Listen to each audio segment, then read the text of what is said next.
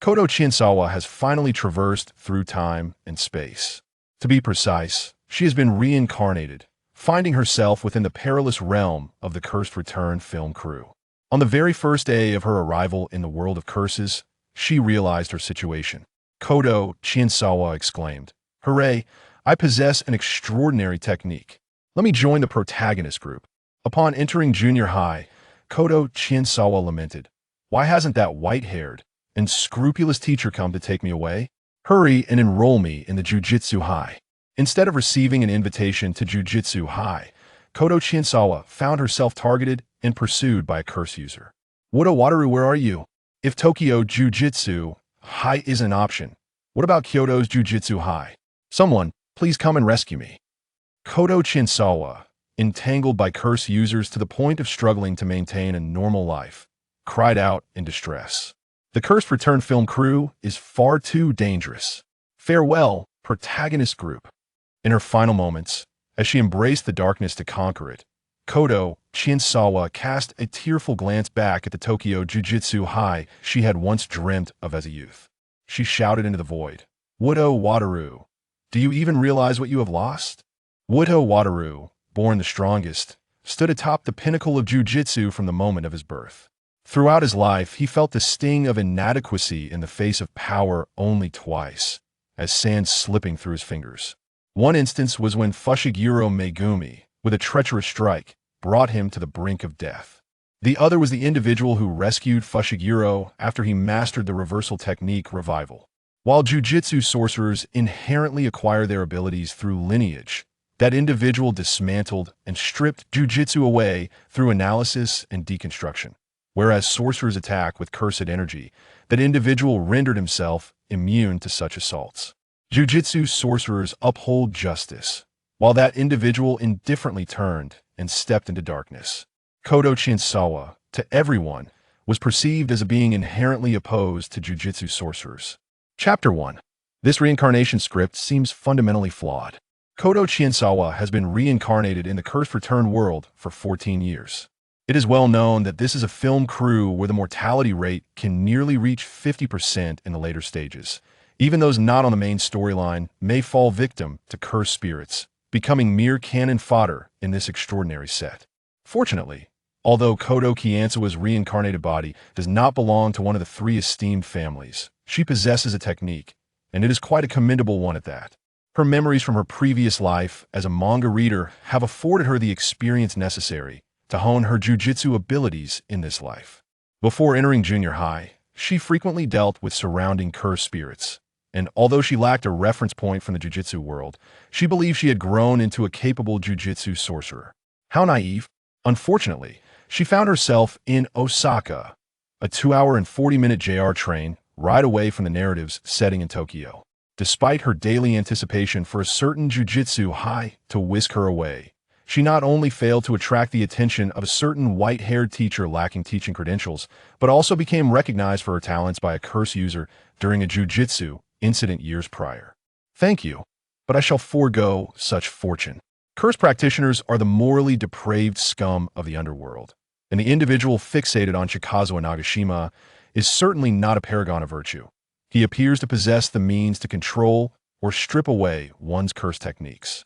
On one side stands an ordinary middle-class girl with the soul of an 18-year-old, while on the other is a cursed practitioner with countless murders to his name and an array of curse techniques.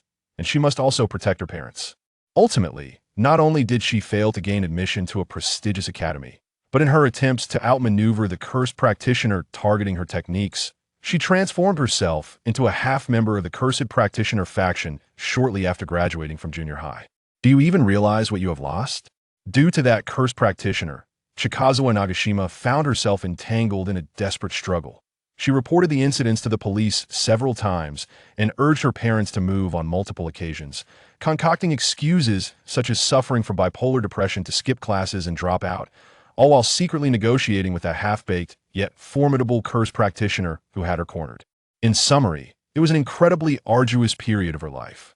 She was not afraid of confronting that individual with force, but she feared that he might use her parents as hostages. While curse practitioners could not directly harm her, Chizawa Nagashima, still living her school life, was powerless against him. The two sides remained in a stalemate for quite some time until that impasse was shattered by conflict. Once cursed techniques could no longer affect her, that despicable cursed practitioner resorted to other societal forces. For a child still attending school like her, even a slight touch of the underworld's influence felt like a tiny drop of water upon an ant, insignificant yet unbearable. They set their sights on Chikazawa's parents, with their home being vandalized, her father's car splattered with paint, and her mother facing robbery. These incidents were merely nuisances for the time being, as that cursed practitioner was, in the end, only of mediocre caliber, yet still a force to be reckoned with. At that time, Chizawa Nagashima, who had not yet graduated from elementary school, found herself unable to cope. The slightest turmoil from the underworld could devastate an ordinary family like hers, which was truly excessive. Reporting to the police was futile, and her friends had no connections within that realm. Chizawa Nagashima thought that even in extreme circumstances, she needed new connections. Anyone would do to assist her. In a typical shonen manga, a righteous hero would descend from the heavens in such situations. Chizawa had even harbored hopes that a certain white-haired teacher would find her, just as she had anticipated for many years, to lead her into a prestigious academy and fight alongside her. Hey, is it not entirely normal to be reborn into a beloved shonen manga and hope to be rescued by the protagonist and join the main storyline? However, before that popular character could locate her, she encountered another, a timely savior. Indeed, in her desperation, as long as someone could assist her in dealing with that accursed practitioner, she would pledge her unwavering loyalty, and that day, she nearly clung to Kong Shiyu's leg in tears at an underground casino.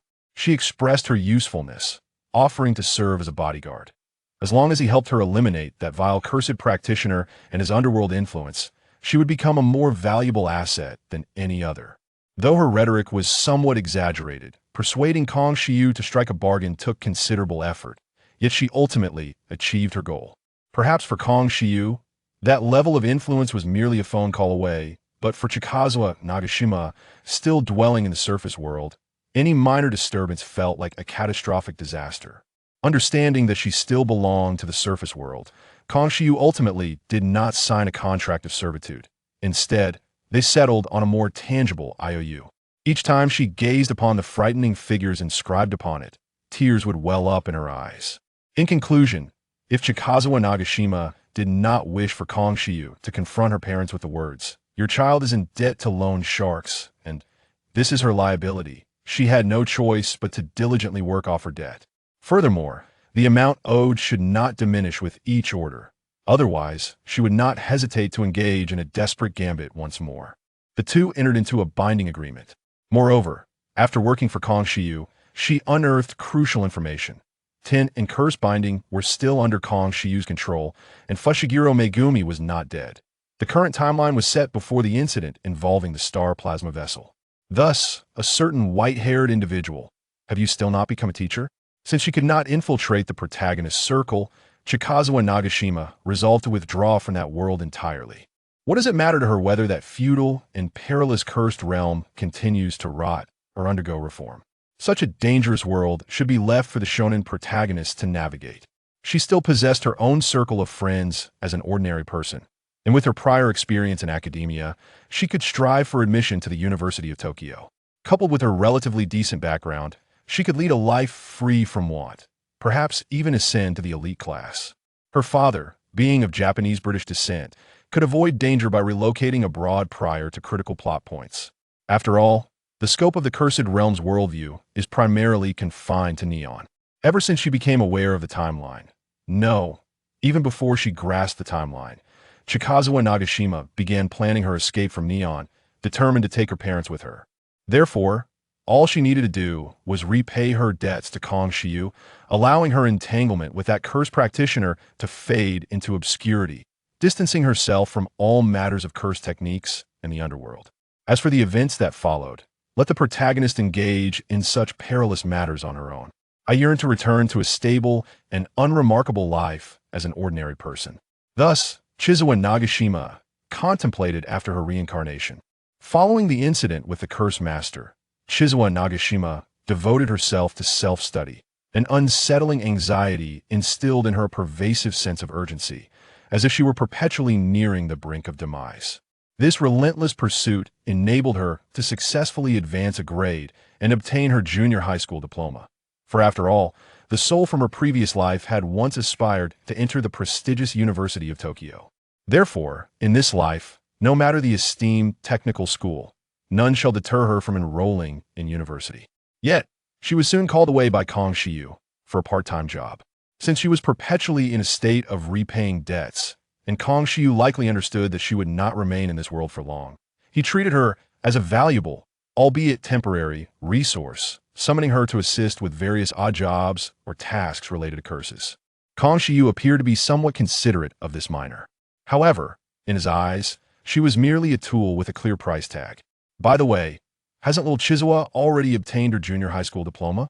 Are you still preparing to advance a grade? The rendezvous took place in a secluded cafe nestled within a residential alley, its modest space accommodating only 3 tables and chairs. The two sat at a table on the patio. The night was tinged with a purplish hue, the streets deserted, with only the proprietor bustling about in the kitchen, the dim yellow light casting a slightly warm ambience. Due to the summer season, Chizawa Nagashima wore a short t-shirt and shorts, her fair skin appearing fresh and vibrant.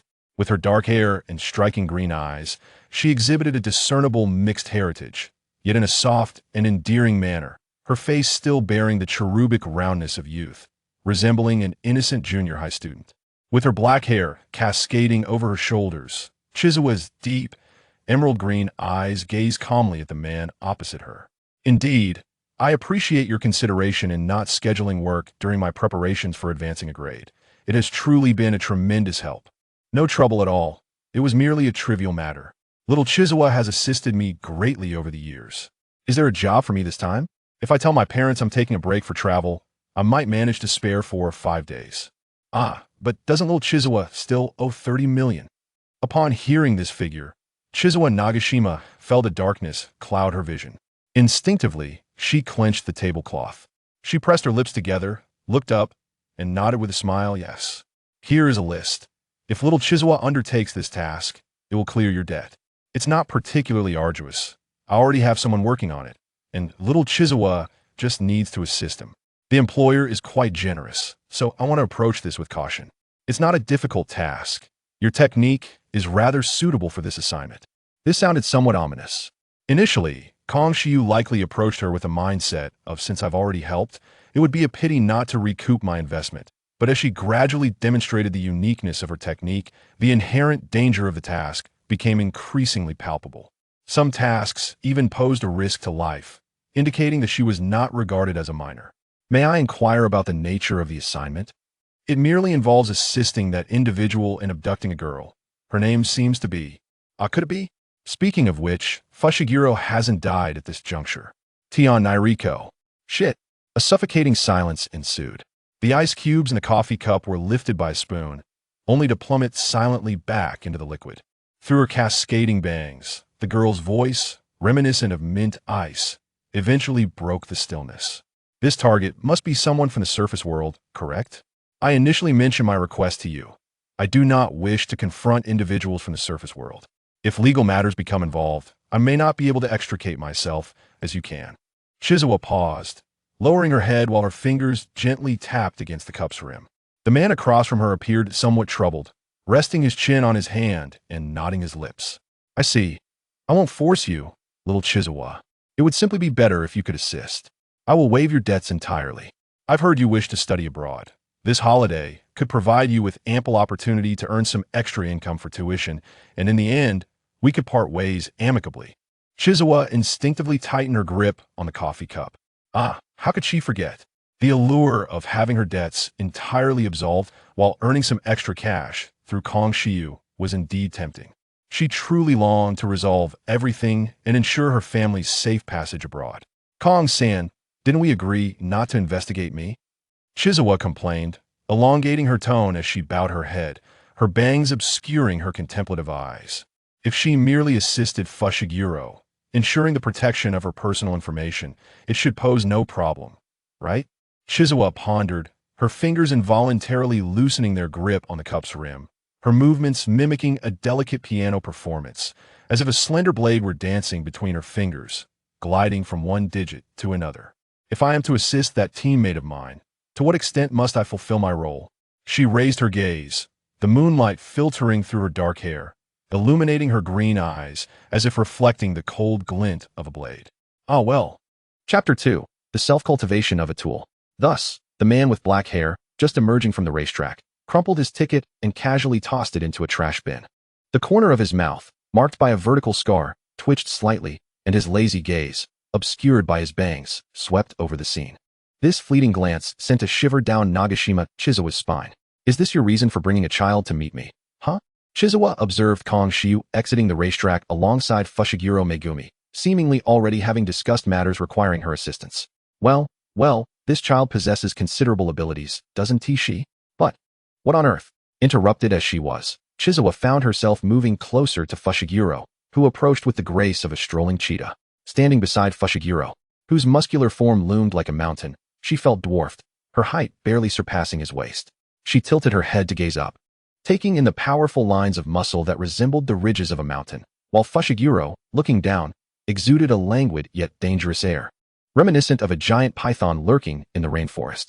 Today, Chizawa donned a short-sleeved hoodie and shorts, her fair skin and cherubic face betraying her youth.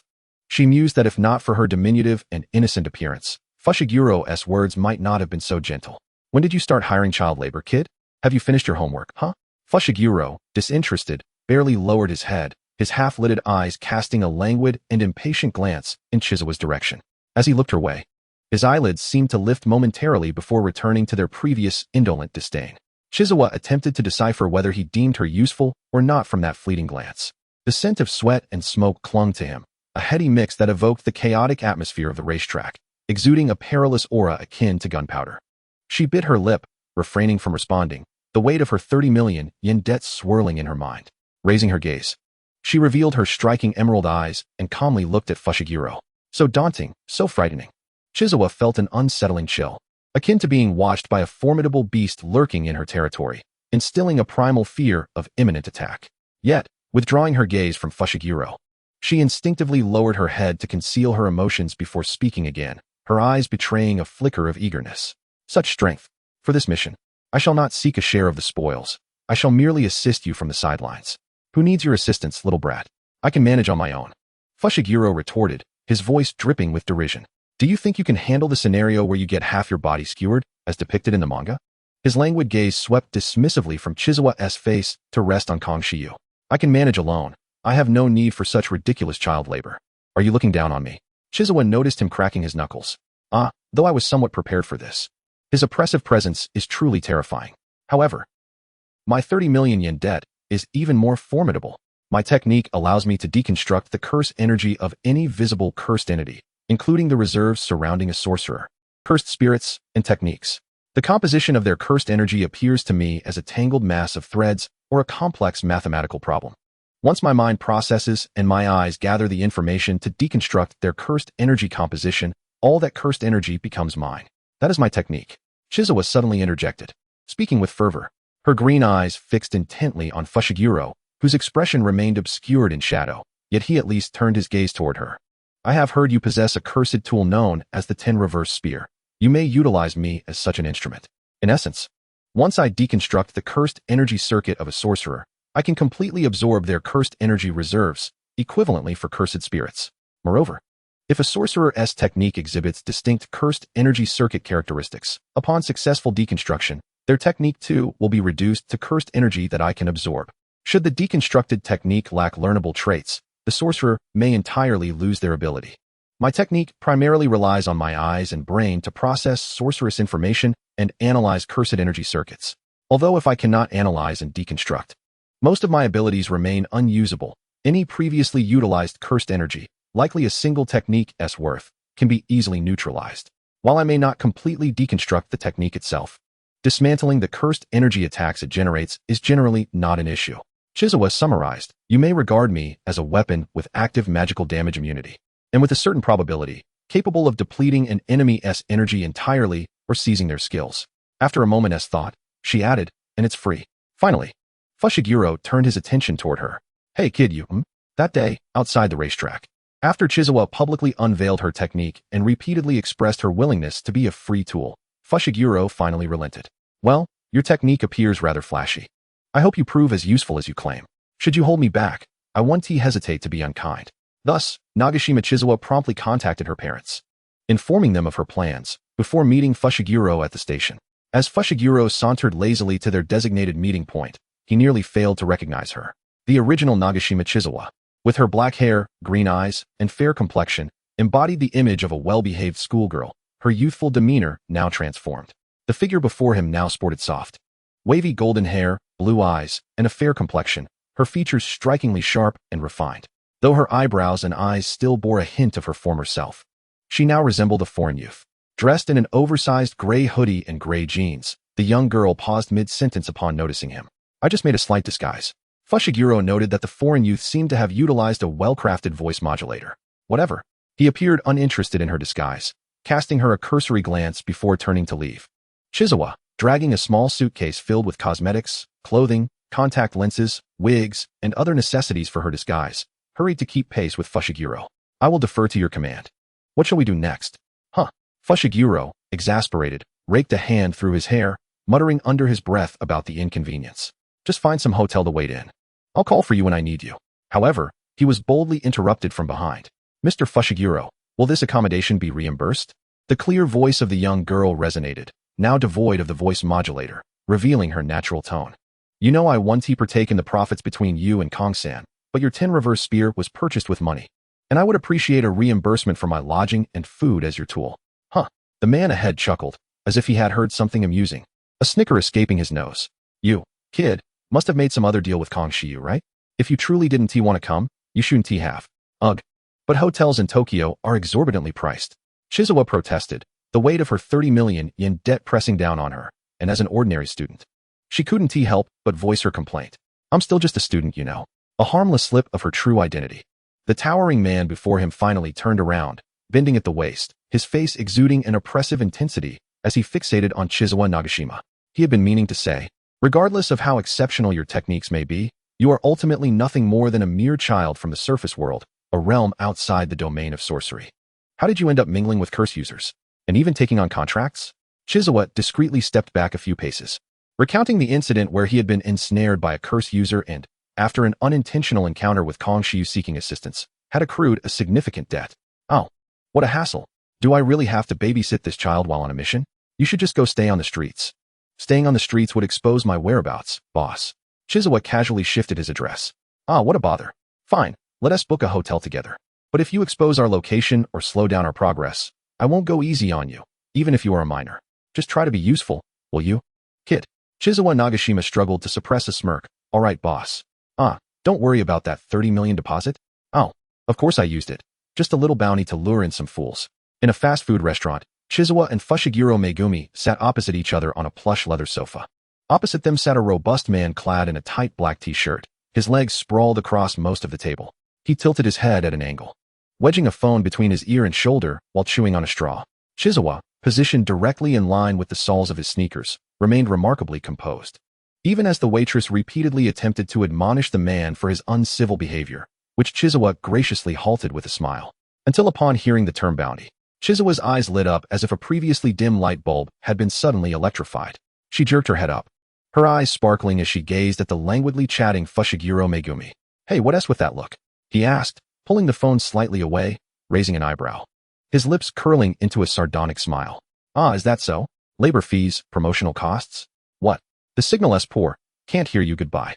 Noticing that Kong Shiyu on the other end seemed intent on asking for money, Fushiguro adeptly severed the call and tossed the phone onto the table. As he looked up, he found the blonde-haired, blue-eyed boy across from him watching him with an almost radiant expression. To describe it, it was akin to the face of the little match girl gazing at a roast goose in a shop window. Hey you, boss, lure me in. No. Please give me the bounty. No, that's not right. I'll join the team to diminish them. Give me a cut of the bounty. After 3 attempts to articulate his thoughts correctly, Chizawa Nagashima gazed at Fushiguro with unmistakable longing. Are you an idiot? If you walk in front of the 6 eyes and get seen, your techniques will be exposed, right? Don't make me scrap you so soon. Scrap was perhaps too strong a term. I have my own considerations. Though the bounty cough. What I mean is, I want to observe the techniques of Satoru Gojo and the others in advance.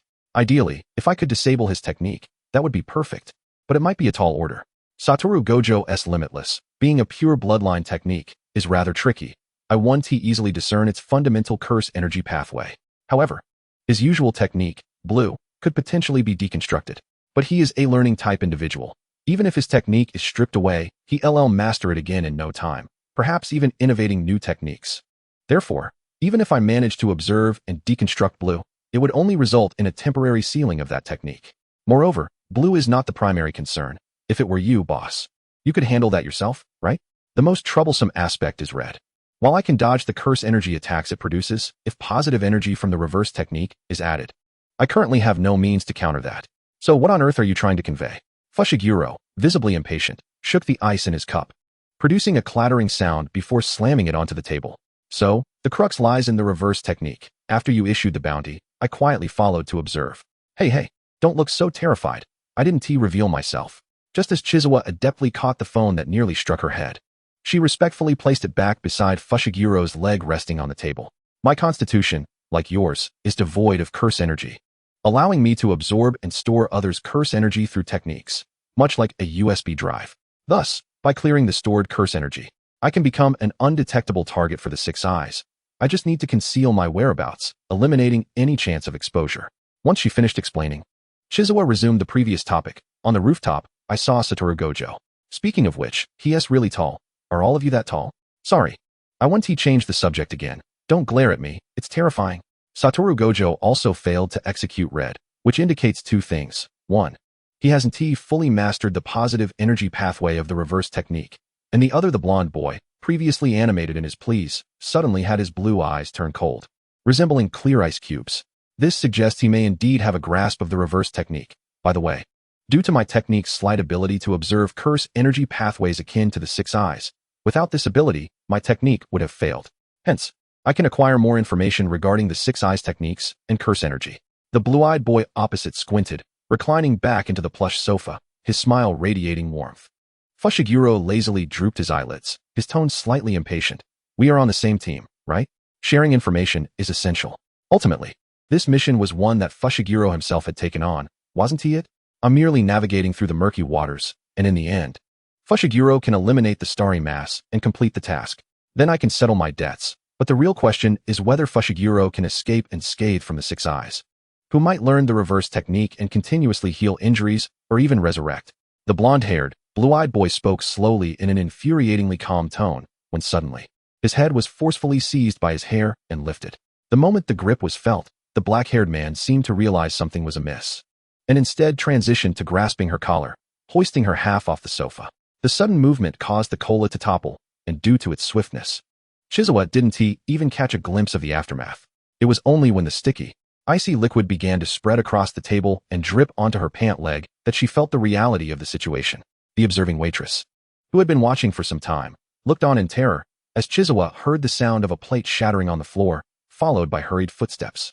Amidst the approaching footsteps, she caught the low voice of Fushiguro. 37. 55. 37 Chizawa, who had maintained a soft, amiable smile, began to draw back, a flicker of seriousness appearing in her eyes. 28. The smile at the corner of Chizawa's lips vanished entirely, replaced by a look of sheer fright as she gazed at Fushiguro. His face, now close, bore a faint smirk as the scar on his lip twitched, and Chizawa noticed his shadowy brows. 37. I acknowledge. It's too late. 19. Chapter 3. That curse user boy. Wataru. This is the third wave, isn't it? In the hotel corridor, the black-haired boy with a bun retracted his cursed spirit, fatigue evident as he pressed his fingers to his forehead.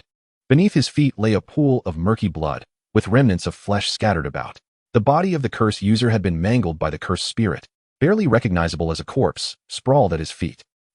If we exclude Q, it seems that Q's side has likely chosen to retreat in the face of difficulties.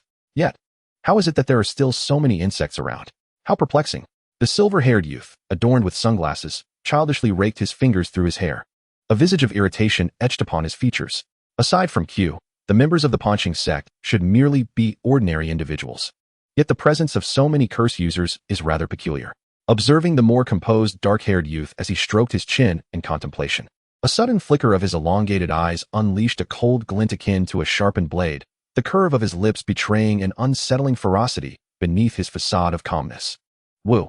Ah, I see. Here they come again, right? Without needing a reminder, the languid silver-haired youth had already lifted his eyelids, stretching his neck to relish the satisfying crack of his bones. As his companion surged forth like an arrow released from a bow, he remained on his toes, raising one arm to stretch, declaring, "Allow me to dispatch these insects. I am Nagashima Sui, indeed, from room 603. The boy, with a miniature receiver nestled in his ear, strolled out of the hotel after completing the checkout process with an unruffled demeanor. Little did the duo from the high school sorcery academy know that two lurking assassins resided just above them, one of whom was now leisurely departing the hotel to orchestrate a kidnapping. Should a curse user launch an attack, Satoru Gojo would undoubtedly rush to protect Tenna, while Miss Courroy, who had just ventured out for supplies, would likely dispatch her cursed spirits to safeguard her. Nagashima Chizawa pressed the receiver in her ear, awaiting clarity before continuing, I have no desire to spy, rather, to observe Satoru Gojo. If he were to catch sight of my technique, it would be unavoidably revealed, and that is something I wish to reserve until the very end. Rest assured, Miss Courroy, there are no issues here. By the way, utilizing a helicopter for such extravagant means of transporting hostages is rather unusual. Is it perhaps funded by the affluent members of the Ponching sect? No wonder. As the boy navigated the bustling streets, he murmured softly while glancing at the encroaching red on his watch. The golden-haired, blue-eyed youth donned a simple short-sleeved shirt and shorts, his fair skin and chiseled features, combined with sunglasses hung around his neck for disguise, rendering him akin to a foreign boy on holiday. Thus, when Suguru Geto had just concluded his battle on Miss Courroy's behalf, allowing a suspended cursed spirit to convey him back to the hotel, he was met with the astonished countenance of the golden-haired youth, who appeared entirely unremarkable. Oh no. As the cursed spirit propelled Suguru toward the 5th floor of the hotel, the formerly astonished golden-haired youth turned away, a subtle smile gracing his lips. Success. Certainly. To avoid detection by the high school duo, Nagashima Chizawa had maintained a state of zero cursed energy over the past few days. Yet she could still easily subdue Miss Courroy when the need arose. A modicum of physical prowess and a stealthy tranquilizer gun would suffice. Nagashima Chizawa could never fathom why individuals within the sorcery realm, despite living in an age of technology, clung so obstinately to antiquated techniques, entirely neglecting modern advancements. In the absence of sorcery, those governed by archaic mentalities could be effortlessly subdued. To rely solely on sorcery and cursed energy, elements passed down through bloodlines, elicited a sense of disdain in Nagashima Chizawa. It was akin to disregarding a person's talents, intellect, physical strength, and efforts, merely because of their lineage, establishing a closed hierarchy that rendered those lacking such attributes weak enough to perish unnoticed by lurking dangers. Lost in thought, the moment Kong Shiyu leaped from the helicopter, the golden-haired youth's brows remained shrouded in an air of gloom, an aura of cold detachment enveloping him. Suikuin. Ah yes. You're here. Everything is prepared. Nagashima Chizawa hoisted the unconscious Miss Courroy, bound and restrained, and handed her over to the staff awaiting on the helicopter. They would then fly directly to Okinawa to execute the next phase of Fushigiro's plan. She pressed the switch on her receiver. Boss, where are you? Upon boarding the helicopter, Kong Shiyu instinctively glanced back at her in response, to which Chizawa smiled and pointed to her ear. Has the boss arrived at the high school? Oh. Then I shall join as well, Mr. Kong Shiyu. Surely, they will manage on their own here. After all, I have a target for my kidnapping at the high school. Until he was transported back to the 5th floor of the hotel by the cursed spirit, Suguru Geto was plagued by regrets regarding having used sorcery in the presence of ordinary individuals. That boy appeared to be a foreigner. What would the news report? Would it headline the social section? Shocking. A levitating DK boy outside a 5-star hotel. Or would it make it to the international section? Mysterious Eastern power from Neon? The 5th floor of the hotel lay desolate, marred by the remnants of an explosion, blood splattered across the walls, and torn fabric and cloth strewn across the floor. The curse users who arrived had been unceremoniously piled by the strongest of the high school sorcery academy into a small mountain, with Satoru Gojo seated atop that mound, observing as his close friend approached with a vacant expression. He arched an eyebrow and leapt down from the mound. What is the matter? Did something happen with the maid? No, rather, Miss Courroy proved unexpectedly strong, so I returned early. Then how come on? I merely used a technique that was witnessed by an ordinary person, and he happened to be a foreign friend. Geto? Having been lost in thought, Suguru Geto finally regained his senses, gazing quizzically at the mobile screen thrust before him by his friend. What is it? We have taken Miss Courroy. If you desire her back, please exchange her for the star jelly. Chapter 4, Before the Great Battle. At Jujutsu High, the rear mountain. Here. There was no grand white stone staircase one would expect, only thickets of dense forest, resembling a verdant brushstroke cascading deeply towards the mountain's peak, merging into the shadowy slopes. Ancient trees, whose existence spanned countless years, stood tall and closely clustered. The setting sun cast its glow, creating layers of foreboding shadows. As the evening light kissed the scarred bark of the trees, it seemed to emanate a miasma of decay and dampness. Nagashima Chizawa maintained her guise as the golden-haired, blue-eyed foreign youth, having worn blue contact lenses throughout the day. She lifted her gaze towards the lofty mountain, on the other side of which lay the Tokyo Metropolitan Jujutsu High School. When the evening light filtered through the lenses and illuminated her irises, she blinked, her eyes feeling a bit dry, reddening physiologically, glistening with tears that overflowed to protect her eyes from the damage inflicted by the contacts. Yet, the youth, with tears shimmering in his upturned gaze, managed to smile, radiating a brightness that mirrored the sun with not a hint of gloom. He stood momentarily, allowing the tears to stream down his face unawares before lowering his head and smiling, treading lightly into the encroaching darkness. Oh, it appears I've been offered a bounty on the Curse user website. 30 million. How generous. Little Rico, do take a look at how valuable you are. The silver-haired youth perched upon the railing of the rooftop, swiftly scanning his phone screen before leaping to the ground with an unbounded sense of freedom. Thrusting the device directly in front of the downcast, dark-haired girl. The braided girl, lacking enthusiasm, slowly shifted her gaze to the phone screen, her expression morphing into one even more dismal than tears. Hey, Satoru. A nearby boy with a black round hairstyle, leaning against the wall, interrupted his friend's oblivious behavior. Standing in the shadow's depth, his tall figure cast a slanted silhouette. His voice was low and somber. It is my fault. I failed to protect Miss Courroy and left on my own accord. Recalling that moment, I felt a sense of reassurance as I witnessed Miss Courroy effortlessly contend with the solitary curse user. The thought of possibly administering a thorough thrashing to vent my frustrations on behalf of Tenin Noriko crossed my mind, prompting me to leave her with ample space to unleash her prowess while I returned to the hotel to assist Wataru. What transpired subsequently? In the desolate, battle-scarred hotel, my friend sat amidst a heap of curse user corpses, as fleeting glimpses of my phone screen intermingled with my own grievances and complaints. The complaints. For some inexplicable reason, the image of that strikingly beautiful foreign youth with golden hair and blue eyes flashed in my mind. In the bloody and tense memories of battling the curse user, that figure stood out vividly, almost eerily. Speaking of which, it seemed that the direction that fellow had taken was it's not your fault. No one could have anticipated that they would abduct the maid at this juncture. Truly a masterstroke. Wataru retracted his phone and approached him. The voice of my friend interrupted my contemplation, bringing Suguru Geto back to the present, his gaze settling on the white-haired youth, who approached with an aura of celestial radiance. Habitually, he returned a smile, and almost instinctively, his body moved, stepping out of the shadows to stand beside Wataru, both of them directing their attention towards Tenin Noriko, who, despite her lingering melancholy, seemed to have reached a decision. I shall rescue Courroy, regardless of the outcome. Have you truly resigned yourself to such a resolve?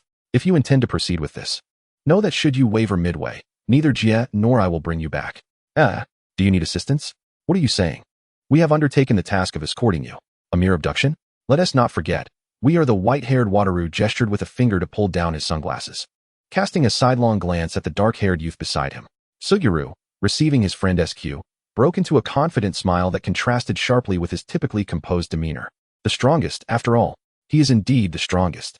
Seamlessly infiltrating the dormitory building, the golden-haired youth stood before a dormitory door, his head bowed, as if in a sigh, only lifting it after a moment to regard the dormitory number, the Soul Girls' dormitory for the second-year students. He knocked on the door. Who is it? As the door was pulled open, the golden-haired youth, backlit by the setting sun, revealed a smile more radiant than the golden horizon. It's an honor to meet you. Kidai-senpai. Is there an issue with the arrangements in Okinawa? Lack of curse users? That sort of thing will have the bounty cancelled shortly. Perched at the edge of a cliff, a man, habitually resting with his legs crossed upon a stone, observed the golden sun as it slowly dwindled before him.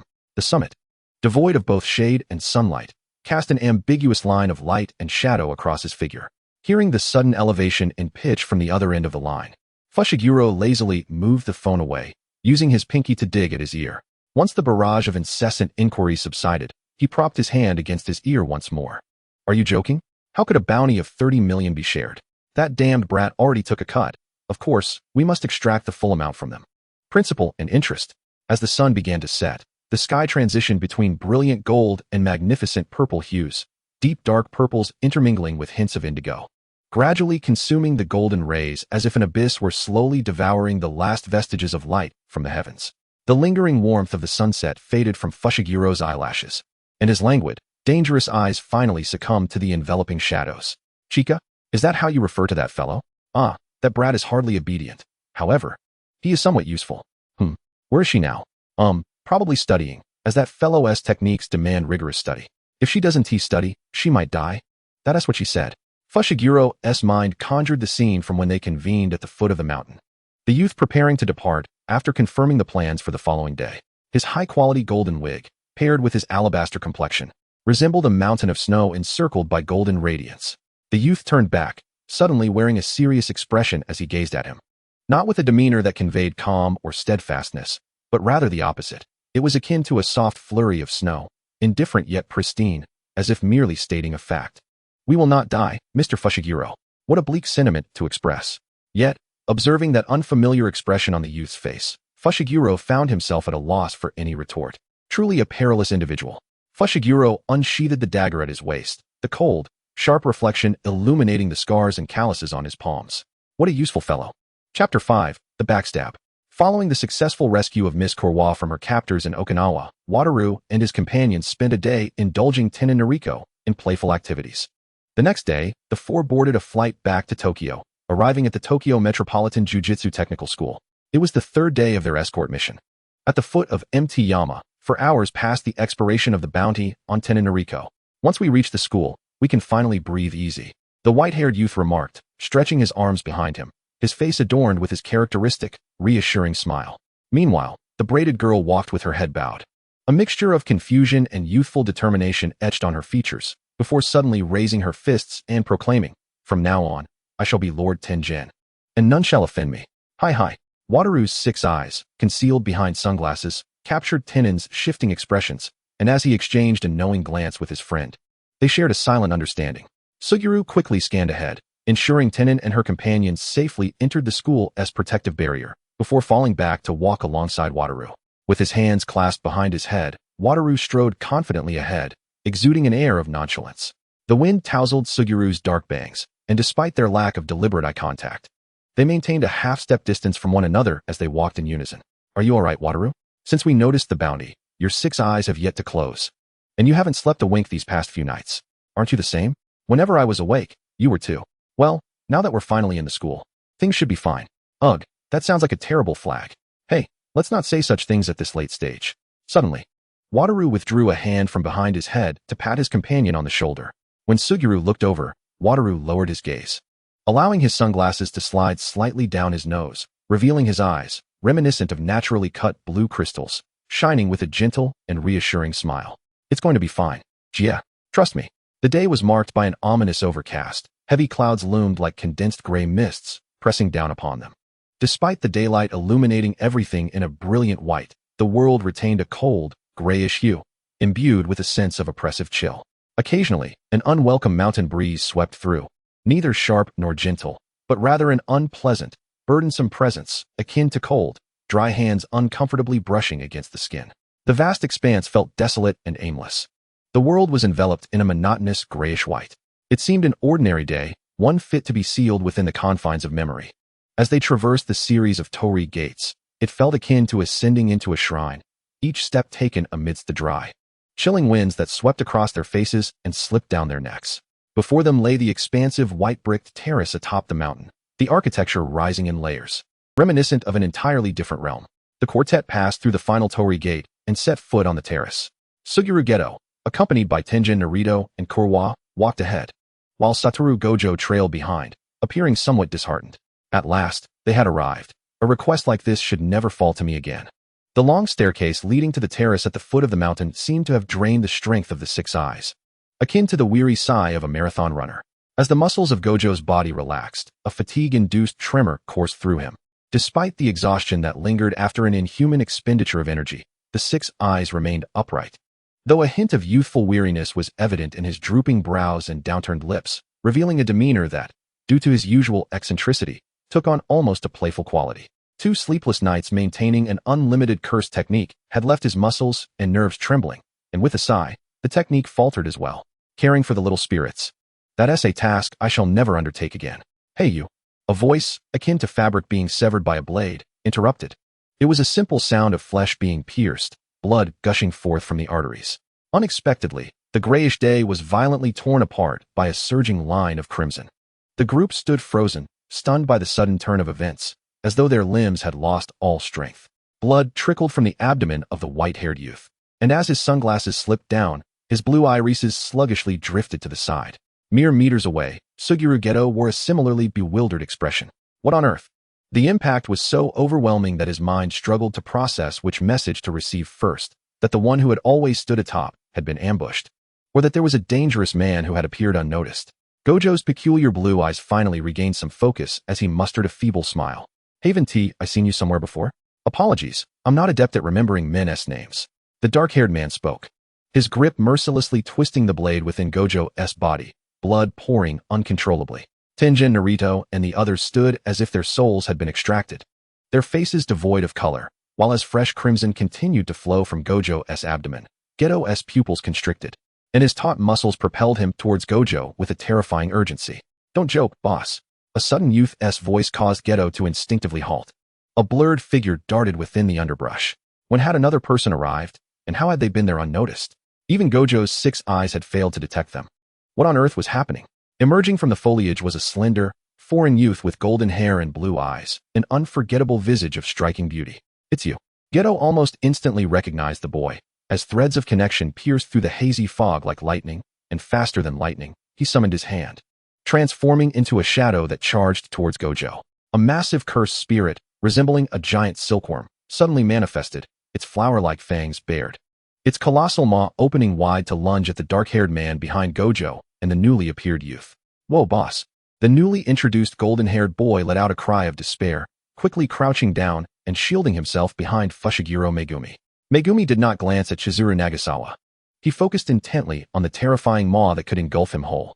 With a swift motion, he yanked the blade that had pierced Gojo's abdomen, blood splattering onto his parted lips, his eyes igniting with fierce determination.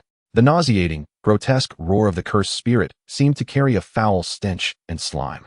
Darkness enveloped Megumi and Chizuru, as the monstrous mouth devoured them whole. With the 2 sudden enemies consumed by the immense cursed spirit, Geto finally charged towards Gojo without obstruction. Gojo, are you alright? The staggering Gojo suddenly regained his footing, extending a hand to halt Geto's advance, slowly straightening his posture. No problem at all. Still wearing the strongest smile. Although the technique didn't evade the strike, I managed to avoid any vital organs. I'm fine. Yet despite his words, blood continued to pour from Gojo's abdomen. Yet you're still bleeding.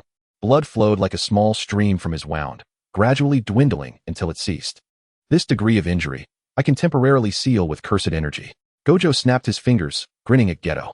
His gaze then shifted to the now pulsating abdomen of the cursed spirit, which bulged ominously, as if something fierce were about to burst forth. His expression grew serious. Geto, take Naruto and the others inside first. Are you sure you can handle this alone? Absolutely. Leave this to me. After all, I am the strongest. Rather than worry about me, you should be concerned about your side. They will undoubtedly split into 2 paths. Gojo removed his sunglasses, smiling as he observed the cursed spirit's skin stretched to its limits, the previously white, sticky surface now appearing almost translucent. There was no trace of humor in his eyes. The moment the blade had pierced him, his 6 eyes had instinctively reacted, allowing him to avoid damage to vital organs. Logically, he should not have sustained a wound. However, his cursed energy had not manifested successfully. The sensation of his cursed energy being drawn away like a magnet was unprecedented, leaving him with an ominous intuition. Within that creature, there was a cursed technique of a peculiar nature. As his words faded, a brilliant blade sliced through the cursed spirit's thick hide, effortlessly parting it from top to bottom as if tailoring fabric. The sound of flesh being severed echoed once more. The cursed spirit was vertically cleaved open, its dismembered flesh and dark purple blood raining down, obscuring the sky. In this apocalyptic scene, the first figure illuminated by the heavens was a shadowy, grinning, dark-haired man, with a worm-like cursed spirit draped over his bulging shoulder. Gojo's pupils constricted, instinctively urging Geto to flee. When had that cursed spirit appeared, that weapon in his left hand, it wasn't he there just moments ago. Gojo's gaze sharpened, thoughts racing in his mind, yet the dark-haired man had already drawn dual blades, moving with a speed that even sorcerers found hard to match, cutting through the air like a black line charging towards Geto. This speed, It bore no trace of cursed energy, a natural physical prowess. It was the intersection of heaven and binding curses. This is bad. Geto 1T be able to cope. In mere moments, Gojo, capable of rapid thought with his 6 eyes, had prepared his cursed energy, ready to intercept the charge aimed at Geto. Yet, at that very instant, he felt that familiar, disconcerting sensation of emptiness and loss. The cursed energy has dissipated. Since just now, it has been coiled behind the dark-haired man, causing the more perilous figure of the golden-haired youth to be overlooked. At this moment, he appeared quite disheveled, curling his body as he awaited the dissolution of the cursed spirit, preparing to tumble to the ground from the towering cursed spirit's skeletal frame. Slowly he raised his head. Yet, his eyes bore no trace of timidity or lethargy. They were strikingly tranquil. The keen observation of his 6 eyes discerned that the so-called blue eyes were merely crude cosmetic lenses, while their owner, in a state of utter disarray, sat on the ground. Could it be that one can achieve such feats even without a reverse technique? Remarkably, there was no blood. It seems that he is not so easily weakened after all. Satoru Gojo witnessed the familiar cursed energy gradually filling the body of this individual who, like himself, was devoid of cursed power. Yet, he found himself unable to evade with the enhanced speed granted by cursed energy. What a peculiar technique. Satoru's expression faded as he gazed at the youth opposite him. Your opponent is me, Satoru-kun. Chapter 6. Welcome to the No Cursed Power Battlefield. Rainbow Dragon. Why hasn't he? As his mind went blank, he turned towards his friend only to catch sight of a blood-soaked golden-haired youth's silhouette. That guy? Suguru Geto urgently summoned the Rainbow Dragon to obstruct the menacing shadow. Haika-san Riko. He hastily grabbed the paralyzed girl, dragging her towards the altar, with Haika swiftly following. Behind them came the decisive sound of blades slicing through flesh once more, the scalding blood splattering against his back, sending a shiver down Suguru's spine. How could this be? That was the most formidable cursed spirit in his possession, and yet, with 2 bloodied blades still dripping, Megumi Fushiguro landed and shot towards Suguru and the others like a cannonball, moving at a speed unattainable by mere mortals. The glint of the blades flashed, muscles taut with tension, the edges glistening with blood as his lips curled into a mad grin. Suddenly, the ground was engulfed in darkness. The white bricks transformed into an abyssal floor, an oppressive blackness seemingly forming a separate realm. Hey! A chilling presence erupted from behind, compelling Megumi to halt abruptly. His instincts screamed of impending danger, igniting a surge of adrenaline that made his blood feel as if it were burning with icy fervor. He raised an eyebrow, lifting his gaze to confront the entity obstructing his path. It was not just a figure, but rather a gaunt, towering woman with dark hair. Clad in a tattered and blood-soaked dress, her head bowed, hair resembling wet, knotted seaweed obscuring her face. A phantom cursed spirit, perhaps? He smirked with curiosity, seizing the moment. Suguru Geto ushered Riko and Haika into the altar. I. Am I beautiful? The voice of the cursed spirit resonated. A dissonant amalgamation of electronic distortion, evoking an unsettling sense of nausea. Megumi straightened, his thumb brushing against the arc of his smile as he cast a sidelong glance at the cursed spirit. To put it bluntly, not my type. As his words faded, a hair-raising sound erupted, akin to sharp implements scraping against glass. The cursed spirit's rusted scissors quivered ominously in the woman's outstretched hand. SSH. A line of blood traced across Megumi's cheek, his pupils constricting as a lock of hair fell away, blood trickling down from behind his ear. Oh, so this is the sensation. He lifted his blade. A sudden rush of something hurtled into Megumi's field of vision, too late to evade. Instinctively, he directed his blade toward the incoming threat, only to abruptly halt upon recognizing the figure. The powerful inertia from the collision propelling him several meters until he crashed against the wall. As the dust settled and the debris dispersed, the individual who had barreled through like a projectile lifted their golden-haired head, eyes shimmering brightly. Hey, Mr. Fushiguro, I'm here to help. The golden-haired youth exclaimed exuberantly. If not for the blood streaming down their face, bisecting their fair features, the sincerity of their words might have been more believable. Chizawa seemed oblivious to the searing pain of the blood flow. It did not obstruct her vision as she glanced around eagerly.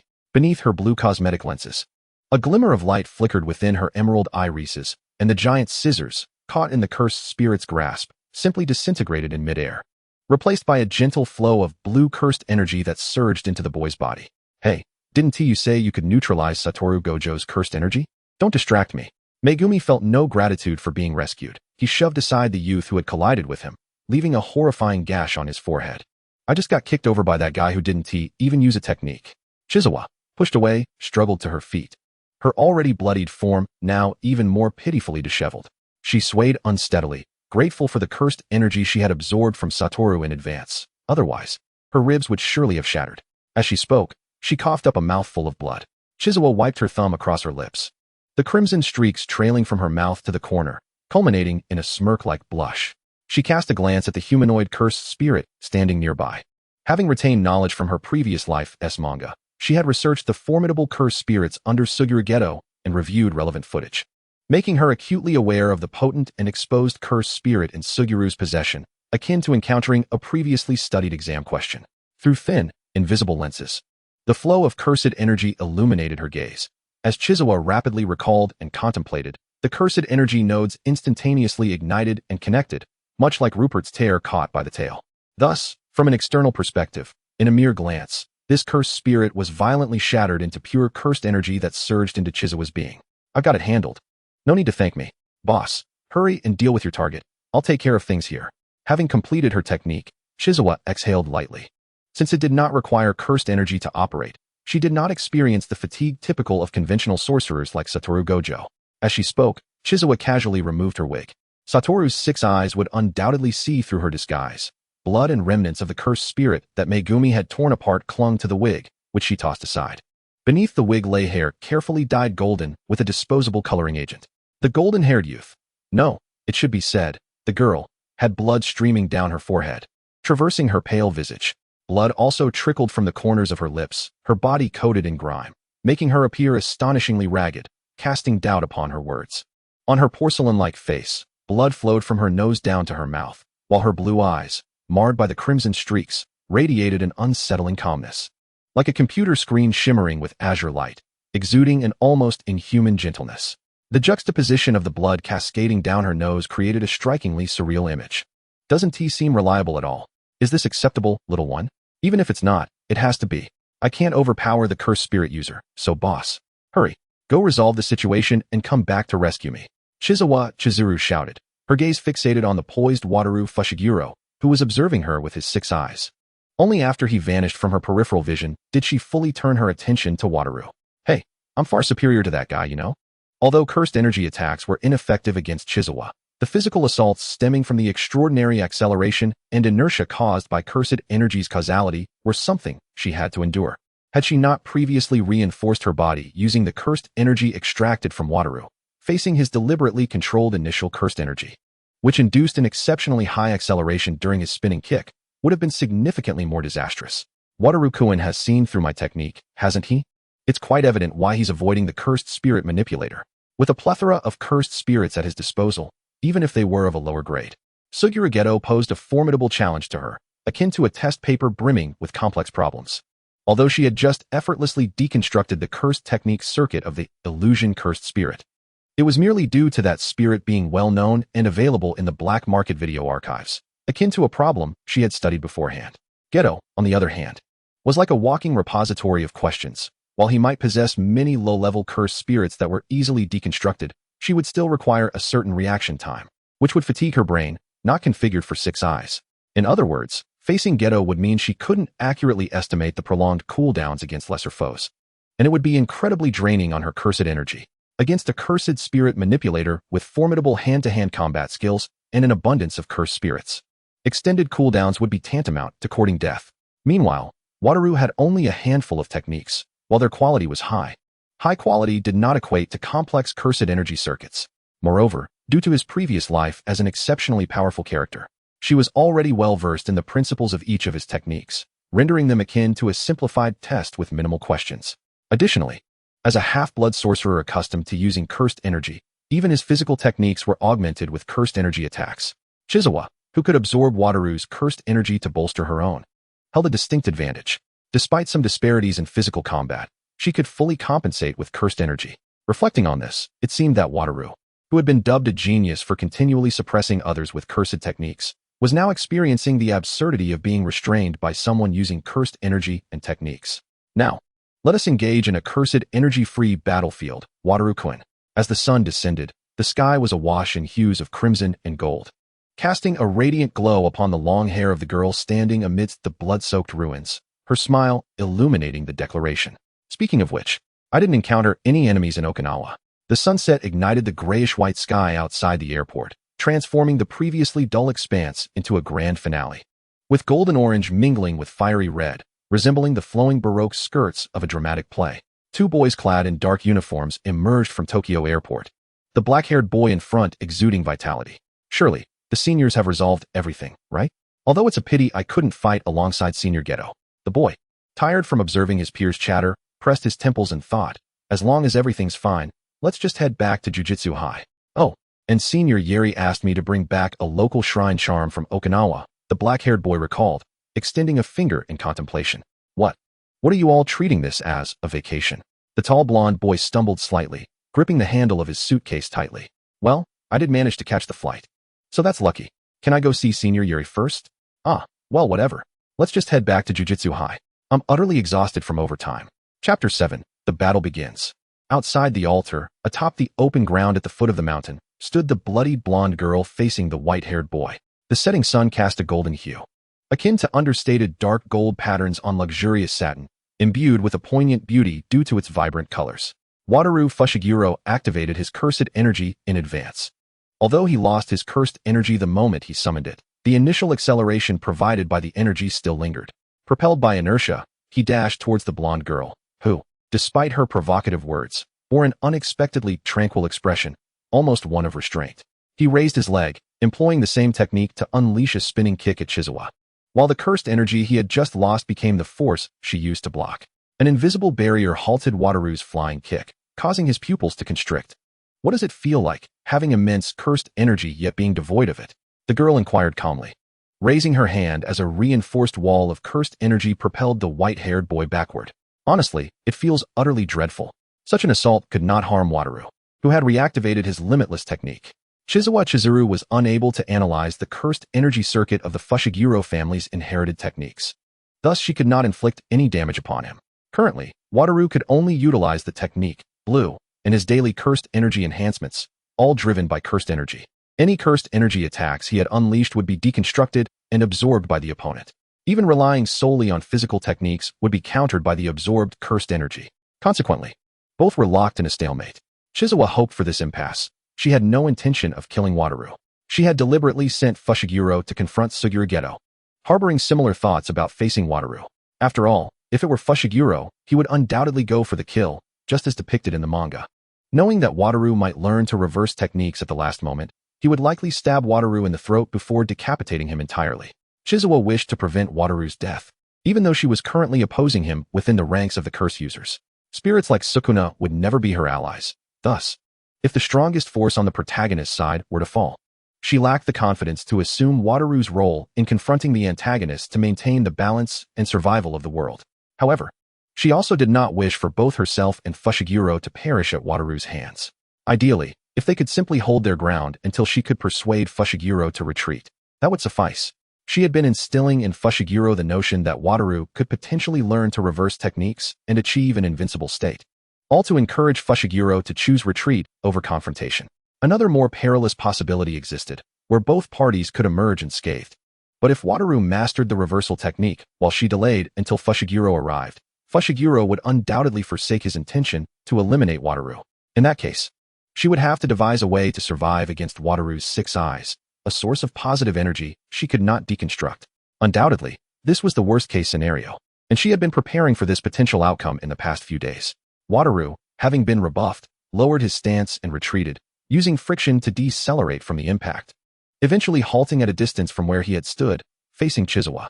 In summary, the two sorcerers were at an impasse. Although one was an SSR card with infinite evolution potential, Chizawa, who possessed innate magical nullification and absorption, could not be completely subdued. Stalemate. While Chizawa yearned for a peaceful resolution without death, her friends and the star plasma body locked in combat with Wataru within the altar clearly had different intentions. Satoru Gojo had a profound understanding of how to unravel the situation. The girl possessing the ability to analyze and deconstruct the existence of cursed energy was a formidable opponent. As long as he could integrate a reversal technique into his offensive strategy, he could remain impervious to her sorcery. If he could unleash something as formidable as red, or even more egregious, he thought, teach me the reversal technique, now. Meanwhile, the girl, evading Gojo's close-range assault and acutely aware of his ever-evolving cursed energy circuit, incessantly clamored in her mind, teach me the reversal technique, before Gojo. Within the altar, shadows darted with the swiftness of bullets, the fierce expression of battle illuminating a visage that left only the remnants of a frenzied countenance in its wake. It was all too effortless for the likes of Nizu and her companions to be pursued, prompting Sugurageto to instruct them to retreat first.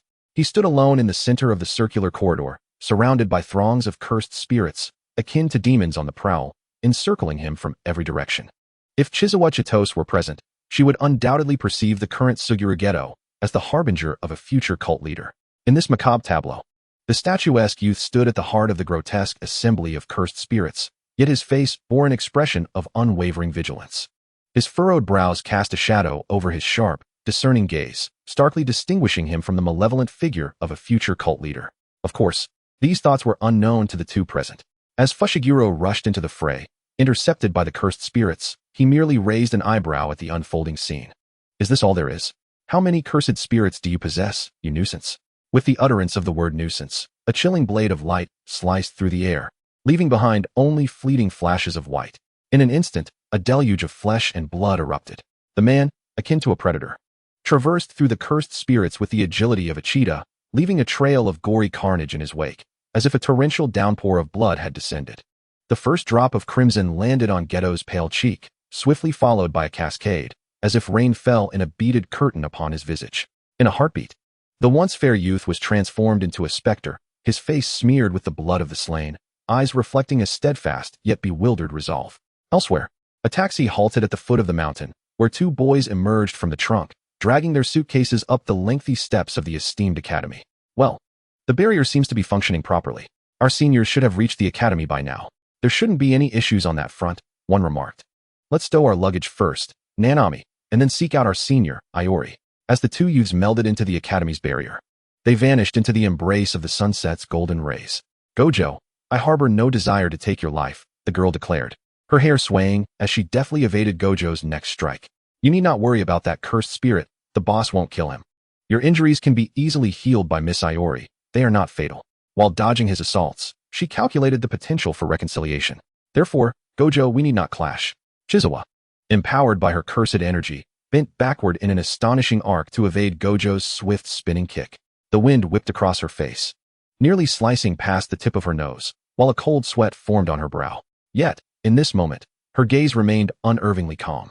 In stark contrast to her composed demeanor, her lips emitted a steady stream of taunts. Surprisingly, while Gojo's smile widens, the chill in his gaze deepens. Our target is merely the star plasma vessel. All we require is for Miss Iori to rest eternally. Chizawa's words were abruptly severed by a swift hand strike that cut through the air with fierce momentum. She leapt aside and continued, Gojo, you also seek Miss Iori's life. Do you not? As she was forced to retreat under the pressure of Gojo's cursed energy-fueled assault, her steps faltered, and she halted her retreat.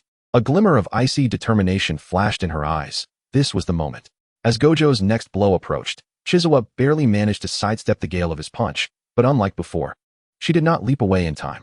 Instead, she rapidly accumulated the cursed energy she had absorbed from Gojo's previous onslaught, seizing the opportunity to charge at him. Having previously evaded attacks with an appearance of vulnerability reliant solely on her cursed energy, her sudden offensive left Gojo's body momentarily lagging behind his mind, resulting in a fleeting moment of rigidity. This instant, though brief, felt elongated through the application of cursed energy. Chizawa's golden hair billowed in the air as it brushed past Gojo's unprepared azure eyes, her face almost grazing his. He could sense the warmth radiating from her cheek, the delicate expanse of skin and flowing hair flashing before him in a surreal juxtaposition of blood and smoke mingling with her sweet fragrance. The warmth of another's breath brushed against his side, almost touching. At that moment, his blue eyes reflected the brilliant hues of the twilight sky, while unseen to him. Her golden locks intertwined with her white tresses, tousled by the wind. The sharply featured face of mixed heritage, adorned with the same cerulean eyes, bore an impassive, inorganic glint as she gazed steadfastly ahead. The girl's pristine profile brushed closely against Gojo's as she questioned, Do you truly believe, Gojo, that you can protect Miss Iori? Her voice carried a low, husky timbre, reminiscent of a silenced bullet, imbued with a sense of muted menace and an inexplicable chill of ambiguity. Gojo suddenly faltered, his heartbeat stalling momentarily as a warning surged through his mind, akin to a hammer relentlessly striking against his already fatigued consciousness. In this taut moment, A thrill akin to that felt on the precipice of death surged through the fragile fibers of his nerves. It was as if he had plunged his icy hand into boiling water, a dissonance of perception igniting a piercing clarity. Is she the strongest? This question emerged from the depths of her voice, laced with a subtle mockery beneath its calm facade. The drawn-out moment finally passed. Chizawa's hand, intimately positioned against Gojo's abdomen, rested upon the very spot that Fushiguro had recently pierced. A terrifying surge of cursed energy exploded from her palm. The compressed malevolence generated a formidable pull, warping the very fabric of space, manifesting as a cataclysmic explosion.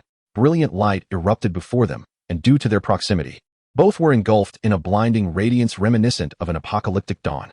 The overwhelming force of the impact seemed to linger in their perception, the world around them shrouded in an all-consuming white glare. With the momentum of her technique, Blue, both were indiscriminately flung away. Chizawa, who appeared to have rolled several times amidst the debris, seemed the more pitiful of the two. Yet, despite Gojo's boundless resilience to cursed energy, he remained standing. As his instinctive response to reinforce his body with cursed energy was abruptly halted by the girl, the enhanced energy he had released was swiftly absorbed by her, forming a protective barrier against the shockwave of Blue. Tit for tat, Gojo, she declared, as he had previously utilized the physical effects of his cursed energy to drive her into a frantic retreat. At last, she harnessed the shockwave of Song to send Satoru Gojo flying. It was a predicament from which any ordinary person would not escape alive. Faced with such imminent peril, Gojo instinctively reacted by channeling his cursed energy to enhance his agility, leaping away, an instinctive response his body had long since mastered. Meanwhile, Chizawa, who had meticulously plotted and observed Gojo's movements, swiftly retracted both his enhanced strength and the cursed energy he had prepared for evasion, rendering Gojo's instinctual dodging futile and causing him to miss the optimal moment for response. Consequently, he found himself immobilized at the epicenter of the explosion, enduring the full brunt of Tsong's shockwave. Despite possessing limitless resistance, the residual impact still shook Gojo's body. Moreover, Chizawa had directed her attack precisely at his already injured abdomen. Unsurprisingly, as the dust and blinding light of the explosion dissipated, Gojo stood at the heart of the blast, clutching his abdomen with one hand, blood streaming down profusely. The wound had reopened.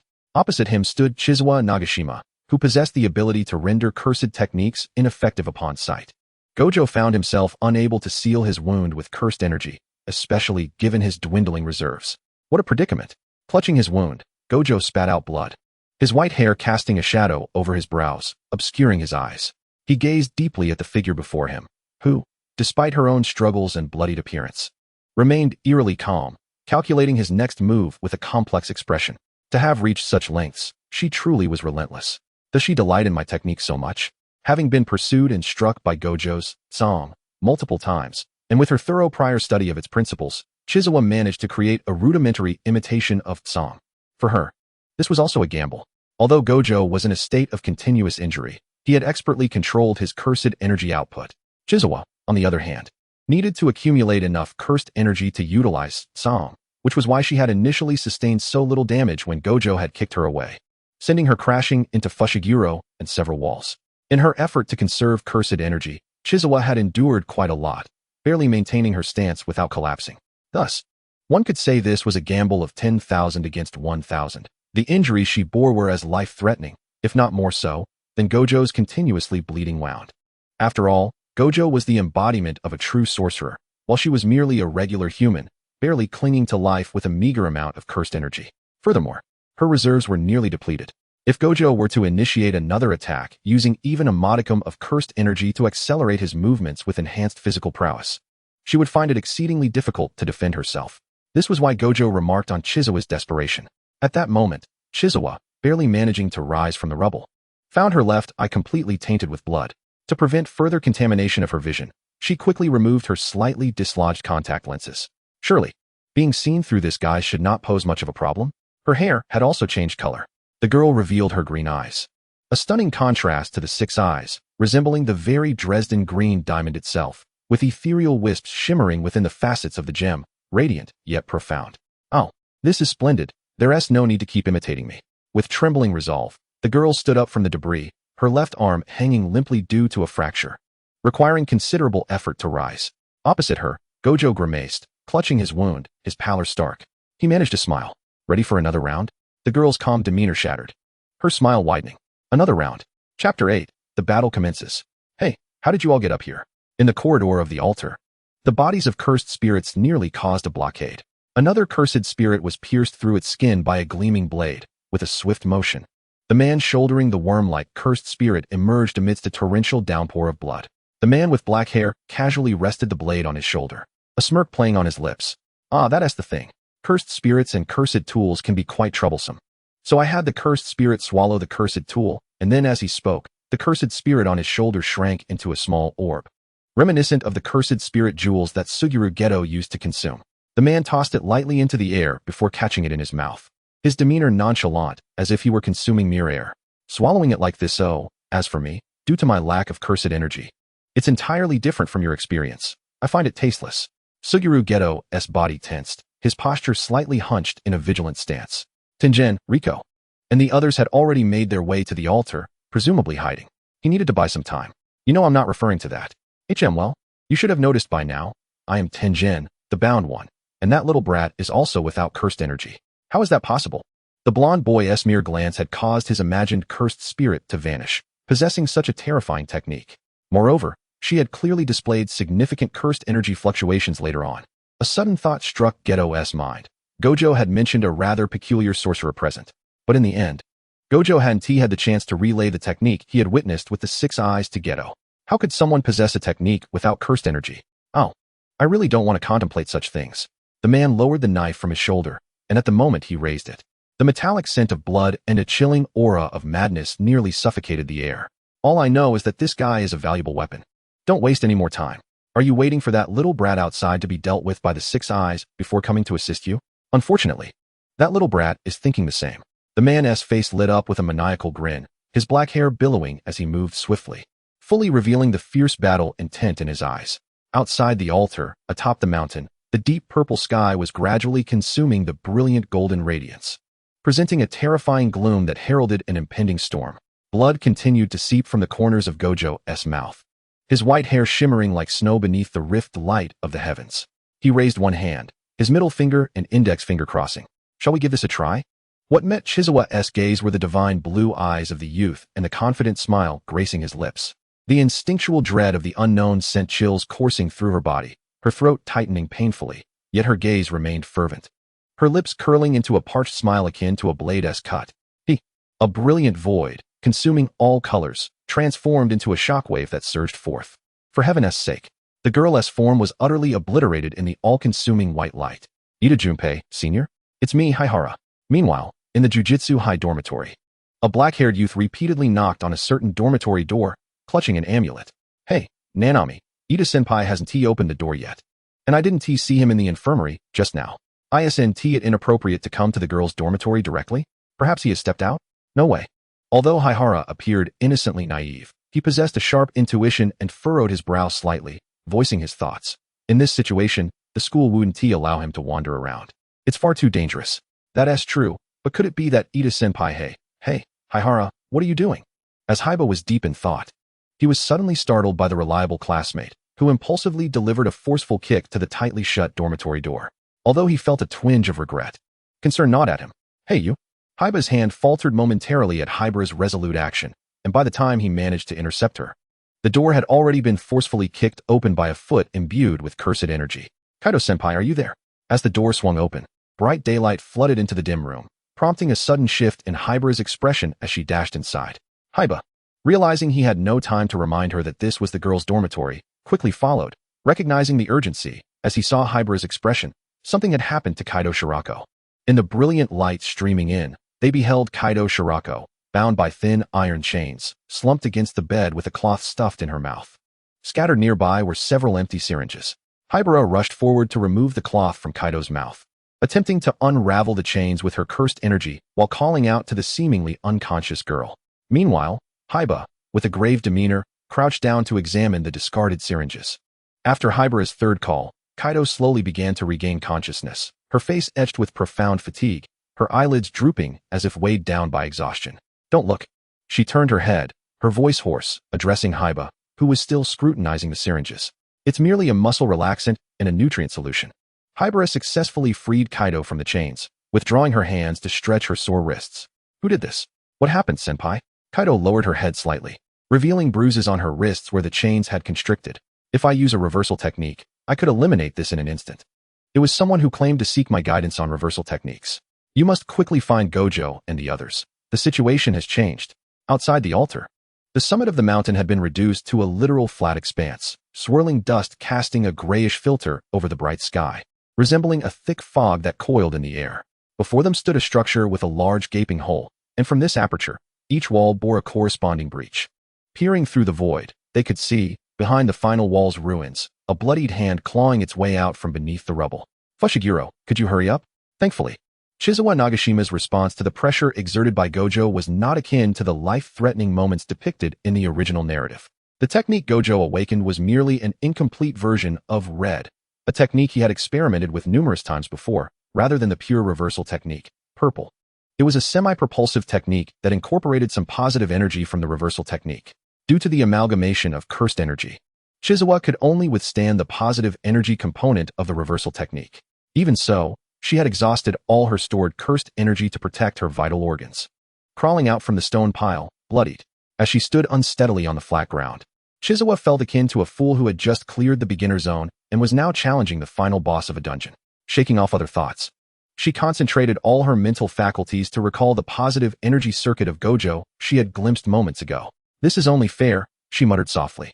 After the explosion, unlike Fushiguro's actions in the original text, where he left after injuring someone without delivering the finishing blow, Gojo personally returned to assess Chizawa's condition amidst the ruins. Perhaps due to his previous attempts to accelerate with cursed energy being thwarted, Gojo approached without employing cursed energy acceleration, instead walking normally. It was also possible that his cursed energy had been nearly depleted by Chizawa, and since he had yet to master reversal technique, he needed to conserve energy to staunch the fatal abdominal bleeding. Regardless of the circumstances, he afforded Chizawa a moment's respite, allowing her to rapidly brainstorm in her mind, akin to the frantic last-minute cramming for a crucial exam. If she did not learn quickly, she would surely perish here. Chizawa had no doubt about that. As the white-haired youth stood before her amidst the ruins, Chizawa snapped back to reality, raising her mangled, bone-crushed left hand with a smile.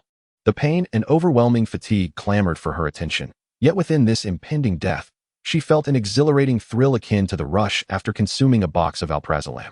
In this moment, as death loomed ever closer, she could not suppress the excitement glimmering in her eyes. The golden-haired girl, disheveled, stood amidst the ruins under the setting sun, her smile radiant like the golden rays.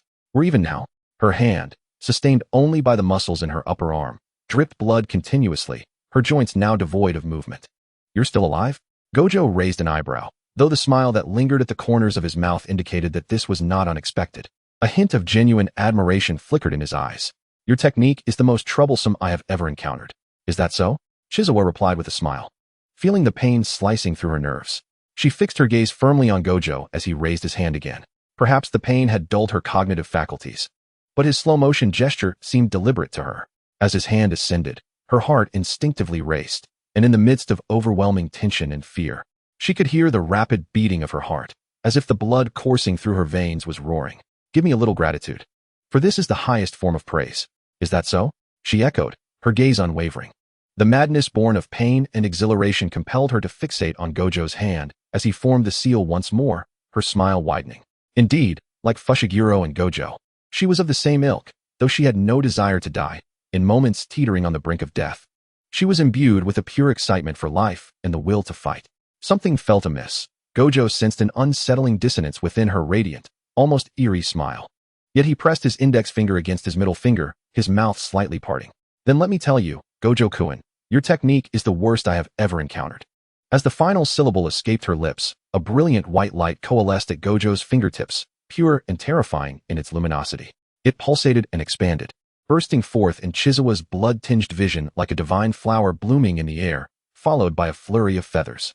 White enveloped everything. All that remained was the laughter of the white-haired youth. Let's try the complete version, shall we? Red. Chapter 9. Confirmation of Death. Sugiru's intention was to buy time, waiting for Gojo to deal with the golden-haired youth outside before entering the altar to confront the celestial entity and the curse binding them. Yet, Suguru also wished to hasten his pace. He had sent Eri and the others ahead, as the sorcerers assimilating the great master Tenjin awaited below. He aimed to reach them before the assimilation could commence to rescue little Eri. Thus, all matters rested on Gojo, who remained outside. Go, hurry up. Outside the altar. On the flat expanse at the foot of the mountain, after the terrifying sonic boom, dust and debris swirled, the smoke lingering in the air. Amidst the haze, only a solitary figure stood atop the ruins. The dawn was shrouded in gloom, and the misty white hair turned towards the altar. Satoru Gojo's emotionless, indifferent gaze gradually rekindled with vitality, as if rebooted. He directed his attention to the center enveloped in smoke, under the scrutiny of his 6 eyes. There was no obstruction to his vision, and the possibility of any chance survival was utterly non-existent, for the essence of life had long since vanished from within. For a fleeting moment, his expression darkened with complexity, as the vivid image of a blood-soaked girl with a surprisingly radiant smile flickered through the depths of his cerulean irises. A myriad of intricate thoughts was forcibly suppressed in the urgency of the moment, settling silently in the recesses of his heart. He then reignited his smile. The strongest and most unique smile that belonged solely to Satoru Gojo. His gaze lingered on the remnants of destruction for a few seconds before seamlessly shifting to the altar on the opposite side. Wiping the blood from the corner of his mouth, he melded back into the lingering haze of smoke. In stark contrast, Fushiguro Megumi's thoughts diverged sharply from those of Suguru Geto. The one delaying time was that individual outside. He was burdened with the expectations of that little girl who urged him to resolve the star plasma vessel issue promptly and return to assist. During their assembly at the foot of the banquet mountain yesterday, Fushiguro had inquired how long she could hold on. The girl had earnestly replied that if she could not master the reversal technique within 15 minutes, then by the end of that time, the boss would find her corpse unrecognizable. However, if fortune favored them and Satoru Gojo also failed to fully grasp the reversal technique, then if the boss emerged 5 minutes later, she would merely be in a half-destroyed state, while coexisting with that seemingly obedient yet exasperating little girl. Fushiguro had come to understand one thing. She only spoke the truth in 2 instances, when she was asking for money and when she spoke in that calm, matter-of-fact manner. As his blade descended, and the final curse's blood splattered across his face, Fushiguro's fighting spirit began to cool. He chuckled as he wiped the blood from his nose, lazily pondering that since 5 minutes had already passed, he might as well wait until 14 minutes and 59 seconds before retrieving that little girl's remains. The sky dimmed slightly, the brilliant evening glow having surrendered to darkness, only faintly veiled by clouds that hinted at the fading daylight. After autumn's arrival, the light wanes more swiftly. It was only 1725, yet traces of night had already begun to creep in. 11 minutes ago, 1714, Fushiguro Megumi charged into the altar, pursuing Suguru Geto and others. Outside the altar, 1717, Chizuru Nagasaki executed an incomplete blow. Satoru Gojo's abdominal wound reopened. Chizuru's cursed energy halved, gravely injured. 1719, Satoru Gojo invoked an incomplete red, depleting his cursed energy. Chizuru's left arm severed, severely wounded, cursed energy expended. 1721, Satoru Gojo comprehended the reversal technique. 1724, Satoru Gojo's wounds fully healed, cursed energy completely restored. Chizuru Nagasaki crawled from the ruins. 1725, Satoru Gojo employed the perfected reversal technique red, rendering Chizuru incapable of reconstructing positive energy, ultimately extinguishing all signs of life. Satoru confirmed Chizuru Nagasaki's demise, standing amidst the white haze of explosive smoke, pausing for a brief moment before turning to enter the altar. On the other side, within the altar, 1718, Fushiguro Megumi neutralized all curses manipulated by the sorcerer, seizing the opportunity to incapacitate Suguru Geto with 2 precise strikes, causing him to lose consciousness from blood loss. 1719, Fushiguro reached the base of the altar, discovering Riko Amanai lying in a pool of blood, seemingly shot by an ordinary member of the Star religious sect waiting there. How did those individuals manage to infiltrate? 1720, meeting with Kinji Hikari to collect the check. Despite the shooter being an ordinary member of the Star religious sect, the amount on the check remained unchanged. Not having personally killed the Star plasma vessel, how generous. 1721, after parting ways with Hikari, Fushiguro had not received the withdrawal signal previously agreed upon with Chizuru Nagasaki. As he prepared for an early retreat, he received a seemingly pre-scheduled text from Chizuru. I'm logging off for a moment. Boss, please ensure our check's safety.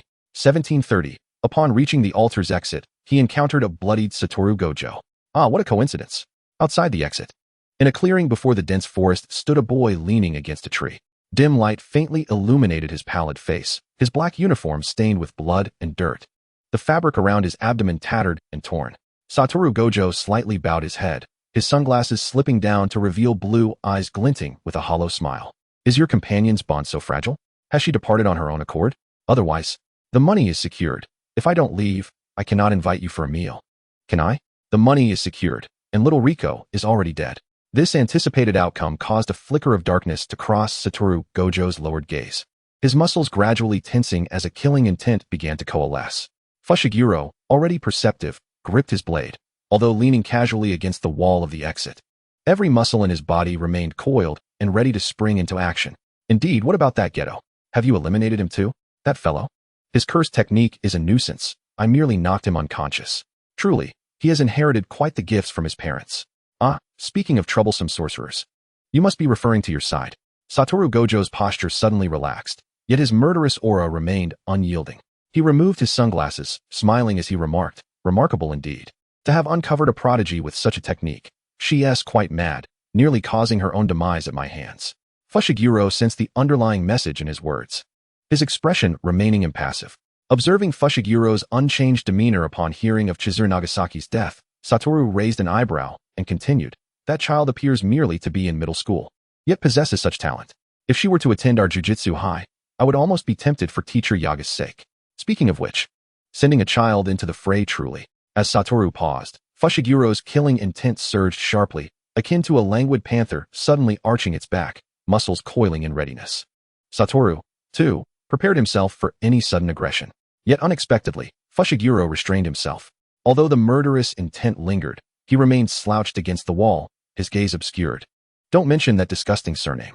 I've become a member of the Fushiguro clan now. Moreover, the Six Eyes are not one to engage in idle chatter with adversaries. What are you attempting to extract from me? That girl is already devoid of a corpse beneath my red. Satoru calmly responded. At that moment, his keen hearing caught Fushiguro's low murmur, just as she mentioned before. No, that can't be right. It's not yet been 15 minutes. For reasons unknown. Fushiguro harbored an instinctive trust in that individual, despite their seemingly greedy and frivolous demeanor. He adhered to promises with a meticulousness akin to a mental obsession with cleanliness. If their rendezvous was set for 1900 hours, she would indeed arrive precisely at the last second, calibrated to the millisecond with her mechanical watch. The last time they gathered at the foot of the banquet mountain, she had arrived early, yet remained hidden nearby. Expressing discontent when Fushiguro had dragged her out by the collar, protesting, there are still 49 seconds left. That's my principle. Don't make me go there, boss. And yet, that fellow surely cannot be so easily extinguished. He appears adept at feigning compliance and eloquence, yet in the midst of a fast food establishment, he would brazenly utter incendiary remarks while confronting others. To conceal his true identity from the outside world, he has gone to great lengths to disguise his appearance. Seemingly yearning for an ordinary life, yet he has accepted such perilous tasks. One cannot simply attribute this to a desire to clear debts. The enigma of his thoughts makes his demise seem exceedingly peculiar. Choshima Chizawa left a similar impression on Fushiguro Megumi as he did on Satoru Gojo. Possessing a forbidden technique capable of inciting upheaval within the sorcery realm and drawing the covetous gaze of the elder sorcerers, his cursed energy is unnaturally fragmented. Presenting an odd juxtaposition, he does not resemble a sorcerer, yet his behavior is decidedly bizarre. It was that final smile that compelled Satoru Gojo to seek information. A being devoid of cursed energy, akin to a pure existence, yet wielding such a formidable technique. No matter how one contemplates it, it is undeniably strange. Thus, I wish to consult you, who still draws breath. You remain alive, which implies that you could easily dispose of him, correct? Such bravado, young one. Fushiguro Megumi retorted with a smile, though he harbored no intent to refute. This was a scenario anticipated by Choshima Chizawa. He is now incapable of confronting Satoru Gojo, who possesses limitless six eyes and the reversal technique, leaving retreat as his sole option. And to retreat, as that fellow would say, I have already mastered the reversal technique. If you believe you can defeat me, feel free to attempt it. But before that, do enlighten me about that young one. I shall ensure you remain whole. Oh, but how could one betray their comrades? Is it not true that you were prepared to abandon your allies and flee? Fushiguro, exasperated, scratched his head. Recalling the young one's prior admonition, he could only speak slowly. That young one, I do not know much about him either. He was introduced to me for this task. It is said he owes a significant debt of gratitude, and completing this job would absolve him. Fushiguro drawled lazily. Satoru Gojo awaited further elaboration. I had no intention of involving a child laborer, but the young one openly displayed his technique outside the racetrack. Your six eyes must have discerned its utility. He willingly offered to be treated as a free tool, thus we cannot strictly classify him as an ally. Please provide something of substance. Perhaps you wish to test my new technique? Satoru Gojo, irritated by the excessive embellishments and inconsequential ramblings, interjected. Yet a glint of cold light flickered in his eyes. No. You are stalling for time, are you? Why? Before he could finish, a familiar youthful voice emerged from the dense thicket. Gojo-senpai. Two familiar figures, clad in jujutsu high uniforms, emerged from the underbrush, sweat beading on their foreheads, their expressions grave and urgent, eyes brimming with concern. Hey, Nanami, Hikari. What are you doing here? Before he could finish his inquiry, Satoru Gojo instinctively positioned himself protectively in front of Fushiguro. In the presence of such overwhelming power, these two unseasoned juniors resembled nothing more than movable hostages. Their appearance posed a considerable complication. Satoru furrowed his brow. Why have you come here? Gojo-senpai. It's a relief to see you unharmed. By the way, what about Geto-senpai? Wait, what do you mean by unharmed? A foreboding sensation crawled up Satoru's spine as he cast a sharp gaze at the reliable Nanami. Nanami, slightly out of breath, cast a wary glance at Fushiguro before quietly continuing. When we returned, we found Ijichi-senpai bound in iron chains and unconscious in the dormitory. Ijichi-senpai mentioned that someone had approached her regarding the reversal technique. She seemed to sense something amiss and urged us to inform you swiftly. The dependable junior relayed all pertinent information with remarkable reliability. Ijichi has been kidnapped? The reversal technique. As previously overlooked details swiftly coalesced like rays of light breaking through ominous clouds, Satoru felt a chill creeping through his limbs. Now, this seems equitable, doesn't it, Gojo-kun? What exactly does she refer to? Ijichi-senpai mentioned that the boy who abducted her has blonde hair and blue eyes, appearing to be a foreigner. Boom. Thunder rolled ominously across the darkened sky, and a sudden bolt of lightning cleaved through the clouds, casting a ghastly light upon the suddenly smirking Fushiguro. Satoru was certain he had confirmed the girl's demise. Her bodily functions had ceased. Why? Fushiguro seemed to have caught wind of their hushed conversation, his lips curving into a subtle smile. That girl, what about her? Unable to restrain himself, Satoru stepped forward, his gaze fixed intently on the teasing Fushiguro. Chapter 10. The Soul of the Deceased. A presence, unnoticed until now, drifted forth from the shadows of the thicket like a gentle, yet jarring breeze. Before he could fully comprehend, a figure devoid of cursed energy, resembling a transparent specter, glided past. A pale, exposed hand reached directly into the invisible barrier surrounding Satoru. The chilling, damp scent of blood penetrated his realm, mingled with a subtle, feminine fragrance. It was reminiscent of a lush hibiscus battered by rain, exuding a damp aroma from the mire. Gojo-kun, if you were so curious about me, when did you appear? A familiar chill ran down his spine. As if anticipated, despite the cold sweat trickling down his back, Satoru's expression remained unperturbed, merely shifting his gaze. Beneath tattered cloth, vast expanses of nearly blindingly pale skin were exposed, and the dried blood on her gaunt cheeks resembled a macabre dark red tattoo. Amidst the chilling stains, green pupils subtly refracted delicate glimmers of light. Nanami and Hikari, having just emerged from their shock, stood aghast at the sudden appearance of the girl, instinctively adopting a vigilant stance. However, as she approached the strongest among them, they remained alert, yet made no hasty movements. Thus, they could only widen their eyes at the sight of the blood-soaked, tattered girl, whose hand provocatively brushed against Satoru's shoulder. Nanami and Hikari's pupils constricted, witnessing the girl's blood-stained fingertips make contact with Satoru. Like a dragonfly skimming water, it conveyed a casualness teetering between ambiguity and provocation. Has the limitless technique been breached? Why not simply ask me directly? The voice's owner leaned closer, impervious to the intangible limitless technique. The chilling amalgam of gunpowder and blood-stained air sent a shiver down Satoru's neck. The sensation of blood coursing through Satoru Gojo's veins felt as though it were gradually congealing, flowing at a pace akin to the gentle descent of autumn leaves. 30 million yen. I am well aware of all that must be articulated. The girl, her fingertips delicately pinching a black locator no larger than a pebble, maneuvered it with deft precision on Gojo's shoulder. In mere seconds, her nimble fingers transferred the device to her pinky finger, yet despite her boundless cursed energy gently flicking against his shoulder, the locator was nonetheless deftly repelled. Chizuru swiftly caught the little black object with her palm, her fingers subtly tucking the locator back into her sleeve. TSK, the limitless technique was indeed still in effect, and its application of cursed energy appeared to have intensified. Chizuru, who had previously rendered the curses ineffective against her, could not discern the existence of the limitless technique directly, and thus could only probe its particulars through external means. Naturally, it would be preferable to have the locator affixed. Chizuru, having failed her initial attempt, calmly shifted her gaze to the indolent Fushiguro Megumi across from her. The dark-haired man leaned languidly against the wall, showing no surprise at her presence. His muscles relaxed, a demeanor that seemed genuine rather than feigned. Observing the faintly amused expression on Fushigiro's face, Chizuru noted that he had indeed become quite complacent. Hadn't they agreed he would arrive within 15 minutes? Chizuru attempted to convey her discontent through a look laced with subtle hints. But Fushiguro merely flashed a toothy grin in response. Let us discuss why, after my idle death gamble, and upon confirmation of your demise by my 6 eyes, you still stand here. Gojo's voice was deliberate, each word reminiscent of ice shards being gradually crushed, his mouth maintaining a rigid smile, while his eyes betrayed no mirth.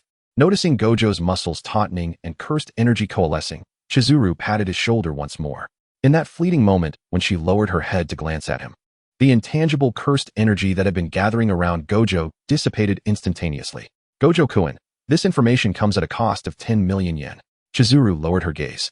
Her steps light as she advanced, silently counting the seconds and calculating the speed at which Gojo could reaccumulate his cursed energy. Gojo watched as the individual who should have perished wore tattered clothing, resembling mere rags, unrecognizable as anything but a beggar on the street. Yet, this disheveled girl moved with a grace that defied the danger behind her, exposing her back to the enemy as she boldly approached. In what felt like the final count of her mental clock, she stepped before Fushiguro, adopting a subtly defensive stance, her petite frame positioned protectively in front of him. Was it not evident? If Gojo-kun could master the reversal technique, why could I not? No, my 6 eyes had already confirmed your lack of life signs at that moment. Can the reversal technique truly bring someone back from the brink? Gojo smiled, his cerulean eyes chillingly fixated on the placid girl before him. In response, the girl, her expression remaining indifferent, wiped her face, smearing the blood into pale hues that tinged her cheeks with a sickly flush. Concealed behind her palm, her face suddenly broke into a smile, her green eyes sparkling with a bright mirth. Her voice took on a serious tone, almost unsettlingly so. What if this person was already dead? In truth, right until Gojo unleashed the full version of Idle Death Gamble, no. Even during the casting of the complete Idle Death Gamble and Idle Death Technique, everything was within her expectations. After all, she had been the one subtly coaxing Gojo into employing positive energy attacks against her. She had orchestrated every arrangement possible for the potential evolution Gojo might undergo at this narrative juncture. To distill it simply, she aimed to commandeer the storyline. In the manga, Gojo only comprehended the reversal technique when on the brink of death, his throat pierced by Fushiguro, who was persuaded by Chizuru to pursue the cursed spirit manipulation. While Chizuru certainly possessed the capability to inflict significant harm upon Gojo through her own cursed techniques and a touch of cunning, she could not bring him to the brink of death. Thus, the timing of Gojo mastering the reversal technique would logically be postponed. She did not believe that missing this narrative point would prevent the protagonist from learning the reversal technique. However, the path she had laid out for herself was surprisingly blunt compared to her schemes against Gojo. Chizuru merely thought to learn the reversal technique. Once she mastered it, she could analyze the circuits of positive energy, thereby enabling her to potentially deconstruct Gojo's Idle Death Gamble and Idle Death Technique in the future. Strangely, this crude, intuition-driven plan occupied her rational mind, and she had not even considered refining it. Subconsciously, it felt as though an arrowhead was guiding her to act in this manner.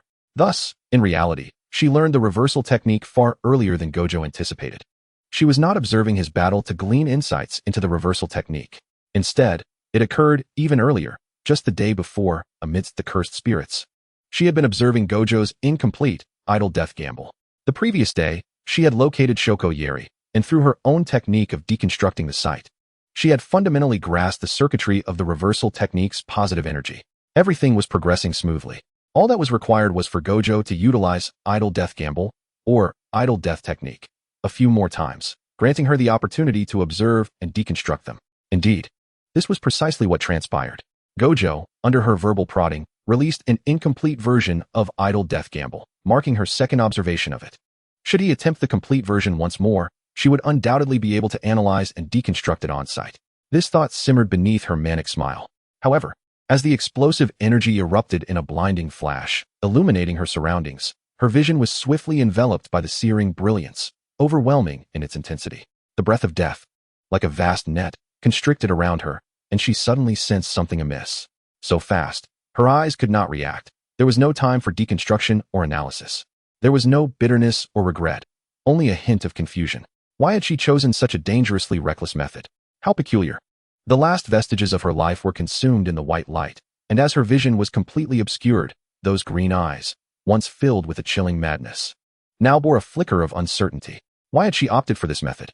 It was utterly unlike her usual reasoning, as if she were, in essence, inducing her own demise. When Gojo's radiant light enveloped her, she was uncertain if she truly felt pain. Perhaps the intensity of the pain coursing through her body was too overwhelming. Simultaneous and swift, like numerous strands of rope intertwining, and she merely sensed a rapid, heart-stopping moment before feeling herself extinguished. Yet, in truth, she should not have experienced such a sensation. Despite Gojo's idle death gamble, mercifully bypassing the brink of death, allowing her to embrace mortality directly, she should have perished in synchrony with her consciousness. However, curiously, at the very moment her body succumbed, her awareness remained alert, even contemplating after experiencing the tangible death of her corporeal form. Speaking of which, the near-death experience during my last life was entirely different from this one. In her previous life, was she truly slain by her own hand? Her consciousness seemed to float amidst a vast expanse of white. Her thoughts buried beneath heavy layers of cloud, elusive and indistinct. Within the oppressive, gray-white sea of clouds, her awareness was enveloped, her musings coalescing into ethereal nebulae, oscillating between lucidity and oblivion. As the consciousness of Chizawa Nagashima, she cannot claim to have been entirely unprepared for this predicament. Yet the reality of the occurrence still left her in a state of bewilderment. Was it truly destined to be this way? She had speculated that she might have arrived in a parallel world, inhabiting the body of her counterpart, unaware of her own soul's absence. After all, this body bore an uncanny resemblance to her previous incarnation, as did the faces of her parents and friends, and her life trajectory from years past. Such conjectures were easily drawn. However, as she matured, these thoughts gradually dissipated, akin to dreams fading upon waking, leaving only the consciousness inherent to Chizawa Nagashima. She could vaguely recall a sense of reincarnation, while the memories of her past life and some primordial recollections seemed shrouded in a thick veil of obscurity. She knew where those memories resided, yet she could not pierce the fog to perceive a clear image. The sorcery belonged intrinsically to this counterpart's body, mirroring her aversion to cursed energy and sorcery itself, thus granting her abilities harmonious with her character. In this realm of sorcery, cursed energy embodies human emotional power, subjective and belonging to the soul. Therefore, her soul, originating from a world devoid of cursed energy, seemingly lacked the innate capacity to wield the cursed energy that humans in this realm naturally possess.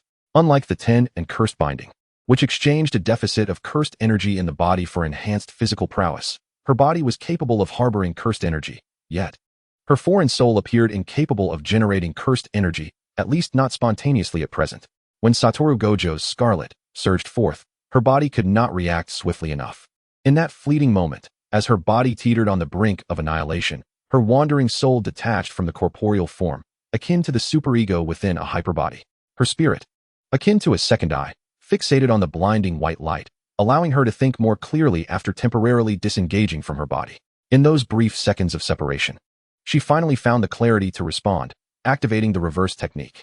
Since her deconstruction technique resided within her body, Scarlet could not utilize those seconds for deconstruction. She could only strive to save her body from disintegration amidst the rapid workings of her mind. Only in the throes of near death did her chaotic consciousness wholly serve the instinct for survival. The reverse technique was the first sorcery Chizawa Nagashima learned in the world of curses, whereas Satoru Gojo's azure merely represented another application of cursed energy and could not be classified as sorcery. Conversely, the reverse technique was a profoundly intrinsic sorcery, inscribed within her soul. Thus, she could wield it, akin to a bewildered hermit crab instinctively repairing its dwelling. As she opened her eyes, it felt as though she had been salvaged from a deep slumber, her viscous awareness previously enveloped in the murky waters of a dark lake. Futilely attempting to retrieve those thoughts, akin to fishing for the moon in water, where the moonlight shattered and fragmented in the water, glimmering like scattered stars. The soul only carried the memories suited for returning to the body, nor shall death brag thou wander in his shade, when in eternal lines to the time thou grow. What? Fushiguro, languidly behind her, inquired casually. It's merely a line from my hometown's poetry. I recited it, assuming you wouldn't comprehend. You rascal, she retorted. By the way, it saddens me that the boss hasn't emerged to rescue me. Had it not been for the 37 cut, I would not have let this matter rest. The flashes of lightning cascading from the rolling storm clouds fell upon the girl's lowered lashes, prompting her to suddenly lift her gaze to the boy across from her, who was once again conjuring white light in his hands. So, Satoru-kun, let us come to a conclusion. Chapter 11, Recapitulation. Satoru-senpai, are we just letting them go? The twilight deepened, shadows lengthening in the encircling ancient trees at the foot of the mountain. Higuruma and Nanami supported the dazed Yuta Okatsu, who had only been simply bandaged for his bleeding wound, his eyelids drooping as he feebly rejected Higuruma's offer to carry him.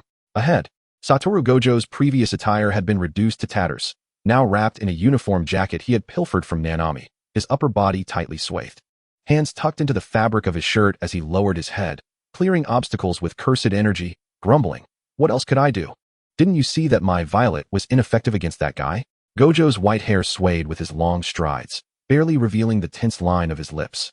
Higuruma remained silent. Having just witnessed the extraordinary sorcery Satoru-senpai unleashed, such a terrifying beam of circular energy left them all aghast. Yet, this terrifying sorcery had erupted into fireworks before the girl, shattering into glimmers of light in the presence of her calm green eyes. If Satoru-kun cast that a few more times, I might just learn it myself. While Satoru-kun's violet may not be effective on our side, I imagine you are well aware of the casualties it would cause on yours. After uttering this, the girl turned and departed with the black-haired man behind her. He had witnessed Satoru-senpai obliterate the exit behind them with cursed energy, his expression grim. Still, he refrained from stopping them. Why not intervene again? Before we came, I had sent a warning to Teacher Yaga. The cold night breeze made Nanami shiver as he spoke calmly. Hey, you two should at least exhibit some awareness of being a burden. I might have the reverse technique to handle this, but either of you facing one of them would mean delivering your heads to Satoru-senpai. Rather, they resembled ready-made hostages. Being constrained by one's own technique was unpleasant. As Satoru Gojo marched ahead, he nearly tore Nanami's jacket apart, leaving deep imprints with each step, visibly expressing his current frustration. Observing Higuruma's genuine disappointment due to Gojo's words, Nanami fell silent. Were those two truly that formidable? He and Higuruma were among the elite of their first-year cohort. It seemed that facing those curse users was, "Hey, can we pick up the pace a bit? Yuta's blood is almost drained. If we don't reach Kinji soon, he'll become a corpse." Cough, cough. The barely conscious Yuta Okatsu could not suppress a violent fit of coughing. See, Satoru Gojo elongated his tone, unable to contain his low grumbling. "So why did you two even come up here? Such a hassle." Meanwhile, in the dense woods of the back mountain, Chizawa Nagashima, equally disheveled, could not receive the same treatment from Satoru Gojo. She had no choice. In truth, her companions were unwilling to part with their only black t-shirt to cover her. She could only attempt to appear composed as she approached a hidden cave in the back mountain, retrieving a pre-placed bundle to quickly change her clothes and disguise herself before burning the remnants. "Fortunately, I am dependable enough," Chizawa mused as she donned her prepared attire. Completing her transformation, beside me stands a companion who, despite not adhering to the plan, is willing to risk their own demise while relying on me for protection in front of Satoru Gojo. The strategy was entirely devised by her. Yet she insists on claiming the lion's share of the spoils, and ultimately, she is reluctant to even provide clothing for her allies' concealment. In this moment, Chizawa Nagashima cannot help but feel a profound sense of admiration for herself. "What did you say?" Just then, the sluggish Fushiguro, having disguised his escape route on another line due to Chizuru's change of attire, ambles over. "It seems there has been a change in the plan, and you didn't inform me at all. Look, it's always this kind of man who will evade responsibility," Chizuru muses, not responding immediately. As she stealthily descends the mountain with Fushiguro, she equips herself with a backup voice changer. "Was the Alter S Star Cultist your arrangement?" she inquires. "Ah, that? I merely provided the adults with a means of entry," he replies. Once she has fitted the voice changer, Chizuru clears her throat. "Why go through the extra trouble? I could eliminate the star gelatinous entity myself. Naturally, it is to save Mr. Fushiguro time in dispatching the star gelatinous entity, allowing you to swiftly emerge and rescue me from Satoru Gojo," she retorts with a hint of resentment, casting a sidelong glance at Fushiguro, whose countenance betrays no remorse, merely brushing his fingers over the scar at the corner of his mouth. "Well, aren't you capable of handling Satoru Gojo yourself?" Fushiguro seems unconvinced by her words, yet he refrains from pressing further. "You certainly have faith in me. How about?"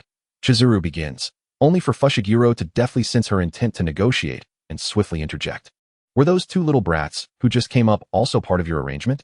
"Ah, that was merely a slight addition, prepared beforehand to compel Satoru Gojo to withdraw and counterbalance his setup." Chizuru extracts her phone from her clothing, the soft blue light illuminating her wet, glistening brows and eyes, reflecting a moving red dot in her green irises. It appears Satoru Gojo and the others are headed towards the high school dormitory. I suspect Satoru is now wearing Kento Nanami's coat. Chizuru, maintaining her composed demeanor, cannot suppress a youthful grin, reveling in the notion that that fellow will soon be equipped with a tracker. What message? In the high school's infirmary, Shoko Yeri, after tending to Suguru Geto's wounds, steps out, having drawn the curtain, only to hear Satoru Gojo's incredulity, prompting her to gaze at Hibara with confusion. I never sent you a message, did I? How could I suddenly text you at that moment to bring gifts? Omamori can be procured anywhere. Eh? Hibara appears even more baffled as he pulls out his phone to check the messages. However, suddenly, Satoru Gojo snatches the phone from him, his gaze flitting through the messages. This must be a fabrication. It's quite normal to encounter individuals in the black market who can edit fake messages, he remarks. But why would they send us this message, specifically to summon Yeri-senpai? Upon uttering this, Nanami realizes the implication. They intended for us to overhear Yeri-senpai's words, so we would rush to find you, effectively using us to restrain you as part of their escape plan. Satoru's eyes glint with understanding. Bingo. He shifts his gaze to Shoko. What transpired that day? Before Shoko could respond, Satoru instructs Nanami and Hibara to leave first and apply for a kill order against those two from the higher-ups. While the notion of a kill order is floated, it seems no one possesses the strength to pursue those two anymore. Given the intricacies of this scheme, even Satoru's group returned empty-handed, with Nanami also remaining abroad, leaving no recourse after today. However, Satoru-senpai, is this a deliberate attempt to mislead us? A hint of doubt crosses Hibara's features. In the infirmary, Shoko reflects. That fellow, is he a girl? Truly. Recalling that afternoon, she remembers the golden-haired boy, radiant against the backdrop of a glorious sunset, smiling brilliantly at the dormitory entrance. Never anticipating that she would be struck by a tranquilizer at the very moment she beheld that smile. After being carried into the room and placed on the bed, the boy remained by her side, waiting for her to dissipate the drug's effects with her reversal technique, only to inject her with another dose of anesthesia once more. Eventually, she grasped that his intent was to observe the efficacy of her technique. Caught red-handed, he said as he administered yet another injection. I apologize, but I haven't yet mastered it. Please refrain from attempting to abandon the use of your reversal technique. After all, if I were to cut myself in the vein or a more perilous area, the outcome would likely be the same. Thus, this gentler method seems preferable. Shoko fell silent, and after enduring a dozen more injections, she could no longer contain herself. Can your technique, like Satoru's, observe curse energy in operation? Or are you capable of learning other techniques? I advise you, Yeri-senpai, not to pry too deeply. Please do not attempt to become an object I wish to silence. I am not of the Jujutsu Kaisen variety. With that, the golden-haired boy produced a slender dagger from within his clothing. The blade gleamed ominously in the dim room, causing her heart to skip a beat. With a swift motion, he drew the blade across his wrist, blood welling forth. He observed the wound with a calm demeanor for a long moment before stating, "It seems I was unsuccessful." Subsequently, the boy's hand rose and fell again. Before he could master the reversal technique, she, had covered her left arm from the radius to the short sleeve with cuts. A spiderweb of crimson lines marring her once fair skin, blood oozing slowly from the red seams. After saturating her left arm with wounds, she effortlessly directed the blade toward her other arm. Quite ruthless, indeed. Even though she is a girl, she shows no concern for scarring. Had she not mastered the reversal technique before her limbs were marred, she might have carelessly inflicted cuts upon her face as well. Satoru, who had remained contemplative and silent throughout, suddenly erupted into laughter, perhaps because she had never doubted her ability to learn this task. What an arrogant fellow she must be. She should possess a truly unique technique. Why not allow Nanami and the others to report alongside her? Have you informed them? Not at all. Satoru finally revealed a small black orb from beneath the collar of Nanami's coat. Is this a tracker? Shoko squinted, guessing. Not just that. Satoru flipped the tracker over, revealing a button-sized recorder affixed to its back. This is a calling card. Chizawa Nagashima and Fushiguro Shinsuke departed from the foot of the banquet mountain just before the barrier was reinforced, parting ways thereafter. In the end, Chizuru extended an invitation for Fushiguro to join her nascent dream of a security company, soliciting him as a future spiritual shareholder, but he declined. Despite having prepared the business cards and blueprints, she found herself lacking only in funds, employees, and an established company. Though disappointed, Chizuru tearfully reminded Fushiguro to ensure that her share of the payment was placed at the previously agreed-upon location by the designated date. At 1835, the kill order for Fushiguro Shinsuke and sorcery master Chizawa Nagashima was officially issued. The candidate for the star gelatinous entity had been replaced, and the high school barrier was reinforced. At 1900 hours, in Tokyo, at the entrance of a certain underground bar in Ginza. Hey, Chizuru-kun. Kosen always forgets my alias. Due to her underage status, Chizuru Nagashima, unable to enter the upscale bar, stood outside in the autumn night breeze, her smile unwavering as she gazed at Ko Shizuku, who had just exited the bar, bringing warmth with him. My apologies. These are bonuses provided by the adults. They seem quite pleased to have personally eliminated the star gelatinous entity. Ko Shizuku produced a card from his suit lining. It is an honor to assist the adults. Unlike her companion, who speaks rather brusquely when it comes to monetary matters, Chizawa Nagashima can at least be sufficiently flattering on certain occasions. Yet, as she expresses this thought, she remains internally calm, contemplating how wonderful it would be if the remuneration consisted of each adult in the star cult purchasing a personal insurance policy with her as the beneficiary. She yearns to extract every bit of value from them before they fall victim to Suguru Geto. Aren't you going to accept it, Suekoin? Chizawa Nagashima continues to smile, refraining from taking the card. Let this card be for Kong-san. I have a task I wish to entrust to you. Chapter 12, Escape.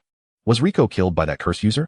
Upon returning to the infirmary after a conversation with Satoru Gojo and Shoko, Suguru Geto had already sat up in bed, pulling back the curtain to gaze at them. Regrettably, no, it was an ordinary person from the star cult who shot her.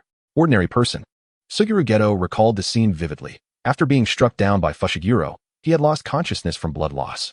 But he managed to regain a semblance of awareness before that individual departed. What bad luck, to be preempted like that. At least the money wasn't diminished. Preempted? What do you mean by that? It felt as though his heart, too, had succumbed to a chilling emptiness along with the loss of blood.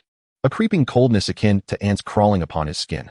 He steadied himself to walk towards the altar, his vision stained with blood, only revealing a throng of individuals clad in black cult attire, their faces adorned with expressions of joy and hope. Ordinary people. Why are they so jubilant?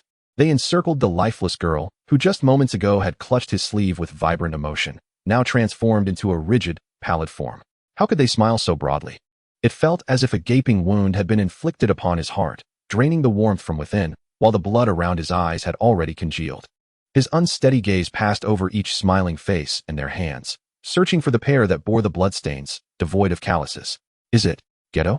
A knock resounded from outside the infirmary. Shoko exchanged a glance with Satoru Gojo, their eyes seemingly communicating unspoken messages. Before opening the door, Satoru placed a reassuring hand on his friend's shoulder. Don't dwell on it. Rest well, leave the rest to me. His tone was as confident and comforting as ever. Reminiscent of that day, just leave it to me. Trust me, I am the strongest.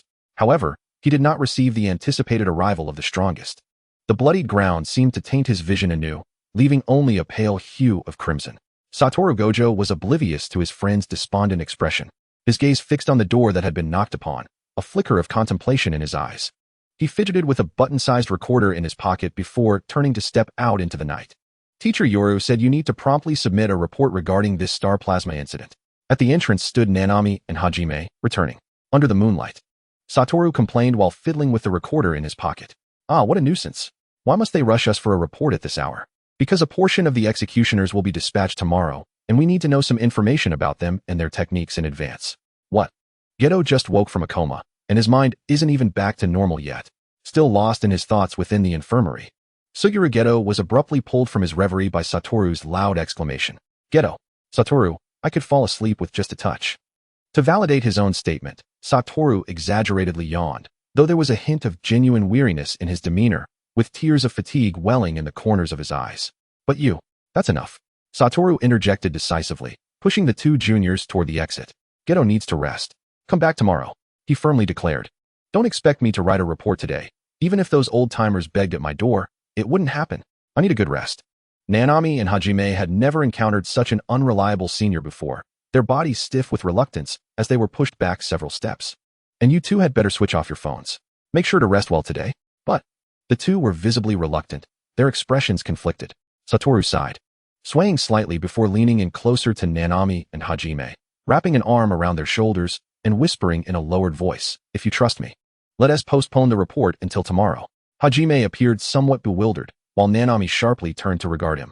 Meeting Nanami's bright eyes, Satoru maintained a calm demeanor, smiling after a moment. Now hurry along. At least bring back some consolation gifts for your senior tomorrow. By the way, I like Kikufuku. The two. After watching Nanami and Hajime depart, Satoru heard the sound of the infirmary door opening.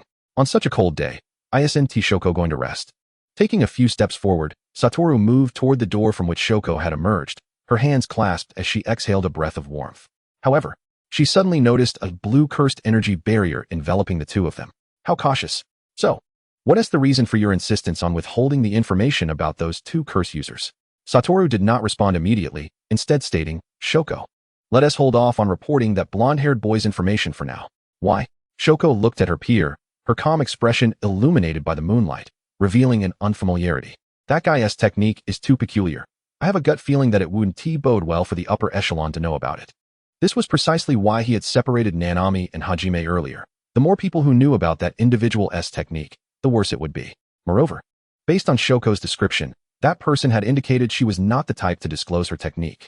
And there was even a possibility she might eliminate those who were aware of it. For whatever reason, Satoru instinctively chose to keep this information concealed. What ultimately solidified his resolve was the recorder he had found in Nanami's clothing. It was clearly meant for him. Among Hajime and Nanami, only Hajime's clothing fit him, and if only the inscription Gojo on the recorder's casing weren't so conspicuous. On another note, a certain individual had intentionally extended an invitation to him regarding this matter. The person Suekoin is searching for happens to be in Tokyo. Akihabara.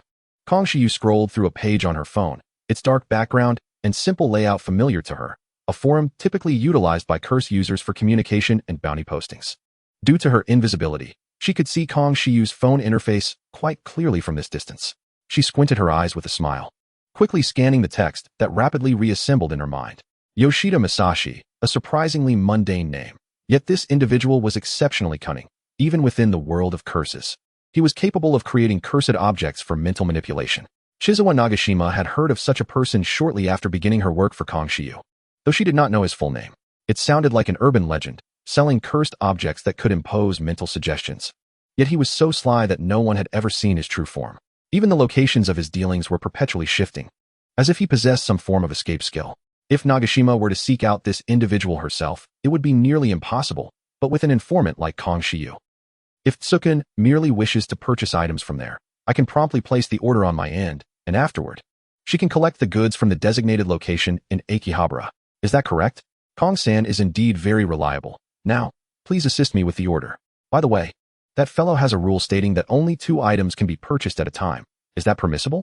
Chizawa grinned, unable to resist pressing her thumb against the arc of her smile, her eyes, adorned with brown contacts, sparkling brightly. For a fleeting moment, she bore a resemblance to Fushiguro. Rather fittingly, one might say. As they spoke, a black Santana came to a halt outside the alley of the bar. It was the vehicle Chizawa had prearranged via her phone. The high beams illuminated the alley, causing her to squint, her figure becoming a blur in the bright light. See you next time, Kong-san. In such a hurry? Speaking of which, hasn't the school issued a manhunt? Shouldn't we be hastening our departure from Tokyo? At that moment, Chizawa received a notification on her phone while she was preoccupied fiddling with it, receiving an email from Kono Shiyu regarding that cursed user. Such matters, with the Star Core dead, would amount to little more than a mere show.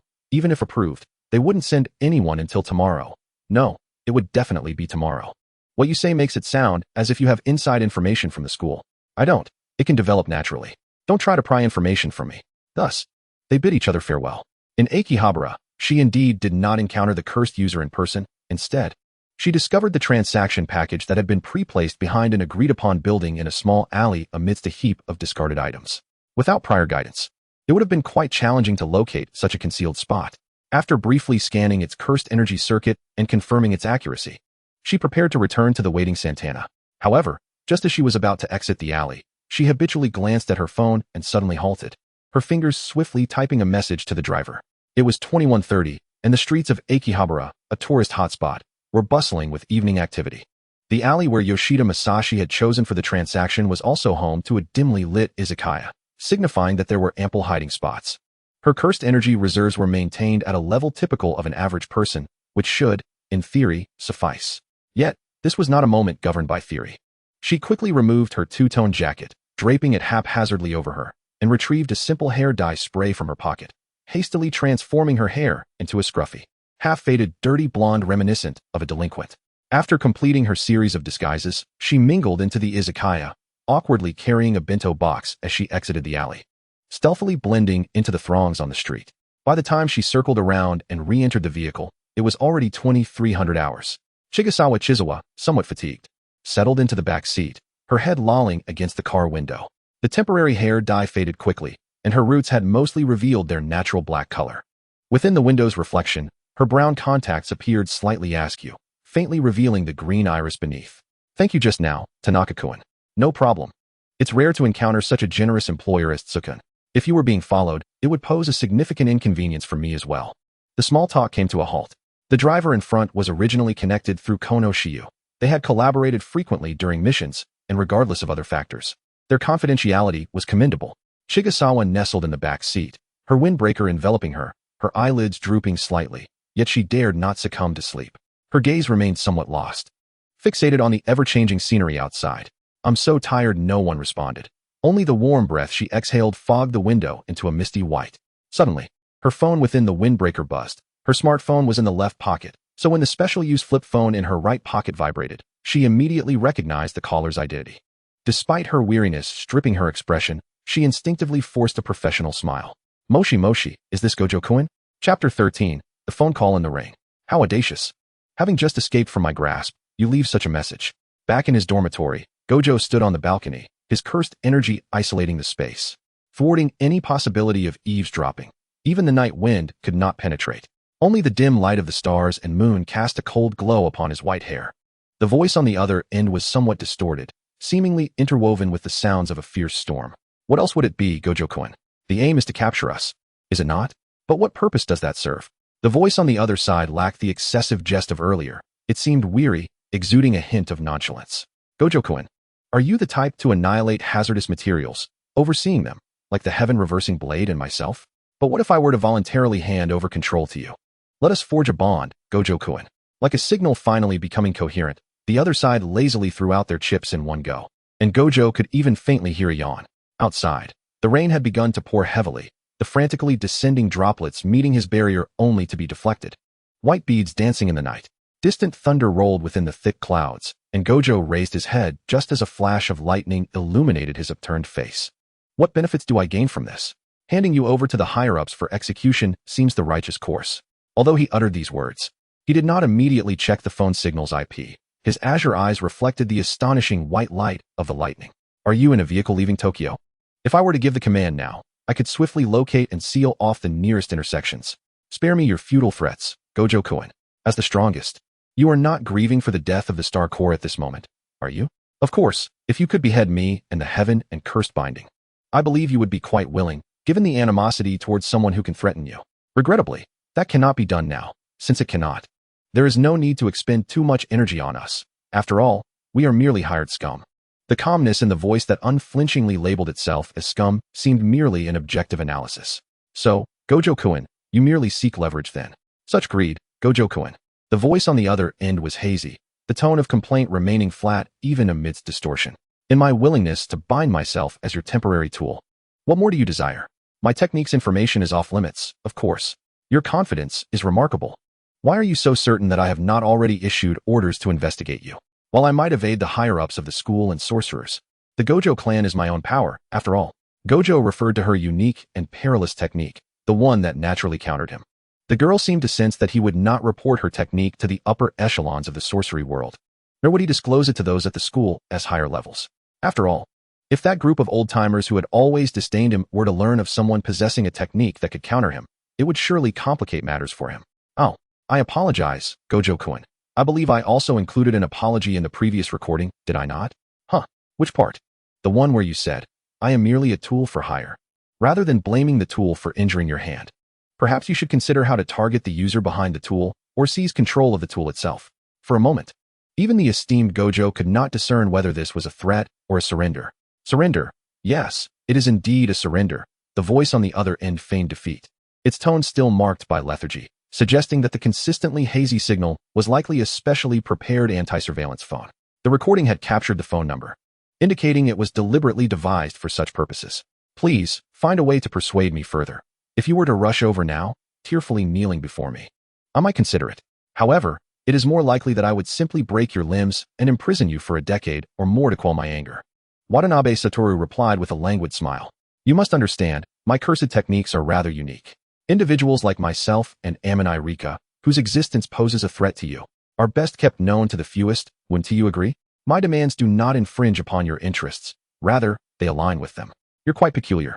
If you're truly so afraid of exposing your techniques, why take on this task? The voice on the other end was abruptly drowned out by a sudden tempest of wind and rain, and after a moment, the girl's voice could be faintly discerned. It's all Watanabe Satoru's fault. I had actually planned my escape route after completing this task, intending to leave the country immediately. But then, something suddenly reminded me of certain matters, compelling me to stay and clean up the aftermath. This was a deception. In the dead of night, the rain merged with the darkness to form a viscous, shadowy veil. The curtain of rain condensed into a mist under the headlights, and at that moment, their vehicle was virtually the only one on the road. The wheels splashed through puddles, sending sprays of water against the window where Chizawa was leaning. Raindrops trickled down the glass, distorting her reflected visage. The girl, propping her phone against her neck, spoke languidly, her eyes nearly closing. Beneath her eyes lay an unmasked shade of dark fatigue, her eyelids heavy, and when she managed to open them slightly, the whites were marred with crimson streaks. Since the day she had gone to Amani Rika's dormitory, she had only managed 6 hours of sleep over the past 3 days. The unique phone she possessed emitted a shielding current, rendering her voice somewhat hoarse and unclear. Much like Watanabe Satoru, she had erected a simple barrier of cursed energy in the car to muffle sound. Outside, raindrops incessantly battered against the windows, producing a drowsy rhythm. Chizawa employed a reversal technique to regain a modicum of energy. She had prepared that recording with a straightforward intention. She had arranged for her parents' visas and other necessary documents, planning to complete this job and secure enough funds to entirely sever ties with Japan and leave for abroad with her parents. However, these preparations required time. Initially, she had intended for the Ponching sect to eliminate Amani Rika, redirecting Suguru Geto's attention towards the innocuous members of the sect. The recording device was meant to serve as a means of negotiation with Watanabe Satoru, buying time against the sorcery community's investigation into her true identity and the ensuing manhunt. That had been her plan. She had always been adept at maintaining her disguise and tying up loose ends in the inner world. Any investigation would take at least months. She could delay things long enough to leave Japan cleanly. However, this strategy hinged on her memory being intact. Her recollections of the manga were hazy, recalling only a few vivid scenes and the general plot. She vaguely remembered only glimpsing the early stages of the Shibuya incident, able to half-guess that a villain might emerge later, but the details remained obscured as if veiled by a thick gauze. Yet, Watanabe Satoru's violent termination of her corporeal form had liberated her soul, lifting that gauze and clarifying her consciousness. The manga's narrative of the Shibuya incident suddenly crystallized, and she recalled snippets of discussions from her previous life. Although she had not witnessed the true villain's appearance, she vaguely remembered forum discussions hinting that the antagonist was a long-planned, terror-inducing figure, perhaps a cursed spirit. None of that mattered now. What was crucial was that this villain seemed to have designs beyond just Japan, potentially threatening all of humanity. If Watanabe Satoru and his allies failed to thwart the villain, or if they could not completely eradicate the threat, her parents' escape to England would be futile. If the chaos reached England and she was entirely absent from the epicenter, she would be left to endure the bitter realization of being swept away by a sudden flood. Thus, she swiftly altered her plans, hastening her parents' departure while she remained in Japan. Her previous audacity stemmed from the belief that she would soon leave Japan and the world of sorcery behind entirely. By the way, the star matter has no substitute, right? Isn't it dangerous for Lord Tenjin to venture into cursed spirit transformation? I know someone has been plotting against him. Bind me to you, Watanabe Satoru, and I shall become your sword. She cast her stakes into the fray, knowing that as long as Watanabe Satoru remained somewhat attuned to the broader picture, he would not completely dismiss her proposal. Her requests were twofold: to delay the sorcery community's investigation into her true identity until her parents were safely abroad, and to ensure Watanabe Satoru kept her techniques hidden. As of now, only Ko Shirju and Fushiguro Megumi, along with Watanabe Satoru, were privy to her abilities. She had arranged matters with the former two, while Nanami Kento and the others had only witnessed a fragment of her deconstruction process. Amani Rika merely speculated. She remained unaware of the additional peculiarities tied to her soul, all of which could be fabricated into plausible explanations. The only variable was Watanabe Satoru, whether he would choose to keep her secrets from the higher-ups and aid her in fabricating her techniques in front of Amani Rika and the others. Chizawa's reluctance to expose her techniques was simple. On one hand, she had always disagreed with the manga's notion of technique disclosure. Her own abilities were highly unique and suited to remain as a secret weapon. She had no need for the enhancements that public exposure would bring. On the other hand, if her techniques were reported to the higher-ups, her danger level would inevitably be elevated to the highest, leading to further scrutiny and potential threats from the three main families, which she could not afford at the moment. As her throat grew drier with each word, Chizawa could no longer suppress her frown of impatience. She was merely a tool. Would anyone break a weapon like an AK-47 after firing it? Shouldn't a sensible person safeguard their weapon or pick it up for their own use? Did he intend to destroy Fushigiro's 10 reverse spear as well? How absurd. Though she had not seen the later developments in the manga, even with her regained memories, she would not have anticipated that Watanabe Satoru indeed destroyed all those weapons in the later chapters. That sounds quite enticing. Did you say the same to Fushiguro? She mused. Fushigiro's contract has expired, and he mentioned before leaving that as long as you provide a deposit, I will share all that I know. Bind me to you, and I shall be at your service. As she uttered these words, she lowered her voice, her tone becoming husky amidst the crackling electricity and the tumult of rain. Yet, Watanabe Satoru had never perceived her voice as so distinctly resonant. It was as if she had traversed through the chaos of escape, exuding the same aura of stormy coldness as before, whispering against his neck. Though her voice remained calm and analytical, it was laced with an undercurrent of urgency. Rather than allowing a tool capable of inflicting harm to wander aimlessly, wouldn't it be wiser to seize it now, while it is compelled by its own weakness to seek your favor? A moment of bewilderment struck as the curse barrier was unexpectedly lifted. A black-haired youth approached from behind, weariness evident in his demeanor as he patted the shoulder of the other. The sudden dissolution of the barrier caused both individuals on the balcony to be engulfed by the storm's turbulent winds, and a low, husky male voice emerged amidst the cacophony of rain. What are you doing out so late, Wataru? The phone screen in the lowered hand flickered, but the other end was met only with a continuous silence punctuated by the crackling of electricity. The relentless downpour obscured all echoes. Chapter 14, The Unceasing Rain. 178 minutes had elapsed since the demise of the Star Corps. The rain in Tokyo continued to fall in a soft drizzle. As if the heavy clouds were wringing out their moisture in a lingering embrace, the chill of the rain stirring the earthy scent of decaying leaves. After being rebuffed by Wataru Gojo, Nanami and Hibara returned to the Night Moth office to report back. As they entered, they found Night Moth standing before his desk, flanked by two men clad in the distinctive kimonos of the three noble families. Nanami instinctively glanced at Night Moth, quickly discerning from the complex look he received that these men were of high status. One of them held a laptop, the sound of static emanating from its speaker. As soon as they stepped inside, the man turned to face them, presenting a black screen that emitted an electronic voice. So, this is your student? After a moment of silence, Nanami, not receiving any directive from Night Moth, spoke up to inform them that a report would be submitted the following day. Everyone present was aware of who he was. Nanami anticipated that the higher-ups in the video would react with anger similar to the elders of the past. To his surprise, the electronic voice conveyed a tone of gentleness. In that case, we shall not disturb you further. We look forward to Wataru's report tomorrow. We all lament this incident. With that, the man in the kimono closed the laptop. Nanami remained unable to identify the family to which the attire belonged and shot a glance at Night Moth, who slightly shook his head. The two men maintained their stoic silence, bowing respectfully to Night Moth and Nanami before departing. Once they left, Night Moth, who had been standing behind them, finally relaxed his shoulders and sank wearily into his chair, pressing his fingers against his brow. Facing the curse binding, it was likely the higher-ups wished to avoid sending anyone to their demise. This seemed merely a formality. As expected, while Nanami pondered, Night Moth continued. However, after Wataru submits his report tomorrow, they may dispatch him to pursue further action, given that this incident was a failure on our part. Nanami fell silent, and Hibara suddenly interjected, but isn't it unreasonable to leave such a significant matter to just our seniors? After all, we were the only ones involved from the high school. It is understandable if our seniors failed. Nanami chuckled softly, shaking his head. The higher-ups would hardly concern themselves with such matters. Hibara then queried, was that esteemed individual one of the higher-ups? It was a question that seemed rhetorical, yet the room fell into an unexpected silence. There was something peculiar about today's higher-ups. The rain continued to pour, the droplets resembling white threads cascading into the murky darkness.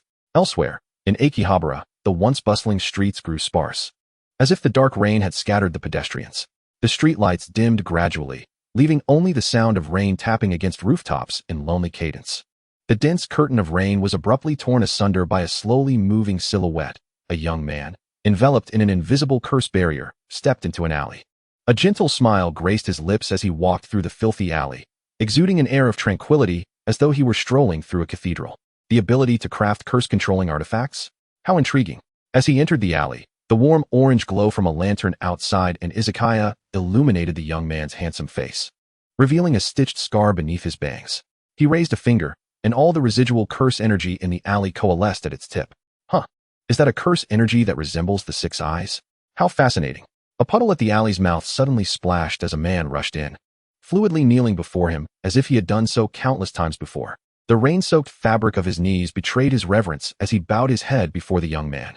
My lord, I've lost track of them. Please punish me. Should I say that was to be expected? However, following that child does indeed lead to numerous intriguing discoveries. The young man commanded, investigate the owner of the curse residue here. The rain showed no signs of abating. The next day, in Tokyo, the long night of rain finally passed, giving way to the pale light of dawn.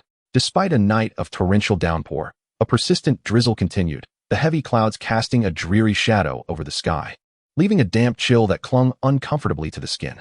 At the Tokyo Metropolitan Jujutsu Technical School, a meeting room was occupied by high-ranking members of the jujutsu community. Clad in family attire, seated on one side of the conference table. Opposite them sat only two individuals, Wataru Gojo and Suguru Geto. During the previous day's Star Core incident, it was primarily the curse binding that engaged in battle, while his companion delayed the others outside. He took advantage of the distraction to incapacitate Geto and subsequently fought to a standstill with me.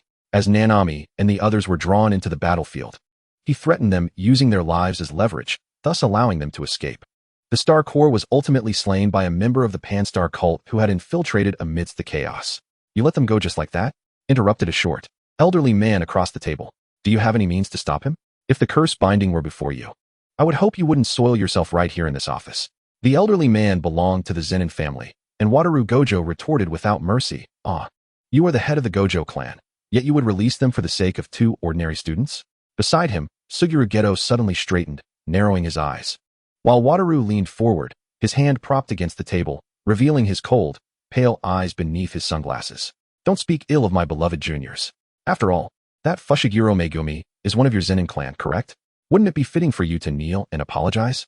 Fushiguro has already distanced himself from our clan, replied Zenin Maichi, who had been sitting quietly.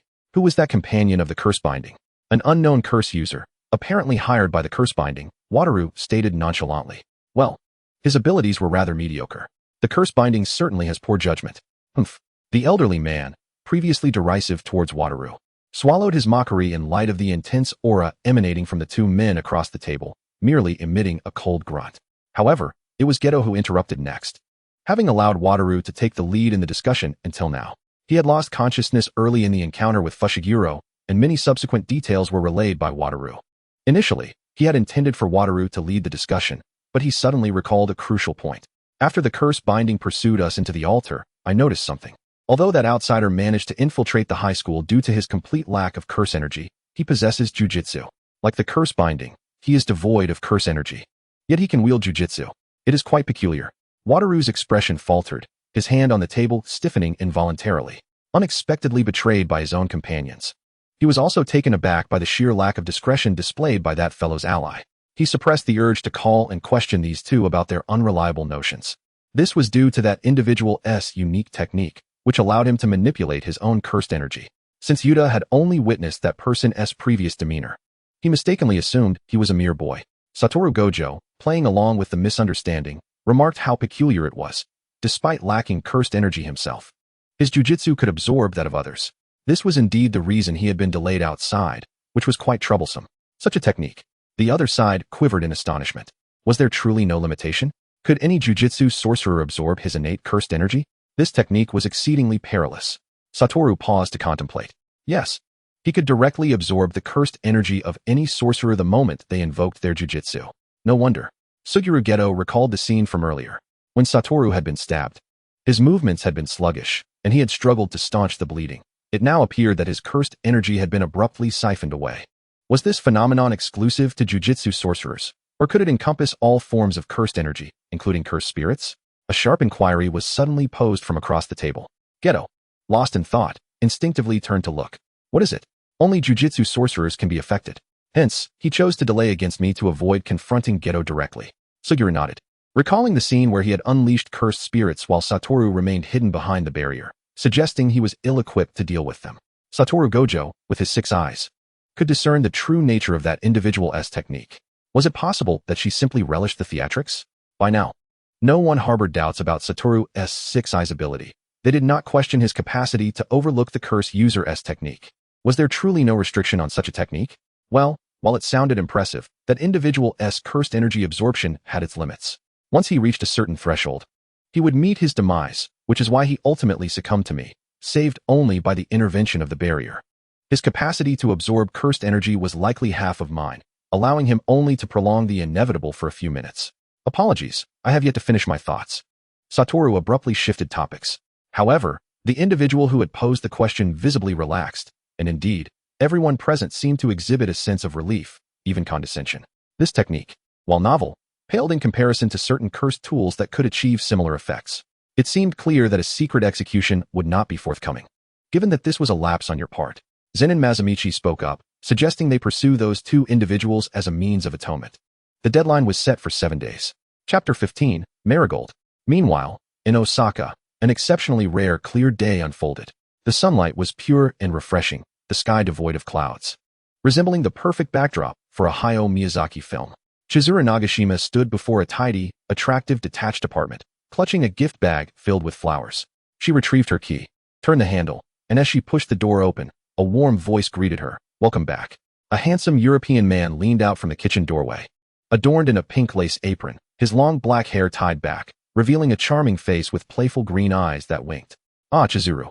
You and I are truly in sync. Just finished baking an apple pie right before your return. Did you use clairvoyance? Chizuru instinctively chuckled as she bent down to change her shoes, one hand still holding the gift bag. Indeed, I missed you both terribly while I was out.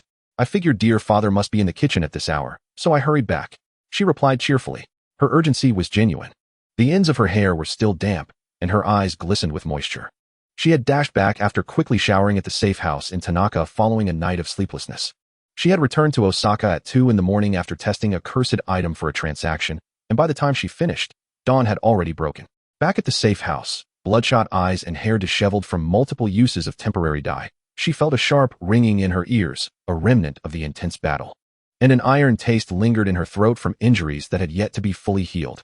Exhausted and in pain, she felt as though she had swallowed an overdose of sleeping pills, only to be forced to consume stimulants to remain awake. Chizuru quickly utilized her reversal technique to erase the excessive redness in her eyes and mask her fatigue, took a shower, changed into tidy clothing, and prepared to discuss the agreed-upon time with her parents.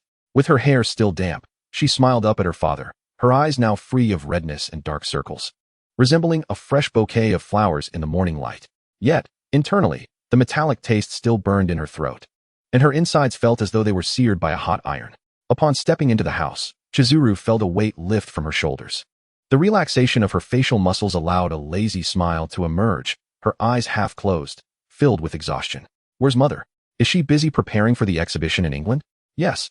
I returned early because I knew you would be back today, he replied. I've already had my meal. I know.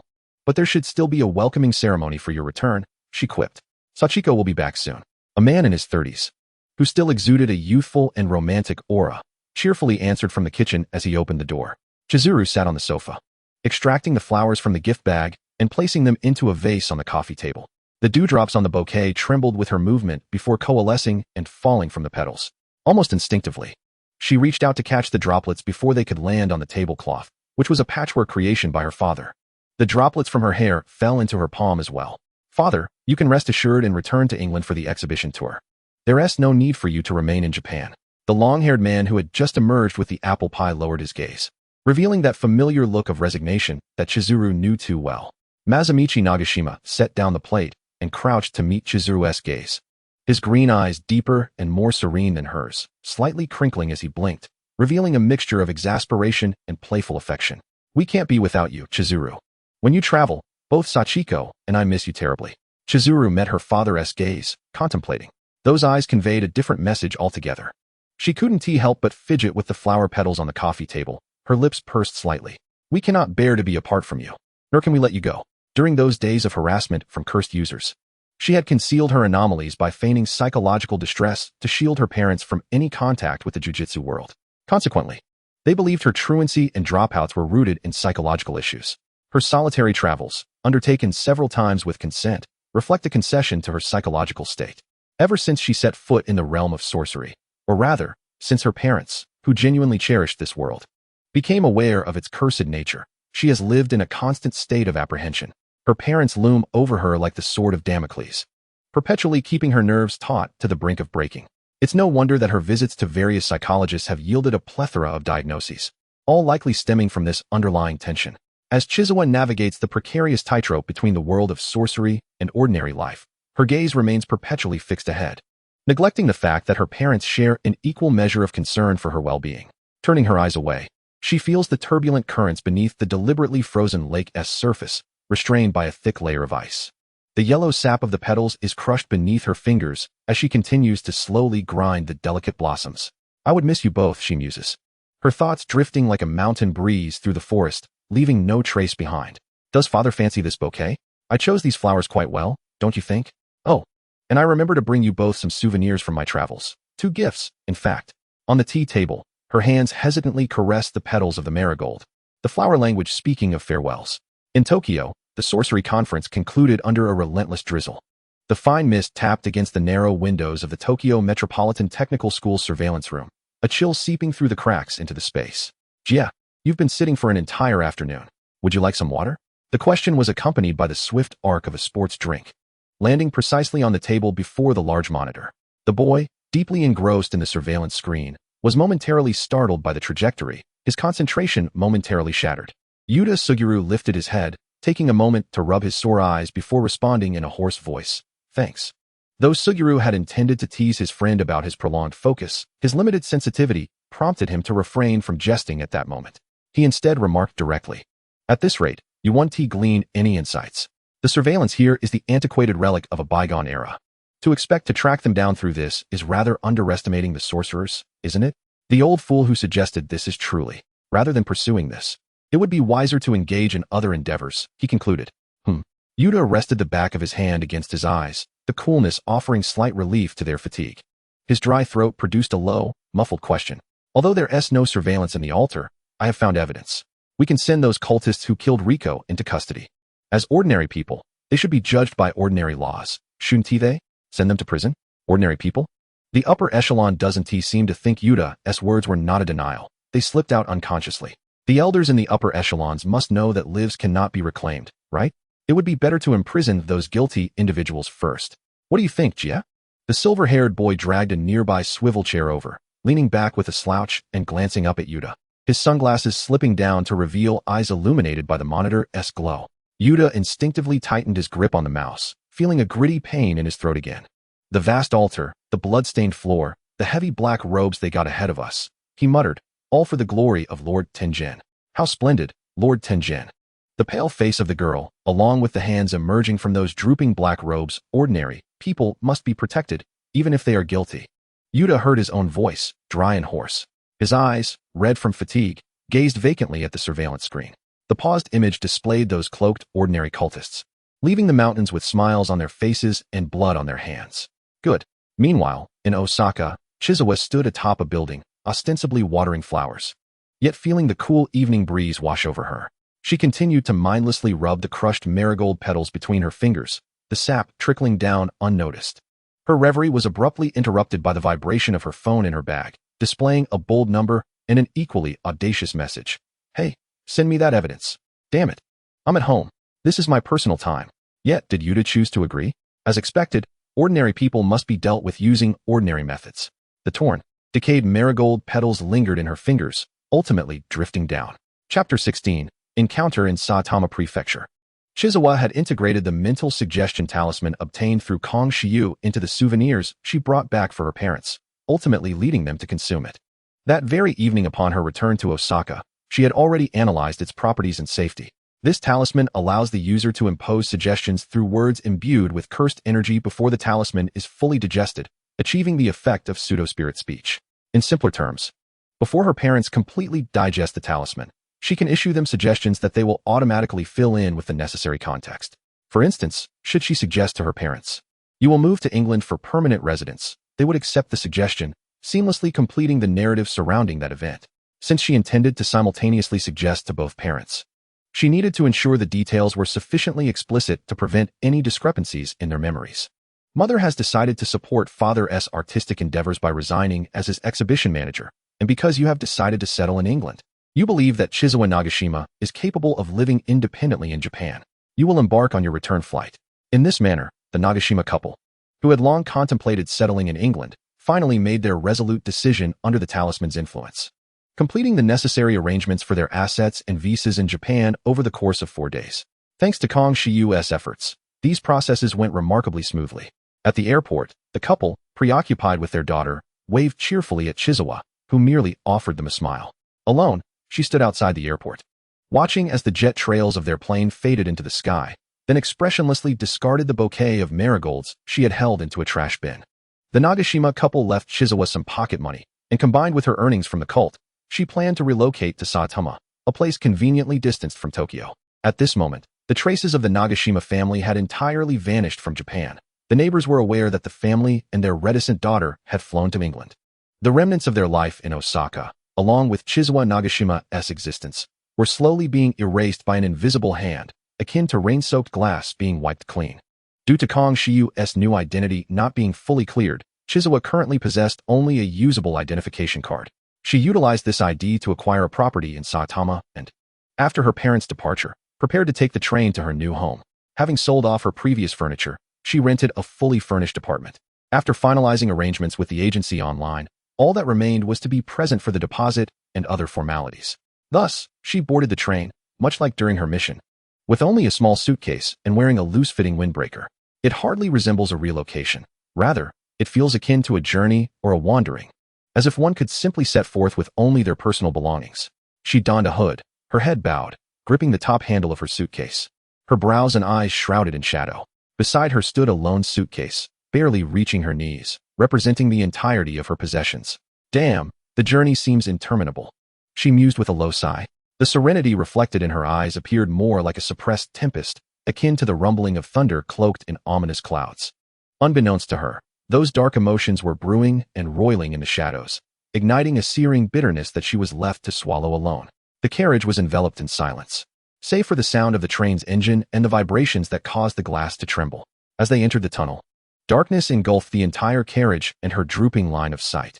Images of her father playfully winking while presenting an apple pie flashed through her mind, followed by her mother, who, despite her stern demeanor, fussed over her collar just before she left home. The warm-hued walls of their apartment, painstakingly painted by her artist father, and the sunlit rooftop, swaying in the breeze, adorned with meticulously cultivated flowers, came to her thoughts, sweet scents of marigolds, the caress of a gentle breeze, and the warm aroma of apple pie. Yet, these warm hues swiftly distorted, swirling in her mind like mixed paint, merging into a blurred, ashen visage that gradually faded. Ultimately, all that remained was the pristine arc of an airplane's contrail against the clear sky, discarded transparent wrappers of marigold bouquets, and the decaying tips of petals. The mere thought of the future filled her with an overwhelming sense of fatigue and a searing pain that surged through her limbs, as if her throat were constricted by a boiling mass, tasting of rust. Before her lay only a hazy darkness. It felt as though something warm was being drawn from her chest, siphoned away by a lie she could not confront. The overwhelming sense of emptiness left her feeling as if the air could pass right through her chest. Alone now, she found that the reality, though seemingly not too difficult to accept, still brought her discomfort. Despite feeling unencumbered, after 2.5 hours on the train, Sumizawa emerged, battling the lingering heaviness of the reversal technique that still clung to her, her demeanor fraught with irritation as she disembarked. The air was thick with the mingled scents of sweat and burnt leather from the carriage, and she muttered, "Shit." Rubbing her nose, she lowered her brows, thrust her hands into her pockets, and hurriedly continued forward, her hood drawn low. She charged through the crowd, brushing past pedestrians who grumbled at the contact, but fell silent under the piercing glare from beneath her hood, an unmistakable warning of her brooding disposition. When Sumizawa arrived in Saitama Prefecture, twilight had already set in. Stepping out of the subway, she was greeted by a magnificent sunset painting the horizon. The outskirts, chosen specifically for their seclusion, revealed streets nearly devoid of people. The few small shops already shuttered for the evening. The asphalt road stretched straight toward the horizon, the fading light gradually saturating the ground beneath her feet. The figure in the hood, head bowed, hastened forward, radiating an air of icy detachment that mirrored her owner. Suddenly, "Hey, you little brat." A small figure dashed past, causing Sumizawa to stumble slightly as her hood was knocked askew. Bathing her flowing black hair and piercing green eyes in the golden glow of the setting sun. Under normal circumstances, Sumizawa would not have displayed such a reaction. However, the collision occurred at the most inopportune moment, igniting her anger to a peak where her expression betrayed an unsettling calmness, akin to the fleeting stillness before a colossal ship collides with an iceberg. "Sorry," the child instinctively apologized, attempting to flee. "What the hell?" Sumizawa raised an eyebrow, tilting her head slightly. The sunlight illuminated her face, revealing an expression reminiscent of Fushiguro Megumi, tinged with a mix of languor and coldness. She swiftly grasped the child's arm, tugging him back, causing him to stumble and turn to face her, his head lifted. Sumizawa's icy demeanor faltered. Caught in a moment of emotional turmoil, her expression betraying her further in a manner most unbecoming. Huh. The boy's voice was clear and innocent. Sumizawa snapped back to reality, her gaze drawn to the familiar contours of his features, black hair, green eyes, strikingly reminiscent of that insufferable man. The boy, too, was momentarily taken aback, with the same black hair, green eyes, and a blend of impatience and hostility in his demeanor. Who was this person, and why did he bear such a striking resemblance? In that instant, both were struck by an unsettling sense of recognition. Sumizawa's reaction was even more pronounced, given a mirror to glimpse her own disarrayed expression. She would realize she mirrored the expression of Fushiguro Megumi encountering Fushiguro Toji in a comic. You are. The first to speak was the boy's crystalline voice. Sumizawa shook off her astonishment, and as she beheld the striking resemblance, the distinct brightness in his eyes, so divergent from that insufferable man, allowed her to momentarily rise above her dismal feelings and regain her composure. What is going on? Is someone chasing you? Chapter 17, Pursuit. Against the backdrop of the sunset's blinding golden light, Sumizawa narrowed her eyes. Her green irises flecked with shards of gold as she quickly scanned the child before her. His clothes were disheveled, his face glistening with sweat, and his expression was a mix of confusion and lingering panic, with visible abrasions on his hands. In a mere glance, she absorbed all the information and formed a tentative hypothesis. I hope it's a sorcerer pursuing you, she muttered to herself, because I certainly lack the physical prowess of your father. As she spoke, she swiftly maneuvered Fushiguro Megumi behind her. He hesitated momentarily, but obediently complied. Do you know me? The area was too close to the outskirts for the police to arrive in time. Sumizawa was lost in thought, contemplating how to resolve the situation through unconventional means.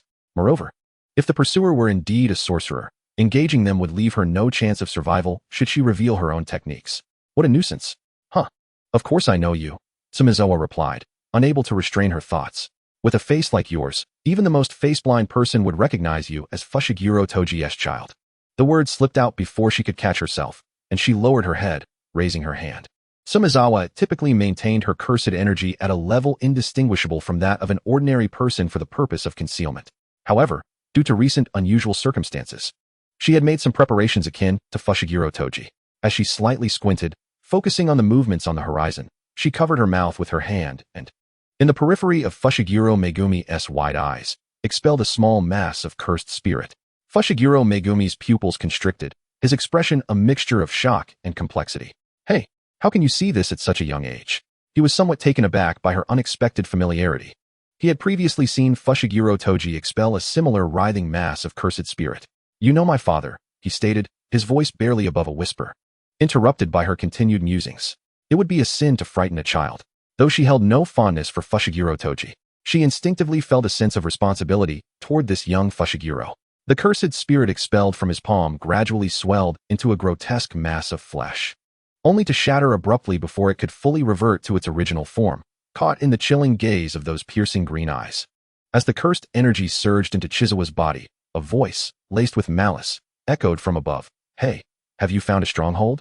A figure plunged from the rooftop of a nearby residential building like a bullet, landing with a tremendous impact that sent stones flying and stirred up clouds of dust. Upon closer inspection, the asphalt road beneath was marred with spiderweb-like cracks. Behind Chizawa, Fushiguro Megumi pressed his lips together, instinctively tightening his grip on Chizawa's clothing. Hey, why is another little brat here? Hand over the child behind you. Chizawa fell silent, her gaze fixated on the fractured ground and the lingering dust, turning to face the worried child beside her. So, how did you manage to escape from such formidable pursuers? Chizawa's expression turned unexpectedly serious. Is this really the time to discuss such matters? Hey, old man, do you know who this child's father is? I wouldn't dare to provoke him. Moreover, is it truly acceptable to abduct such a small child? Well, his father is in quite a predicament now. He can only blame himself for being that guy's only son. The diminutive old man opposite her seemed somewhat familiar, likely a minor sorcerer. It was confirmed. This was an unforeseen calamity wrought by Fushiguro Zenin. I'll stop my advice here. Are you really not going to step aside?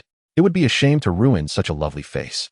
In the tense silence enveloping Fushiguro Megumi, Chizawa gently placed her left hand over Megumi's hand, which was instinctively gripping her garment. Megumi, this is the only outfit I have left. I'll need to wear it later, so please hold on gently. She slightly turned her head, her green eyes, reminiscent of the man, shimmered under the golden light of the sunset, exuding a tranquil yet shimmering smile. Suddenly, Megumi felt a wave of calm wash over him, and he instinctively loosened his grip. Chizawa turned her gaze back to the frail sorcerer across from her, a smile dancing on her lips. It's quite unseemly to treat someone so delicate in such a manner. Humph, my good intentions have run their course. As the last word left his lips, the sorcerer opposite deliberately unleashed a cloud of dust using his cursed energy, obscuring their view. It revealed the old man's withered hands. The seals were complete. An overwhelming pressure descended upon Chizawa in an instant, causing her to squint as a grin spread across her face. Sorcerer, is this all you've got? As the summoned Shikigami surged through the thick dust towards the two, Megumi instinctively clutched the hem of the girl's garment tightly, his pupils constricting. Megumi, close your eyes. In that dire moment, with his mind blank, he obeyed the most reliable voice and shut his eyes. How is this possible? The incredulous voice of the old man who had been pursuing him echoed in his ears. What is happening? He attempted to open his eyes, but a pair of icy hands covered his trembling lashes. I see now. You are the other one on the bounty, the one beside Fushiguro Zenin. Oh, that's the name, came the girl's voice, tinged with confusion, lasting only a brief moment. Well, why don't you just keep quiet, old man? The sound of something swiftly scraping against the ground reached Megumi's ears, familiar to him. The old man was charging towards them like a cannonball, low to the ground, stirring up clouds of dust. In that moment, he sensed the hand covering his eyes, along with the body in front of him, tremble slightly. After a heavy silence, the person before him suppressed their breaths and chuckled in a low, muffled tone. Is that all? A strike devoid of cursed energy intended to breach my barrier? Facing the charging sorcerer, she employed the same tactics she had used against Gojo Satoru, fortifying her physical prowess with a cursed energy barrier while utilizing a deconstruction technique to weaken her opponent's physical strikes, rendering them devoid of cursed energy enhancement. She calculated the consumption of her cursed energy, her left hand, covering Megumi's eyes, growing slightly numb from the tension. A faint blue barrier enveloped the two of them, and her empty right hand extended forward, channeling cursed energy, while her arm, absorbing the brunt of the impact, began to throb. Chizawa swiftly calculated the usage and absorption of cursed energy. Your technique has been publicly disclosed in the sorcery community. It merely involves the absorption and utilization of cursed energy. For the sake of concealment, the cursed energy you've stored is rather pitiful. Do you truly believe that I, an old man, would grant you ample cursed energy support? The physical strikes, devoid of cursed energy enhancement, continuously battered against the faint blue barrier. The sorcerer possessed extraordinary physicality and explosive power, even without cursed energy. The pale blue barrier was perpetually marred with white spots, quickly replenished by cursed energy, resembling a balloon being punctured repeatedly yet straining to hold its form. The unrelenting flow of cursed energy was dedicated to mending the barrier. With a child behind her, Chizawa could not afford to let up and confront him with mere physical prowess. How much longer can you sustain your cursed energy? Although unaccustomed to relying solely on physical attacks, the sorcerer's eyes blazed with determination. He viciously thrust his cursed tool towards the barrier, his onslaught relentless, raising a storm of dust. This sorcerer's cursed energy primarily stemmed from absorbing others, as long as his opponent refrained from employing cursed energy attacks. Her techniques would prove futile, particularly since her technique was not offensive in nature. By continuously assaulting her and depleting her cursed energy, she would inevitably become. On the side of Gojo, it was indeed. In the midst of the swirling dust, the girl coughed softly, her right hand supporting the barrier trembling slightly, while her left hand remained firmly over Megumi's eyes. The street was in utter disarray, and the blue cursed energy barrier before them was fading, appearing as if it would burst from the pressure, like a balloon filled with excessive hydrogen. The pallid girl merely chuckled softly after the dust settled, her bright eyes sparkling with mocking mirth. Do you believe I would grant you the opportunity to deplete my cursed energy? Let the reverence for the elderly and the love for the young come to an end. Chapter 18, The Bounty. Megumi. The air within the barrier became inexplicably distorted, the currents swirling in a vortex, as if something ominous were brewing, the increasingly fierce wind muffling the girl's calm voice. A faint, ethereal presence unexpectedly brought a sense of reassurance. Close your eyes. Megumi's eyelashes fluttered slightly, obediently sealing shut. Then he felt the covering over his eyes lift, replaced by two hands covering his ears tightly. The muffled sound of an explosion drowned out the girl's low incantation. Azure. As the words fell, the gathered shockwaves surged forward at an imperceptible speed, the thin barrier quivering as if it were mere paper in the wake of this terrifying force. A blinding white light erupted, engulfing everything. Chizawa was consumed by the dazzling brilliance. The world around her transformed into a blinding expanse of white. Only Fushiguro Megumi, shielded from the searing light behind Chizawa, remained unscathed. From the start, Chizawa had divided her cursed energy into two portions. The part she had retained within her, masquerading as an ordinary person, was entirely dedicated to sustaining the cursed energy barrier, rendering it seemingly fragile in the eyes of the opposing sorcerer. Thus, she adeptly utilized the Curse Master's attacks to deplete this portion of cursed energy. Once the inherent cursed energy within the barrier was entirely consumed, she would then employ the cursed spirit's energy to invoke blue. Consequently, when individuals from the sorcery realm arrived to investigate the residue of cursed energy, they would only find traces left by that Curse Master and the cursed spirit, making it easier to categorize the incident as an attack by a cursed spirit. Her abilities were particularly suited for stealth in the world of curses, as she herself lacked cursed energy, leaving behind only the residual traces of others' cursed energy. Furthermore, her offensive techniques were predominantly learned from others, allowing her to effectively conceal her presence amidst the remnants of others' powers. In fact, she could currently harness the positive energy of reversal techniques for offensive purposes, though that was a skill even Satoru Gojo had to keep under wraps. A blinding white light erupted in Chizawa Midori's eyes, the sound momentarily swallowed by the sonic boom. The old man's face flickered briefly within the brilliance before being engulfed. Gojo's skill was indeed remarkably effective. Unlike red and purple, blue bore less of a personal imprint, especially after her modifications, making it less likely to be associated with Gojo, and even less so with her. She intended to reside in Saitama Prefecture. Thus, it was more crucial to consider the repercussions of eliminating this Curse Master than the act itself. Thus far, Chizawa was quite satisfied with her stealth. Only one concern lingered, but that would soon be resolved. As the explosion subsided, amidst the swirling smoke, a grim scene of mangled flesh became discernible. Chizawa turned away first, lowering her gaze to the tightly shut eyes and pursed lips of the child before her, releasing her hold on his ears. "It's over now, Keikoin." Just as the child's eyelashes trembled, preparing to open, she gently placed her palm over Fushiguro Megumi's eyes. "This isn't suitable for children. Megumi, please turn around." The child's excessively curled lashes brushed against her palm as he slowly turned away. Chizawa, wishing to keep her techniques hidden even from the young Fushiguro Megumi, waited until he had fully turned before withdrawing her hand. The sunset cast long shadows across the asphalt road, one tall and one short. As it turned its back on the two, everything felt surreal. Fushiguro Megumi remained somewhat dazed, yet inexplicably comforted. Before he could speak, and in a moment of her movement, he instinctively tightened his grip on the fluttering hem of her garment. "You can walk ahead. I'll escort you home," she said, her voice ethereal, rendering the fading sunlight before Megumi's eyes somewhat frigid. "Thank you. Do you know me?" Fushiguro Megumi hesitated. "Do you know my father? May I inquire how you are acquainted with him?" Chizawa was about to respond to her colleague when she recalled that in no way Rika's mission had concluded. She wished to include Fushiguro in her subsequent plans as a colleague, yet felt a pang of reluctance. This hesitation manifested in Megumi's eyes as the girl appeared to open her mouth, only for a look of doubt to suddenly cross her face. The precociously mature Fushiguro Megumi confirmed in his mind. So, she is that bastard's illegitimate daughter. He couldn't fathom why this thought surfaced, accompanied by a bittersweet sense of reassurance. As thoughts of potential future colleagues clashed with the image of his deadbeat former colleague who hadn't repaid him, Chizawa shook her head vigorously to dispel the notion. "Let's talk about you. What is the story with those pursuing you?" The sun dipped below the horizon, leaving a faint glow embedded in the darkening sky. The evening breeze carried a damp chill, the rustling leaves providing the sole accompaniment to the sporadic footsteps on this scarcely populated street. Chizawa fell silent upon arriving at the doorstep of the Fushiguro residence. What a coincidence, she mused, that her newly rented apartment was right next door to the Fushiguro family. Just as she pondered how to explain this coincidence to Megumi, a horrifying figure clad in a black t-shirt emerged from the shadows at the far end of the Fushiguro home. The man seemed to be shrouded in darkness, and only under the dim light did she notice the numerous specks of blood staining his clothing.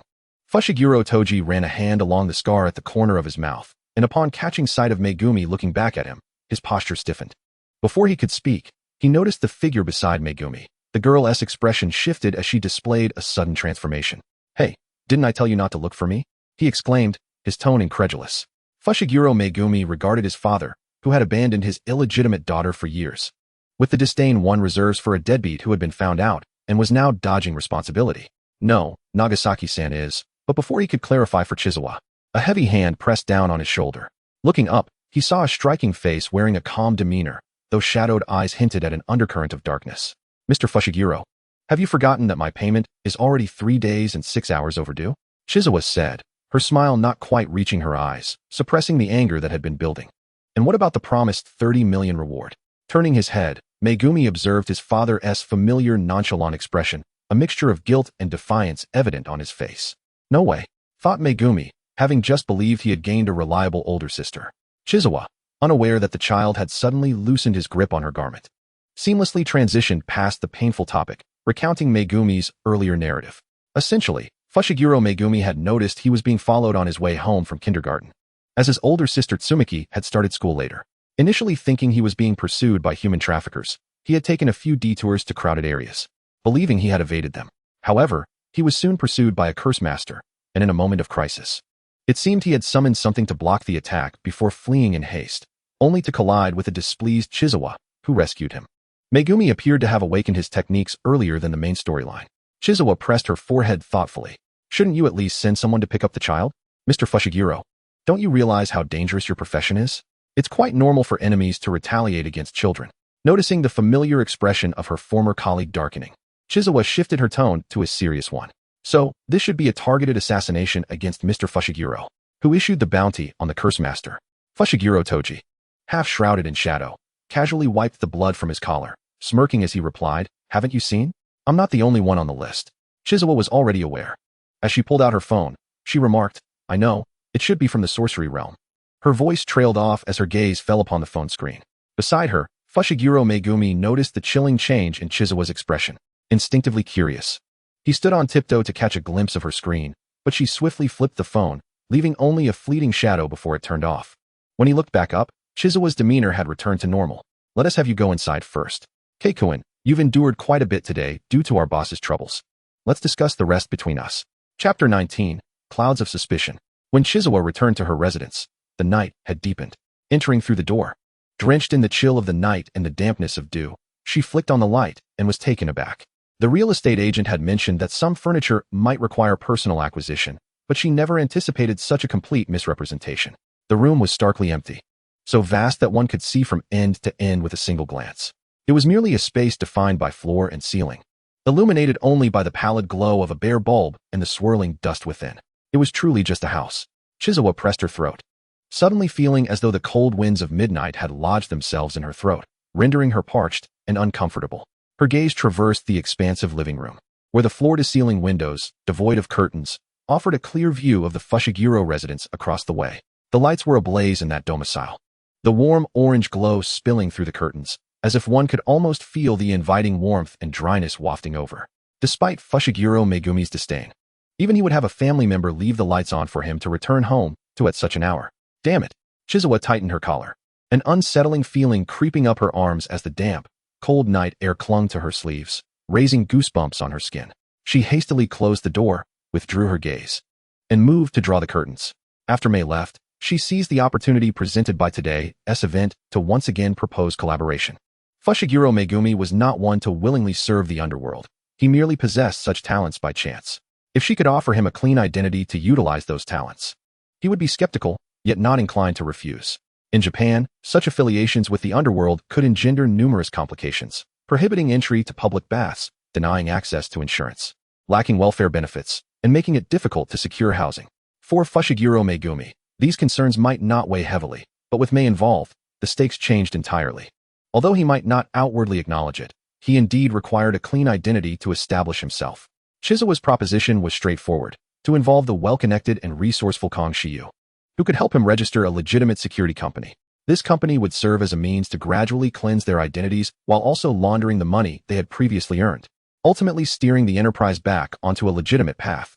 The formation of this company necessitated Fushiguro Megumi's involvement. He possessed the power to utterly overwhelm ordinary individuals, and with firearms, he was invincible among the masses. Moreover, lacking cursed energy or the flamboyant trappings of sorcery, he could seamlessly blend into society to conduct transactions.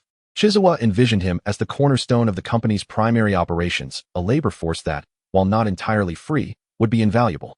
As business transactions increased, they could further elevate his reputation. Chizawa had already devised several marketing strategies, having contemplated the prospect of collaborating with Fushiguro from the very beginning. She had never concealed her true self or her techniques from him.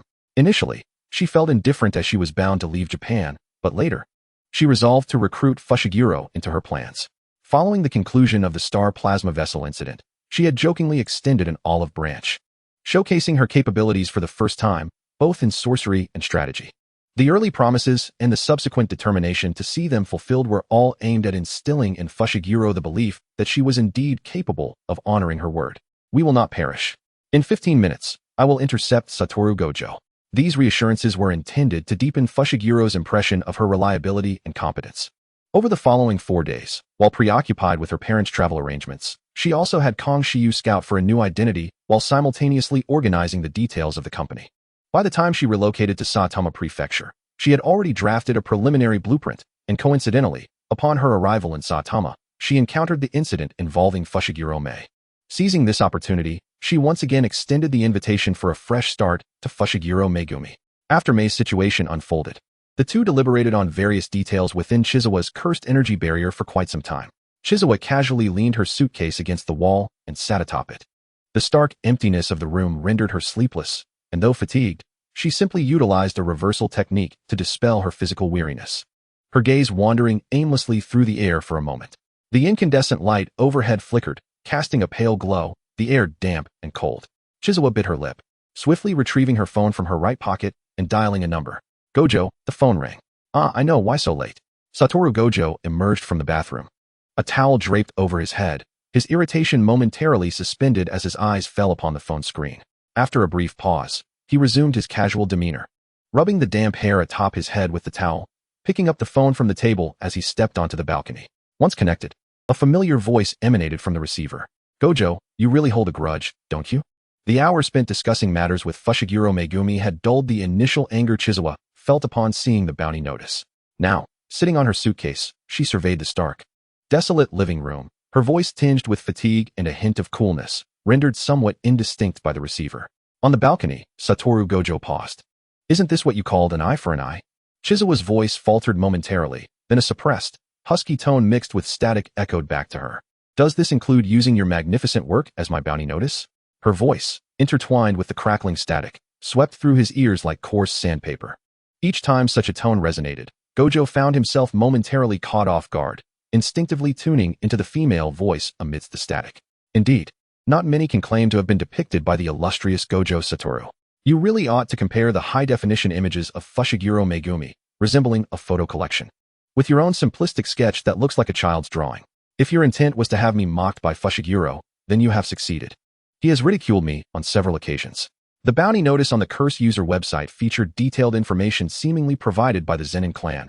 Height, measurements, address. Everything was meticulously clear. The accompanying photograph appeared to have been taken during Fushiguro Megumi's time with the Special Operations Team. Exceptionally clear and beautifully captured. Despite his reputation as a remorseless killer, one could not deny the undeniable charm of his visage, almost reminiscent of a model's portrait. Chizawa, with her mixed heritage, possessed striking features herself, but in Gojo's rendition, her beauty was reduced to a barely recognizable outline. Having left no trace in the sorcery community, her presence remained elusive, with only Gojo and a handful of others having spent considerable time with her. Thus, the physical profile was left to Gojo's interpretation, albeit with the final touches from Shoko Yeri and Suguru Geto, who could not bear to look upon the rendering, ultimately adding a few notes beneath the portrait. Blonde-haired, blue-eyed youth, exotic appearance, fair-skinned and attractive. However, under Gojo's artistic hand, it lacked any persuasive power. If this was an attempt to conceal Chizawa's identity, it was executed with remarkable success. Incidentally, since Chizawa had not provided her name, the bounty notice only featured her physical description, gender, and technique. Categorizing her as a special grade sorcerer? Well, I can understand the limitations of Gojo's artistic skills, but might we discuss the classification of special grade sorcerer? Oh, that was proposed by the Zenin clan. They claim that without cursed energy, one does not deserve the title of sorcerer. The voice on the other end faltered slightly, as if pondering. This is, I am merely drawing attention to Fushiguro. He has distanced himself from the Zenin clan. Do they still fear that he might bring them disgrace? The individual across from me, as anticipated, quickly shifted his perspective. Although the Zenin family has always looked down upon those devoid of cursed energy, they wish to use this matter concerning Zenin Shinjiro as a facade to diminish his presence. After all, as Satoru Gojo pointed out, Shinjiro is also a product of the Zenin family's upbringing. His actions detrimental to Tungan's interests would inevitably influence the family's political stance and reputation. Gojo-kun, you wouldn't lack the ability to counter the Zenin family, would you? His languid voice, tinged with a hint of seductive mirth, interrupted. What advantage does that hold for me? Your information is already sufficiently vague, merely a special grade sorcerer. It shouldn't have any significant impact, right?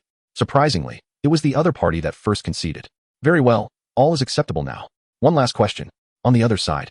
The flickering pale light illuminated those excessively beautiful green eyes. The bounty on the wanted notice is rather exorbitant. It can't solely be attributed to you, Gojo-kun, can it? Chapter 20. Countdown to the Assassination Order. Tokyo, early morning. Tokyo has been shrouded in a continuous downpour these past few days, with the damp, chilly air seeping through the window into the room. So, could this indeed be a murder plot aimed at me and Yuji? Satoru Gojo sat on a bench, his hands resting on his knees, head propped up, his gaze concealed behind sunglasses, fixed upon the ground rather than the woman seated opposite him. On the other side of the bench, the recently returned Yuki Tsukumo snapped her fingers. Well, it certainly seems plausible. By the way, you appear remarkably unperturbed. Is being plotted against not a cause for concern? Truly impressive. Hey, I don't wish to hear such remarks lately. Being dubbed the defeated strongest is rather mocking. Gojo interrupted, readjusting his slipping sunglasses. I merely possess alternative channels of information. Returning to the star plasma vessel incident, that fateful rainy night. Gojo-kun, bind me. I shall become the sword in your hand. Furthermore, to my knowledge, the faction that dispatched both you and Gojo for the escort of the star plasma vessel is likely the same that engaged our services. They desire Tungan's integration to fail and aim to eliminate both of you, while simultaneously severing the ties of destiny and curse. There exists an individual with a possession technique in the cursed realm. In any case, I have a wealth of information at my disposal. Upon agreeing to establish a binding with that individual, who is the sole person privy to her technique, her abilities were narrowly encapsulated as the ability to absorb others' cursed energy and control her own level of cursed energy. And after conferring with other informed parties like Aoi Tadu and Kinji Hikari, her other specific details, such as appearance and gender, were obfuscated, even though the Zenin family intervened. Branding her a special grade sorcerer to serve as a shield for destiny and curses, the objective was largely achieved. The conditions of the transaction were as follows. Permanently conceal my true technique information. The Zenin family shall not investigate my personal information within 7 days of the assassination order, and provide me protection until the order concludes. For Satoru Gojo, the true essence of the transaction commences on the day the assassination order expires. On the final night of the order, the mysterious individual who even refrains from disclosing their name would personally seek him out to exchange all information. Today marks the 6th day of the assassination order. The undercurrents of the star plasma vessel incident have yet to impact Satoru's friends. Yuta Okatsu, who fainted at the altar, had minimal interaction with Kinji Hikari during his time at Jujutsu High, his memories lingering on that foreign boy with blonde hair and blue eyes. Through the trade between Hikari and Satoru Gojo, each harbored ulterior motives, intentionally concealing information from Yuta. To him, the entire incident unfolded as follows. The two sorcerers tasked with escorting the star plasma vessel received the bounty, obstructing him and Satoru as they rushed to the altar, only to discover little Riko was shot by an ordinary person in the medical room during the rainy night, witnessing Satoru seemingly undertaking other actions, which resulted in the higher-ups of the Jujutsu world issuing a manhunt for the two sorcerers. It was those star cultists who killed Riko. Yet due to their status as commoners, just as these thoughts crossed his mind, Satoru Gojo approached him with evidence of the star cultists' illegal invasion of Jujutsu High and premeditated murder, claiming he had been gathering evidence in secret. While this evidence may not imprison the wealthy and powerful, the Gojo family is willing to mobilize their legal resources and combined with this evidence, one cannot say there is no chance of success. It is the 6th day of the assassination order, the day of the hearing. That afternoon, under the dusk, Yuta Okatsu rarely donned formal attire as he entered the Kinomoto courthouse. As night fell, in the highest floor of the vacant office building, a dimly lit room, the floor-to-ceiling windows faintly illuminated the city lights under the long night. A tall young man stood by the window, sifting through documents in the light. The ability to absorb and manipulate cursed energy levels? Name unknown. Appearance, foreign youth? The figure bowing in the shadows slightly raised his head. Sir, is there an issue? This information was obtained from the high-ranking Jujutsu officials during a meeting at Jujutsu High, recounted directly by Satoru Gojo. This is quite a predicament. The young man turned his head, moonlight illuminating the scar on his pale forehead and the smile in his eyes. He casually flicked through the documents before tossing them aside. This technique information is false, or at the very least, incomplete. the man bowing before him, upon hearing this, anxiously lifted his head, unable to restrain himself from rising in disrespect. But the cursed spirit manipulator in the star plasma vessel incident stated as much, and the young man remained unperturbed by Kumo's impolite behavior, continuing to smile with gentle tolerance. Kumo-kun, you seem flustered. Observing the sudden rigidity of the man before him, the young man continued slowly. The cursed spirit manipulator initially split paths with Satoru Gojo at the base of Mount Yatsu, facing Tenjin and curses. He did not have much contact with that sorcerer, so if anyone is lying or obfuscating, it must be Satoru Gojo. But why would Gojo? The young man appeared to be lost in thought, his fingers tapping against his lips as he murmured, a mysterious smile gradually appearing at the corners of his mouth. After a while, he seemed to suddenly remember Kumo before him. I forgot to explain. I later dispatched someone to Mount Yatsu on the night of the star plasma vessel incident. The response indicated that the cursed energy residue outside the altar was not as easily dispatched as Gojo claimed. He surely endured a fierce battle outside the altar. And it was not merely a matter of being obstructed for a few minutes, as he stated. It lasted at least 10 minutes. To withstand such a formidable opponent as the strongest 6 eyes and emerge unscathed, it is impossible for such a technique to be so effortless. His eyes narrowed in mirth. The young man's smile radiated warmth, pure and unclouded, akin to the clear sky after a rainstorm. In my original plan, at least one of the 6 eyes or Tenjin was meant to perish. For both sides to survive in this happy ending, the one who orchestrated it, causing my miscalculation, certainly wouldn't be so simple. As Kumo stood rigid, his back chilled by a cold sweat in response to the young man's smile, a sudden knock echoed at the door. A stiff-faced man stood in the moonlight, knocking 3 times. Once the third knock concluded, he stiffly approached the young man.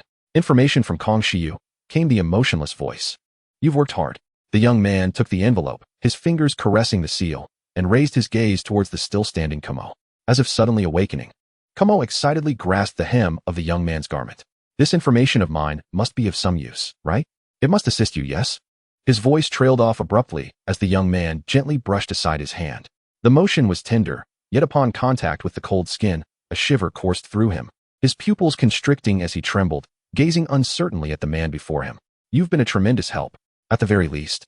I now know that the formidable Satoru Gojo and the adversary who fought him to the death might indeed be allies. Chapter 21, Collaboration. Chitose was right. Someone has indeed come to purchase information about you. It was still the same cafe, where Chitose casually stirred the ice cubes in her cup with a spoon, the clinking sounds resonating cleanly against the glass. She lifted her head, a gentle smile gracing her lips, her green eyes refracting the sunlight, sparkling like crystal. Kong-sen hasn't disclosed my true information, has he? Across from her, Kong Shiyu also smiled, his fingers brushing lightly against his neck, his grin bright and untroubled. How could he? Just yesterday, this place was held at knife point by Chitose, compelling him to establish a binding. I apologize for yesterday, Kong-san, it was truly rude of me. The black-haired girl with green eyes clasped her hands together, bowing her head with closed eyes in apology, her slightly puffed, fair face appearing quite adorable. However, Kong Shiyu could not forget the moment yesterday when the girl had come to acquire her new identity. The icy sensation of the knife's edge pressing against her neck as she left, her gaze calm and sidelong. He smirked slightly. It's nothing, it's all part of the job. Moreover, Chitose and I are now on the same side. His hand rested on the documents on the table. These are all the details concerning the individual who inquired about your information yesterday, as well as, per your request, his visual data, including the traces of impurity verified by a sorcerer. He pushed the documents towards the girl, who was still in the midst of her apology. Upon hearing this, she cracked open one eye behind her clasped hands, a smile blossoming on her face as she deftly secured the documents he had moved toward her. Kong Shiyu's heart skipped a beat at her touch. Kong-san, do not fret. Kong Shiyu was perplexed as to why, at such a moment, the girl's eyes could appear so clear and transparent. I have a collaboration I wish to discuss with you. This was precisely the time she was preparing to calculate her next move against him. Previously, Chitose had contemplated silencing Kong Shiyu, but the processing of her new identity and the erasure of Chizawa Nagashima required him as an intermediary to find someone to handle it. Furthermore, she would need a legitimate adult identity to establish a new company with Fushiguro, which also depended on his connections. However, after acquiring her new identity and establishing a binding with Kong Shiyu yesterday, Chitose had already accomplished most of her objectives. The urgency that had previously loomed over her like a noose was now absent. Her sole task now was to leisurely meet Satoru Gojo in Higashimitsuyama. Chitose was reluctant to venture too close to the sorcerer world in downtown Tokyo, and the distance that Satoru Gojo could achieve through co-displacement was also limited. So they agreed upon the moderately distant Higashimatsuyama as she walked through the twilight. Chitose reminisced about the beginning of it all, the afternoon when Kong Shiyu had entrusted her with the star matter incident, in the same location, under the same twilight. The autumn evenings carried a refreshing warmth, the sunlight feeling soft and cozy. It seemed that after the star matter incident, Japan had swiftly transitioned into autumn, with summer fading away in the blink of an eye. Yet, this autumn felt light to Chitose. She strolled down the twilight streets, her steps buoyant, unable to suppress the squint of her eyes as she savored the sunlight kissing her lashes. This pleasant mood persisted until she neared the station, a smile still lingering on her lips. Suddenly, her phone vibrated in her left pocket. Moshi Moshi, Boss Fushiguro. Hello, kid. You're going to negotiate with the six-eyed Gojo today, right? Make sure he reserves a spot for you at the prestigious school. Just as Chitose stepped onto the train, she stumbled, nearly falling into the gap of the door, only to be saved by a kind stranger who pulled her into the carriage. Chitose was momentarily rendered speechless and lost in thought by her colleague's shameless betrayal. Taking a deep breath before coldly hanging up and stuffing her phone into her pocket in one swift motion, she then looked up, ready to offer a smile to her rescuer, only to freeze once more. Before her stood a tall, handsome boy with a black hair bun, waving his hand in front of her, seemingly in high spirits as he teased, "You're not that stunned, are you?" The originally cheerful Chitose thought to herself, "Shit." Quickly regaining her composure, she lowered her head and awkwardly smiled, "Thank you." But then, a more embarrassing situation arose. Due to the rush hour, the train seats were all occupied, and both she and Suguru Geto had to share the same pole. If it were possible, she would have preferred to move to the opposite pole to hold on, but given the distance, it would appear too deliberate, wouldn't it? Suguru Geto appeared to be in a good mood, his expression gentle, his eyes slightly squinting with a smile. Chitose quickly surmised the reason. It was likely that Kanta Kisaragi had received a favorable verdict from the court regarding the Ponching sect. However, when Suguru Geto's thoughtful gaze lingered on her, his smile seemed to convey more than mere happiness. Chitose recalled the fleeting moment when she entered the carriage. Though it was brief, she had hung up quickly. Yet was uncertain whether the sorcerer had overheard Fushiguro's remark. Feeling betrayed by her new colleague for the second time, Chitose pondered her predicament. What could she do? Having personally brought this colleague along, Chitose sensed the unwavering gaze fixed upon her from above, and a slight glance upward revealed Suguru Geto's smile. Finally, she mustered the courage to meet his gaze and candidly stated, "Suguru-kun, it's a pleasure to meet you." Not at all. She wagered that he hadn't recognized her unmasked self. A pleasure indeed. Suguru Geto showed no surprise at her address, smiling with his eyes slightly narrowed. Chitose rapidly assessed her current state. A black-haired, green-eyed high school girl. No problem. Her cursed energy level was within normal ranges. Thank goodness. Everything was in order. Thus, she responded with feigned nonchalance. "I am Sawashiro Chiharu." "Suguru-kun, did you just hear the contents of the phone call? Is there anything you wish to inquire about?" Sawashiro Chiharu was the name of her new identity, while Nagashima Sui had already been registered with the sorcerers, and the erasure of Chitose Nagashima was currently underway. Just as she thought to remain calm regarding the establishment of the new company, she yearned to swiftly set up the company to provide support for this blank identity. Her palms grew slightly sweaty, her fingers instinctively curling to conceal them as she met Suguru Geto's gaze with poise. "Yes, I apologize. It was not my intention to overhear your conversation. See, this is the charming aspect of a straightforward DK. Although I can feign politeness, I genuinely enjoy hearing compliments." Chitose's face broke into a sincere smile. "I just heard you mention Gojo and the prestigious school. Do you have some dealings with him?" Suguru Geto, in truth, was not particularly inclined to pry into his friend's affairs. However, the information presented before him seemed almost fortuitously delivered. The girl unmistakably recognized him, and upon realizing the phone was being eavesdropped, she displayed a willingness to divulge information, prompting him to inquire directly. His gaze was tinged with curiosity, partly due to his awareness of the underground dealings that Satoru had been engaged in recently. He had assumed they pertained to transactions with informants providing evidence against the Star Plunder cult, yet the girl before him appeared rather young, exuding an aura reminiscent of an ordinary person. "Are you aware of the recent court proceedings regarding the Star Plunder cult? The evidence was provided by me. As per the terms of our transaction." She mentioned that Satoru was also meant to venture out today. "Indeed, we need to refine the details of our transaction this evening." Damn it, Fushiguro just mentioned the trade for tonight, he thought. That shouldn't be an issue, she interjected swiftly, sounding an alarm in Chizawa's mind. "I believe Satoru-kun may be reluctant. He seems to have reasons to keep things from you. Why not call and ask him?" Although she had yet to formulate a justification, the pressure had shifted towards Satoru. Let the message be relayed to every colleague. Chapter 22. New constraints. Subsequently, on the train, Chizawa exchanged a few more words with Suguru Geto. Despite his overwhelming pride, he was surprisingly gentle in their interactions. Chizawa silently thanked her somewhat obedient visage as Geto, perceiving her evident awkwardness, tactfully shifted the conversation's focus. As hints of veiled dialogue began to surface, she seized the opportunity to reveal her identity as Chizawa Chiharu. Upon arriving at Higashi Matsuda, she disembarked first and proceeded to the designated meeting point, an abandoned office building's rooftop. As she ascended, the night winds tousled her black hair. Satoru stood alone by the railing, illuminated by the moonlight, his tall, slender figure casting a cool, ethereal presence. Chizawa discreetly appraised Satoru. Although this was not their first meeting, her previous encounters had focused more on his techniques than on his appearance. Today, however, she regarded him with curiosity, rather than the conventional attractiveness or refined features. Her initial impression was of his height, which surpassed the average for Japanese boys. Chizawa, being slightly younger than Satoru, felt as if they belonged to entirely different age brackets. While she scrutinized Satoru, he too was observing her. Unlike Chizawa, this was his first glimpse of her true visage. During the Star Plunder incident, she had gone to great lengths to disguise herself. Apart from her gender, she had made considerable alterations to her voice and features. Had her colored contacts not slipped during the later stages, Satoru might have never discerned her true eye color. Here stood a person shrouded in layers of elaborate disguise. Someone who exerted great effort to conceal any information. Yet today, she approached him in her authentic form. Satoru felt a peculiar sensation, akin to unwrapping something intricately bound, only to find it laid bare before him. As his thoughts drifted back to Chizawa, he found her appearance quite youthful. It was not solely her height, but rather her face that bore an unmistakable innocence. Her skin, pale and almost translucent in the moonlight, contrasted with her dark hair, which seemed to possess a cool, damp quality, subtly glistening like satin.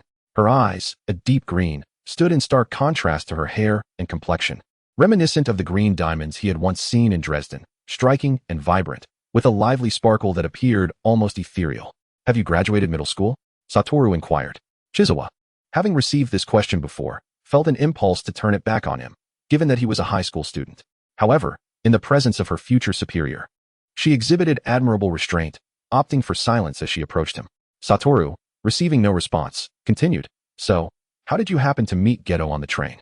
Was it truly mere coincidence that you disclosed our transaction? Was it not part of your scheme?" Chizawa interrupted, "No, if possible. I would prefer to keep things from Suguru-kun as well. This was genuinely an accident." Her voice, unaltered by any device, mingled with the faint static of the phone's signal, came through as a clear feminine tone. Satoru found himself somewhat unaccustomed to this earnest girl, having grown used to the laid-back demeanor of their telephone conversations, which now felt strangely foreign. He shifted his hands from the railing slightly, resting them against it as he replied, "All right, I'll reluctantly trust you this time. We've forged a bond, granting you my unwavering faith." "Thank you for your trust," Chizawa replied with a polite smile, though it was unclear whether her demeanor was influenced by her appearance, as her nonchalance appeared quite sincere. "And now, can you share that?" Chizawa instinctively glanced at her watch, noting that only 3 minutes remained until midnight. Their agreement stipulated that at the moment the assassination order was lifted, she would convey the information regarding the binding technique to Satoru as a form of compensation. Satoru, interrupted, quirked his mouth. "Are you truly going to wait until precisely midnight to hand over the documents in your possession?" Chizawa looked up, her expression reflecting the surprise of being interrupted, her eyes clearly conveying, "Isn't that how it should be?" Satoru paused, observing her with a bewildered expression, as if he had witnessed the sun rising and setting in an unusual manner. He awkwardly averted his gaze, rubbing his mouth. "Well, do as you wish. By the way, Satoru-kun, on the day following the conclusion of the Star Plunder incident, was there anything unusual occurring at the Jujutsu High School?" Chizawa inquired, her gaze fixed on her watch, her mind replaying the events, seemingly casual. "Unusual? What do you mean? Specifically, was there anything aside from the high-level sorcery meeting held the following morning? Were there any indications that someone from the high school might have gained additional insights into the Star Plunder incident?" Satoru fell silent for a moment after you left. The barriers at Jujutsu High were immediately reinforced. Only registered high-ranking sorcerers are permitted to enter and exit. There's no denial of the possibility that someone at a higher level received further information regarding the Star Plunder incident. Chizawa pondered this, instinctively murmuring, "I would like to know the records of all individuals who interacted with those high-ranking personnel." "Hey, are you trying to issue orders here without having provided me any information yet?" Satoru retorted, catching her attention as she glanced at her watch, the green glow of the numbers shifting to 2400 hours. A smile unconsciously blossomed on her face. "Pleasure working with you." Satoru, like a well-wound puppet, extended his hand, accepting the folder she offered. "Now, Allow me to begin with the details. The information I have uncovered concerns an individual capable of possession techniques who has orchestrated a significant scheme. You should be aware of Kinjaku, as he was once the target of this individual's possession. In truth, Chizawa had not encountered this in the manga. It was merely a conjecture she had gleaned from discussions on forums in her past life. She continued to articulate his intentions, and all I could discern was that it pertained to Tenjin. The second star plasma entity you are promoting should not exist, right? After losing the potential for assimilation with the esteemed Tenjin, it is highly likely that he may transform into an existence akin to a cursed spirit. Thus, it must be related to Suguru. That kind of tacit understanding. During this incident, both Satoru Gojo and Chizuru instinctively avoided the unspoken connection with Suguru Geto. Indeed, the technique of possession, the abilities wielded by cursed spirits, and Tengen's transformation into a cursed entity, Satoru should have grasped this by now. With my presence, how could I allow such an entity to lay a hand on Suguru? Chizuru cast a peculiar glance at Satoru, and this statement, when juxtaposed with the manga's narrative, indeed resembled a rather unfortunate flag. However, as for you, I have my own channels of information. Before Satoru could question Chizuru about her sources, she interjected. She had contemplated using a curse user skilled in foresight as a shield, but that would only invite a myriad of complications. It was far better to conceal the truth from the outset. At least they both understood that they were not yet at a stage where they could fully entrust each other. Chizuru's fingers rested against her lips as she continued. Regarding Kinji Hikari, there should be records within the Gojo family, or perhaps the all-knowing Tenjin would also possess such knowledge. You can verify this. As for Suguru, since Kinji has designs on him, he certainly must have plans concerning you as well. I am willing to establish a binding agreement for your benefit, Satoru. Satoru flashed a smile, his azure eyes peering intently at the girl before him, whose demeanor had undergone a complete transformation. What else do you wish to obtain from me? In truth, the earnest Chizuru merely desired to defeat the antagonist, stating, resources, influence, and guidance in sorcery for a child. The first two were understandable. Yet what was the last one? Such a task could be accomplished by anyone, couldn't it? Thus, this is merely an incidental matter. Chizuru refrained from voicing that thought, instead lifting her head, diverting the topic with a smile. If only Satoru would believe that I simply wish to eliminate the threat posed by the antagonist to the world. Satoru smirked. If that were truly the case, then your initial acceptance of the commission to assist him in the star plasma incident was rather contradictory, was it not? Because at that time, I had not regained my memories. I was unaware that he was behind all of this, and besides, I did not care. The girl's expression bore a detached smile. She softly chuckled, initially thinking he was merely scheming within the sorcery realm, of which I held no concern for its decay. She seemed oblivious to the sudden dangerous aura emanating from Satoru, yet she added, if he were to plot against this world, that simply would not do. There are people I care about in this world, and I cannot permit even the slightest threat to them. The girl maintained her light-hearted smile, though her eyes reflected a deeper seriousness. Thus, Satoru, let us forge a new bond. I am willing to assist you in protecting the cursed spirit manipulators and eradicate any lurking threats to the safety of our world. This world, while perilous, is the only one that holds significance for me. The restored memories awakened a deeply buried yearning. Chapter 1, Side Story, Chizuru. As Chizuru approached the dormitory of the Jujutsu High School, she felt a peculiar sensation. The cool breeze of early autumn swept through the second-floor corridor, carrying the damp scent of the academy's rear mountain foliage. It was only when she reached the door of Kinji Hikari that she realized what this peculiar feeling was. This is Jujutsu High. This is the place where the protagonists of the shonen manga I once adored resided. Chizuru halted at Hikari's door. The cold wind seeped into the collar of her jacket, causing her to tighten it and cough from the chill, yet inexplicably, she smiled. This smile persisted until she knocked and was greeted by the sight of a familiar, yet unfamiliar girl. It's our first meeting, Miss Hikari. It was indeed their first encounter, yet not entirely so.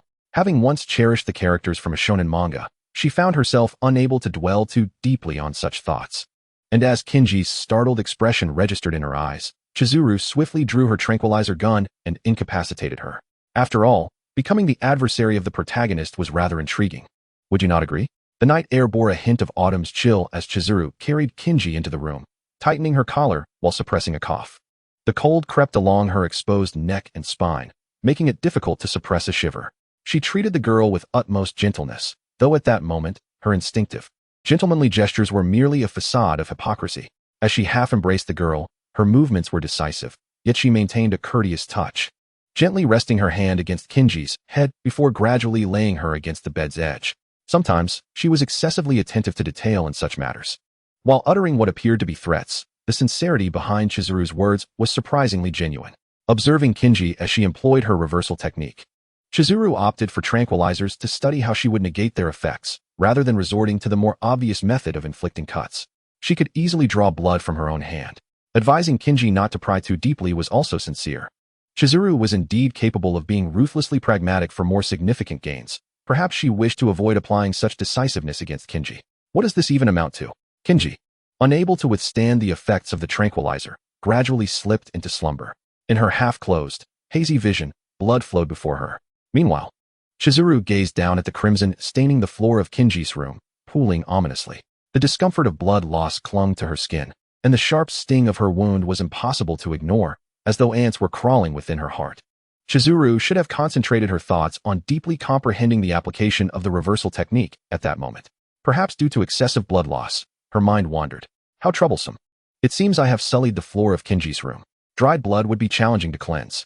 In the aftermath of many events, there came a time when Kinji inadvertently conversed with her troublesome classmate about that ambiguous yet perilous figure, instinctively remarking, "It seems she has quite an affinity for our side."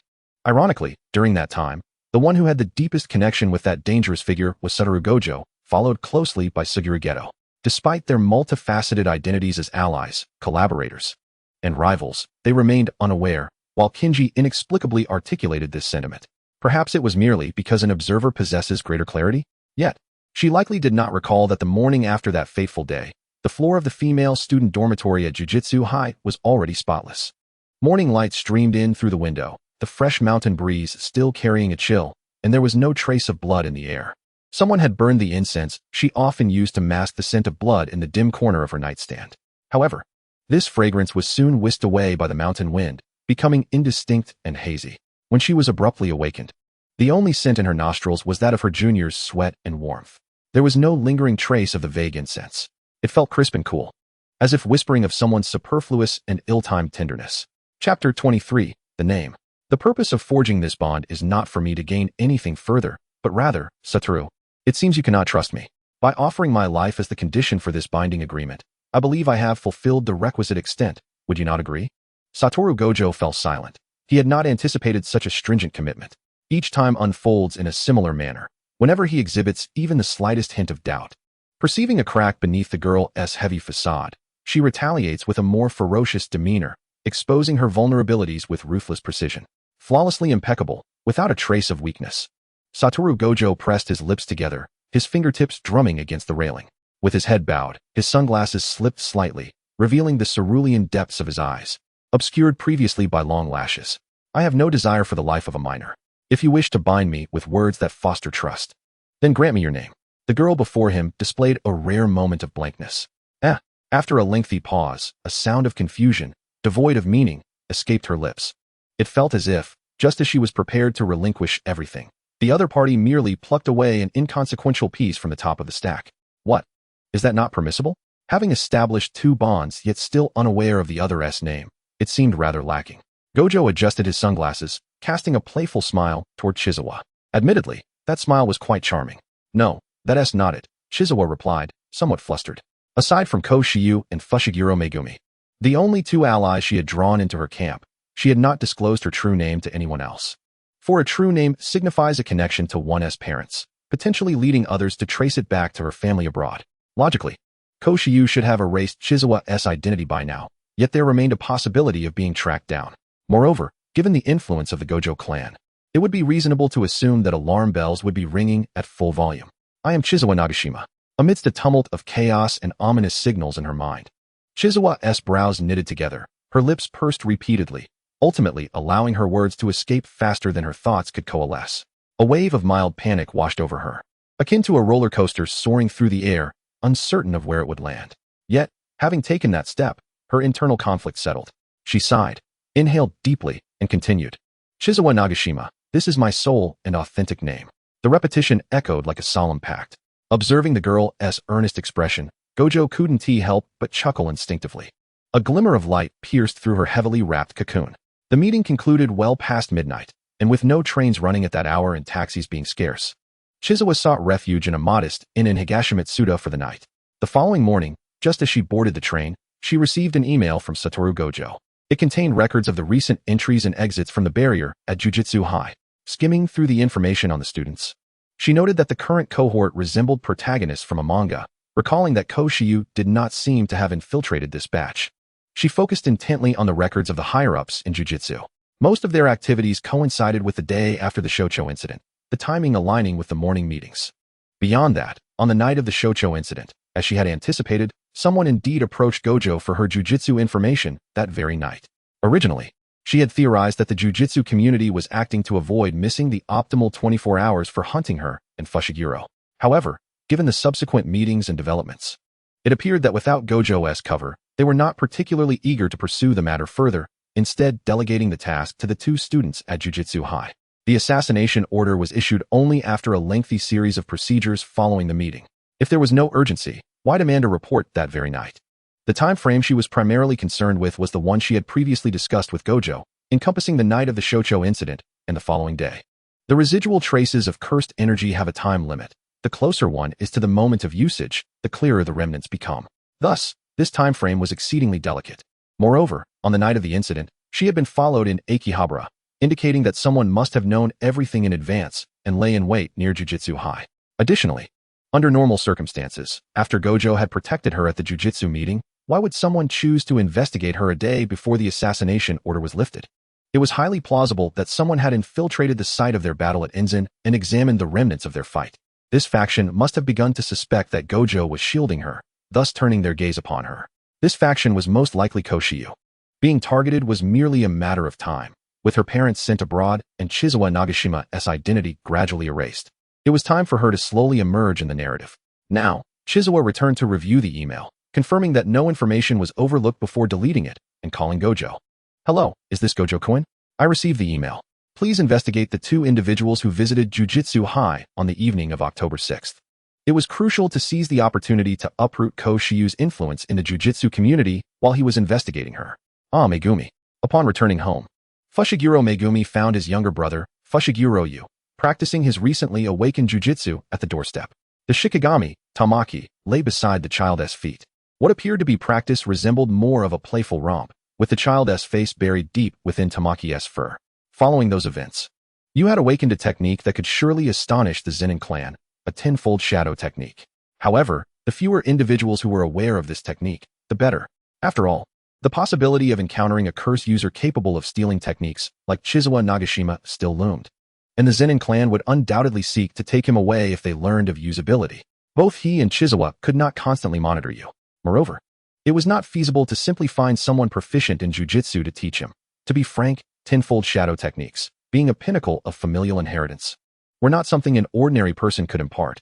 Thus, when Fushiguro Megumi first learned of his son's awakening, the expression that appeared on his face was more one of frustration than joy.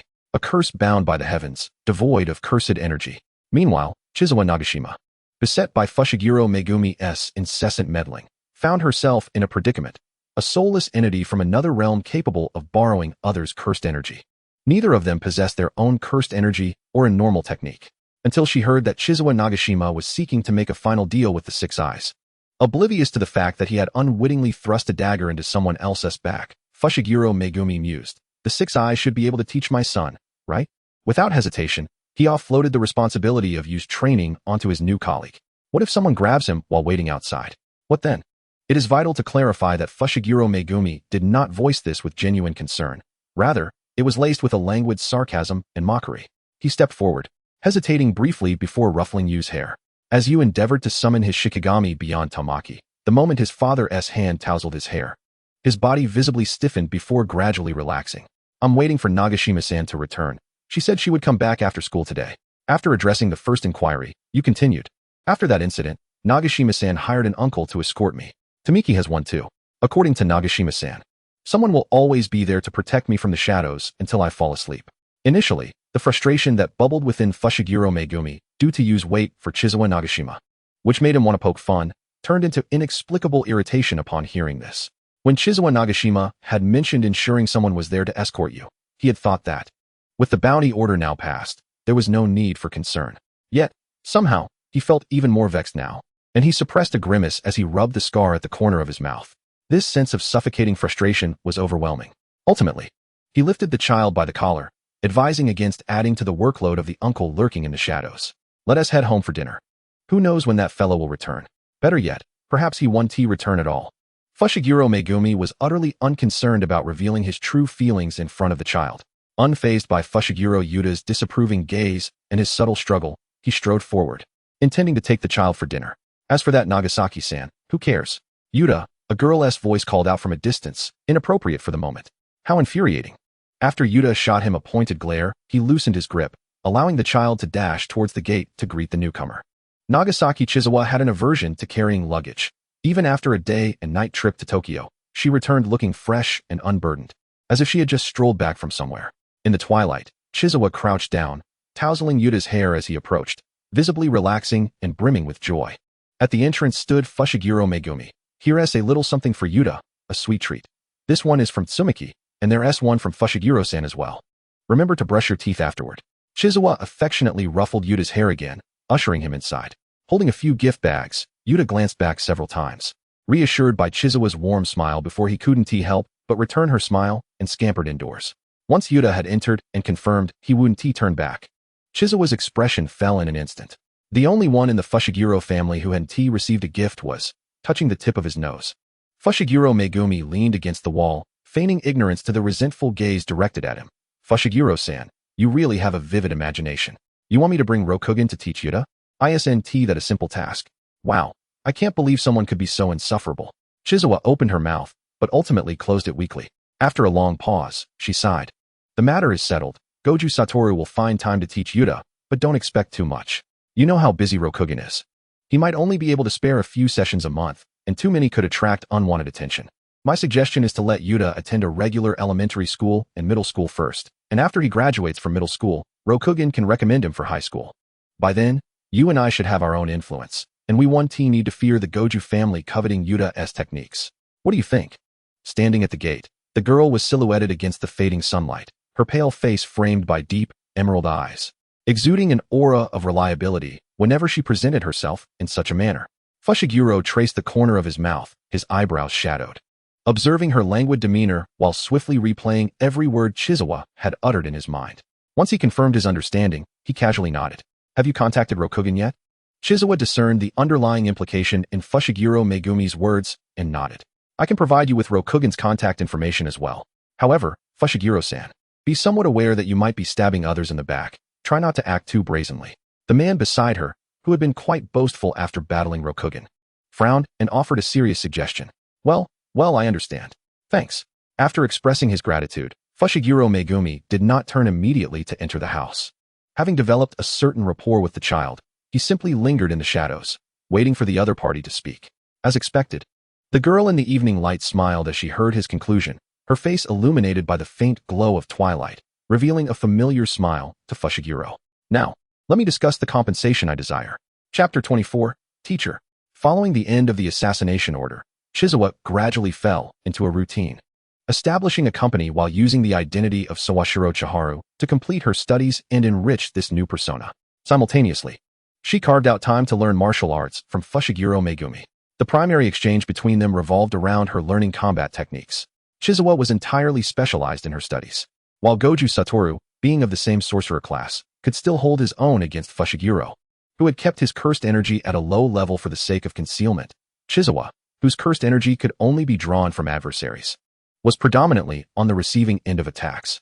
Any unencumbered physical attacks or damage posed a significant threat to her.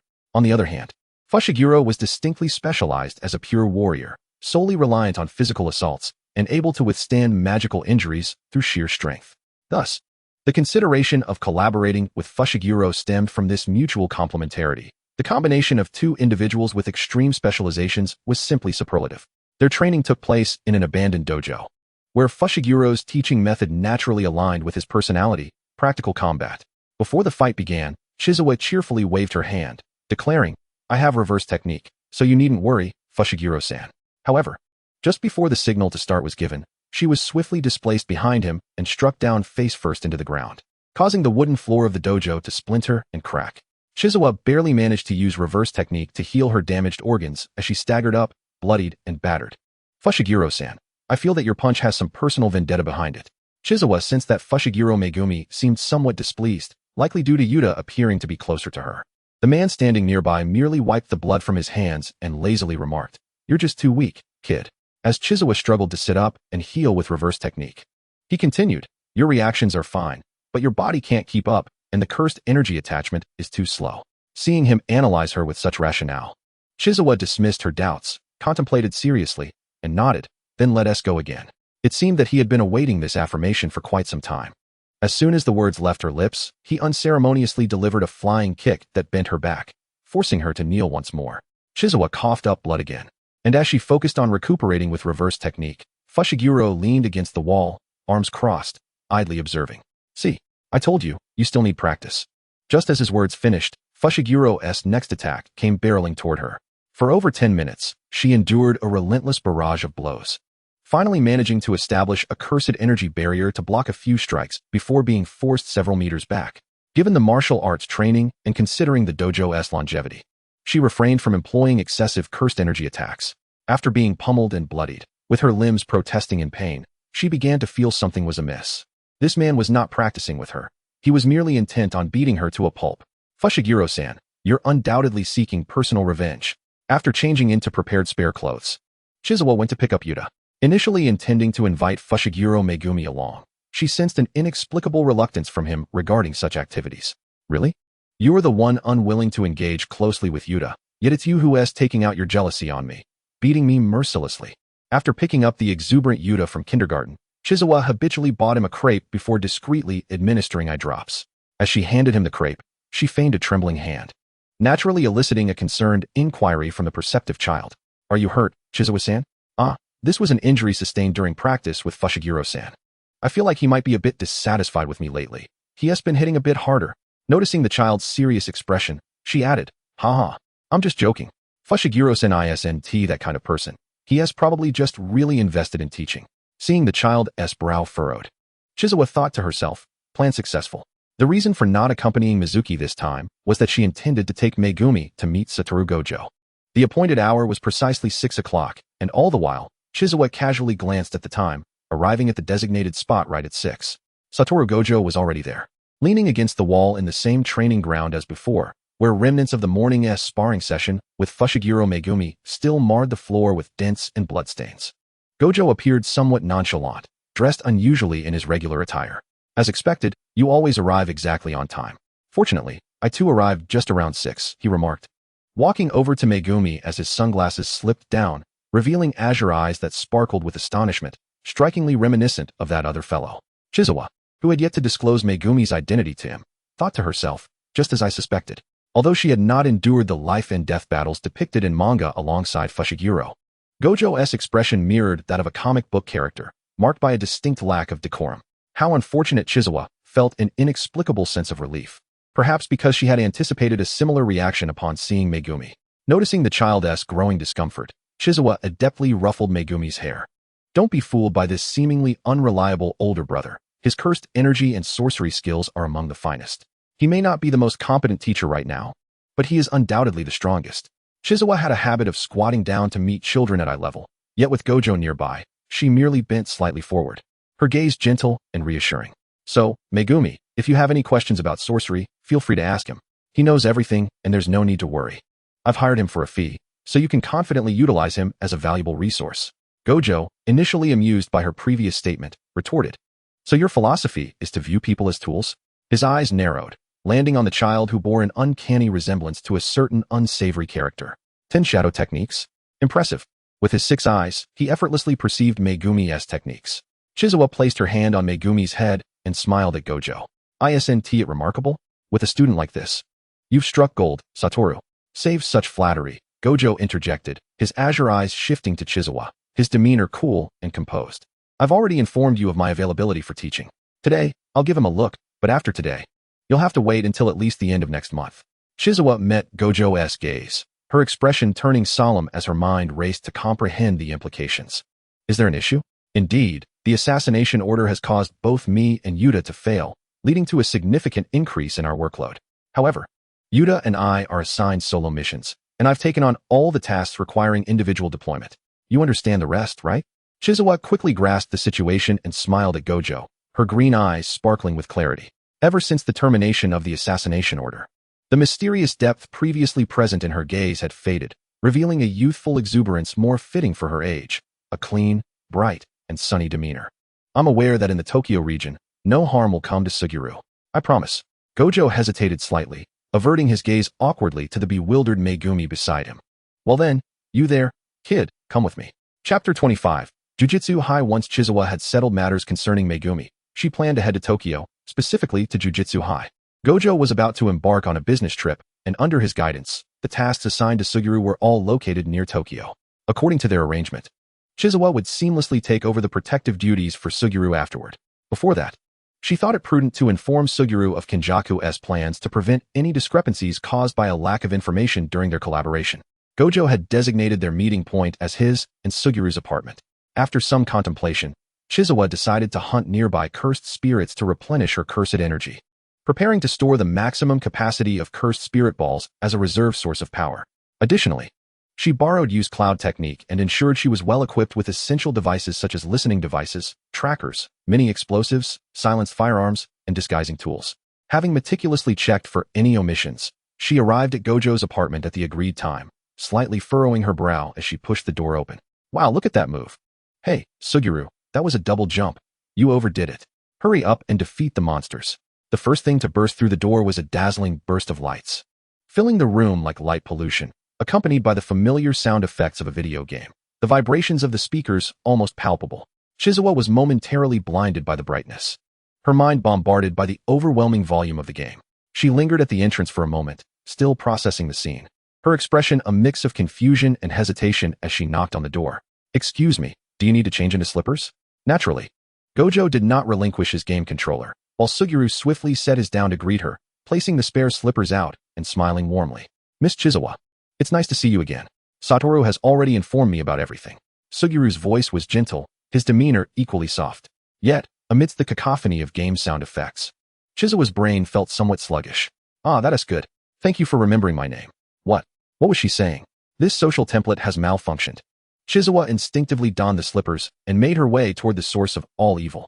Meanwhile, the white-haired boy's gaze barely flickered away from the game screen as he lazily called out, Chizawa, you're here so early. Chizawa? Chizawa's previously muddled mind felt as if it had been split in two by his voice, one half flashing a warning light that her social distance had been breached, while the other analyzed that Gojo might be attempting to shorten her name while avoiding revealing her alias, Chizawa Chiharu, while simultaneously creating a facade of familiarity in front of Suguru. That must be it. For the sake of the plan. This overanalysis left a hint of perplexity in her expression, causing her steps to falter momentarily. Gojo's 360-degree six eyes didn't require him to focus on her to perceive all her nuances. The white-haired boy raised the game controller left by Suguru beside him. Want to give it a try? Satoru is quite skilled at this game. I can show you how. Chizawa, overwhelmed by the auditory assault of the game, waved her hand dismissively. What is this? Are you scared? Can't even manage such a simple game? Satoru, do you think I would fall for such a trivial provocation? As Suguru entered the kitchen with a fruit platter, he found the two of them on the sofa, one with black hair and the other with white, bickering over the game. Satoru, how did your ultimate move just fail? And you, who was it that threw their second skill right at me? Suguru approached with the fruit platter just in time to see the two engrossed in the game, their earlier resolve to resist provocation crumbling. Chizawa's green eyes sparkled with excitement, a stark contrast to her earlier calm demeanor on the train. This provocation seems quite successful furthermore. How were these two playing a cooperative game like it was a battle royale? Six Eyes, what are you doing? Are you attacking me instead of the monsters in front of you? Do you wish to brawl? Hey, did you just land on my character's head after your second jump? That wasn't deliberate, was it? Look to your left. Aren't you supposed to possess the six eyes? Is this truly your range of vision? I've moved to the left. Can you keep up? Is this the hand speed of an elderly man? As the two gradually escalated their dispute, their voices crescendoed to a level that nearly drowned out the game's sound effects. Satoru Gojo's Limitless was even triggered, and the dark-haired girl beside him exuded an aura of cursed energy that seemed to leak out unconsciously, her presence formidable. Remarkably, on the train, this girl's cursed energy resembled that of an ordinary person. Was she concealing it? Nevertheless, compelling a girl who consistently used honorifics to this extent was quite an achievement for Gojo. The couch only had space beside Chizawa, who sat to the side, observing his friends engaging in what appeared to be a quarrel over the game. He cast a slightly exasperated glance at the fruit platter he had prepared for guests. He picked up a piece with a fork and shook it. Hey, Does anyone want some? If not, I'll just toss it in the freezer. Before he could finish his sentence, a black-haired head darted over, swiftly snatching the fruit from the fork. Suguru Geto blinked in surprise, while the girl, engrossed in the game, seemed to sense his momentary pause. Similar to Gojo earlier, her gaze was glued to the screen, but a small fraction of it flicked over to Geto. Thank you? Why did that sound like a question? After expressing her gratitude, the black-haired girl's eyes remained fixated on the screen, her fingers flying over the game controller, evidently anxious about being mocked by Gojo for any misstep. She was clearly in a state of oblivion to her surroundings. Geto sighed. Even that hint of ambiguity had vanished, leaving only a subtle sensation within him. Meanwhile, Gojo, utilizing his 6 eyes, was acutely aware of everything happening in this vicinity. Suddenly, Gojo paused, causing a brief glitch on the game screen. Just as Chizawa prepared to mock him, Gojo unexpectedly spoke. Geto, hey, I want some too. Geto. Chapter 26. Concealment. Although Geto had mentioned Gojo's previous discussions regarding Kinjaku and their collaboration, Chizawa still felt it prudent to reiterate, recounting Kinjaku's schemes and the potential power dynamics at play. Wow, you didn't mention all this last time. At the long table in the living room, Geto and Gojo sat on one side, while Chizawa occupied the main seat, a tablet set up in front of her for display. Pointing at a hand-drawn mind map on the tablet, Chizawa remarked, I hadn't uncovered this much last time. It's thanks to the 2 upper echelons that Gojo investigated. The data has since been updated. Beyond the game, the girl regained her calm demeanor, her use of honorifics returning. Is that so? What about your colleague? Gojo, lounging a bit further away with his head propped up, adjusted his sunglasses, his relaxed tone carrying an undertone of provocation. Chizawa knew he referred to Fushiguro. Yet, even in front of Geto, she had to find ways to conceal her identity as the curse user on the bounty. Mentioning Fushiguro was utterly off-limits. I've sent him to keep an eye on the movements in the cursed world, Chizawa replied, licking her dry lips. In truth, Fushiguro was unlikely to be directly involved in this matter. His concerns were limited to Megumi and money, and this was Chizawa's own transaction. She had even arranged for him to undertake investigative tasks in exchange for physical training, which was the maximum she could achieve.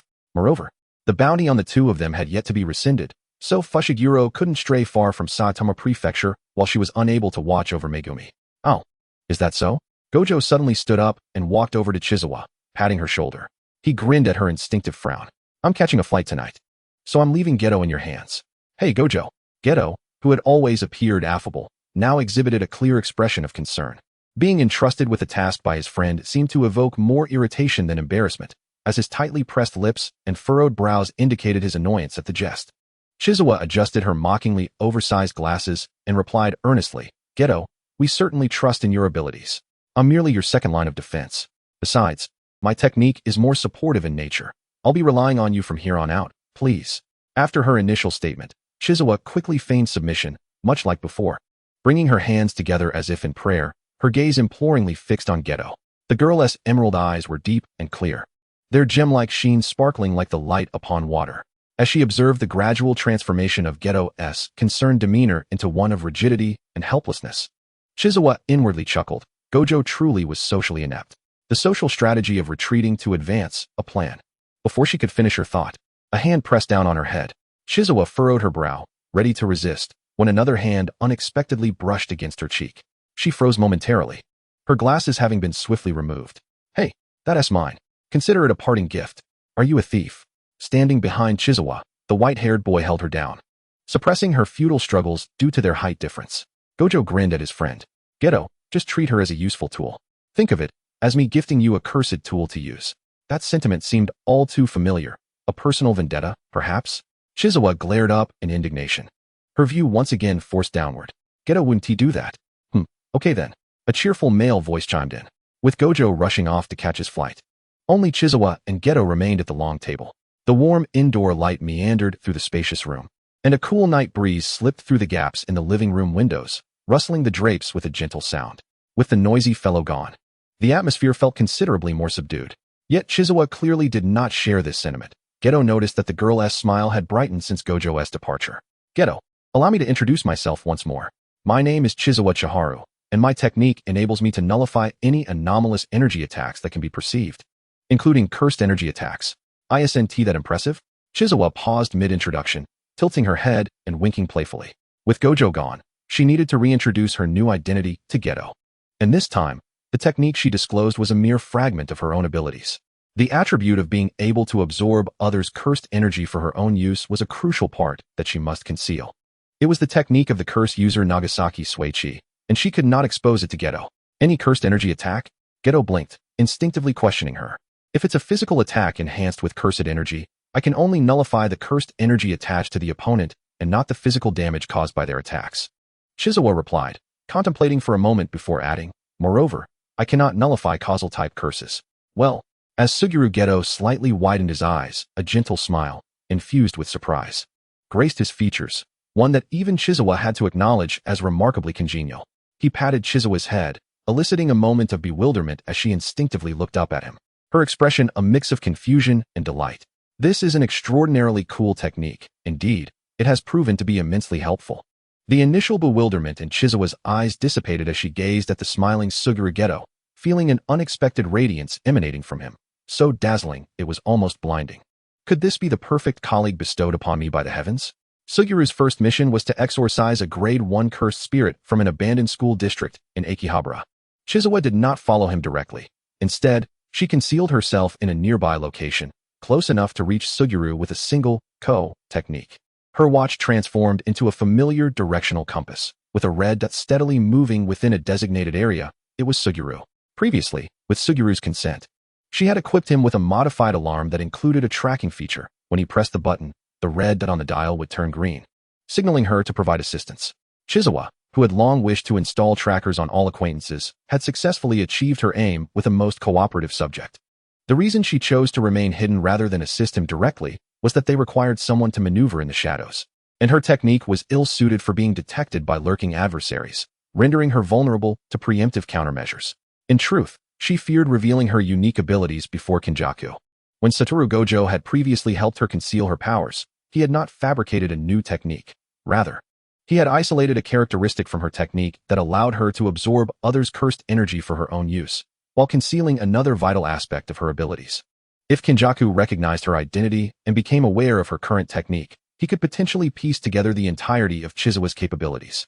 At present, she could scarcely fathom the consequences of exposing her techniques, but she understood that while her abilities appeared formidable, they were easily countered.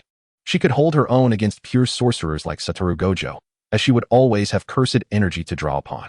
However, against a robust and resilient pure-blooded warrior, when her cursed energy was nearly depleted and she could not absorb any more, she would find herself at their mercy.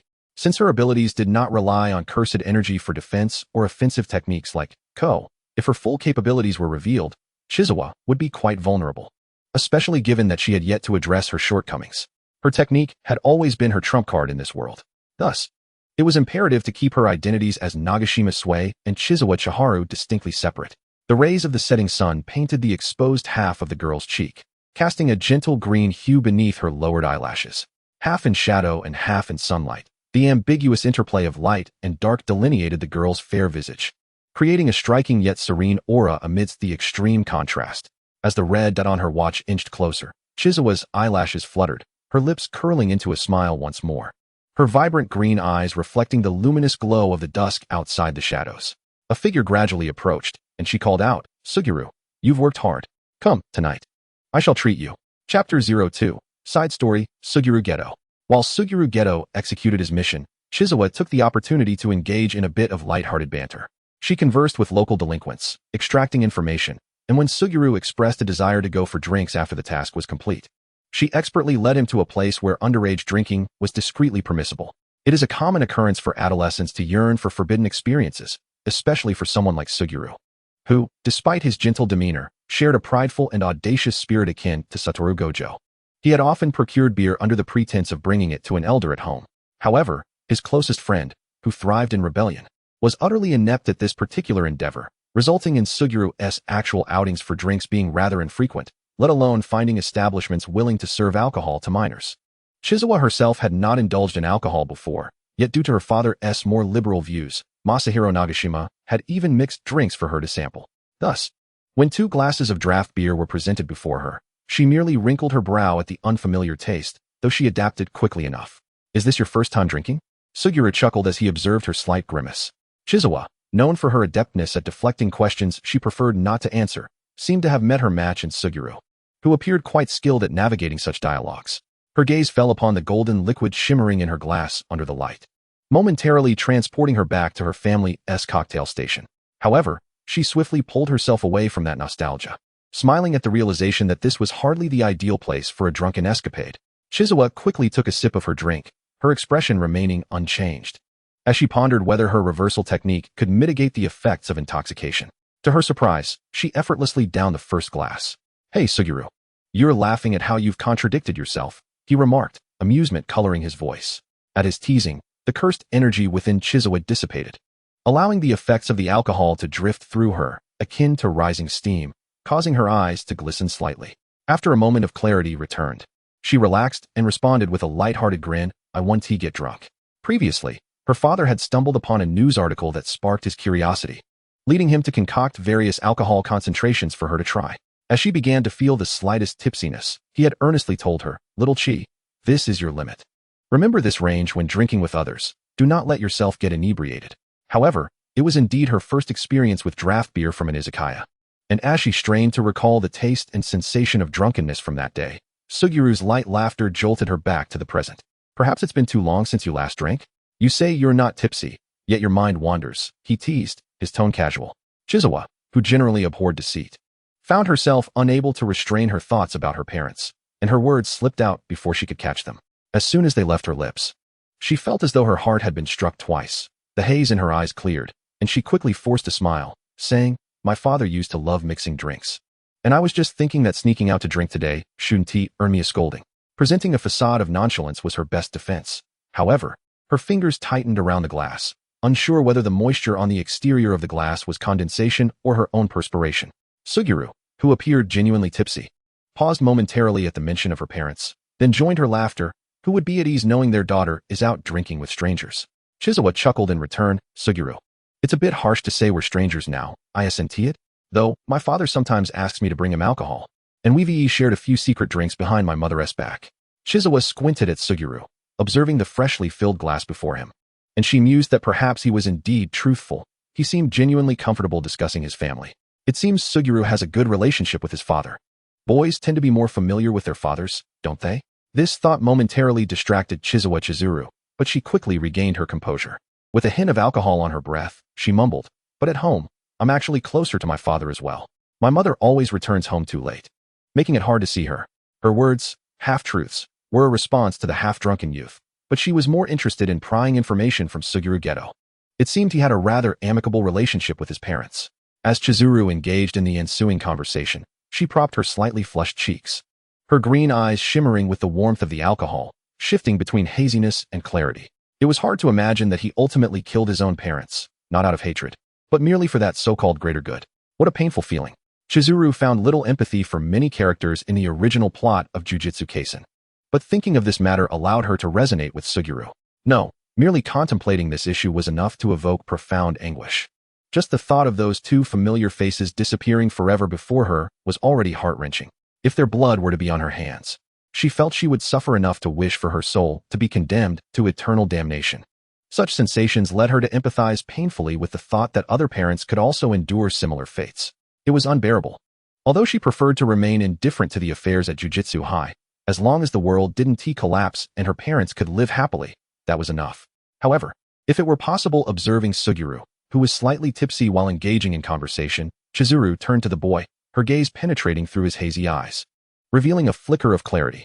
Regardless of what thoughts may arise later, such acts of patricide and matricide must indeed be prevented, she mused, feeling a pang of anguish rise within her. "What's wrong?" he asked. I meant to say, I will protect the drunken Suguru-kun well. Don't worry, just don't get too drunk." Chapter 27. Companions. Chizuru felt a subtle sense of guilt towards Suguru.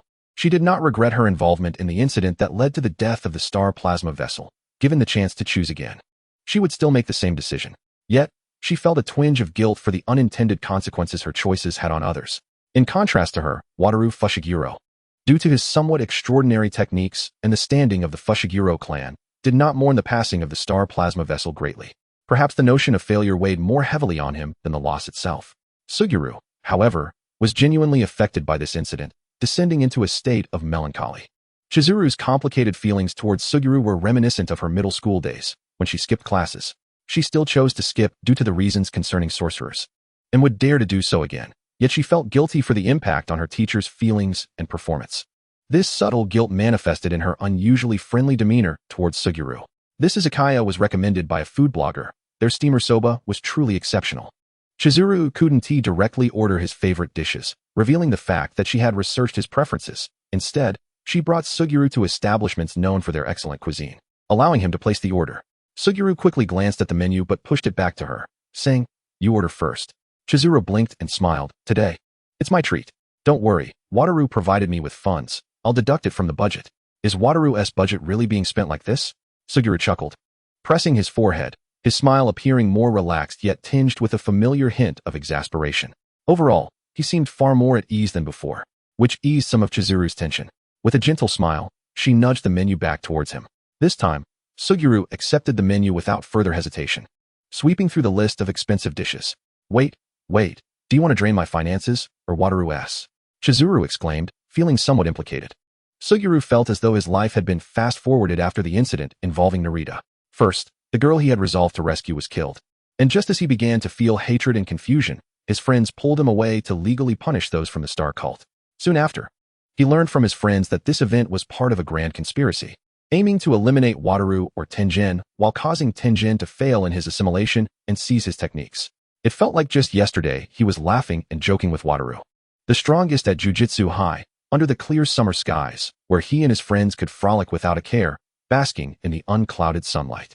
Yet, it was as if he had been suddenly pushed, and upon looking up, he found only autumn clouds and a drizzling rain that blurred everyone's faces, rendering them vague and unfamiliar. Suguru sensed himself at the center of this dark cloud, perhaps even beneath the weighty gloom, hidden flashes of latent thunder. The cold, unfamiliar sensation seemed to hollow his heart, filling him with confusion. In this haze, he found no anchor. His close friend, seemingly busy after that incident, now wore an unfamiliar expression of cold solemnity. He recalled that Wataru was also one of the future heads of the three great families. Was Wataru adept at navigating such schemes? He alone remained unadapted to this reality. Before he could detach himself from the summer days, his friend had meticulously arranged everything for him. Logically, he should feel joy or gratitude, yet he felt neither. Instead, Suguru was left with a sense of powerlessness and of faint exhaustion. Then, he encountered Chizawa Chiharu, a girl with black hair and green eyes, possessing a youthful visage, even younger than him. Yet, her eyes were calm and composed. Even her smile exuded a steadfast, tranquil strength. She bore a resemblance to Wataru, but seemed to have moved further ahead. Within this vortex of dark clouds, Suguru sensed that she was not someone like Wataru, who had been thrust into change after the incident, nor was she like him, still lost in confusion. She was undoubtedly a figure firmly anchored amidst the storm, capable of wielding the winds and clouds. Regardless of the bond that connected them, this girl would be a reliable companion, while Wataru might focus intently ahead. Overlooking those around him, Chiharu's green eyes seemed to possess a broader perspective than even the six eyes. Suguru mused. His body continued to move forward while his mind seemed frozen in that afternoon, marked by blood at the altar and the imposing gates of the courthouse in the twilight. Enveloped in a misty consciousness, he vaguely perceived the girl's profound green eyes, their resolute brightness piercing through the fog, bending into a smile. "Hey, could it be that Suguru-kun is already drunk? I mean, it's not your first time drinking, right? Ha ha ha, it's fine. I'll take care of the drunken Suguru-kun as well." Perhaps even this promise, laced with playful banter, carried an undeniable power. Half a month swiftly passed. During this time, Suguru focused on exorcising cursed spirits while Chizuru lingered in the shadows, monitoring and investigating, and after completing their tasks, they indulged in culinary delights together. After an extensive exploration of the nearby dining and entertainment venues with Suguru Geto, Chizawa noticed that the subtle, brooding atmosphere surrounding him had considerably dissipated. She felt a sense of relief, realizing that the efforts she had invested over the past fortnight in strategizing and assessing the safety of their travel destinations had not been in vain. During this time, perhaps due to the similarities in demeanor between Chizawa and Wataru, or perhaps owing to the amiable attitude of the young girl towards him, Suguru had grown significantly more familiar with Chizawa. On one occasion, after exiting an izakaya, he naturally referred to her simply as Chi. Surprisingly, Chizawa found herself quite compatible with Suguru. Despite her own rebellious nature, she harbored a fondness for his principled outlook. Although their perspectives occasionally diverged, the presence of such a kind and upright companion brought her great joy. In essence, Suguru was the first person in this world who addressed her without honorifics. On the day he called her Chi, she instinctively reciprocated by calling him Geto. However, She soon felt a twinge of jealousy towards Wataru for the similarity in their addresses. Geto, the October cherry blossoms in Shinjuku are in bloom. If we complete this mission, we might still catch the late blossoms. How wonderful. It seems perfect for a picnic. With yet another mission successfully accomplished, Chizawa sprang forth from the shadows of anticipation. Though masked, the brilliance of her green eyes, glimmering with excitement, spoke volumes about her mood. Suguru sensed that she was on the verge of exuberantly encouraging him, and instinctively patted her head. The familiarity of their address sometimes evoked thoughts of Wataru. Wow. It would be even better if we brought along some sweets from Kikufuku. Speaking of which, I've already consulted numerous guides. Chizawa's enthusiasm was palpable. Suddenly, her head was tapped lightly, and the tall, dark-haired youth looked at her with a hint of exasperation, his fingers playfully rapping on her head again. You've completely turned this mission into a vacation, haven't you? But Wataru allocated a substantial budget for us, and besides, Geto was having a great time earlier. Another tap on her head followed, but Chizawa did not flinch. Instead, she gazed up at Suguru with her crescent-shaped green eyes. The golden light of the setting sun fell gracefully onto the verdant lake, where shimmering emotions seemed to dance upon its surface. Well, this season isn't ideal for cherry blossoms. But the weather is quite pleasant now, so let us go after we finish this mission. Yay, where's our next mission? Let's go right after we complete it. Chizawa glanced at Suguru, and upon receiving his tacit approval, she leaned closer to peer at his phone screen. I've never heard of this place before. It seems to be some sort of village. Chapter 28. The Shadows of Mount Shirko. Meanwhile, in England. AM 6:35. The city remained shrouded in a hazy darkness, as the cool morning breeze rustled the curtains. Wataru's phone suddenly vibrated beside him, the message illuminating his newly opened cerulean eyes. October 30th, no abnormalities. Well, it seems it's time to return, he mused, his finger gliding across the screen to reveal the calendar. Marking the return date in red, November 1st. Due to the remote location of the target village beyond Tokyo's 3 prefectures, transportation was inconvenient. Despite setting off early, Chizawa and Suguru arrived as dusk began to settle. The village's seclusion was no accident, nestled in a deep valley surrounded by mountains. The cliffs looming close to the village were steep and forbidding. Only the southern approach offered a path, concealed beneath dense underbrush leading to the outside world. It was hard to fathom such a remote village still existed in modern society. Chizawa surveyed the terrain with narrowed lips, deeming it rather unfortunate. To be blunt, it was an ideal spot for an ambush. Given the village's isolation, they had only detected anomalous cursed energy fluctuations without any concrete details. Thus, prior to joining Suguru, Chizawa had discreetly updated her equipment and replenished her cursed energy reserves. The sunset painted the indigo sky with blood-red clouds, a haunting blend of dark and crimson hues, as if the night sky was ablaze with fires atop the mountains. The chilling autumn winds howled through the night, producing a sound reminiscent of a wild beast's lament. Suguru cast a sidelong glance at Chizawa, who wore an unusually solemn expression, her gaze lost in contemplation. He instinctively patted her shoulder, but she remained ensnared in her thoughts. Whispering, "If there's any trouble, Geto, just press the alarm. I'll remain within a range where I can reach you with my blue technique."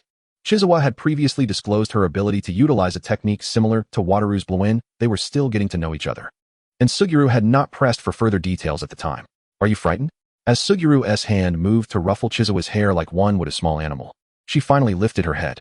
Perhaps due to the frequent head pats she received, Chizawa typically exuded a sense of calm, her disheveled hair partially obscuring her cheeks.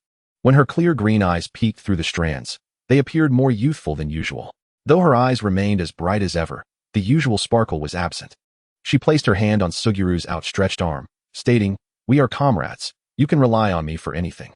Her gaze seemed to pierce through to something deeper, or perhaps merely drifted toward an uncertain future.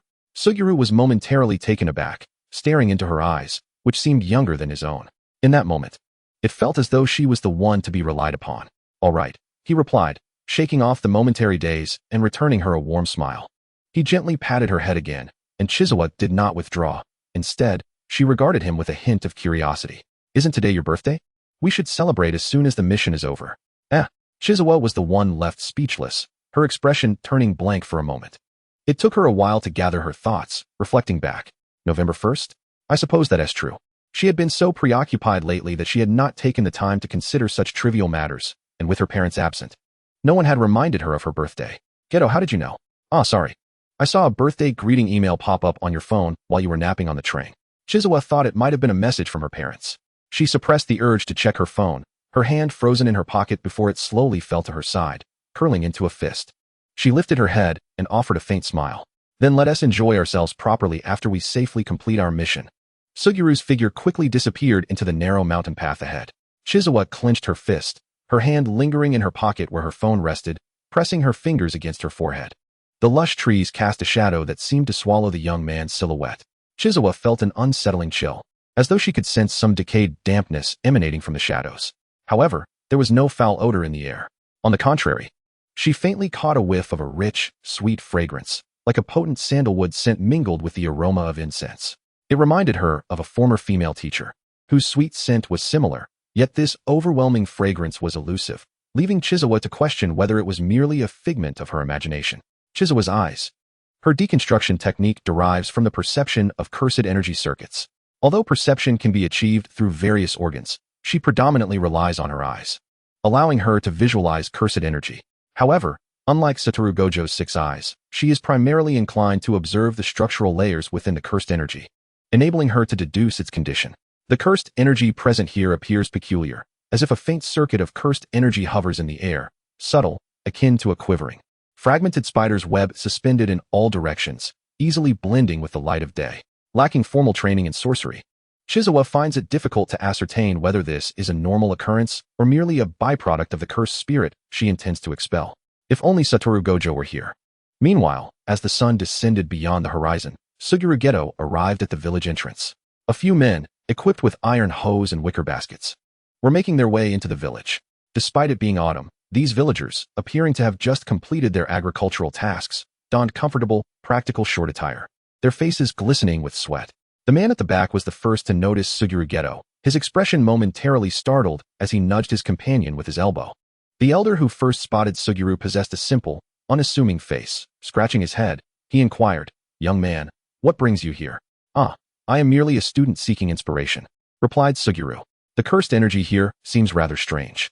Following the concentration of cursed energy, he traced it to this village, which is enveloped in a dense aura of cursed energy. Upon arrival, however, he lost the specific trail he was pursuing. Suguru stepped forward a few paces, revealing a perfectly timed social smile. "Is there anything particularly special about your village?" Chizawa observed the red dot on her dial moving steadily. She noted that Suguru's direction appeared to lead towards the adjacent mountainside. "Suguru, aren't you heading into the village?" Chizawa glanced at the steep cliffside, where a section of the mountain seemed brutally torn apart, jagged stones piled precariously to form a near-vertical ascent. "What lies over there?" Initially, the villagers had regarded Suguru with a mix of surprise and skepticism, but after a brief exchange, their faces blossomed with simple warmth. "Are you here to sketch? It's quite rare to have a great artist visit us." "Oh no, I'm not that impressive," Suguru modestly replied. "But what about your tools?" "Ah, just my painting supplies. I left them at my aunt's house outside. Out of curiosity, I came here to scout the area first." The elder, patting Suguru's shoulder amiably, said, "You've got good instincts. I must tell you, we have a..."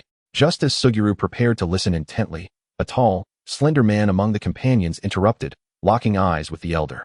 The elder frowned stubbornly, and they exchanged a silent contest of glances. "What's there to hide? This is the essence of our village's culture.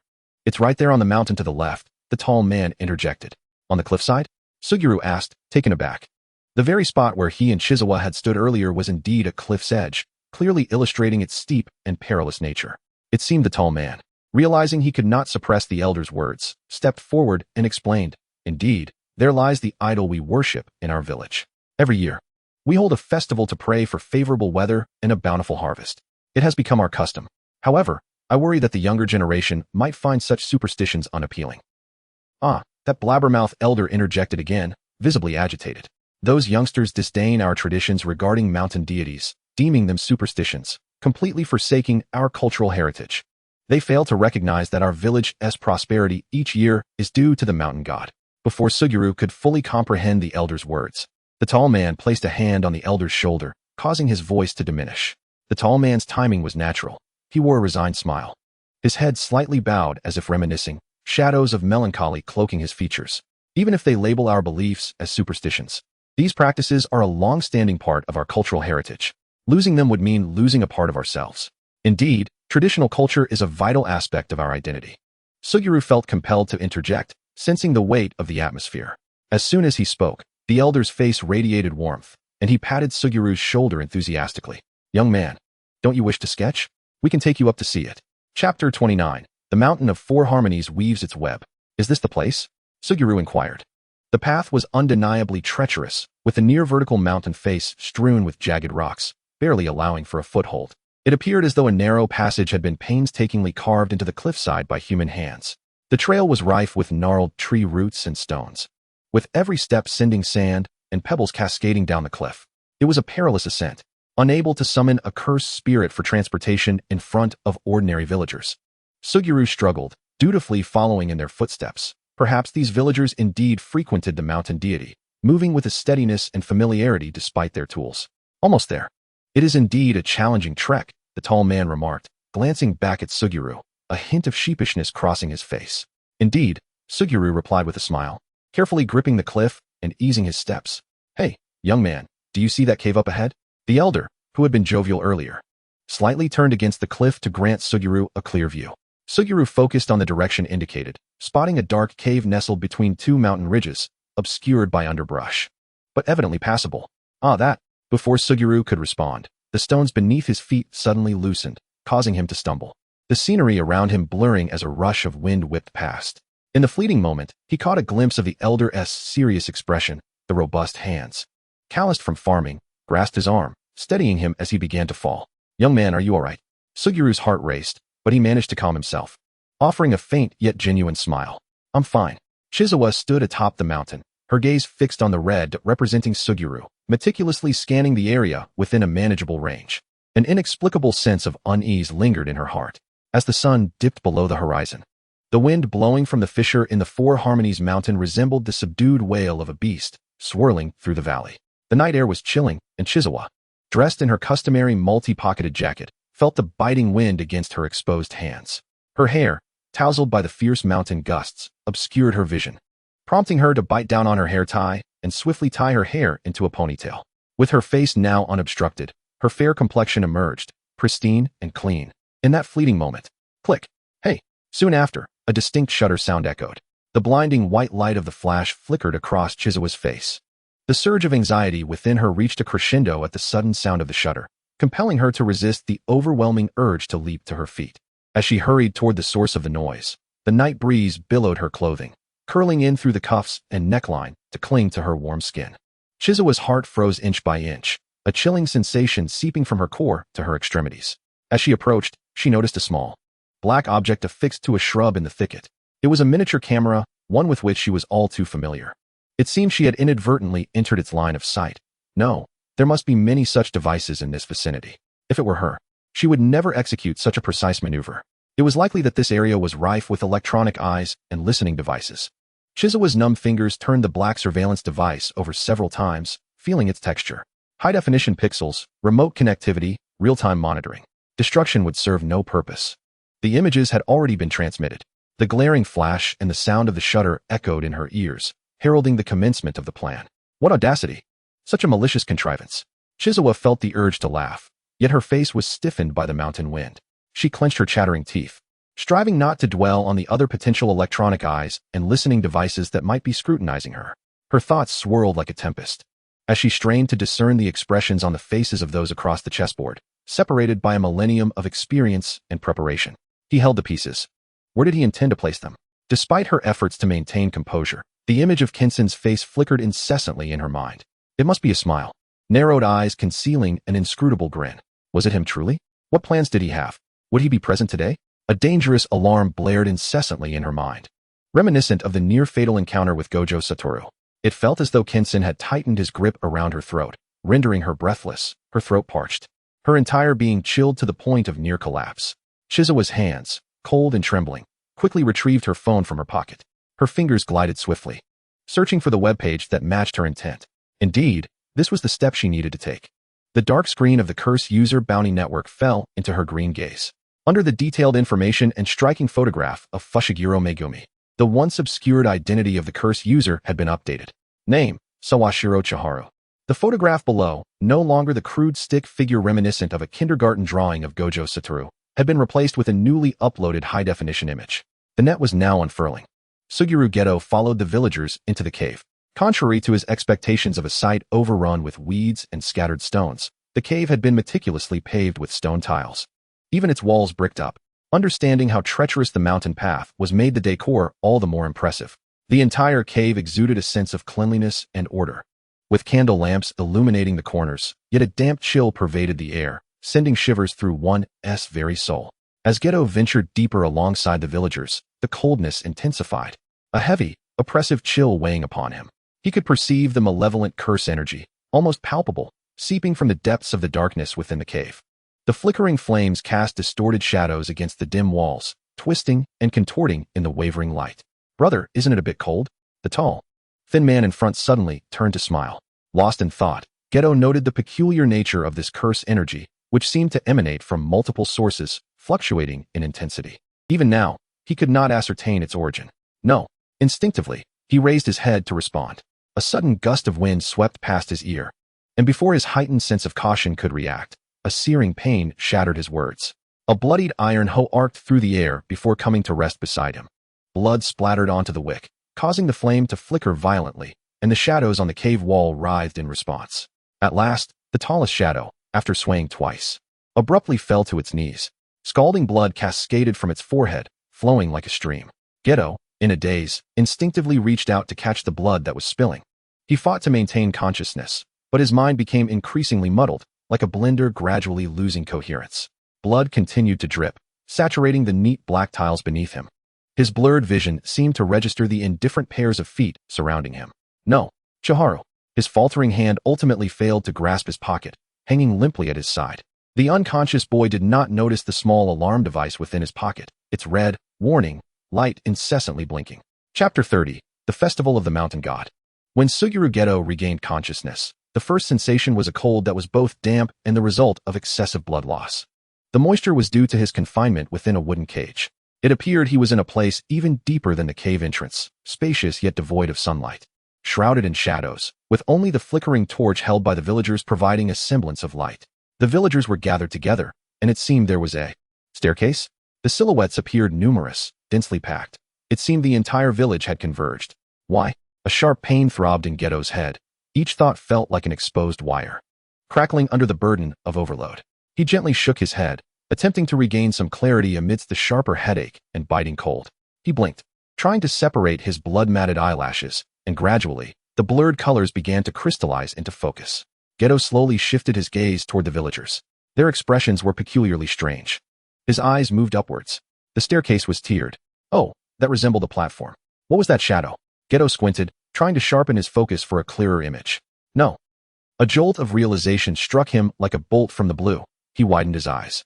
That was an altar at London Heathrow Airport, on the verge of departure for a certain flight.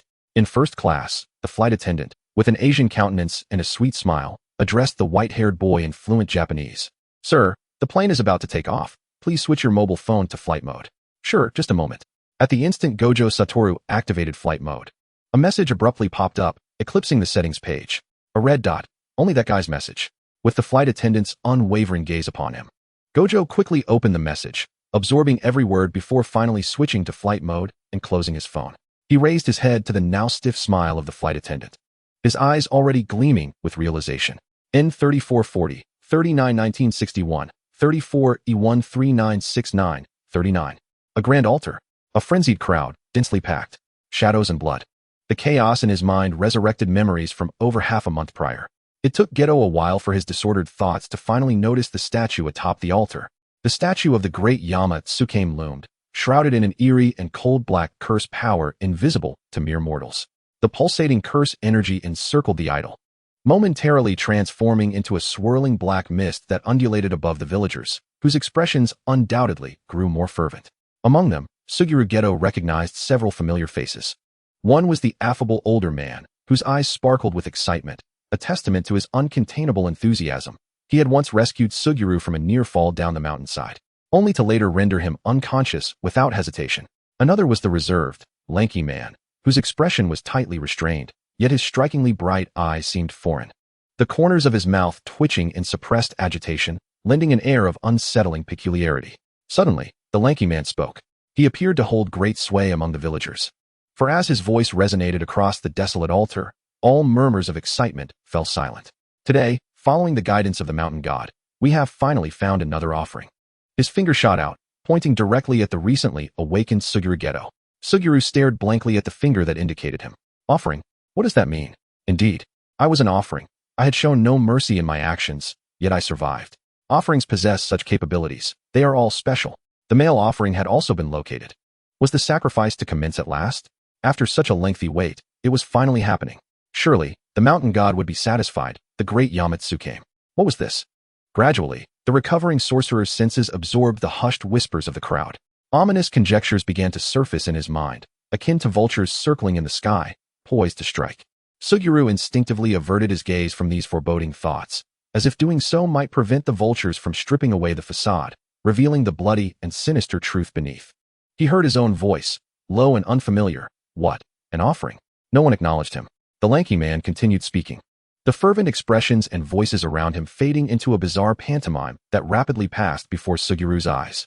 He found himself uncertain of what he was still waiting for. His strength had returned, and his curse energy had sealed his wounds, enabling him to summon a cursed spirit at any moment. Yet, he remained seated in the cold wooden cage, utterly drained, feeling the damp chill cling to his limbs as he coldly observed their movements. As if awaiting the conclusion of a silent play. Bring out the next offering. As the lanky man's voice faded, the excited villagers quickly gathered around a shadowy corner. The sound was that of wood scraping against stone. Another wooden cage was dragged out. Upon seeing what lay within the cage illuminated by light, Suguru's pupils constricted sharply. It was as if he had been stabbed. His limp limbs tensed, and he sat upright, grasping the bars of the cage, gazing intently at what had been brought forth. Inside the cage was a pair of girls, if they could still be considered human. Bloodstains, tattered clothing, and exposed, scarred limbs. Their hollow eyes spoke of despair. Were they truly human? No. A wave of absurdity and bitter mockery surged within him. Suguru summoned his curse energy to restore his strength, but felt only coldness. They were merely offerings to the sorcerers. The girl dragged out first was the one on the right. The term dragged was fitting, to the villagers. It seemed as if they were handling livestock rather than human beings. A long trail of blood extended toward the altar, and the expressionless girl, bound and numb, only displayed signs of pain when her body scraped against the steps, aggravating her wounds. A profound sense of absurdity crashed over Suguru, and amidst his confusion, he summoned a cursed spirit. An ugly, white, worm-like cursed spirit rapidly inflated, bursting the wooden cage apart. As the grotesque howl of the cursed spirit echoed, wood splinters flew through the air. Suguru observed the villagers' faces contort into expressions of horror and revulsion. They scrambled behind the statue, as the ominous curse energy emanating from it seemed to coalesce into a tangible black veil, draining the life from these fervent worshippers. What was this? Suguru thought, attempting to force a smirk, as if to evade the cursed spirit here and seek refuge in another. The girl on the altar was abandoned, while another girl trembled and rushed to her sister's side, embracing her tightly. They were sisters. Yet, Suguru's mind failed to process the visual input. Instead, he envisioned another altar, another group of lowly chuckling zealots, and the blood of another girl he had failed to save. The villagers' expressions had twisted into those of hatred and loathing. Burn them alive, to offer to the mountain god. Someone's voice rose above the rest, and with that venomous proclamation, a swarm of torches flew through the air like a barrage of fiery missiles. The spectacular rain of flames illuminated the dim chamber. Beneath the fiery deluge, amidst the scorching heat, lay the sisters, silently embracing on the cold altar. As the flames descended, Suguru expressionlessly raised his hand. The cursed spirit opened its serrated maw wide, surging into the sky, its cavernous darkness consuming all light. The illumination vanished, plunging the room into obscurity. Suguru did not pause. He lifted his hand again, and the cursed spirit, having just devoured the flames, opened its gaping mouth once more, rising abruptly to dive toward the throng of villagers cowering behind the statue. The cursed spirit's drool drenched the villagers, their faces reflecting sheer terror, frozen in place as if awaiting the arrival of death. Soon, death would descend upon these ordinary, simian-like beings. As the gaping maw of the cursed spirit neared the first villager, it detonated with a deafening blast. Like glass shattering, the grotesque cursed spirit disintegrated into radiant motes of light, transparent and reflecting the flickering flames, momentarily resembling fireworks blooming in the darkness. Suguru stood transfixed, gradually shifting his gaze toward the source of the commotion. A black-haired girl burst into the scene, her face glistening with a sheen of cold sweat. She paid no heed to the villagers or her sister, rushing straight to Suguru's side. Automatically, Suguru glanced skyward. His cursed spirit had vanished. This was the work of Kinji Hikari. The black-haired girl halted before him and raised her hand. He braced himself for inquiries or reprimands, perhaps even a slap. Yet, neither pain nor fury materialized. The girl merely paused to draw a deep breath, placing her hand upon his forehead. In such close proximity, he could see the glistening beads of sweat on her pale nose, the dew clinging to her eyelashes. The cold, damp girl smiled softly, her eyes crinkling as she gasped for breath, producing what seemed like a light-hearted laugh. "I'm sorry I'm late." Upon hearing her words, Suguru felt as if struck. He gripped her wrist tightly. Her hand felt icy, while his grew increasingly warm. An inexplicable pang of bitterness twisted his heart. His lips moved, yet no words escaped. "I'm sorry I'm late." Yet it was Chizawa who opened her mouth.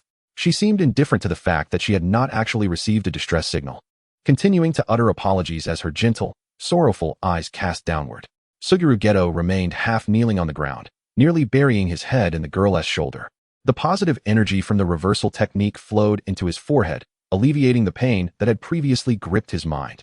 The tightness and the persistent ringing in his ears gradually dissipating. The chilling sensation that had enveloped him also seemed to fade, and as he lifted his head, his vision began to clarify, revealing the girl before him. A warmth, foreign yet inviting, surged through his body. The proximity was excessive. The fair-skinned girl before him glistened with crystalline droplets, akin to the dew of a mountain at night. Her somewhat melancholic eyes resembled a verdant mountain, seemingly luminous. Chapter 31. The Breaking of the Four-Harmony Mountain. Only after the reversal technique had mended his wounds did Suguru Geto manage to extricate himself from the haze of confusion, awkwardly creating some distance between himself and Chizawa. It was only upon regaining some clarity that he noticed her demeanor seemed somewhat off. After all, he had not sent out a signal, and yet she had still arrived. What had transpired? The girl's complexion was pale, whether from the cold or something else. He could not tell. Her lips slightly tinged with blue, and beads of sweat glistened on her forehead and nose. He now realized that her wrist felt icy, and he had not paid attention to the fact that her hands were trembling slightly. No, wait. He was still holding her hand. He swiftly released Chizawa's grasp as if pricked by a needle. Chizawa, sensing the movement, lifted her downcast eyes and offered him a smile. Her bright eyes were, as always, a source of comfort. "Thanks to you, Suguru-kun, these individuals have unlawfully detained and harmed underage girls, and they conspired together to cover up their crimes. We can call the police now." The girl spoke quickly. "Perhaps the police department will even grant you a commendation for bravery, Suguru-kun." She added a playful remark. Her smile gentle. Suguru Geto keenly sensed something amiss. "Your complexion is dreadful." His hoarse voice emerged softly from his throat. Chizawa seemed to ignore him, continuing. "Does Suguru-kun have a cursed spirit to restrain them? To temporarily limit their actions, I will call the police immediately." "All right." Chizawa stepped forward to examine the wounds of the two girls, unlocking their bindings. The cursed spirit entwined around the idol was, in reality, only a second-grade spirit. With a limited range of action, it was merely revered by the villagers for its unique illusionary technique. With a mere glance, Chizawa dismantled the curse energy circuit, causing it to explode and dissipate into the air. Due to Suguru Geto's presence, she refrained from absorbing the curse energy. Once the curse spirit was deconstructed by Chizawa's technique, the once fervent expressions of the devotees gradually returned to their senses, breaking free from their controlled, hallucinatory state. "You blasphemers! Who are you? You're a monster too, aren't you?" She released the sacrifice. "Kill her." As the villagers began to stir with agitation, Suguru Geto summoned another cursed spirit, its elongated form wrapping around the basement, blocking the entrance with its tail. The spirit, obedient to its master's will, lowered its head. Its inorganic eyes fixated on the throng of disgruntled villagers, drool dripping onto them. The villagers, taken aback by this sudden turn of events, turned pale. "Monsters! They're all monsters!" Someone shouted, and the crowd surged toward the basement entrance in a frantic attempt to flee. In the center of the altar, Chizawa and the two sisters stood in their path, and she erected a barrier of cursed energy to prevent the villagers from trampling them. After using her last reversal technique to heal the two girls, she took out her phone to call for help. "I'm sorry, the number you have dialed." Chizawa quickly hung up, a self-deprecating smile crossing her face as her icy fingers pressed against her brow. "So it seems. The idea of having the police intervene is futile." Meanwhile, Suguru Geto confronted the villagers attempting to escape. "Get away, monster. He won't dare lay a hand on us." "That monster. Demon. You monster, let us go." "Do you wish to kill?" Suguru Geto stood impassively amidst the clamor. His thoughts still muddled as he instinctively recalled Chizawa's earlier peculiarities, raising his gaze. The villager's threats hung in the air, unspoken. Suddenly, a sharp explosion pierced through the noise, drowning out all else. Brilliant icy spikes erupted, instantly shattering the cursed spirit's body and freezing all the villagers gathered at the entrance. The cacophony of their curses ceased in an instant. Their various expressions frozen within the crystalline giant ice. Suguru Geto stared blankly at the scene before him, yet his reflexes were swift as he retracted the dying cursed spirit. Chizawa, who had been kneeling before the girls, rose, a faint, resigned smile on her face. Now is the time, I senti it? She turned to Suguru Geto, informing him. These are the people from the Jinsaka side. Here, cursed energy is prohibited. Chizawa blinked, her green eyes reflecting the white ice flowers, which seemed to shimmer as she blinked. Suddenly shattering, along with the human forms within, exploding forth as ice shards and flesh. Chizawa interposed herself before Suguru Geto, ice shards splattering against her cheek. While larger blocks of ice were dispelled by her cursed energy, he heard her low voice, Suguru, these villagers are not your fault. Why say that all of a sudden? He observed blood trickling from Chizawa's temple, falling near her eye, yet she remained oblivious, standing motionless, gazing toward the cold light emerging from the cave entrance. The girl's demeanor caused him to halt both his question and the instinctive motion to wipe away the blood, joining Chizawa in looking toward the entrance. The first to emerge was a white-haired sorcerer clad in a robe, surrounded by a faint blue cursed energy, clearly the one who had just unleashed the ice. Chizawa quickly identified this person, her gaze briefly lingering before returning to the entrance. The dark maw of the cave drew in the icy, frigid wind, but alongside it came a voice as gentle as a spring breeze. It's a pleasure to meet you. The voice was clear and melodious, soft and warm, imbued with an inexplicable magnetism, akin to a melody, yet it felt out of place here, as if adorning a mass of flesh with a painted facade, eerie and repulsive. As the voice echoed, Chizawa's skin prickled, the chilling wind enveloping her more fiercely than before. She clenched her teeth, as if her throat had been constricted. It took her a moment to force herself to maintain composure. Raimai, don't let her see you too much. You might end up being completely deconstructed. Chizawa's anxiety flared once more. What a disaster, what a disaster. The danger alert pulsed relentlessly in her mind, compelling her thoughts to race. To what extent did he know about my techniques?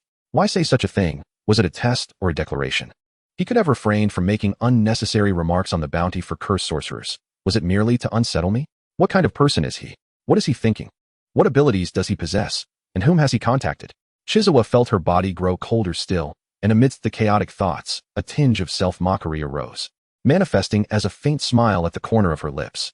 If that fellow Gojo Satoru were here, he would undoubtedly not tremble with fear, perhaps even casting a disdainful glance at the adversary with the utmost arrogance. How should I address you, given your physical identity upon our first encounter? Emerging from the shadows was a young and handsome man, a line of sutures adorning his forehead. Chizuru's hands were frigid to the core, yet beads of cold sweat trickled down her brow. Gazing at this strikingly beautiful individual, she felt an acute sense of physiological distress, her throat dry and on the verge of retching. Suddenly, a warm hand grasped her wrist, causing her to flinch. The boy's hoarse voice resonated. Chizuru, take those two girls away first. The sound intensified the pain in her throat, and her stomach twisted painfully. Upon grasping the meaning behind Yuta's words, she turned abruptly. Disbelief etched across her face as she looked at him. You know my primary mission is to protect you.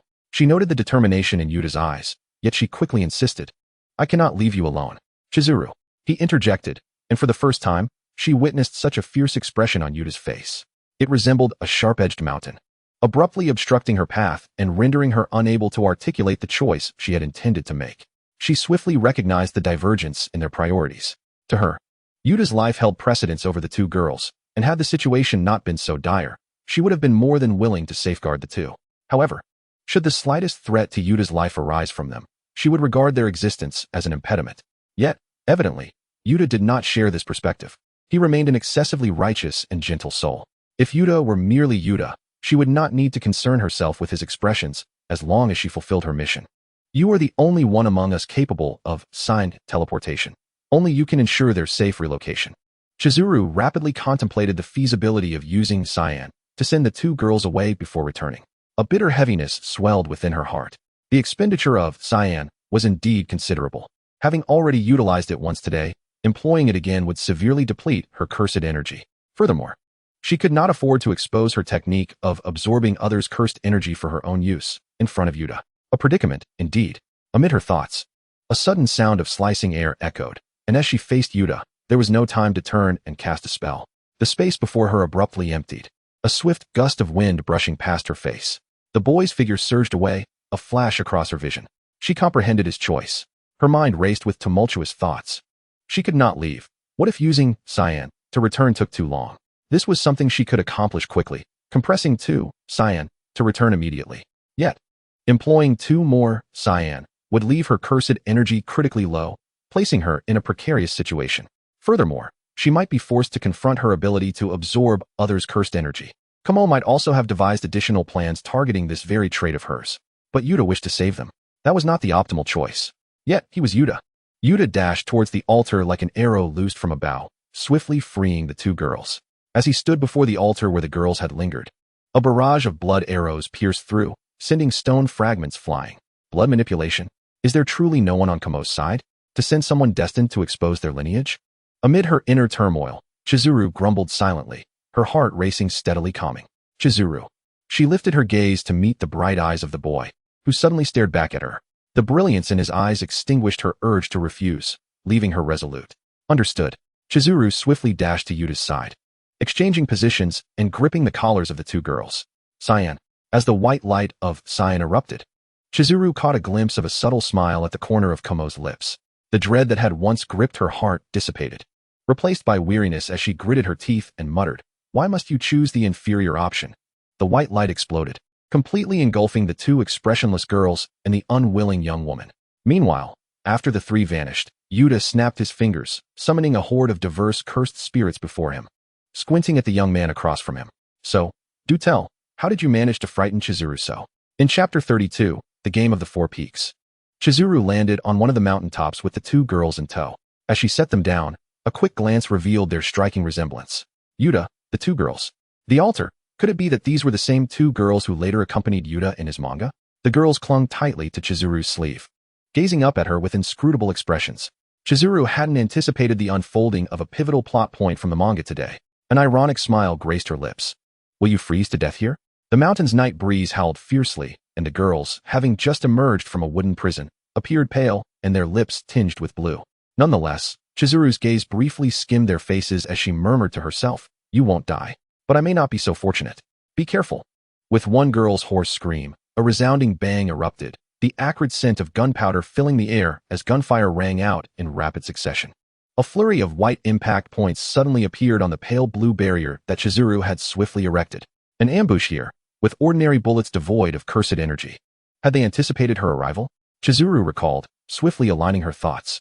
It must have been when she used cyan to rush to Yuta's aid that they deduced her maximum radius of movement, laying their trap within that circumference. Such a quick response. Were they this meticulous? Chizuru lowered her head, a bitter smile forming as the layers of fog began to clear, revealing the strategist behind the scenes.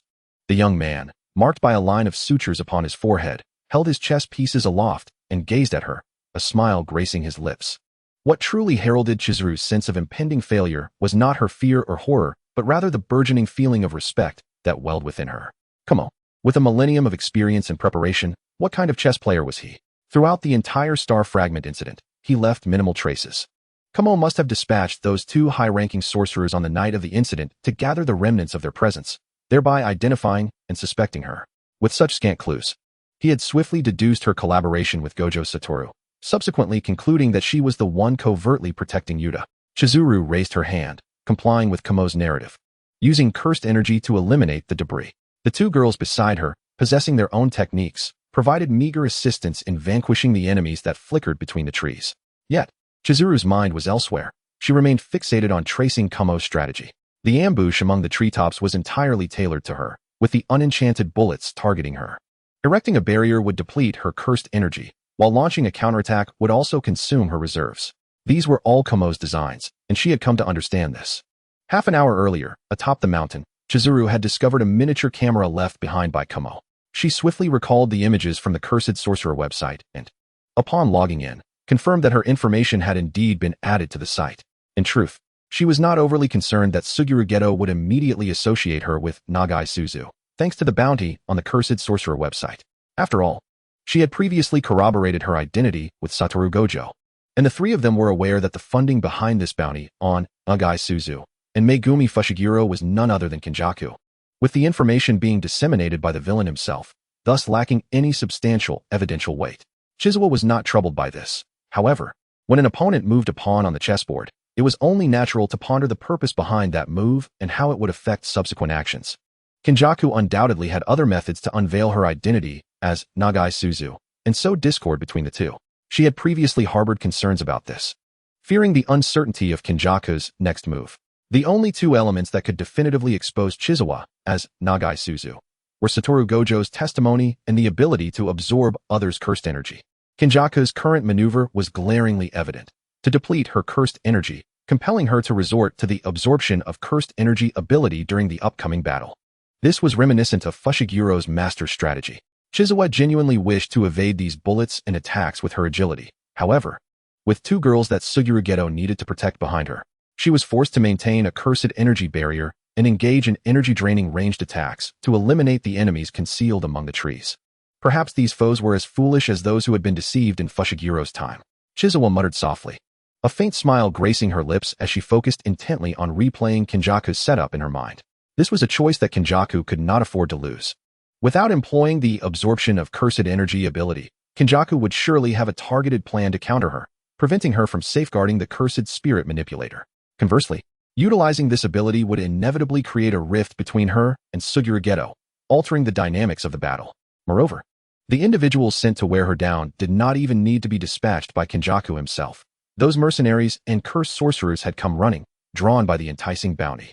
For a moment, Chizawa even questioned whether her necessity to use the energy-draining AO twice was mere coincidence or still part of Kinjaku's scheme. Their chessboard was too distanced. Kinjaku had begun his strategic placement much earlier, at a time when Chizawa could not foresee. Just as she had felt a sense of arrogance when facing Satoru Gojo, pondering why her meticulously devised plan that had been in the works for half a month should yield to someone so blissfully ignorant. She now found those very words applicable to her own situation. Thus, she had begun to panic long ago. She had fallen several moves behind, only realizing how she had walked into a dead end just before being checkmated. Even if she calculated his next move, it merely offered her foresight into the manner of her impending defeat. Such a disparity in intelligence. Kinjaku had connections within the higher echelons of the sorcerer world that she had yet to investigate, along with his own factions of both light and darkness. On Chizawa's side, there were merely Satoru Gojo and Suguru Geto, with Fushiguro being a half-hearted ally. The Jujutsu High that Satoru Gojo belonged to was under the control of an unknown, decayed sorcery world. The Gojo family, with Satoru Gojo, had not yet achieved complete dominance. Thus, in essence, a single step behind in this game equated to a millennium of disadvantage. At this juncture, Chizawa conceded defeat, her heart settling amidst the dust of acceptance. Feeling a sense of defeat that was both sincere and profound, flickers of thought crossed her mind. Why should her carefully crafted, centuries-long plan, built upon meticulous scheming and amassed power, yield to a mere fledgling? The ambush was likely to be all-encompassing. Kinjaku might have provided these mercenaries and cursed sorcerers with her techniques and location information. Surveillance cameras and signal jammers had been expertly deployed. Threads of previously severed clues began to intertwine, and despite the inevitability of losing the game, Chizawa found herself feeling oddly reassured. The known was certainly preferable to the unknown. She had endeavored to catch up to the many moves she had fallen behind, and had executed the best possible countermeasures. Yet there remained another concern that gnawed at her due to its ambiguity. At that moment, when it would have been easy to stealthily capture images, why resort to a flash and such a conspicuous shutter sound? A seemingly trivial detail, yet Chizawa understood that Kinjaku was as meticulous a strategist as she was. Thus, she found herself unable to relinquish her thoughts on this matter. Was it merely a prelude to a game of cat and mouse? Or, no, wait. At that time, Suguru should have been knocked out by those villagers. He could have seized control of Suguru then.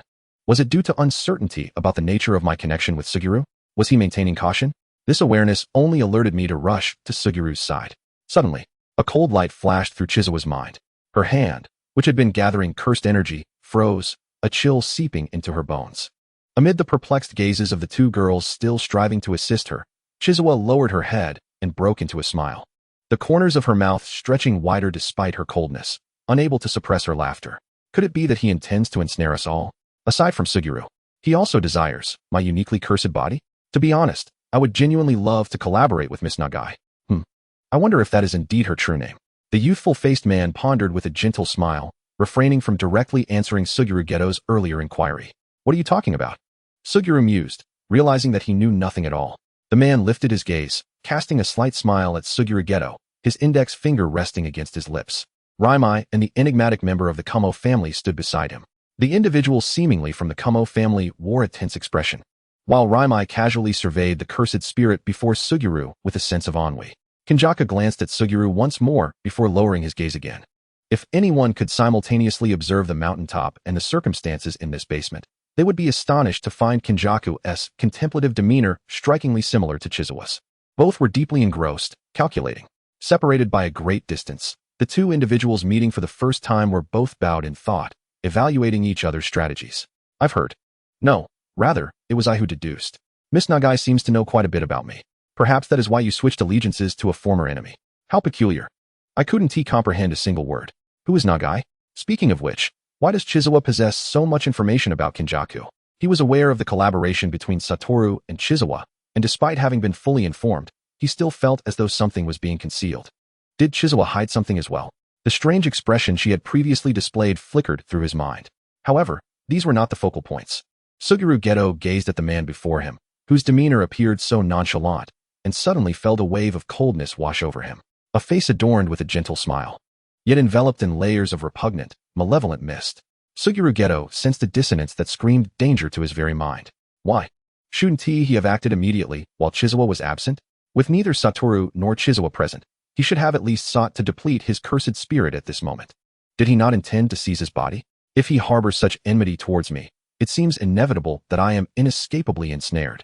The young man spoke to himself while lifting his gaze, his handsome, gentle eyes reflecting the wary, tense expression of the youth across from him. Suguru Geto seemed to catch a whiff of an enchanting fragrance, reminiscent of the scent of agarwood split in the forest, mingled with the damp aroma of fragrant ash. He momentarily lost himself, ensnared by the soft gaze of the man before him.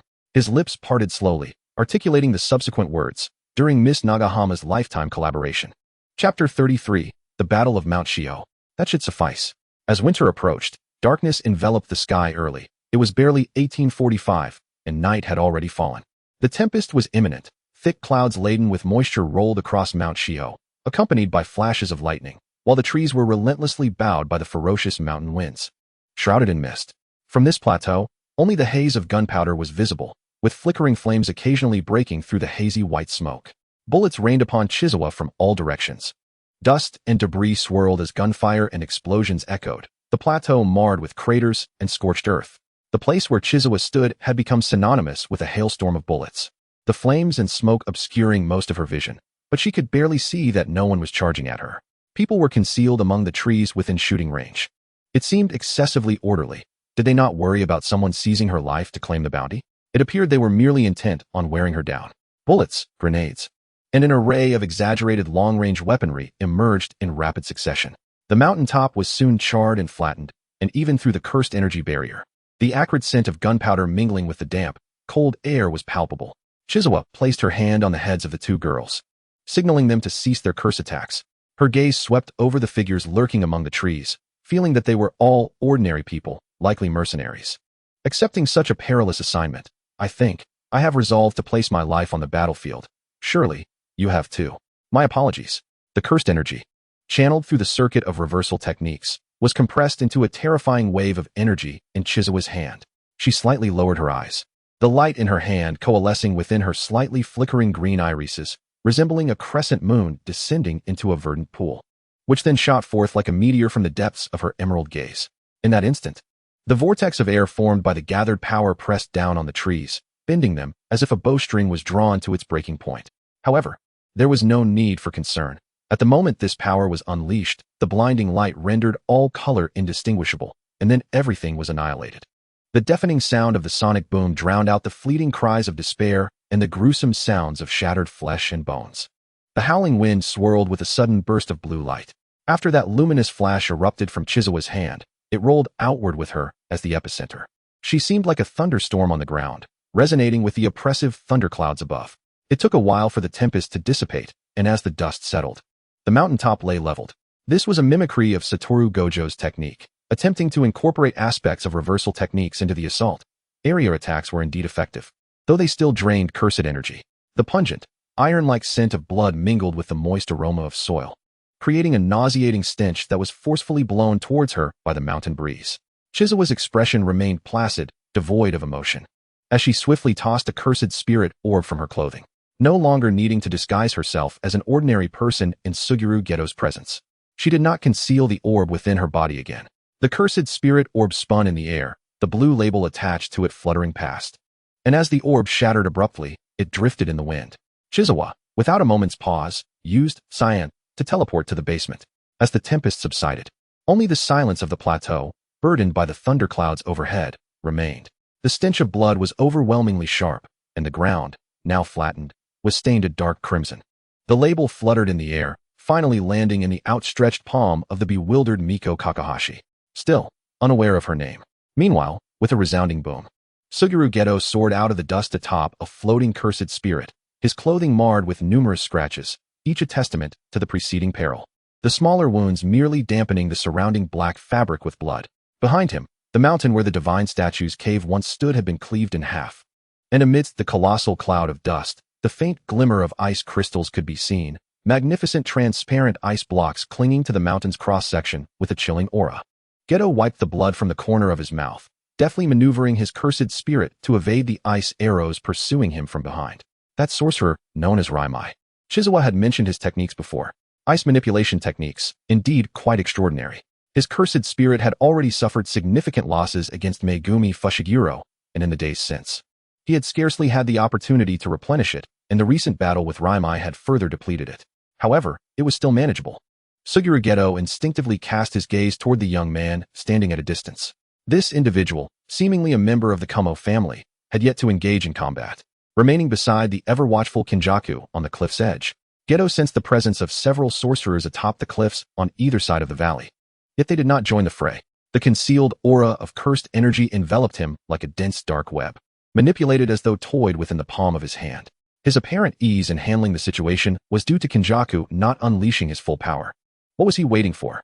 A vague answer stirred within him, and as he glanced at Kinjaku once more, his gaze suddenly collided with that of the young man, causing his heart to skip a beat, instinctively directing his cursed spirit to a safer location. What is Suguru-kun pondering? Is he thinking of Miss Nagahama? Here it comes again. Referring to Chizawa. Of course, why call her Nagahama? What kind of expression is that, Suguru-kun? Surely, you must know about Nagahama sway? Geto pressed his fingers to his brow, revealing a smile. Is he attempting to sow discord? My apologies, I have yet to hear that name. This was a lie. Although when Gojo had issued the bounty, aside from Fushiguro, the other curse user had not registered a name. In subsequent investigations into curse users, it seemed that only the youth named Nagahama Sway could fit the description. The name, gender, appearance, height, and physique were all vastly different. Nagahama Sway and Chizawa. Such an outrageous notion caused Geto to harbor a flicker of doubt. The young man merely smiled lightly, not questioning his words, but continuing. Then it is no issue for me to refer to her as Miss Nagahama. A massive ice crystal shattered the dust-laden air, revealing the cold, indifferent face of the silver-haired boy amidst the haze. How long must you continue this conversation? Raimai interjected. Take a brief respite. The real battle lies ahead. Kinjaku gazed out towards a distant mountaintop, a smile gracing his lips as he continued. Miss Nagahama possesses truly astonishing techniques. Be it absorbing others' cursed energy for her own use, or nullifying cursed energy attacks, both are incredibly enticing abilities. Moreover, she must be capable of much more. As Kinjaku's words trailed off, Geto's body gradually turned cold, responding to the languid, almost wistful tone of Kinjaku's voice. Just then, a sudden explosion disrupted Kinjaku's speech. A tremendous blue light erupted from the mountaintop he had been observing, persisting with an intensity that was hard to ignore. That fierce radiance illuminated Kinjaku's eyes, making it difficult to discern whether the light sparked joy within him or merely illuminated his features. Has a decision been made so swiftly? Kinjaku finally turned his gaze to Suguru Geto, his eyes alight with mirth, and cheerfully remarked, Suguru-kun, someone is coming to rescue you. For some inexplicable reason, the buoyant intonation of his words evoked an unsettling feeling, as if someone were about to come and meet their doom. Both individuals were acutely aware of the newcomer's presence. Suguru Geto lowered his head, gritting his teeth, as he struggled to separate his chaotic thoughts, managing to discern that Shizuku would indeed not abandon them. I have made a pact with Satoru Gojo to safeguard your life, Suguru-kun, and I shall fight to the death to protect you this time. Haha, even the inebriated version of you, Geto, I shall ensure your safety. We are comrades. You may rely on me without hesitation. Suddenly, Geto felt a chill in the mountain breeze, as if the cold wind had penetrated the wound on his forehead that had previously been healed by Shizuku, a sharp pain flashing like lightning in his mind. In the place where Kinji Hikari had been observing, a blue light, akin to an arrow shot from a deity, tore through the fabric of space, and struck the valley floor with tremendous force. Debris erupted in all directions, and amidst the swirling dust, the silhouette of a dark-haired girl gradually emerged, her expression cold and indifferent. Her arms were entwined with nunchaku, which danced with serpentine grace, exuding a chilling aura that dispersed the dust around her. Hikari chuckled softly, waving his hand in a gesture that seemed to acknowledge the girl who had appeared in the valley. However, no sooner had his hand descended than a swarm of figures suddenly materialized on either side of the cliff. "No way. You managed to summon so many sorcerers to their doom?" Shizuku inquired, her voice tinged with genuine confusion, given that she had just demonstrated her strength atop the mountain. One would think that any additional pursuers drawn by the bounty would have reconsidered. Why were there still so many? Shizuku's gaze flickered slightly, and she sensed something peculiar in the expressions of those gathered. "Miss Nagashima, how bold of you to attend this alone," she remarked, clutching her wand. The 500 million yen bounty providing her with a sense of security. Before she could respond, Hikari continued, "It seems you have replenished some cursed energy." Shizuku had refrained from using cursed spirit orbs to replenish her energy in front of Geto, but upon reaching the mountain's peak, she had seized the opportunity to utilize all her stored orbs. She merely smiled, offering no rebuttal. Her demeanor had shifted significantly from before. Geto instinctively thought that the Shizuku he had known was always warm and approachable, whether she was joking or carefree, and her concern for others was palpable. Even in her coldness, he felt no unfamiliarity. Yet, the faint smile on Shizuku's face now rendered her inscrutable. Shizuku did not meet Geto's gaze as Hikari continued. "By the way, I've long been curious. After your battle with Satoru Gojo, it seems both of you have mastered the reverse curse technique. I've heard that Satoru-kun can utilize it to attain an inexhaustible supply of cursed energy, but Miss Nagashima, it appears you cannot." Shizuku stiffened slightly at Hikari's keen observation but chose not to answer, instead lightly scratching her brow and smiling. "Are you already eager to eliminate me, yet still attempting to extract information and drain my value?" she thought, though she brushed it off with a laugh. "I am simply too curious about Miss Nagashima." With a genuine curiosity that illuminated his handsome, gentle features, Hikari's eyes widened slightly, sparkling with delight. "Why do you still choose to come here?" he asked, raising his hand, his smile widening as he added, "I assumed you would have gleaned most of my plans by now." As his hand slowly descended, cursed energy surged from all directions, and the sorcerers gradually assumed defensive stances as they prepared for battle.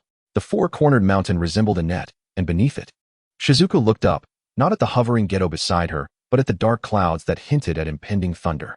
She resolved to test the confidence of Satoru Gojo, who believed that sheer strength could conquer all.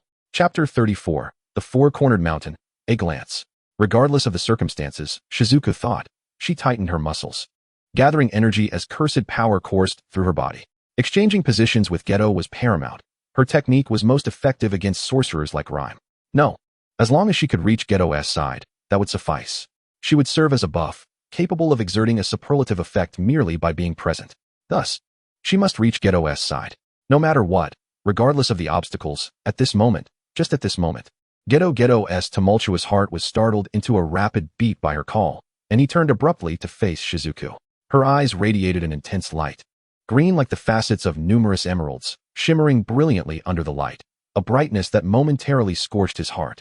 The fleeting thrill caused him to part his lips, his mouth moving but unable to form words, as that dazzling gaze filled with complex emotions was suddenly obscured by a gentle smile. The last image in his mind was of Shizuku's momentary expression of blank astonishment when she was intercepted by that member of the Kamo clan. "Let us converse, Suguru-kun," said the young man in a gray kimono, standing firmly before him. As Hikari's words fell, a row of sharp blood arrows erupted from the ground where Shizuku had just leapt. Shizuku could have used Cyan to teleport to Geto's side, but that was a last resort, for her cursed energy could only sustain a single use of Cyan. The blood of Kamo fell like rain, and while Shizuku had managed to avoid a fatal wound by carefully controlling her cursed energy, the numerous blood needles carved deep cuts into her clothing and exposed skin, mingling the warmth of her own blood with that of others. The scalding heat of the blood made her shiver, and her mind raced with thoughts, fleeting fragments swirling within. Ultimately, one image surfaced, a white-haired individual with sunglasses, wearing an infuriating smile. "Though I detest it, no, I shall not break my promise." As the words "break my promise" fell, they struck Shizuku's mind like a heavy weight, stirring up a cloud of confusion. Her green eyes momentarily lost their focus, a bead of blood rolling down her forehead to rest on her lashes. Blinking in confusion, she perceived an unfamiliar stain of blood spreading in her vision. What Shizuku had no time to capture the fleeting memories or to contemplate the sudden emptiness in her chest. She swiftly evaded the next blood arrow. Her mind a tumult of clarity and chaos. The coherent part instinctively controlled her body, her movements executed with precision and calm, as if she were a puppet on strings. Seeking potential openings amidst the relentless assaults, she navigated through the cascading attacks with an air of composure, though her left hand involuntarily spasmed for a moment, conjuring the image of a transparent wrapped bouquet of marigolds. She had yet to read the birthday wishes that had arrived. It seems we have little to discuss. Rhyme retreated slightly, seemingly to grant Hikari space to speak. Facing the enigmatic young man in front of him, Geto took a cautious step back, tensing his muscles while forcing a faint smile that barely concealed his unease. Oh, I thought Suguru-kun would be quite curious, considering the main character has also arrived. Aren't you interested in Miss Nagashima's situation?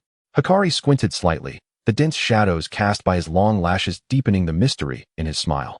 You mean to say, Geto thought instinctively, listening to Hikari's enticing words, that this individual resembled a cult leader. Kensaku's smile was gentle, yet he swiftly and directly interrupted him with a rather impolite action. Coupled with his deep, languid voice, it somehow came across as courteous and mild. At the moment Kensaku's soft words settled in the air, Suguru Geto felt as if he had suddenly caught a whiff of a rich fragrance, reminiscent of fragrant ash mingled with damp sandalwood. Miss Nagashima, that would be Nagashima Sui, the one who battled Six Eyes. The vague speculation that had lingered in thick fog finally found clarity. Suguru Geto merely shivered at the utterance of this phrase, feeling nothing, no sorrow, no anger, no shock, nor confusion, just a hollow sensation adrift in the mist, cool and ethereal. A smile stretched across his face. What was this? Suguru's mind sluggishly pondered. It was merely a reference to Chizuru, the cursed sorceress, merely a mention of how Satoru had deceived him, merely the implication that Chizuru had slain little Riko. All of this was a mere fabrication aimed at him, and the intention behind such words at this moment was painfully transparent. As these thoughts coursed through his mind, Suguru felt an intensifying pain, cold and sharp, as if a frigid blade were slicing through his very brain. He doubted whether the wound on his forehead, once healed by Chizuru, had reopened. He heard his own voice, seemingly laced with laughter. So what? There was a tremor in it. It was indeed cold. Senpai Satoru said we should grab our luggage. But where is he? At Tokyo Airport, a boy with neatly combed black hair scratched his nose in confusion, glancing at his peers. That guy was inherently unreliable. He might as well ask the airport staff. Emerging from the night, Nanami wearily patted his still unaccustomed peer to Satoru's temperament. Adeptly, as the two passed by an unnoticed spot, a white-haired figure nearly flickered into a phantom, swiftly darting past the airport's exterior. Satoru occasionally paused for a few seconds, glancing at the coordinates sent by that figure and the disparity from his current location, adjusting his sunglasses, unable to suppress his thoughts. Is it really going to rain again? I truly don't want that. Meanwhile, Nanami, just exiting the airport with the burdensome luggage of his resentful senpai, wore an exhausted expression. I truly don't want to work the night shift. As Suguru murmured, so what? His face was a pallid hue, his eyes drifting momentarily in sync with his words, and he instinctively lost his strength, stunned. At that moment, Kensaku's dark, dense eyelashes narrowed. The long-standing instinct of danger within Suguru abruptly blared an alarm, tightening at his back as if fierce talons were gripping him. Startled, Suguru sluggishly turned his head, only to catch a glimpse of Chizuru's astonished expression in the distance. She seemed poised to rush towards him, and Kumo's blood arrow visibly shattered, surging ominously into Chizuru's body. It truly can absorb others' cursed energy. In the final moments, Suguru closed his eyes, not awaiting the lethal strike on his back. Instead, a soft body collided violently against him, hot liquid seeping into his clothing from the point of contact. Chizuru, witnessing the red dot of a concealed sniper settle upon Suguru, was filled with shock and anger as he stood utterly defenseless. Her body reacted faster than her mind, absorbing the cursed energy from Kumo's attack and executing a Chao teleportation to shield Suguru from the impending shot. The fastest reaction her mind and body could muster was to channel all available cursed energy to create a barrier for Suguru. The taut string in Chizuru's mind was nearly frayed by the pain, blood gushing incessantly from her abdomen, her throat tasting of iron, parched and harsh. Drawing upon her remaining strength, Chizuru abruptly grasped Suguru's shoulder, her fingertips digging into his shoulder's fabric like talons. For the first time, Suguru beheld Chizuru's eyes, wholly consumed by emotion, her fury igniting her green irises, searing as if it would brand itself into his very heart. As she spoke, blood and heated breath surged forth from her clenched teeth. You fool! Where is your cursed energy barrier? This is a battlefield. The acrid scent of blood and the brilliance of her fury rendered the usually composed individual vividly alive. Yet Suguru had no time to react before the girl quickly shoved him away. The icy crystal from Raimai shot straight towards the spot Suguru had just occupied. And after he was hastily pushed aside, the bright ice column shattered abruptly in Chizuru's green gaze. Quickly, she utilized the absorbed cursed energy to seal her internal wounds. With the bullet still lodged in her abdomen, reversal techniques were impossible. She could only delay the bleeding. The cursed energy was in a dire state. Miss Nagashima, how much longer can you endure like this? Her teleportation to save Suguru had been fortuitous, but it seemed to be a calculated move for Kinsaku. Raimai and Kumo swiftly ensnared the now alert Suguru. The cursed sorcerers converged. Yet their intent appeared less about attacking Suguru and more about obstructing Chizuru's line of sight to prevent her from utilizing her techniques. Chizuru's steps faltered. Unsteady as she retreated a few paces, there was no support behind her, yet she was unwilling to collapse before Kinsaku. Her fist pressed against her slowly bleeding abdomen. Miss Nagashima's cursed energy must be running low as well. The tall man approaching her cast a shadow over her, and Chizuru, conserving energy, lowered her head, ignoring Kinsaku. Suddenly, her hand pressed to her abdomen was seized, the icy touch causing her to shudder, nearly losing her strength and falling, only to be caught. Now, isn't it best not to kill me? After all, Miss Nagashima is destined to perish. Why not enjoy a moment of ease together? Once the pressure from Chizuru's abdomen was released, blood gushed forth, hot and profuse, as if siphoning away the remnants of her body's warmth. She slumped down, cradled in Kinsaku's embrace like a child, the weakness from her life force ebbing away, rendering her discomfort at such intimacy insignificant. There was an alluring fragrance enveloping Kinsaku. In her dazed state, she pondered, finding it oddly familiar, like fragrant ash and damp sandalwood, so familiar. Yet her mind was clouded, clarity slipping away. Miss Nagashima, if you were to grow over the next few years, you might surpass even 6 eyes. It was precisely the fear of such potential that compelled me to act at this juncture. However, Miss Nagashima, I still have many questions for you. Chizuru's head felt heavy, weighed down by drowsiness, her body against the warm figure behind her, the comforting scent urging her eyelids to droop. Was Kinsaku intending to extract information before eliminating her to claim her body? The fatal wound in her abdomen was being healed through reversal techniques. Yet no one removed the bullet, merely staunching the bleeding with brute force, challenging Chizuru's ordinary constitution. She was compelled to channel her remaining cursed energy to sustain her life, preventing an early demise under Kinsaku's crude methods of hemorrhage control. So, this is futile for you? The dimming mind functioning on the edge of death brushed past Kinsaku's low sigh. She strained to focus on the center encircled by those cursed sorcerers, where ice fragments and blood occasionally splattered. As long as she existed on the battlefield, she could inhibit the enemy's use of cursed energy. All she needed was a modicum of cursed energy to ensure her survival, enabling her to exert considerable influence. If she could witness their cursed energy in use, or... Chizuru's eyelashes trembled. If Suguru could command a cursed spirit to fall within her line of sight, she could, as if echoing the heart's lament of Chizawa. A tremendous explosion erupted at the heart of the battlefield. Chizawa could only glimpse the fleeting, grotesque remnants of cursed spirits soaring above the heads of the sorcerers, before a chilling white mist suddenly enveloped her. In that fleeting moment of blinding light, a pair of hands shielded Chizawa's eyes, yet her reflexes were swifter. With all the strength she had secretly amassed, she deftly struck away the hands of Kinsaku. However, the incantation of Raimai had already passed, and she could discern nothing. At that instant, a figure emerged in the air. Upon recognizing that familiar silhouette, Chizawa's heart began to race violently. Amidst the thunderous rhythm of her heartbeat, she struggled, yet was still ensnared by Kinsaku's grasp. However, he no longer obscured her vision, allowing her to clearly see Suguru Geto casting his gaze in her direction. Her bloodied and battered form, shackled by Kinsaku, was imprinted in Geto's eyes. Her gaze burned with intensity, akin to the last flicker of light before death. Geto. She yearned to cry out, but the strength to do so eluded her. All she could do was fixate on Geto, who also looked back at her. She noticed a fleeting flicker in his eyes before he turned away and rejoined the fray, disappearing from sight. Her hands slowly clenched around her heart, as an overwhelming sense of suffocation, be it physiological or psychological, washed over her, accompanied by profound weariness. Why? She thought. If he saves me, I could be of great use. It would ensure his salvation as well.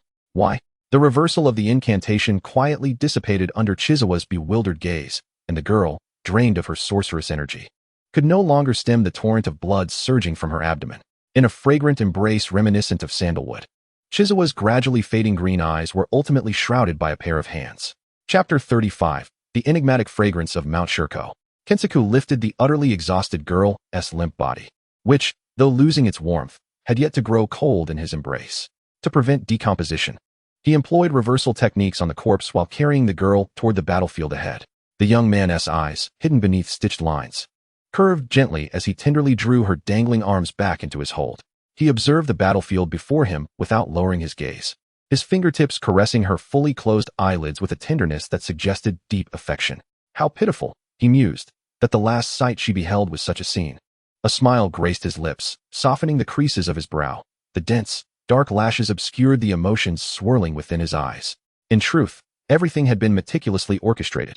Obscuring Nagashima's view of Raimai was intended to prevent her from absorbing cursed energy. Allowing her to gaze upon Suguru Geto was a deliberate move, a means to guide her into the final act he had scripted for her. Isn't it fascinating? He thought. To be abandoned by the very person one rescued. That look of utter confusion was truly endearing. There was, however, a potential turning point. He had not anticipated just how unique she truly was. Kensaku murmured softly to himself as he strolled forward with the girl in his arms, his movements leisurely, while the surrounding sorcerers, somewhat dazed, made way for him. As he moved, a rustling sound accompanied him, akin to shifting sands, as fragrant ash streamed from the sleeves of his kimono. Ultimately, a peculiar cursed object, seemingly burnt, was about to fall from his grasp when he caught it just in time, with a person in his arms. It proved cumbersome to return it to the dark pocket of his sleeve. His eyelashes fluttered momentarily, and he then slipped the nearly consumed cursed object into the collar of Chizawa's garment. The smooth, pale skin of her neck contrasted starkly with the grotesque cursed artifact. If Chizawa could still open her eyes, she would realize that this half-burnt object bore a striking resemblance to the one she had previously sought for her parents. A rich fragrance wafted from the scorched surface of the cursed item, reminiscent of incense, ash intertwined with the cool, damp scent of sandalwood. Kensaku had discovered this cursed residue while tailing Nagashima that fateful day. His expertise in tracking cursed residue far surpassed Chizawa's. Thus, he swiftly directed his subordinates to locate the creator of the cursed object. Though the creator's technique seemed to yield only 2 cursed items per month, and that month's quota had been entirely claimed by Chizawa, Kensaku still wore a broad smile as he compelled the artisan to relinquish a small remnant of a previous batch, an inferior piece, yet not a challenge for Kensaku. Having studied sorcery for nearly a millennium, he improved upon the flawed remnant in mere days. Under Kensaku's enhancement, the power of its mental suggestion reached near perfection. He had tested it on a member of the Kumo clan, as well as on those sorcerers and mercenaries deceived by bounty notices. This artifact appeared to exert less effect on those with higher levels of cursed energy. It was relatively easy to control ordinary individuals, though some difficulty arose with sorcerers.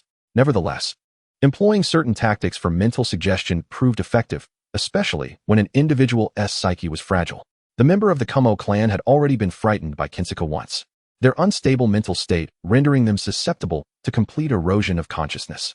He had further intimidated the Kumo clan member to manipulate those sorcerers of average skill, aided by some verbal suggestions, allowing him to easily control their minds. However, Nagashima and Suguru Geto would not be so easily swayed by such tactics. To mask his intentions, he ignited the cursed object with cursed energy, the rich scent expanding as he infused it with power. When Chizawa first arrived at the mountaintop, she had indeed noticed the fragrance, yet her soul, devoid of cursed energy and hailing from another realm, was naturally immune to any corrosive attacks from cursed energy. Thus, she remained unaffected, unable to decipher the nature of the enigmatic aroma due to her lack of sorceress experience. Suguru Geto, on the other hand, had failed to detect the overwhelming scent, which had diluted his cursed energy. Kensaku, aware that an excessive range of fragrance might diminish its effectiveness, sought to draw closer to the two and continued to experiment. Geto seemed to be significantly affected, as the more fragile and chaotic one's mind was. The easier it was for the fragrance to infiltrate. Consequently, Kensaku orchestrated the villagers' betrayal, the altar scene, and prompted Raimai to strike. Everything unfolded smoothly to the point of tedium, until Nagashima intervened midway. He had also conducted several experiments, applying mental pressure to Nagashima and depleting her cursed energy, yet still failing to erode her psyche. Nevertheless, it mattered little. His primary objective was merely to sever the bond between her and Suguru Geto. If they truly collaborated, it would be challenging for him to execute his plans. The erosion of either Geto or Nagashima would yield the same outcome. Thus, he continued to focus on Suguru Geto. Yet, a lingering reluctance remained. The notion of eliminating Nagashima felt like a waste. Hence, he harbored a quiet anticipation, waiting for Nagashima's mind to reach a breaking point. for her cursed energy to be depleted, and for her to receive a fatal blow. He wished for her to be on the brink of death, vulnerable enough for his mental suggestions to take root, but all his attempts culminated in failure. In the end, it seemed that not a trace of influence had been imparted upon her. She was indeed exceptional. Kensuke had no choice but to relinquish his desire to capture and control her, abandoning the use of reversal techniques to sustain her life, allowing her to succumb to the death script he had penned. Though it was a pity, he thought, please do meet me again after your demise. As Kensuke approached the heart of the battlefield, surrounded by sorcerers, he was astonished to find Suguru Geto still holding his ground. It was truly remarkable. Raimai was an extraordinary sorcerer, and even the Kamo clan member, though not as formidable as the current direct line, was still quite powerful. With so many sorcerers obstructing him, Geto's resilience was astounding. Kensuke felt an urge to applaud, yet with a person in his arms, he could only smile as he stepped further into the fray. Geto's appearance was disheveled, his pallid face was marred by alarming bloodstains, and his hair, matted with blood, was tossed about by the whirlwind of cursed energy that erupted before him. His phoenix-like eyes, however, remained clear, fixated intently on the figure in Kensuke's embrace. Had Suguru Geto truly saved Nagashima, granting her a chance to join the battle, he might not have found himself in such a dire situation. Kensuke mused indifferently. In the frigid gaze of Suguru Geto, his fingers toyed with the cursed object at Chizuru's collar, brushing against her smooth, cool skin. She, along with Raimai and Kamo, had retreated to the periphery. The controlled sorcerers followed his unspoken command and stepped back as well. The center of the battlefield suddenly lay barren, leaving just Kamo and Suguru Geto to confront one another. The cold wind howled, and the heavy night clouds above offered no flashes of lightning, but instead loomed ominously, as if suffocating the heart, like cotton wool slowly tightening around it. Suguru Geto's voice emerged hoarse, akin to a whisper carried by the desert winds. Is she dead? Indeed. Kamo nodded, unable to suppress a smile, his youthful features radiant with mirth. But don't attribute all of this to me, Geto-kun. You must realize your prior indifference carried its own significance. Suguru Geto, now acutely aware of the discord in his previously chaotic thoughts, yearned to smile, yet found his lips stiff, lowering his gaze slightly. So those higher-ups from Jujutsu High were also under your control? The autumn wind carried a palpable chill, and Geto felt a clarity of thought he had not experienced before. His gaze fell upon the girl in Kamo's embrace, her face pale and unfamiliar, her brows and eyes serene. The last image of the girl as fiery gaze flashed in his mind. It must have been Miss Nagashima's investigation. Fortunately, she was dealt with beforehand. Kamo's lowered gaze revealed a hint of gentle admiration, and both their eyes lingered momentarily on the girl, who seemed to be lost in a deep slumber. After so many years of concealed strategies, it was unexpected that the truth was unearthed not by the sorcerers, but by an outsider. And it only took a few days. Kamo's tone was indistinguishable between admiration and relief, but the joy on his visage was unmistakable. Thankfully, there is only one Miss Nagashima, and this one is. Suguru Geto's assault came unexpectedly, intercepted by Raimai.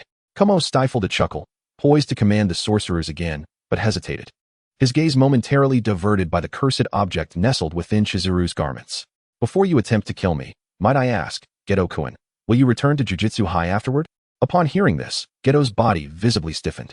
Kamo, observing Geto's expression, discerned his choice, and a lightness returned to his features. To be candid, with Nagashima's body at his disposal, he felt less inclined to eliminate Suguru Geto. It was clear that Wataru Gojo had measures in place to counteract any attempts at possession or to seize Geto under Nagashima's scheme. Furthermore, possessing Geto's body would not be of much use at this moment. His own plans were not yet fully realized, and Geto's abilities had not yet matured to a level ripe for harvesting. This endeavor was merely fueled by the urgency instilled by Nagashima's emergence, seeking to suppress Gojo and his companions before they grew stronger and simultaneously gleaning more detailed intelligence from them. The plan had succeeded, or to put it plainly, it could not have been more successful. Kamo was increasingly inclined to spare Geto, allowing him to further develop until the time was ripe for him to enact his own designs upon the world. Moreover, Geto was destined to rebel and stand against Wataru Gojo, thereby diverting Gojo's attention temporarily, allowing Kamo to tidy up the dark threads that Nagashima had revealed within the sorcery realm. Kamo pondered briefly, his hand resting upon Chizuru's neck as she reclined. Let us depart, Raimai. Kamo addressed only Raimai, while the sorcerers he controlled encircled Suguru Geto per his directive. Stay back. The wind's lament muffled the boy's already ambiguous voice as he surged forth, propelled by the cursed spirit, while the dark throng of sorcerers clawed and hindered his advance. Amidst the eruption of cursed energy, Suguru Geto narrowly evaded pursuit, his gaze fixed on Kamo's retreating silhouette. As he neared, Instinctively reaching out, time seemed to slow. He beheld the girl's face, so close yet so distant. Her lashes fluttered slightly in response to Kamo's movements, inciting a fleeting hope that, in the next moment, those vibrant green eyes would open, calm, resolute, and beautiful. Suguru Geto felt a tightening in his throat, but just as his hand brushed against the fabric of Kamo's back, a bone-chilling cold halted him in his tracks. An ice wall abruptly materialized before him. Had he extended his hand even a fraction further, it would have crushed his wrist. In that instant, he was soon ensnared by the surging tide of sorcerers, their looming figures engulfing his vision. Amidst the throng, the enormous ice, glistening like translucent blue crystal, emanated a chilling aura. In the fleeting gaps, he glimpsed the girl in Kamo's arms, her neck tilted helplessly, her face hauntingly serene. Kamo, with his back to Suguru Geto, displayed a subtle smile, shadows dancing beneath his lowered gaze. A swirling vortex tore through the air before him, and as Kamo stepped halfway inside, Raimai followed closely. Suddenly, Kamo halted and swiftly leaped away, cradling the girl. Raimai's hastily erected ice wall was obliterated in an instant, a cloud of icy mist exploding around them. Kamo glanced at the deep crater left where he had stood moments before, then down at the pallid girl in his grasp, before finally raising his gaze to the hazy ice mist. Gojo-kun, you truly show no mercy to the vulnerable. Chapter 36, The Rift of the Four Peaks. You disregard my plight, yet you ought to be considerate of the girl. Kamo gestured, adjusting his hold, positioning the girl so her face was turned towards Wataru Gojo, her long lashes veiling her eyes, tranquil as ever. Wataru Gojo's eyes, hidden behind sunglasses, flicked momentarily to the girl's face before shifting away. Gojo-kun, how did you arrive here? Gojo stood protectively before Suguru Geto, his gaze narrowing on him, lips pressed together. I received a distress signal and came as swiftly as I could. That soon. When Kamo's tone grew grave, his focus settling on the girl's ghostly visage. She sent you a message immediately after I took the picture. The mountaintop was not shielded from signals. Truly remarkable, her reflexes astound. Kamo chuckled softly before it faded. His signal jammers could not encompass the entire range of these 4 mountains, including the valley village. He had only focused on the village area. It was unexpected that Nagashima had managed to send Gojo a message so promptly from the mountaintop. Wataru Gojo clutched a tag marked 1, rubbing his thumb over the now non-adhesive paper before returning it to his pocket. Someone had previously instructed him to remember the cursed spirit designated as 1, and upon encountering such a remnant, it served to inform him that tracking it would lead him to her. It also hinted at another message. She might have to reveal the characteristics of her technique, absorb cursed energy. Thus, when he received the tag from the child claiming to be Mimiko Kajura, he had sensed something amiss. Wataru Gojo smiled lightly, his attention not on the bloody girl, but fixed on Kamo. I can't believe it's come to this. Hurry and drop the corpse, Kamo. There's no way I'll let you possess her. Before Gojo could fully unleash his unfamiliar abilities, Kamo made a swift decision. The cold body was tossed toward Gojo, who instinctively caught it before Kamo, along with Raimai and Kamo, stepped into the vortex. Suddenly, Wataru Gojo found himself holding the girl's lifeless form. The icy temperature sent a shiver down his spine. Just before Kamo vanished, he instinctively glanced at the girl's face once more, then turned his gaze toward the swirling portal of Kamo's escape. With a hesitant half-step, he drew a line on the ground, ultimately unable to abandon the girl's lifeless body to pursue Jinso. Come on, wake up. Why are you dragging me down at a time like this? After Jinso departed, Satoru Gojo furrowed his brow, appearing genuinely distressed. He shook the girl in his arms and, without any semblance of gentility, slapped her cheek, then attempted to channel cursed energy to stimulate her. What on earth is the trigger for this? Such a hassle. Jie, observing his friend's actions, inhaled deeply, his expression as serene as still water. Gojo's behavior resembled that of a wind-up toy, as if stimulating a crucial switch would somehow revive her. This familiar absurdity, however, left Yashiro unable to muster a smile for his friend. Just before Gojo prepared to hoist Chizawa and hurl her to the ground to test this so-called activation method, Yashiro, in his usual manner, softly expressed his exasperation. At least show some respect for the deceased. Can't your 6 eyes discern that she has completely lost all vital signs? With his back turned to Yashiro, Gojo pressed his lips together, unable to explain that he had seen this girl, who had evidently lost all signs of life, appear before him once before. Truth be told, he could not ascertain if she could awaken this time as she had previously. He merely wished to evade the grim reality of Chizawa's death, to evade the questions of why she perished, who directly or indirectly caused her demise, and whether that individual was you, Yashiro.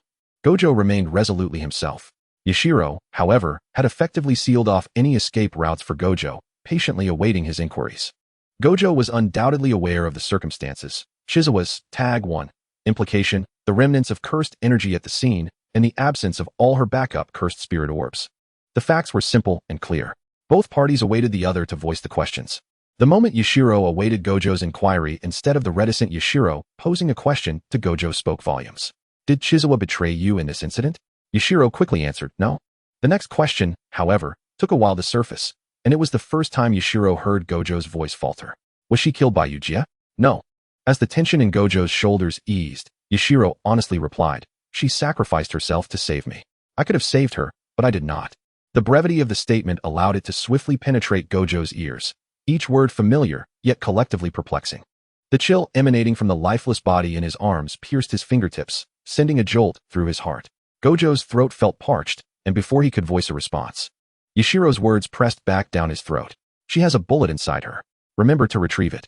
This was the last sentence Yashiro spoke that night. Following that, he turned and vanished into the night. Gojo hesitated, reluctant to look down at the girl in his embrace. Burial was not an option, lest Jinso come to steal the body. If cremation were chosen, would he need to consult her relatives? Did she even have a family? Unlike the likes of Riko, who were orphaned, it seemed she had someone in the world who cared for her. She had mentioned something about purchasing insurance for herself. He wondered where the policy was. Amidst his chaotic thoughts, Gojo transported the girl's cold, yet still supple body to the mountaintop where the Kaga's sisters had been. Yet, the sisters were no longer there. Only the familiar remnants of cursed energy lingering in the air. With no urgency to proceed, Gojo finally sat down, calmly surveying the mountain summit, which had been entirely flattened by the reversal technique. His voice was swept away by the frigid night wind. So, you truly learned it. No response followed. On the other side, Yashiro led two ragged, filthy girls out of the deep mountains, using cursed spirits to fly towards the city. May I ask how to address you? Miss, do you know the name of that benefactor? Will we ever see her again? As Yashiro sat atop the cursed spirit, he finally reacted to the vibrating package in his pocket, pulling out his phone. Staring at the incoming call, he paused momentarily. Unbeknownst to him, he had inadvertently answered. Hello. Yes. That cake, it's no longer needed. I apologize, I understand. Yes, the cake is no longer needed. I've thought it through. Yashiro's voice suddenly faltered, for at that moment, a stomach growl resonated from one of the Kaga's sisters, creating an awkward but hopeful atmosphere. Under the moonlight, her eyes sparkled like water, reminiscent of another pair he had seen in a drunken haze. All right then, leave the cake. I'll come to collect it shortly. Thereafter, Yashiro retrieved the cake amidst the terrified, blood-stained gazes of the shopkeeper. Finding a quiet spot, he allowed the Kaga's sisters to indulge in the cake to quell their hunger. Having been imprisoned and deprived for so long, the sisters devoured the cake ravenously, almost clawing at it. Yashiro instinctively cautioned them, slow down with the sweets at this hour. It's not good for digestion. Yet, as the words left his mouth, he was struck by the sight of the candle in his hand. The number 15 candle would not be lit by the person it was meant to honor. November 1st, 2006. Chizawa perished at the tender age of 15. Chapter 37. The Truth of the Four Corners Mountain. When Ijiri Shoko saw her seemingly disjointed classmate cradling a girl, she was taken aback. Upon realizing the girl was a corpse, her hand trembled, clutching her medical book. Hearing Gojo instruct her to extract the bullet from the body, the medical book slipped from Ijiri's grasp, clattering to the floor. Gojo laid the girl upon the examination table, and as Ijiri leaned in closer, she quickly recognized the girl's identity. Being a physician, she was familiar with the anatomy, and as a girl herself, she was particularly sensitive to Chizawa's previous cosmetic disguises. Thus, Ijiri swiftly identified the pale-lipped, closed-eyed girl as the curse user who had threatened her. Casting a subtle glance at her classmate, she chose to remain silent. The examination room resonating only with the crisp, cold sounds of surgical instruments clashing. As Ijiri cut away the girl's clothing, she suddenly halted.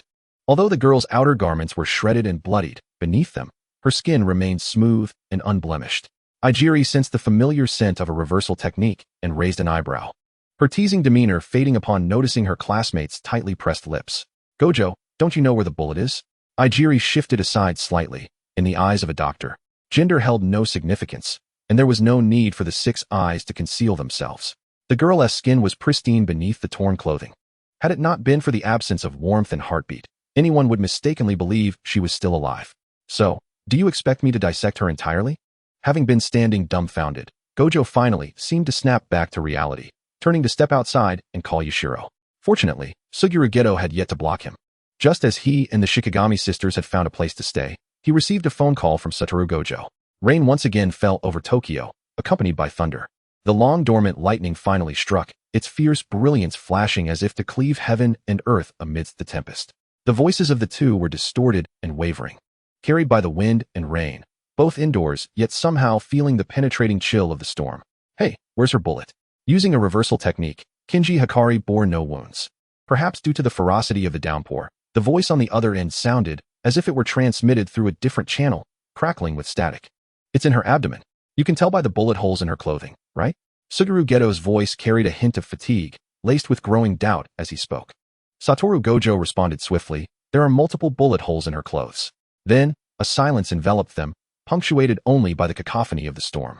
The wind howled, swirling around the sound holes, as if Geto had opened a window. Raindrops clung to his long, straight lashes, forming a veil of mist. It's a wound to the abdomen. Geto's voice floated calmly amidst the storm's clamor. Go, say goodbye to the principal and the others. I won't be coming back. You needn't call me again. Once the words were spoken, a heavy silence descended upon them. It was a suffocating quietude, mercifully blurred by the relentless noise of the wind and rain, akin to a burning ember lodged in the throat, tight to the point of pain. He longed to expel the searing ache from his throat, yet could only suppress it, letting the sharp edges of the ember cut into his muscles, drawing blood. Understood. No one uttered a farewell, and the call was mutually and tacitly ended by the two, separated by distance. Before the dim light of the phone screen extinguished, a wisp of smoke approached. Nagi Kaori, holding a cigarette, approached Satoru Gojo. On this same stormy night, she exhaled a ring of smoke before hoarsely inquiring, is Geto not coming back? Is it because of that girl? She died for him. Nagi Kaori took another drag, shielding the flame from the rain, feeling the heat in her palm and the biting cold against her cheek. She wished to say something more, but upon glancing at Satoru Gojo, she fell silent once again. She flicked off the ash and finally murmured, the abdominal wound will be easy to extract. With those words, Satoru Gojo returned to the infirmary. At least tell me something, Nagi Kaori said, momentarily distracted as the rain extinguished the flame she held. Indeed, her assertion about the ease of extraction was true. She had already procured a medical certificate and that night extracted the bullet from Kinji Hikari's abdomen. She inquired how Gojo intended to handle the body. Her technique and body are both quite unique. Cremation is impractical. Burial would result in her being exhumed by Hikari's side. We should keep her in storage for now. Satoru Gojo planned to carry Kinji Hikari to his private apartment, a secret haven he had prepared after getting to know her, which he had never disclosed to anyone. Her situation is quite unique. He pressed his fingers to his temples, revealing for the first time a look of troubled resignation before his peer. Let me put it this way, Kaori, I once witnessed her resurrection. Nagi Kaori's lips curled slightly. A hint of surprise or perhaps self-mockery flickered across her usually impassive face. How much are you keeping from us? Satoru Gojo paused, then lowered his head with a soft chuckle. I'll tell you soon. If anyone had gleaned or suspected more about this incident, it would undoubtedly be Nagi Kaori. Due to the nature of the reversal technique, the higher-ups were often amiable towards her, yet simultaneously held a measure of disdain. Her indifference sometimes led them to overlook her affiliation with Satoru Gojo's side, allowing her to observe many things clearly without the ability to act.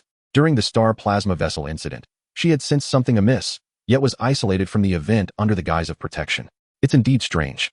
Why assign this critical task to just 2 jujutsu students? If the entire jujutsu community reveres Master Tenjin so much, one would think they would prioritize the assimilation process more seriously. Having caught a whiff of the brewing conspiracy, she was not particularly surprised by the mission's failure. She felt little for the death of the star plasma vessel. Each day, she encountered patients in grotesque states, some of whom were peers, friends, or teachers, witnessing countless tragic deaths. When an ordinary person was shot in the head, she would merely sigh. For those within the jujutsu world, such a demise was already a luxury. After all, the star plasma vessel bore more political significance than individual value. Kaori could hardly fathom any possibility for the vessel's survival. Some sought to sacrifice her to Master Tenjin, others aimed to assassinate her, and still others wished to use her to eliminate rivals. No faction would desire her to remain alive. Was it truly wise to place hope in those 2 foolish peers who were already being manipulated by various parties? It was all quite puzzling. Entrusting the success of Master Tenjin's assimilation, an issue critical to the survival of the jujutsu world, to merely 2 students, with no support from the jujutsu community at large. Perhaps only those 2 foolish students would accept such a task so readily, naively eager to rescue a high school girl, while they ought to be looking after themselves. Idiots. The failure of assimilation was entirely predictable. The only unexpected outcome was that Satoru had been defeated, bested by one who had learned the reversal technique in a single night under her tutelage. From Satoru's account, The girl known as Kinji Hikari possessed the ability to nullify others' cursed energy attacks and absorb their power, as well as master the reversal technique and Satoru's own techniques. She was akin to a cheat code, endowed with cunning and strategies. Calmly, Kaori reflected, Hikari had not aimed to kill Satoru, dying instead to save Geto. And during her time at Jujutsu High, she had tested her injuries on herself, refraining from attacking Kaori. Deep down, Kaori sensed that Hikari harbored some goodwill towards them. Or perhaps, as Satoru suggested, she merely viewed herself as a blade, loyal to a worthy master, a perspective both simple and pure. Regardless, Kinji Hikari's existence was undoubtedly advantageous for Satoru and the others. Satoru had also recognized this, acquiring more intelligence from her. Kumo Noritoshi was allied with Hikari, and there were those plotting to control Tenjin, seeking to leverage the Star Plasma Vessel incident to eliminate both him and Suguru Geto. Furthermore, Geto's cursed spirit manipulation technique was coveted by those wielding possession techniques, among other concerns. In pursuit of support and to protect Jujutsu High and Geto, Satoru chose to collaborate with Kinji Hikari, yet he did not inform Suguru Geto, as both he and Hikari instinctively opted to keep Geto in the dark. This was also the reason for the current situation. So, you're almost always hiding things from us. Kaori extinguished her cigarette, her gaze clouded amidst the white smoke. If you're keeping secrets from Geto, why not just tell him? Satoru appeared momentarily perplexed, contemplating before offering a gentle smile. Perhaps it's because Geto is Geto? Because Suguru Geto was a paragon of righteousness, gentle and kind-hearted. He could not accept the death of Shoko, nor the sacrifice of the girl upon the altar. He could not tolerate any party's gambits involving malice and the exchange of interests. His conception of justice was too luminous and pure. Both Satoru Gojo and Kinji Hikari were, in fact, drawn to that purity. Satoru could not offer what Geto sought, and thus one departed while the other was harmed. Chapter 38, Legacy. The body of Chizawa Nagashima served as a testament to the words of Satoru Gojo. Although she had lost all vital signs, she displayed no signs of decay. Typically, she favored wearing loose garments that concealed her belongings, and only after Shiratori Sakurako dressed her in a hospital gown did her frail form become evident.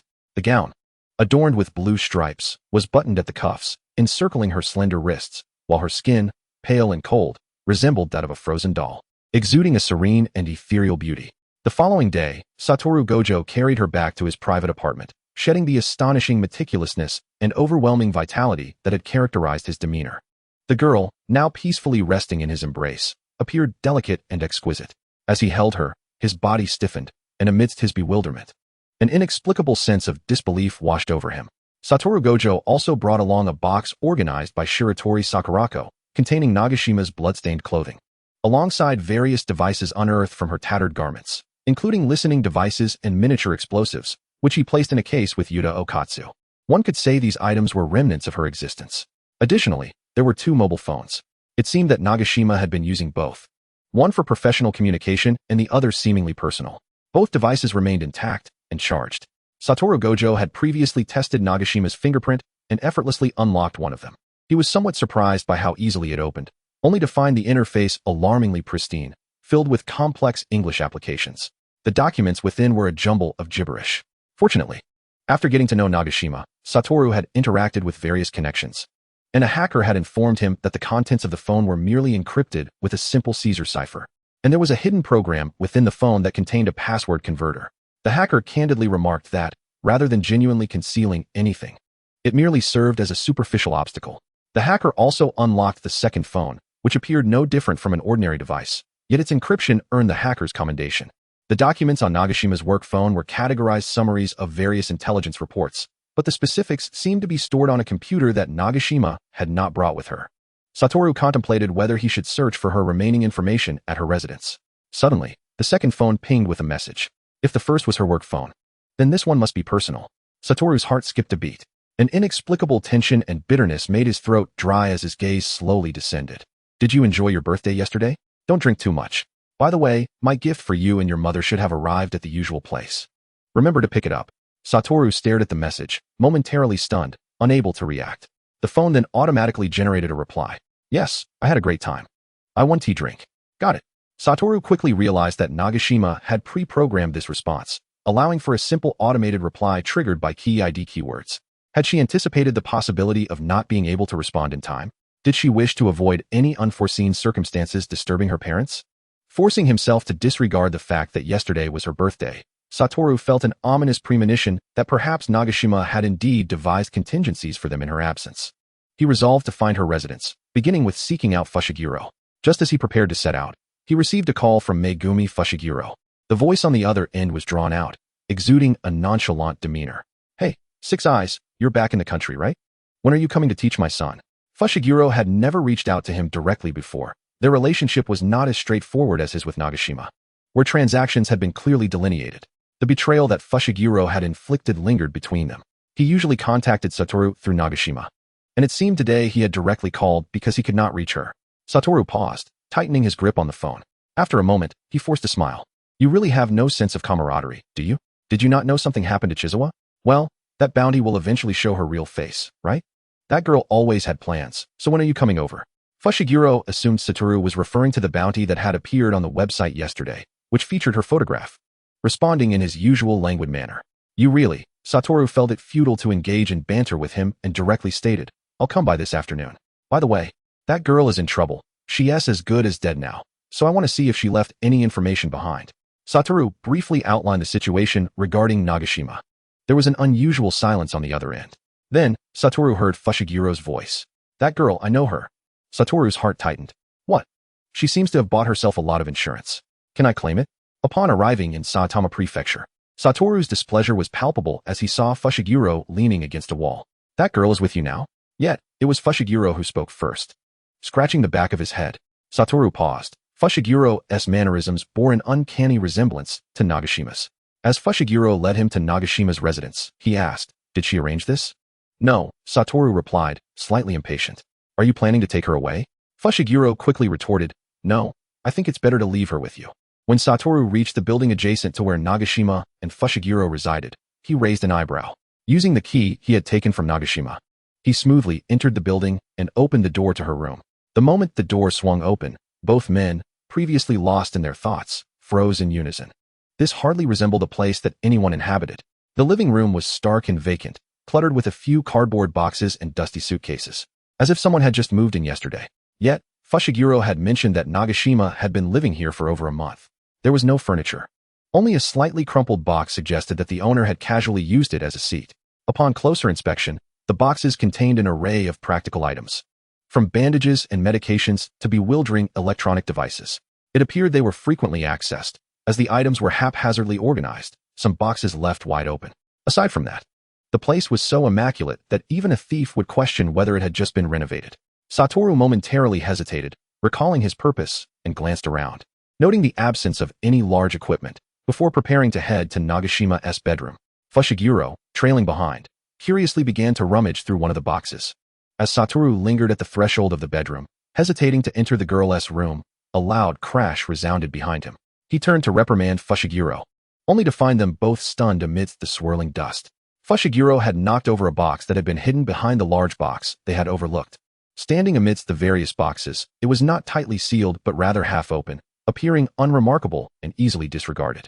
Yet, perhaps Nagashima had not anticipated that someone would carelessly topple this array of boxes. As it toppled, a cascade of flowers spilled forth from the neglected box. Golden-orange marigolds. Their petals layered and withered, the edges scorched with dark red, cascaded out, many crumbling into fragments in that instant. The dark crimson remnants and the long-dormant floral fragrance mingled with the golden sunset pouring through the floor-to-ceiling windows. The gilded sunset, swirling dust, scattered flowers, and the fading fragrance of withered blooms intertwine. Kumquats and blood-red hues merge into a flowing radiance. A sea of blossoms seems to embody the profound, secret emotions of its master, perhaps friendship, perhaps familial love, or something else entirely. Yet, regardless of its essence, an entire box of flowers, quietly buried in darkness, has succumbed to decay, crumbling into dust. It is only now that Satoru Gojo feels the suffocating weight of realization. He can vividly envision the girl with piercing, vibrant eyes, alive and sharp, now severed, her juices oozing from the broken stems, the once plump and vivid petals crushed, leaving his hands sticky with the rich, red nectar. As the blood dries, it withers, pale and lifeless, no longer radiant. The passage of life has never felt so palpable to Gojo, as it strikes him with suddenness akin to his initial encounter with Megumi Fushiguro, who he believed to be immortal. Just like the brilliantly blooming flowers, he always assumed they would remain vibrant indefinitely. His heart constricted, fluttering helplessly like a fish stranded in a desiccated pond. Gojo clenched his fist, unable to release it as silence enveloped him, even after Fushiguro had entered Chizuru Nagasaki's room with his usual banter. The laptop sat plainly on the bedside table, weighed down by several document folders. Upon glimpsing the insurance terms inscribed on the top folder, Fushiguro snatched it away, yet Gojo felt no anger, proceeding instead to open the laptop. The screen illuminated, revealing a stark black page with a white prompt. Your real name, or just explode. Gojo hesitated, his instinct urging him to type Satoru Gojo. Could it be that Chizuru Nagasaki had embedded a program that recorded the names of her trusted few? The subconscious doubt of whether he could possibly belong to such a list caused his fingers to falter over the keyboard. Suddenly, a spark of inspiration struck him, and he turned to Fushiguro, who was furrowing his brow in earnest as he perused the insurance documents, his expression surprisingly grave. Hey, who really knows that guy's true name? He pondered aloud. Fushiguro glanced at the screen and paused. It should just be you, me, and maybe that Koshi Shigeru. I don't know anyone else. A personal computer, which could have easily been secured with a password or question unknown to others, felt reminiscent of the earlier phone he had received. Gojo chuckled softly to himself, recalling something. He typed in the Ramaji for Chizuru Nagasaki. It seemed as though she had merely erected a low fence, waiting for someone to approach. As Gojo smiled gently, lowering his gaze, Fushiguro's voice broke through, tinged with incredulity. No way. Did that guy really list Fushiguro as the insured? Chapter 39. Please delete after reading. Fushiguro gasped upon seeing the surname Fushiguro. When he slowly removed his thumb, the full name left him momentarily speechless. Fushiguro Megumi. A sharp intake of breath escaped him. It was odd, but he felt a sense of reassurance wash over him. Just as Gojo questioned, am I truly on that guy's list of trusted individuals? Fushiguro grappled with disbelief at the notion that he, of all people, would be named as the insured. It felt surreal, as if the world had tilted on its axis. Thus, it was unmistakably in line with that guy's style. The underage Megumi, even if his name was written down, would still mean that Gojo would be the one to receive the funds. Fushiguro could even envision that guy's gritted teeth while uttering Fushiguro to the insurance agent, only to deliberately inscribe Megumi on the document. It was easy to picture that guy's expression. I'm not doing this for you. It's for our grand endeavor. Don't get any delusions. Just do your job. Gojo, unlike Fushiguro, did not have a cascade of thoughts flooding his mind. He instinctively asked why the policy wasn't left to her parents. Gojo likely understood the significance that guy placed on her parents. He had no doubt she would sacrifice her life, even death itself, for any potential gain for them. Hey, are you an idiot? Fushiguro scoffed, snapping back to reality.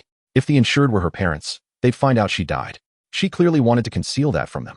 Even in these moments, she chose to keep her parents in the dark, crafting such a contingency plan, perhaps still believing this was not the end. She would return, victorious. Thus, she devised such a plan, leaving things for them. Gojo unearthed hidden files on the computer, and as he processed Fushiguro's words, he grasped Chizuru Nagasaki's intentions. This money is meant for you, right? Of course, Fushiguro replied, a grin spreading across his lips. It bears the name Chizuru Nagasaki, doesn't it? Fushiguro quickly realized Gojo was referring to the insurance policy. Yes, so both Chizuru Nagasaki and Chizuru Sui are completely dead.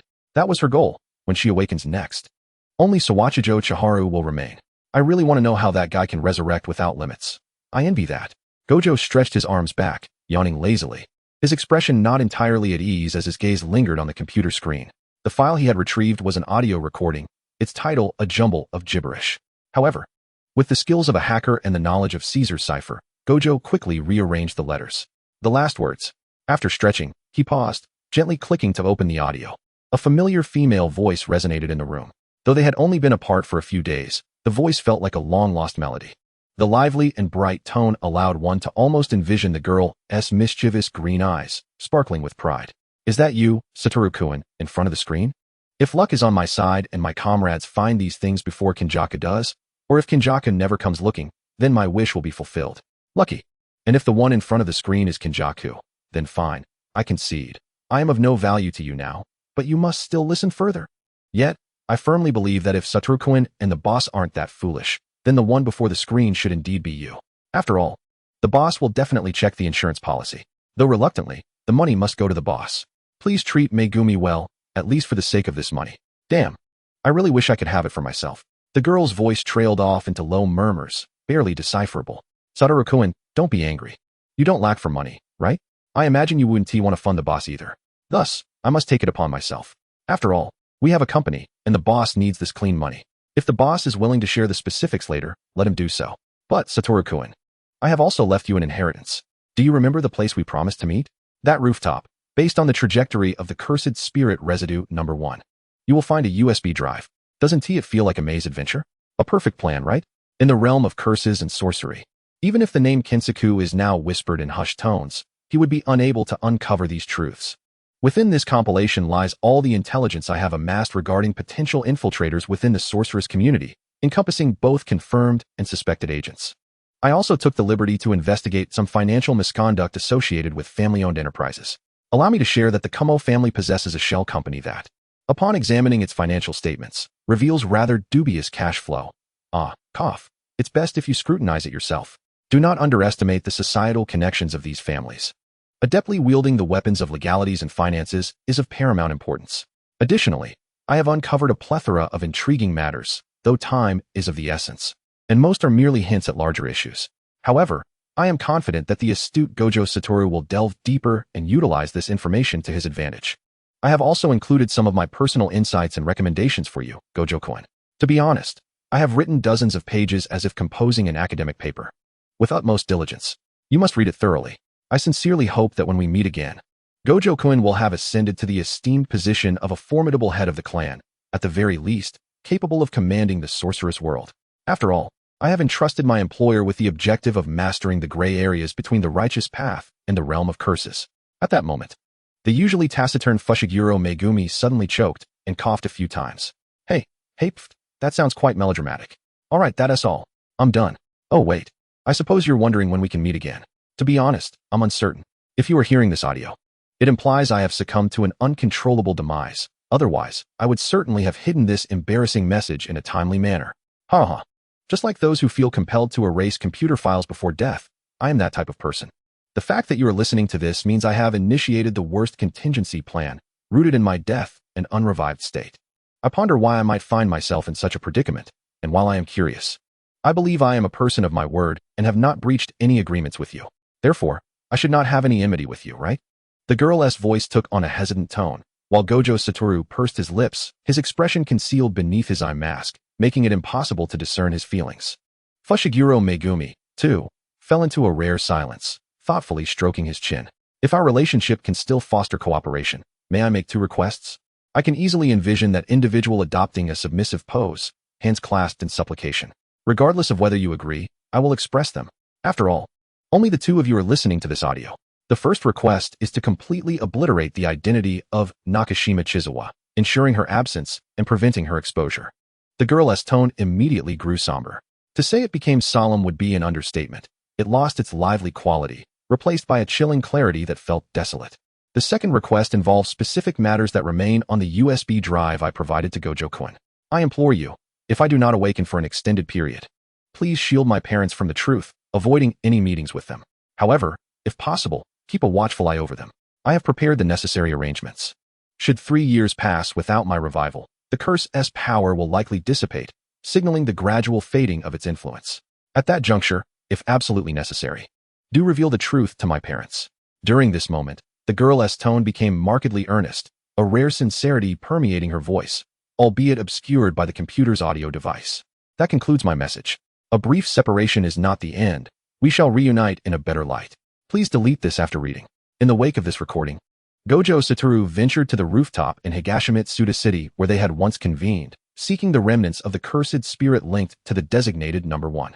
He discovered the USB left behind by Chizawa. Such residual traces of cursed energy typically dissipate within 2 days, yet when Gojo arrived, remnants still lingered, not because Chizawa anticipated her demise within this time frame, but rather, she had taken it upon herself to return and replace the traces every 2 days. This meticulous young woman, far from omniscient, had even accounted for her own demise as a possible scenario, carefully orchestrating her plans down to the minutiae. This foresight led her colleagues to believe that her death was merely a part of her grand design upon hearing the news. The delicate traces of cursed energy, whether remnants from days prior or freshly deposited, appeared vividly within Gojo's exposed cerulean eyes as he drew down his eye mask. In those azure depths, one could almost perceive the taut expression of the raven-haired girl, tirelessly moving about the rooftop to place cursed spheres, her green eyes reflecting unyielding calculations and contemplations. Even if the remnants were stored for over 2 days, I could still perceive those traces. Such inquiries could easily be resolved by consulting me. Gojo tugged at his eye mask again, ultimately allowing his gaze to be enveloped by the same cold moonlight as that fateful night. Why exhaust yourself so? I cannot fathom your reasoning. Gojo pursed his lips, finally donning his eye mask once more and tossing his jacket carelessly behind him. Well then, you may find your joy in secrecy, for the burden of these matters will soon rest upon my shoulders. The hem of his coat traced a luminous arc in the moonlight as the silver-haired youth turned his face away, the moonlight gradually fading from his features as he stepped calmly into the night. The following day, Gojo returned to Chizawa's apartment and opened the USB drive, revealing a plethora of folders densely packed with information. Research on the organizational structure and social networks of the Zenin family, financial analyses of the Kumo family's legitimate businesses, and a schematic of the Kinsaku infiltration network. It was curious to witness that individual exhibiting such seriousness in this context. As he navigated through the extensive documentation, he noted that the final folder stood in stark contrast, astonishingly simplistic in its labeling, merely the name, Nagashima. Upon opening it, he found the content to be excessively concise. Unlike the other documents where the girl occasionally elaborated with her usual lively tone, this one bore an unsettling chill. On November 24th, please select a birthday gift for my mother from the following options. The card template is the mailing address is please choose the shipping company. The flowers should primarily consist of yellow roses. Remarkably, for a mere birthday gift for her parents, she had composed nearly 6 pages of details. Gojo closed the notebook and fell silent for a moment, while Fushiguro, growing impatient, leaned against the doorframe. Shouldn't we be heading to pick up the kids? Though they had agreed to go together, Fushiguro had already found an excuse to slip away before retrieving the child. Gojo regarded the man with exasperation, questioning his tendency to sulk in such situations, doubting he had ever picked up his own child. Yet, Fushiguro's evasive demeanor inexplicably reminded Gojo of Chizawa. According to Fushiguro, he had no interest in the crafts children made in kindergarten. He would rather research the latest rowing competitions. However, the child was not one to share quotidian kindergarten experiences. Upon seeing Gojo at the kindergarten gate, the child's eyes briefly brightened before scanning behind him for someone else, only to revert to a stoic expression upon finding no one of interest. Hey, I am your teacher. Such a display of indifference is quite rude. The child cast a sidelong glance at Gojo, muttering something under their breath. What are you saying, little one? Gojo bent down, placing a hand firmly on the child's shoulder, causing Fushiguro's younger sibling to stumble slightly and glare back up at him. I say, you are the one being rude. Chizawa-san always crouches down to speak with me at eye level. In truth, Chizawa Nagashima cannot possibly crouch down to meet Fushiguro Megumi's gaze every time. Most often, she bends at the waist, only kneeling to better engage with the child when she senses a shift in his emotions. Regardless, it is only in Nagashima's presence that Fushiguro feels genuinely observed, rather than merely treated as an inconsequential child. Satoru Gojo paused momentarily, the black eye mask occupying an excessive expanse of his face, such that when Fushiguro raised his head, he could only discern a line of lips devoid of discernible expression. After a while, he heard the boy's abrupt laughter. Alas, you won't be able to see your dear Nagashima for quite some time. In response to the child's incredulous gaze, Gojo continued slowly, she's taking a long journey, which means you will be under the care of your father and me from now on. However, she has left you a gift that I envy greatly. Suddenly, Gojo crouched down, placing his hand on the boy's head and ruffling his hair. Although the man wore an eye mask, Fushiguro caught a fleeting glimpse of a subtle smile at the corner of his lips as he tilted his head. I will also strive to be like her, Fushiguro thought, quickly grasping the concept. Calling him a genius would not be an exaggeration, as he was swiftly able to summon a second Shikigami within a few days. Meanwhile, Gojo taught Fushiguro while simultaneously addressing the lingering issues of the Jujutsu world with the information provided by Chizawa, all while allocating time to manage Suguru Geto's departure from Jujutsu High. Throughout the day, even the person closest to Gojo at Jujutsu High, Ainuma Shoko, seldom glimpsed his presence. Gojo traversed between Saitama, Jujutsu High, and his own apartment daily. Despite the assistance of the 6 eyes in handling information, the high demands on his mental and physical faculties rendered him somewhat weary. Did you actually sleep last night? Gojo inquired, leaning against a swivel chair beside Chizawa's bed, which he had specifically placed along with a desk. He had established complex barriers around Chizawa's room, routinely having Ainuma check on her condition. Initially, his concern stemmed from the fact that Kenjaku still coveted her body.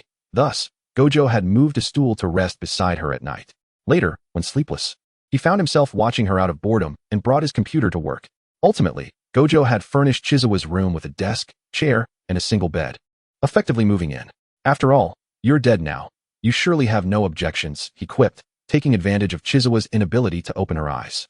However, it was also the truth. Had Chizawa been alive, Ainuma would likely have regarded him with disdain during her inspections. Now, she merely looked at him with a gaze that blended curiosity and wariness. Gojo found it somewhat challenging to explain to Ainuma that the brainy individual lying beside him gave him a sense of motivation, especially with the USB drive she had left behind, which contained an editing desktop sprite.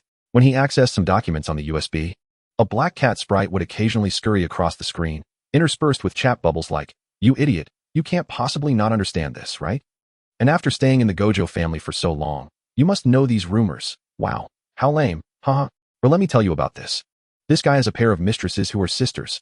Speaking of which, this guy may not be good at much, but his taste is impeccable. You're not seriously staying up at night, using reverse curse techniques to maintain your energy while digging into these things, are you?" Gojo couldn't help but deduce accurately. After Chizawa learned the reverse curse technique, she essentially utilized it like a potent coffee with no side effects, though few were privy to this. The banter felt even more vivid with her presence nearby. Several times in the early hours, as Gojo watched the documents and those chat bubbles appeared, the buzzing in his ears seemed to echo with the lively voice of a young girl. In the moonlight, as he gazed over, Chizawa's tranquil sleeping face seemed to shimmer with a certain radiant joy. "I will do even better, just wait." Each night, the silver-haired boy would sink into a brief respite beneath the dim glow of the computer screen, connecting with someone from afar, only able to traverse the depths of a dreamlike abyss. Chizawa was aware that she was dreaming, though she hadn't fully comprehended it yet. The second death had come rather abruptly. Chizawa hadn't even contemplated the concept of death before her demise. Suguru Geto's glance lingered in her mind, that image occupying her entire consciousness, playing on repeat until it became a slow-motion replay of confusion. Why had saving her not been the optimal solution? Shouldn't any grievances be resolved after dealing with Kenjaku before seeking revenge? Buff me up during the boss fight. Damn it. How unfair. So unsatisfactory. Chizawa felt as though she had shattered bones mixed with flesh, engulfed in a searing, iron-like stench that filled her stomach. How else could she explain the fiery pain coursing through her body, her mind swirling in a feverish haze? Before her, a mist of blood clouded her vision. The metallic scent saturating her mouth and nostrils, her very being seemed to dissolve into a pool of blood. How did I die again? Is this world truly so perilous? The indistinct voices, indistinguishable in gender, echoed around her. So much hatred. I refuse to fail. I cannot fail. In her foggy consciousness, Chizawa gritted her teeth, fiercely opening her eyes. In her dream, the green eyes, streaked with blood, shed tears of crimson upon being unveiled. Upon recognizing the scene before her, she suddenly froze. This was not a vision from reality. Was it a dream? A memory? What is this? Chapter 41, The Black Dream. Had Chizawa seen something resembling a bizarre stream of consciousness or a projection of past memories, she might not have been so astonished. Yet, she found herself staring at her parents.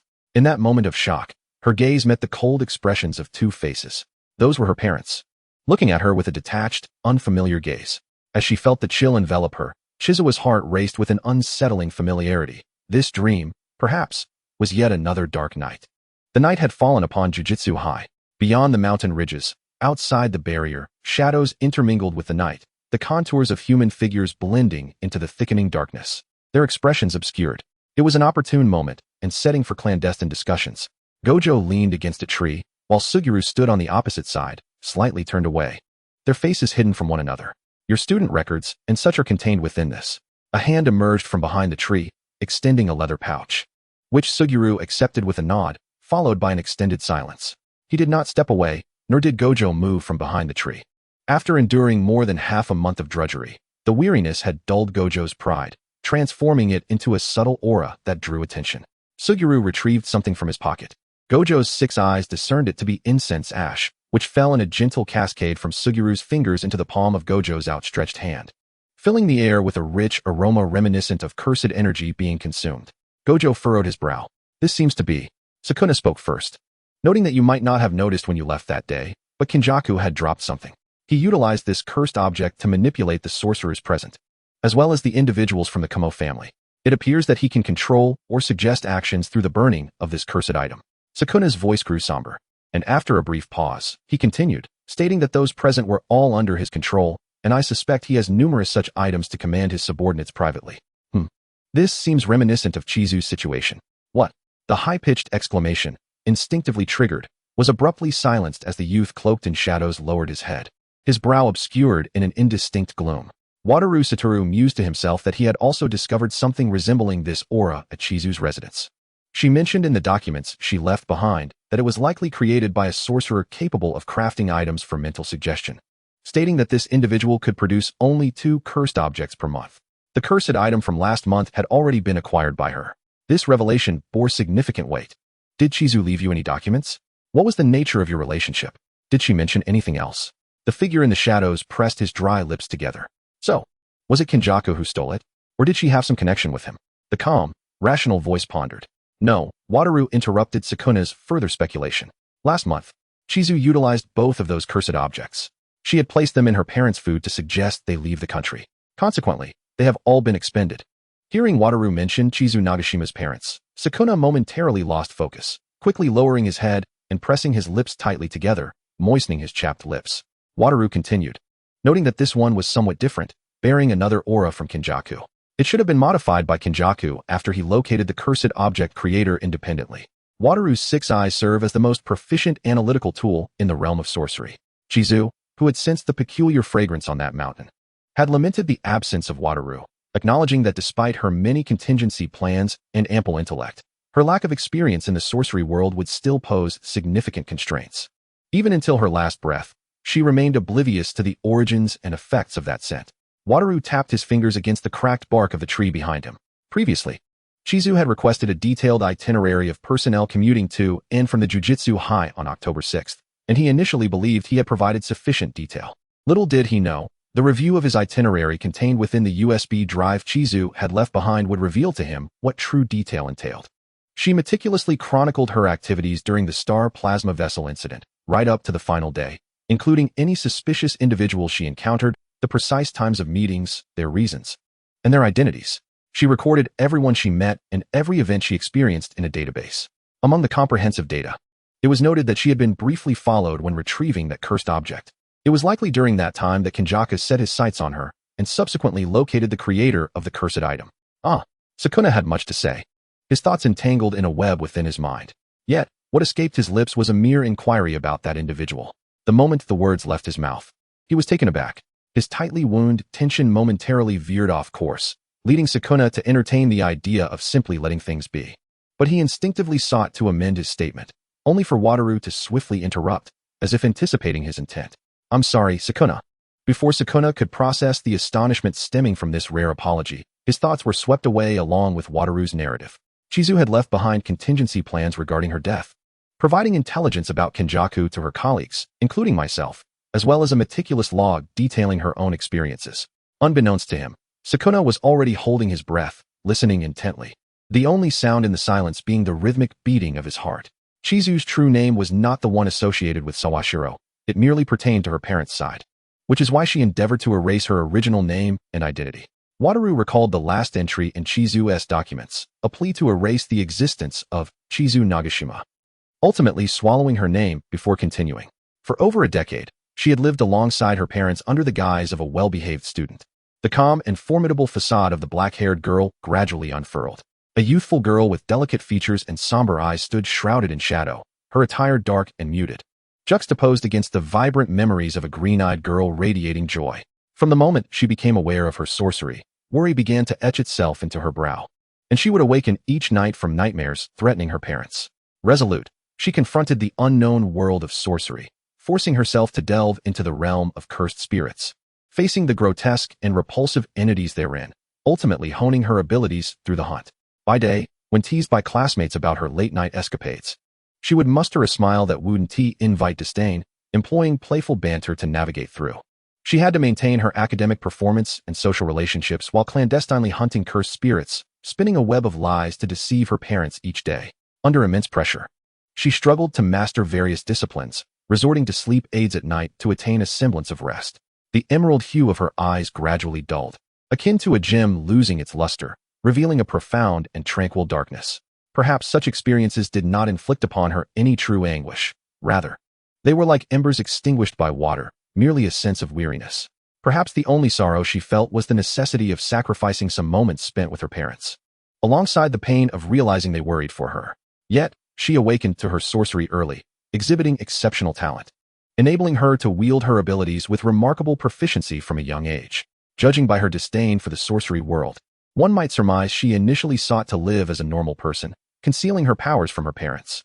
Wataru had indeed uncovered other intriguing details within Chizu's computer, such as how to acquire vouchers from the XX dessert shop and how to salvage miso soup that had been overcooked, indications of a girl striving for independence, much like any ordinary individual. However, her turning point occurred during her middle school years when a sorcerer set his sights on her abilities. That particular technique was undeniably tempting, and the sorcerers resorted to extreme measures to threaten her parents. Although the specifics of that situation remained unclear, she ultimately found herself entangled with the sorcerers, believing that resolving the star plasma vessel incident would alleviate the threat to her parents. Thus, Chizu. Wataru paused. She was the blonde youth who had intercepted me back then. Ultimately, a mind as sharp as hers could not remain under the sorcerer's control indefinitely. She likely intended to use this as a stepping stone to relocate her parents to safety, cleanse her identity, and then, well, the two visas, documents, and various photographs that Kong Shiyu had prepared were stored within the girl's computer. In the end, the airplane traversed the skies of Japan, slicing through the clouds like a fisher.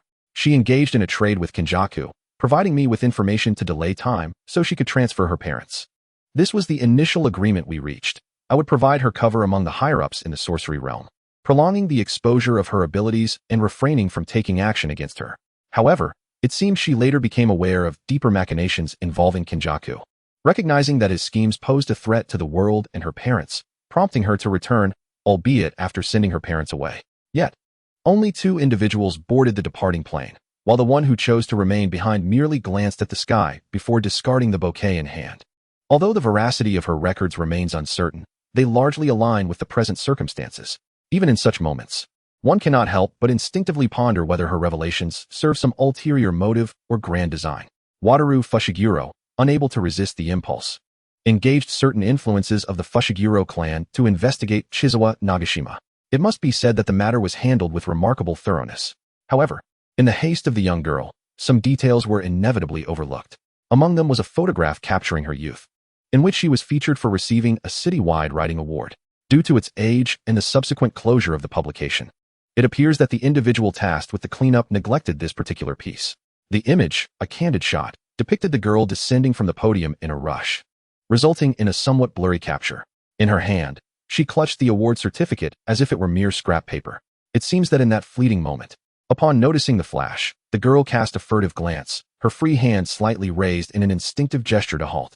Beneath her delicately lowered lashes, a piercing gaze flowed, revealing a cold demeanor even in its obscurity. Yet, through the remnants of the girl's past words and images, one could sense a weighty, somber essence. The true expression of her youth was frigid, not akin to a snow-capped mountain, but rather reminiscent of a weary hill formed from volcanic ash, long extinguished of its embers, exuding a sense of despondency. Suguru Geto, after a prolonged silence, let out a quiet laugh amidst the tranquil night. So it is as such. Are her parents settled now? She had indeed made arrangements in this regard before her demise, which alleviates some concern. Oh, is it really wise to divulge such details? After all, I have defected. On one hand, knowing this information renders me incapable of orchestrating everything. What if her subordinates uncover something further? It matters not if I share this with you. On the other hand, you did inquire, didn't you? Geto, you have been anticipating these words for quite some time. Therefore, I sometimes find your confidence rather irksome. Wataru Fushiguro chose not to respond to that comment, but instead asked, what do you wish to pursue after leaving Jujutsu High? Geto exhaled into the cold night air, the mist forming in the darkness. I aim to seize control of the Star Cult and establish my own influence. The Star Cult is currently in a state of upheaval, presenting an opportune moment for investment. Fushiguro momentarily doubted whether this was something Chizawa had previously suggested to Geto, as the latter seemed to have developed a penchant for financial jargon in his reports. As Kinto Nanami once remarked, those devoid of capability can only serve as pawns, and I refuse to perpetually rely on others to make decisions for me. Occasionally, I wish to make my own choices. Geto hesitated before abruptly inquiring, speaking of which, where did you bury that individual? I did not bury her. Indeed, given the nature of her technique, cremation would have been the only recourse. No, there was no cremation. She is somewhat unique. She simply has yet to awaken. Geto paused, taken aback. So, does that mean she could potentially return? I do not know, Fushiguro replied, shaking his head into the darkness. I truly am uncertain. Do you wish to see her? No, I understand now. Let this suffice for today.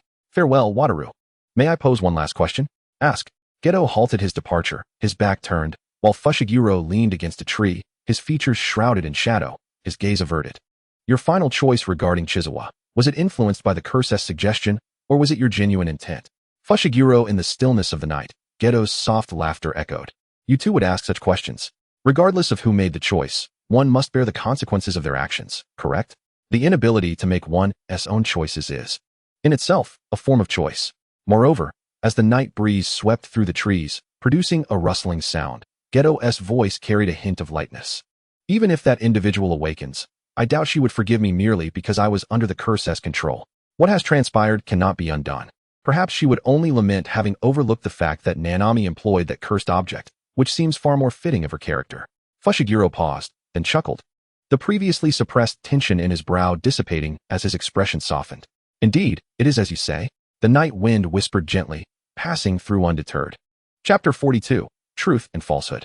You are the once familiar scene of her parents standing before her was abruptly torn asunder, resembling a canvas ripped from behind. A torrent of blinding white light surged forth from the crevice, cascading like a tumultuous sea, utterly annihilating the former tableau. In an instant, Chizawa Nagashima found herself enveloped in a realm of overwhelming brightness. She instinctively stepped back, bewildered.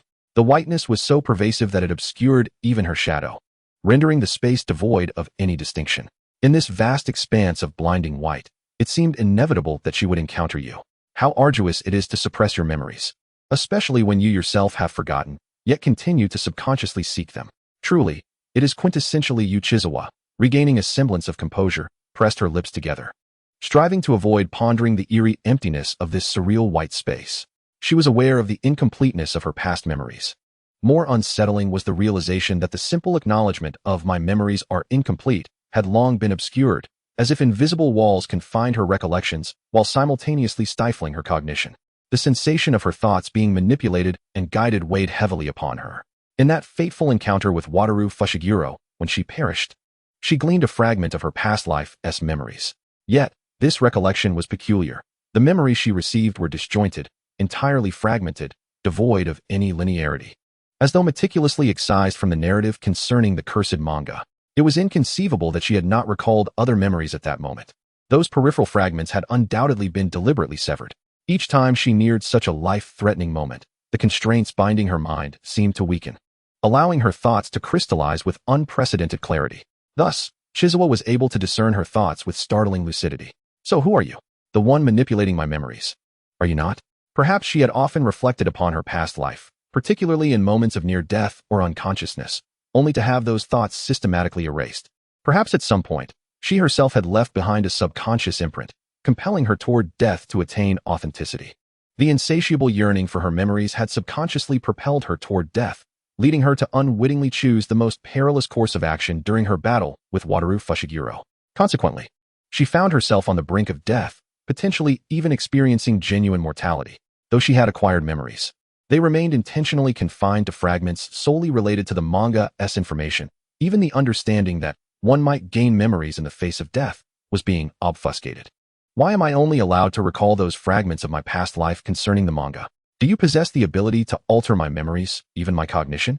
Is this power exclusive to me, or does it extend to all humanity? Who are you? Indeed. Such a multitude of questions, but how bold of you to voice them all. This is a pure white space, where all sound and imagery have vanished. A realm of pure consciousness. It is rather peculiar. This space is blindingly bright to the point of causing dryness in the eyes, yet it possesses a certain haziness, as if a veil of white mist floats above the luminescence. As for sound, or rather, what might not even be categorized as sound, for Chizawa could not hear it, nor could she ascertain its timbre. It was an influx of information directly transmitted to her mind, indistinguishable from language. In the face of such a disparity in ability, caution seems futile. This existence, perhaps, is the entity that governs her memories, and it is quite possible that it is also the reason for her resurrection, or even the cause of her reincarnation into this world of curses. Is it truly the case that the loss of all information renders you in such a state? How amusing indeed. Different lives undoubtedly offer distinct pleasures. Though individuals may share the same soul, varied experiences and the memories they engender will inevitably sculpt disparate personalities. From your perspective, that would already qualify as two separate entities, so why persistently pursue memories that do not belong to you? Undoubtedly, conversing with such an existence inevitably treads into philosophical territory. Nagashima Chizawa maintained a stoic demeanor, dismissing the voice as mere ephemeral noise. Once it concluded, she remarked, "There is no need to delve into philosophy with me at this moment.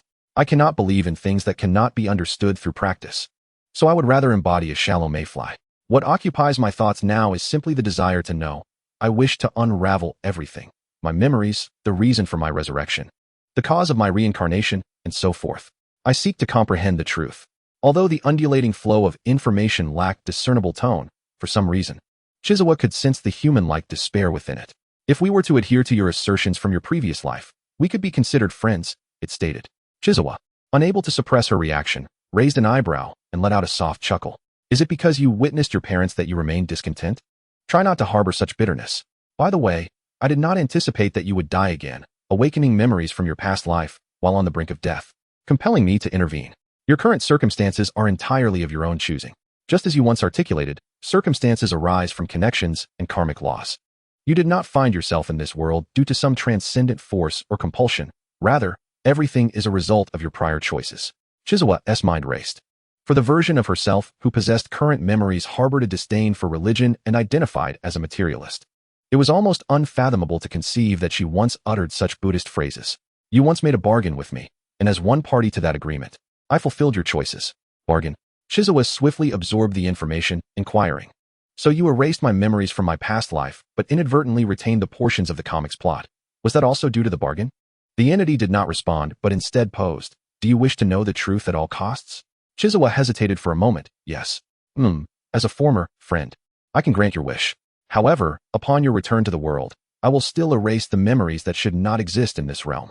The voice gradually resumed the detached coldness characteristic of a higher dimensional being. "Each new life should be approached with a clean slate, allowing you to grow and shape a new existence, should it not? Only in this manner can one attain a life of genuine significance. Life is akin to an amusement park. One must fully engage to earn the entry ticket." What entry ticket? In the absence of information, everything felt shrouded in mystery. Chizawa could only grasp the key pieces of information rapidly. "Did you not offer similar counsel in my previous life?" she asked, attempting to buy herself time for contemplation. "Indeed.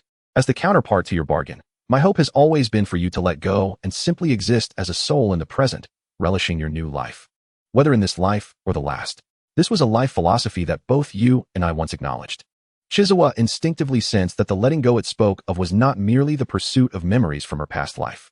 However, she mused, "Yet, those who seek the truth may willingly plunge into deception." As these words echoed, Chizawa was suddenly engulfed by a wave of familiarity. Vague scenes flickered in her mind like a snowy television with poor reception, the crimson clouds of a sunset, long black hair swaying in the night breeze, and a wrist dripping blood over the balcony railing. A light laugh and fragmented words, as if pages scorched by fire, lingered in the air. "Let us make a bargain." It felt as though a torrent of information surged into her brain, imbued with a familiar sense of urgency and persuasive emotion. "Lifetimes, souls, I cannot bear to break my promise. I still perceive that the you of this life and the you of the past are, in essence, two distinct entities. Thus, at most, I can allow you to view those memories from a third-person perspective. Is that acceptable?" In a daze, Nagashima Chizawa heard her own voice respond, "All right." The blood-red clouds of sunset, the dimming twilight, the rusted iron railing, whose blood had stained it, covering the ground and the sky. The pages began to turn, and the passage of time flowed backward to the yellowed pages. Chapter 43, 3 years. 3 years had passed far more swiftly than Fushiguro Satoru had anticipated. It was only when Shoko mentioned that today marked the anniversary of that fellow's death that he realized 3 years had indeed slipped by. There had been an overwhelming number of events, so many that even he, with his 6 eyes, felt the sensation of mental overload. Yet, despite this, he was propelled forward as if urged by an unseen force, much like a traveler in the night chasing after a distant light, always remaining a considerable distance from it, perpetually in motion. Fushiguro Satoru's gaze remained fixed on the looming plans and tasks ahead, as he prepared to assume the role of head of the family. It signified the onset of the initial pangs of the first few years. In the first year, he inherited the information network that Chizawa had not fully established. Regarding the legacy she left behind, it appeared that for Fushiguro Toji, it encompassed financial resources and a company framework, while for Fushiguro Megumi, it entailed his education and protection. Most of these were clearly delineated in the transaction funds, or meticulously accounted for in the dealings. However, the demands placed upon Fushiguro Satoru were considerably greater. He practically laid bare all the intelligence she possessed, as she had not managed to construct a comprehensive information network in such a brief time. Yet, she entrusted him with her fragmented intelligence network and her vision for its establishment. In truth, these elements felt more akin to the legacy of that individual. Utilizing Chizawa's intelligence and the connections she left behind, Fushiguro Satoru conducted a thorough investigation within the world of curses, albeit without making any drastic moves. Instead, he employed Chizawa's unconventional intelligence to prune away some of the decayed branches within the family. For instance, certain direct descendants within the family had been clandestinely communicating with the higher-ups and engaging in unscrupulous activities, such as fabricating inventory lists to pilfer cursed tools from the family's storeroom. While the elders of the family deemed such actions trivial, Fushiguro Satoru swiftly orchestrated a report against the perpetrator for theft, ensuring they faced imprisonment and appropriate consequences, methods that were frequently mentioned in Chizawa's documents. It seemed that he harbored some disdain for the scheming and power grabs. The plans laid out by that individual were primarily focused on these minor details, allowing him to gradually excavate the decayed roots, slowly consolidating power within the Fushiguro family. Moreover, most crucially, in a scenario where there was a significant imbalance of power, and you possessed overwhelming martial advantage, the paramount concern lay in merely investigating intelligence. While you held the upper hand, it was equally vital to guard against unforeseen threats post-revelation. Well, even if you are not at risk of being ambushed, should you have allies in the future, you must protect them as well. It is not about transforming everyone into the strongest, but rather about establishing an organizational force. It's time to learn how to be a leader, Fushiguro family head. For Fushiguro Satoru, it was likely unimaginable that he would ever find himself in such a position of servitude. After all, he had previously been almost entirely indifferent to family affairs. In fact, it was quite the opposite, as the family exercised greater control and surveillance over him. He could exploit the family's influence to engage in innocuous activities, such as investigating an ordinary individual or extracting funds from the family business without raising suspicion. However, these actions were likely monitored by those in higher positions, and once he attempted to pursue something genuinely related to power, he would encounter significant obstacles. Perhaps that individual suggested such a roundabout approach with this very consideration in mind. Yet, by the second year, his thoughts began to shift. During the second year, Kenji Hikari launched an assault on several highly secretive cursed tool repositories. Logically, those locations were known only to him as the future head of the Gojo family. Yet Hikari managed to obtain such intelligence. Within those repositories lay cursed tools and objects that would undoubtedly prove troublesome, some of which had been stored for countless years. Fortunately, he had preemptively deployed measures in accordance with Chisato's arrangements, narrowly escaping disaster. At this juncture, Satoru Gojo gained a deeper understanding of Hikari's intelligence network. The ancient creature, who had existed for millennia, remained shrouded in mystery regarding what he truly knew. Furthermore, he seemed to have altered the cursed objects of the control system, leaving Satoru uncertain about which individuals within the sorcery realm were under his influence. Such a monster, thus, was the earlier individual's convoluted plan also an attempt to avoid alarming the snake? However, despite Chisato's numerous conjectures and plans, after the attack on the cursed tool repository, they ceased to exist. Subsequently, Satoru Gojo found himself maneuvering through the intricacies of the old sorcerers. Nonetheless, the act of discreetly slipping the gossip news uncovered by Chisato into several family mailboxes, observing the old sorcerer's mortification, provided him with a modicum of delight. No one can instigate a thorough bottom-up revolution against the entrenched elite, nor can a sidelined upper class initiate a flawless top-down reform. What he undertook was merely preparation. A waiting game. Just as that individual entrusted him with his legacy due to faith, he remained vigilantly beside the coffin for 3 years. He intended to linger within the decaying core, awaiting the one who would shatter the shell from the outside. He too placed his trust in the process. In the course of consolidating power, Satoru Gojo also proactively took on the task of handling the defection of Yuta Okatsu. Yuta's development of the Starry Sky cult had progressed remarkably swiftly, establishing itself as a formidable presence in the realm of ordinary people. Following their night apart at Jujutsu High, both former close friends understood the paths that lay ahead of them. Although their contact was sparse, they maintained an unspoken understanding in their opposition to Hikari and the decaying upper echelons of the sorcery world. Due to Yuta merely absorbing the Starry Sky cult and establishing influence in the ordinary realm, Satoru was cognizant that the old sorcerer's various denunciations of Yuta would not escalate to a life-or-death conflict. He outwardly maintained a facade of opposition to Yuta Okatsu while privately exchanging intelligence. As he and Yuta gradually built their respective powers, Megumi Fushiguro appeared to have established a bodyguard company, seemingly with great success, and astonishingly, it quickly went public. However, That individual seemed to frequently visit gambling establishments, incurring considerable losses, raising concerns about the potential bankruptcy of his company. Amidst the relentless pursuit of various objectives, Satoru Gojo truly felt a fleeting sense of impermanence. Meanwhile, Chizawa Nagashima remained unchanged from 3 years prior, her hair not even a fraction longer, her entire being exuding a cold pallor, her long lashes veiling her eyes as she lay in bed. It seemed as though everyone else's time was swiftly swept away by the torrents of life, while this individual remained fortuitously preserved in a block of frozen time. Shoko Yeri would periodically come to conduct examinations, and after learning the circumstances from Satoru Gojo, she would bring a bouquet of fresh flowers each year at this time. This year was no exception. It was already November 1st, 2009, and they had all graduated. On that winter morning, the morning light was particularly pure and refreshing, streaming through the floor-to-ceiling windows of Satoru Gojo's apartment. The white blanket, the white sheets, and the pale girl lay together, creating the impression of a snowy scene within the room, as the soft golden morning light danced upon her, serene and tranquil. This individual had been asleep for 3 years, and so many events had transpired, yet I alone bore the burden of it all. We had agreed to be colleagues, hadn't we? It was time to awaken, wasn't it? Speaking of which, today was the final deadline. Shoko interrupted her classmate's lamentations. She had informed him that if she did not awaken after 3 years, he should reveal everything to her parents. Just as Satoru Gojo was preparing to scold a bit more, a moment of clarity struck him. This was indeed the final deadline that individual had set. Well, if she remained unresponsive by midnight, he would fly to England the next day. Satoru spoke nonchalantly, yet his gaze remained heavy upon the slumbering girl. Her parents. Shoko's voice suddenly faltered. Satoru was momentarily taken aback. In the morning light, a glimmer slipped from beneath the girl's veiled lashes, a single droplet, like dew, traced a glistening path from the corner of her eye, fleeting and ephemeral. Shoko abruptly grasped Satoru's arm, her suddenly uplifted gaze radiating intense brilliance.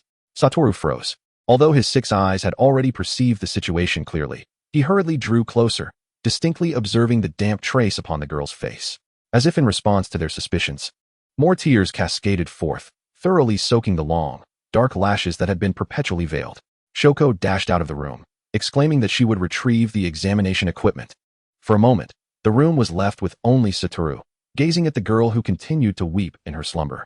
Although the girl initially shed tears profusely, her expression remained one of serene lifelessness, utterly oblivious, with only the dew-like glimmer rolling down her face.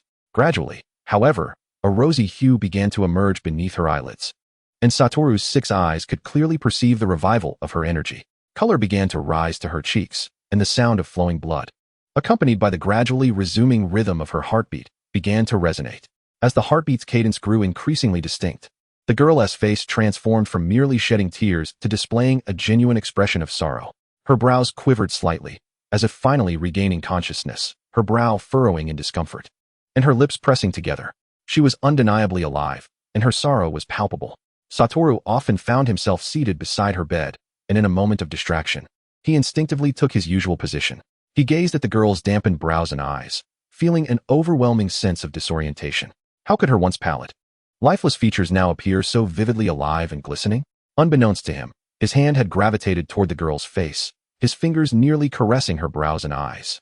Then suddenly, beneath his suspended fingertip, her moist black lashes sprang open, imbued with a sense of resolve and intensity. Those were the fragmented green irises, severed by tears. Although he had envisioned countless scenarios of this familiar face awakening, he never anticipated it would manifest in such a manner. Tears fell unbidden, scalding his hand before sliding into his sleeve, leaving a cool trail across his skin. The realization lodged in Satoru's throat. This was the first time he had witnessed her cry in such a tangible manner. The girl, now regaining her vitality, propped herself up, seemingly oblivious to the presence beside her, curling inward as torrents of scalding tears streamed down her face, her eyelids and cheeks flushed with a delicate crimson. Indeed, she bore the unmistakable signs of revival. Yet, she seemed to simmer with the intensity of an erupting volcano, poised to transform into ashes at any moment after her imminent eruption. Is that so? Indeed, it is so. It is indeed so. So, this is how it is, then. How could it be like this? The girl's muffled whispers were laden with scalding moisture. Satoru Gojo, realizing the situation, grasped Chizawa Nagashima's arms as she leaned on the bed, but the moment his hands brushed against her arms, she fiercely seized his hands in return. Utterly devoid of meaning. This is not real. It is all a fabrication. Despite my tireless efforts, it is all a lie. Damn it. What am I to do? I have already, I am so. It is all a deception. She seemed entirely oblivious to Satoru. Her head bowed and trembling, her pupils quaking and shattering in tears. As soon as Satoru's hand reached out, she instinctively clutched it tightly, as though grasping a railing, her fingers embedding themselves deeply. The fabric of Satoru's sleeve twisted painfully, and despite the firmness of his arm, he could feel the desperate strength of a girl on the brink of despair. Calm yourself, Chizuru. The girl's gaze was unfocused, her pupils trembling incessantly, her entire being curled up and shivering. What am I to do? What significance is there left? It is all futile. What am I doing? Her murmurs gradually dissolved into sobs, her teeth biting fiercely into her lower lip, blood mingling with tears as they cascaded down, stifling her cries in her throat. The girl, utterly consumed by despair, seemed to regard everything around her as mere air, objects, and even Satoru's arms that she clung to. She appeared to gaze upon resilient porcelain, incessantly shattering into pieces that would never again fit together. Satoru, yielding to his instincts, pried apart her pale fingers to withdraw one of his arms. The shattered porcelain fell into his embrace, cutting into his shoulder, while the girl's teeth savagely pierced his skin like a dying beast. Amidst her whimpers, he heard her muffled cries. I am so exhausted. The fragmented despair of the girl awakening from a nightmare escaped her lips in a death-like whimper, her head finally resting against Satoru's bleeding shoulder, the blood and tears cascading down from her once again closed eyes, unheeded. Satoru reached out to catch the searing blood and tears, while also cradling her limp form. He felt the weight on his shoulder, and as her grip on his arm gradually loosened, he hesitated before gently pulling her away. Chizuru's face was stained with both their blood, trickling slowly from the corner of her eye. How fitting for you to awaken with such a commotion. Satoru had regained his composure, his gaze fixed on the girl's serene brow, sensing her steady breaths. His furrowed brow relaxed slightly. One hand gently lowered her back onto the bed, while the other pressed against the corner of her eye, his fingertip gliding over the searing blood and tears that marked her smooth skin, leaving a streak of watery crimson. It seems this is no pleasant dream. Chapter 44, Chaos and Awakening. When Najiro Kaori returned with the examination equipment, she was taken aback by the gruesome state of Satoru's shoulder. Only then did she learn from him about the earlier incident, subsequently examining Jujutsu Nagashima's body. There appeared to be no issues. Her heart rate was merely elevated, likely due to heightened emotions and her weakened state causing her to faint. Najiro administered N4 to the girl who was recovering her vitality. Perhaps, over the past 3 years, she too had experienced something in her dreams. Najiro skillfully inserted the needle into the girl's bluish vein, then turned to her classmate. Do you need me to bandage that? She inquired, though her actions suggested otherwise.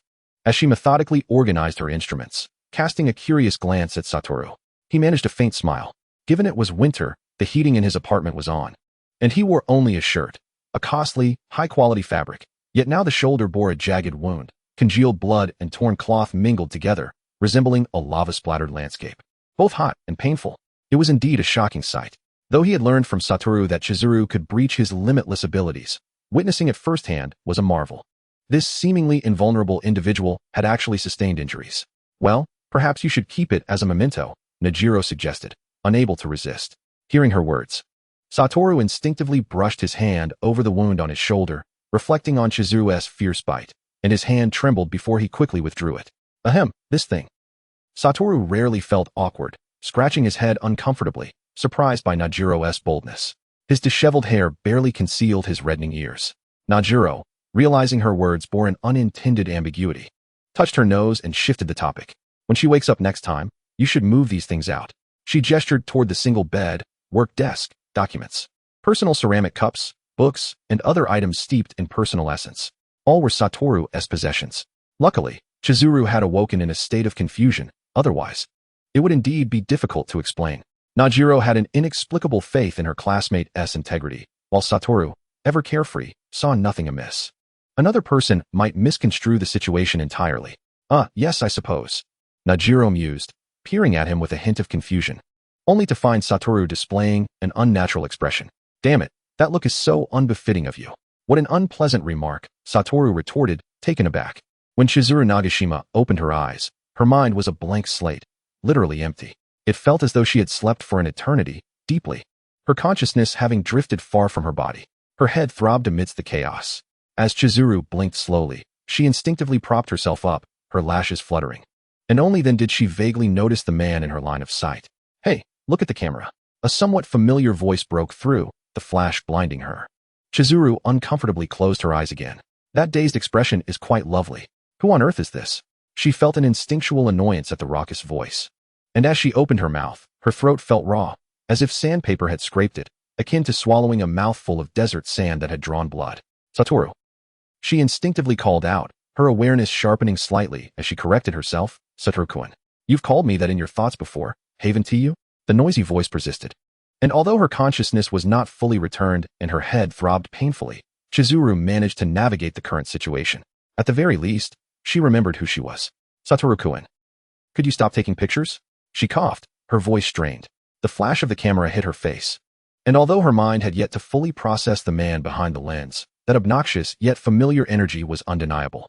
As Chizuru raised her voice slightly, her throat felt as if it were seared, forcing her to swallow the urge to cough. Hey, at least get me a glass of water, will you? She leaned weakly against the headboard, only to notice that a soft cushion had already been placed there, allowing her to recline in a feeble yet relaxed manner. Wow. Can you manage to drink water by yourself in that position? The lively voice persisted, and Chizuru slightly closed her eyes, enduring the sharp pain in her head. I'm not incapacitated. Who knows? Damn it, what is this bastard saying? Enduring the fatigue and throbbing pain, Chizawa Nagisa found her mind struggling to think clearly, unable to adopt her usual composed demeanor. At this moment, she appeared weak, exhausted, and irritable. As the warm breath drew closer, her eyelashes fluttered, instinctively reaching for the porcelain cup brought to her lips. Just as her hand grasped the cup's rim, weakness overcame her, causing her to spill half of its contents. Just in time, another hand caught the cup securely before it could fall. Hey, you saw that, right? This isn't what I wanted. But it seems you really can't drink on your own right now, she thought, her consciousness hazy. Had her weakness reached such a state because her recent encounter was so thoroughly fatal? The cool rim of the cup returned to her lips, and warm knuckles seemed to press against her jaw. The touch of unfamiliar skin caused her brows to furrow, even as the intense pain in her head had not elicited such a reaction before. Fortunately, the water was soon fed to her, bringing a slight relief to her throat. It felt as though Gojo Satoru had transformed into her caretaker. Why does he have to talk so much? It's quite bothersome. With this thought swirling in her mind, she had no choice but to open her eyes and confront the scene before her. I would much prefer it if Miss Shoko were the one feeding me. Oh, so Shoko can remember now? She mused. Suddenly, a face, obscured by an eye mask, loomed closer, and though the mask obscured her vision, she could still sense the scrutiny and appraisal. It seems you've completely lost your memories from before you woke up, Gojo remarked. I even brought my camera-ready phone today, anticipating the rare occasion we encountered last time. How many phones do you have? What a waste. She replied, bewildered. The rebooted state of her mind rendered her incapable of processing thoughts as she once could, making her unable to carefully consider her words before speaking. Every attempt to think felt like a sharp hammer striking her cerebral cortex. This discomfort prompted her to be kinder to her own mind, opting instead to speak freely in the moment. Consider the patient, she said with a hint of detachment, allowing herself a moment of unguarded vulnerability. Did I wake up earlier than this? Was it like an anime transformation, perhaps? Did I go mad? The youthful voice carried a tone of fatigue and curiosity, devoid of any other emotional shadows. Gojo paused, realizing she truly had no recollection. After a brief silence, he slowly replied, You were crying. Eh. The weariness on Chizawa's face shattered like a thunderclap, revealing a complete blankness. Was he joking? Don't say such ridiculous things just because my mind isn't functioning well right now. That's impossible. I'm not lying. Would you like to see the photos? Gojo waved his phone teasingly. No, don't. Isn't that a violation of privacy? How outrageous. Chizawa's voice rose in agitation, causing her throat to sting painfully, and she couldn't help but cough violently, clutching her chest. Actually, that is not true, Gojo said, his hand retracting as he feigned innocence. For safety reasons, this room is equipped with surveillance cameras. Chizawa believed most of what he said, covering her face as she turned her head to hide her awkwardness. After coughing for what felt like an eternity, she finally lifted her head, covering her mouth but inadvertently hiding most of her face. Her voice sounded remarkably calm. By the way, Gojo, what happened to your shoulder? What a clumsy attempt at deflection. Gojo touched the corner of his mouth with a hint of a smile. Guess? It looks like the bloodstains are still fresh. It must be a recent injury. Was it a bite? No, that's not right. Chizawa regarded him earnestly, her serious contemplation temporarily dispelling her previous embarrassment. How could someone injure you? You have no limits. The girl was completely engrossed in her deductions. Due to the lingering pain in her muddled brain, Chizawa found herself naively articulating her rudimentary reasoning. Aside from my cursed energy nullification, there shouldn't be anything else capable of breaching your limits. Exactly what do you think? Gojo's lips curled into a pleased smile. Could it be? No, that's impossible. Kinji Hikari hasn't take another guess. Who else could it be, aside from me? Wait. Chizawa abruptly lifted her head, momentarily disregarding the pain from the sudden movement. Gojo's smile widened. Surely not. Chizawa gazed at Gojo with an expression of despair. It can't be. Indeed. Chizawa buried her head under the blanket, racked with anguish. I wish I hadn't woken up. Seeing her sulking under the covers for a while, Gojo poked her shoulder, fearing she might suffocate. However, she simply toppled over, falling asleep again. Gojo gained a deeper understanding of her frail condition. When Chizawa next awoke, it was already evening. Yuri Shoko had remained behind to check on Chizawa's health. Upon opening her eyes, she found the familiar face of Yuri Shoko before her. After yet another bout of deep slumber, her consciousness had cleared considerably. Seeing the girl leaning in, Chizawa instinctively smiled. Miss Shoko. Her voice had softened significantly, the scratchiness in her throat having dissipated. Do you not have any sensation in your hand? Yuri asked as she deftly withdrew the needle from Chizawa's hand, promptly applying a cotton swab to stop the bleeding. I can feel a bit, but it's not very pronounced, Chizawa replied, her gaze drifting to the mole at the corner of Shoko's eye before moving to the dark circles beneath it, her expression gentle. I've never cared for a patient like you before, Yuri said, setting the needle aside. Perhaps due to your body being in a state of pseudo-death for too long. Your sensory functions have yet to fully restore. Shoko's hair seemed to have grown a bit longer. Though Chizawa's memories of the past were still somewhat hazy, she vaguely recalled that Shoko used to have short hair. Have you been taking care of me this entire time? Well, you could say that. Is it because of Gojo's request? With her mind slightly clearer, the girl quickly resumed her gentle, yet somewhat distant demeanor. Upon hearing her classmate's actions labeled as a transaction, Shoko paused before responding nonchalantly. I heard you saved that fool, Geto. Chizawa understood the implication immediately. Yet, Geto Suguru. The name had grown somewhat indistinct, dredged from the murky waters of her memories, leaving only a rational outline of the events. It felt as though a painting had fallen into a murky pool, and when retrieved, its colors had faded, leaving only the clear contours. Chizawa grasped the sequence of events and their underlying logic, yet the emotions that had once burned fiercely within her, akin to boiling blood, had become obscured, akin to dirt being washed away from a lens. She could only infer her possible feelings at that time through the logic of the events. Thus, when she heard the name, she felt little emotional upheaval, merely nodding slightly. I see. May I ask how long I have been asleep? Chapter 45, Resurrection. Upon hearing Yuri's response, the girl froze, her pupils constricting, her lips still curled into a smile. Indeed, you have truly been asleep for a long time. Yuri's voice trailed off lazily, and instinctively reaching for a cigarette, she caught herself and turned to look at Chizawa, only to be taken aback. The girl's face still bore the remnants of a shattered expression. Her tightly constricted green eyes seemed to have frozen, as if the light within had fractured. Upon sensing the gaze of Kaizumi Natsuko upon her, Chizawa quickly lowered her head to conceal the expression she had yet to adjust, her lips, which had been forced into a stiff smile, now pressed straight. The eyes hidden beneath her bangs remained constricted, reflecting a state of distress. Kaizumi Natsuko hesitated momentarily, her fingers fumbling with the crumpled paper of a cigarette in her pocket. It suddenly dawned upon her that waking up to find 3 years of her life abruptly missing was indeed a cruel and terrifying ordeal. While everyone around her, family, friends, the entire world, had moved on for 3 years, she remained anchored in the past. Chizawa and Satoru had previously shared a connection, perhaps fostered by the calm and formidable presence of Nagashima Chizawa. It felt as though she had nonchalantly abandoned this world for 3 years. In truth, it was possible that she had never anticipated her own demise, cast aside by the world for 3 long years. Silence enveloped the room, and after a considerable pause, as Kaizumi Natsuko contemplated retrieving a cigarette, the girl raised her head and smiled. Perhaps you should rest, Miss Natsuko? Today has been quite troublesome. Kaizumi Natsuko gazed steadily at the girl before her, met with a flawless, gentle smile.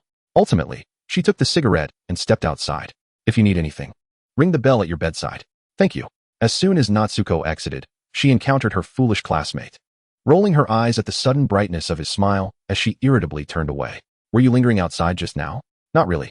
I just happened to come up as you were leaving. You're lying. Kaizumi Natsuko, disinterested in exposing Satoru's fib, paused for a moment, not receiving any inquiry from her classmate. She took the initiative. I told her she had been in a coma for 3 years. She seemed rather shocked. Well, she should be. Who loses their vital signs for 3 years? Satoru lazily echoed her sentiment. Kaizumi Natsuko pondered his mixed signals. While he appeared genuinely concerned about Nagashima Chizawa, he refused to enter and see her, and now he seemed oddly curious about her condition while remaining obstinately aloof. It was rather nauseating.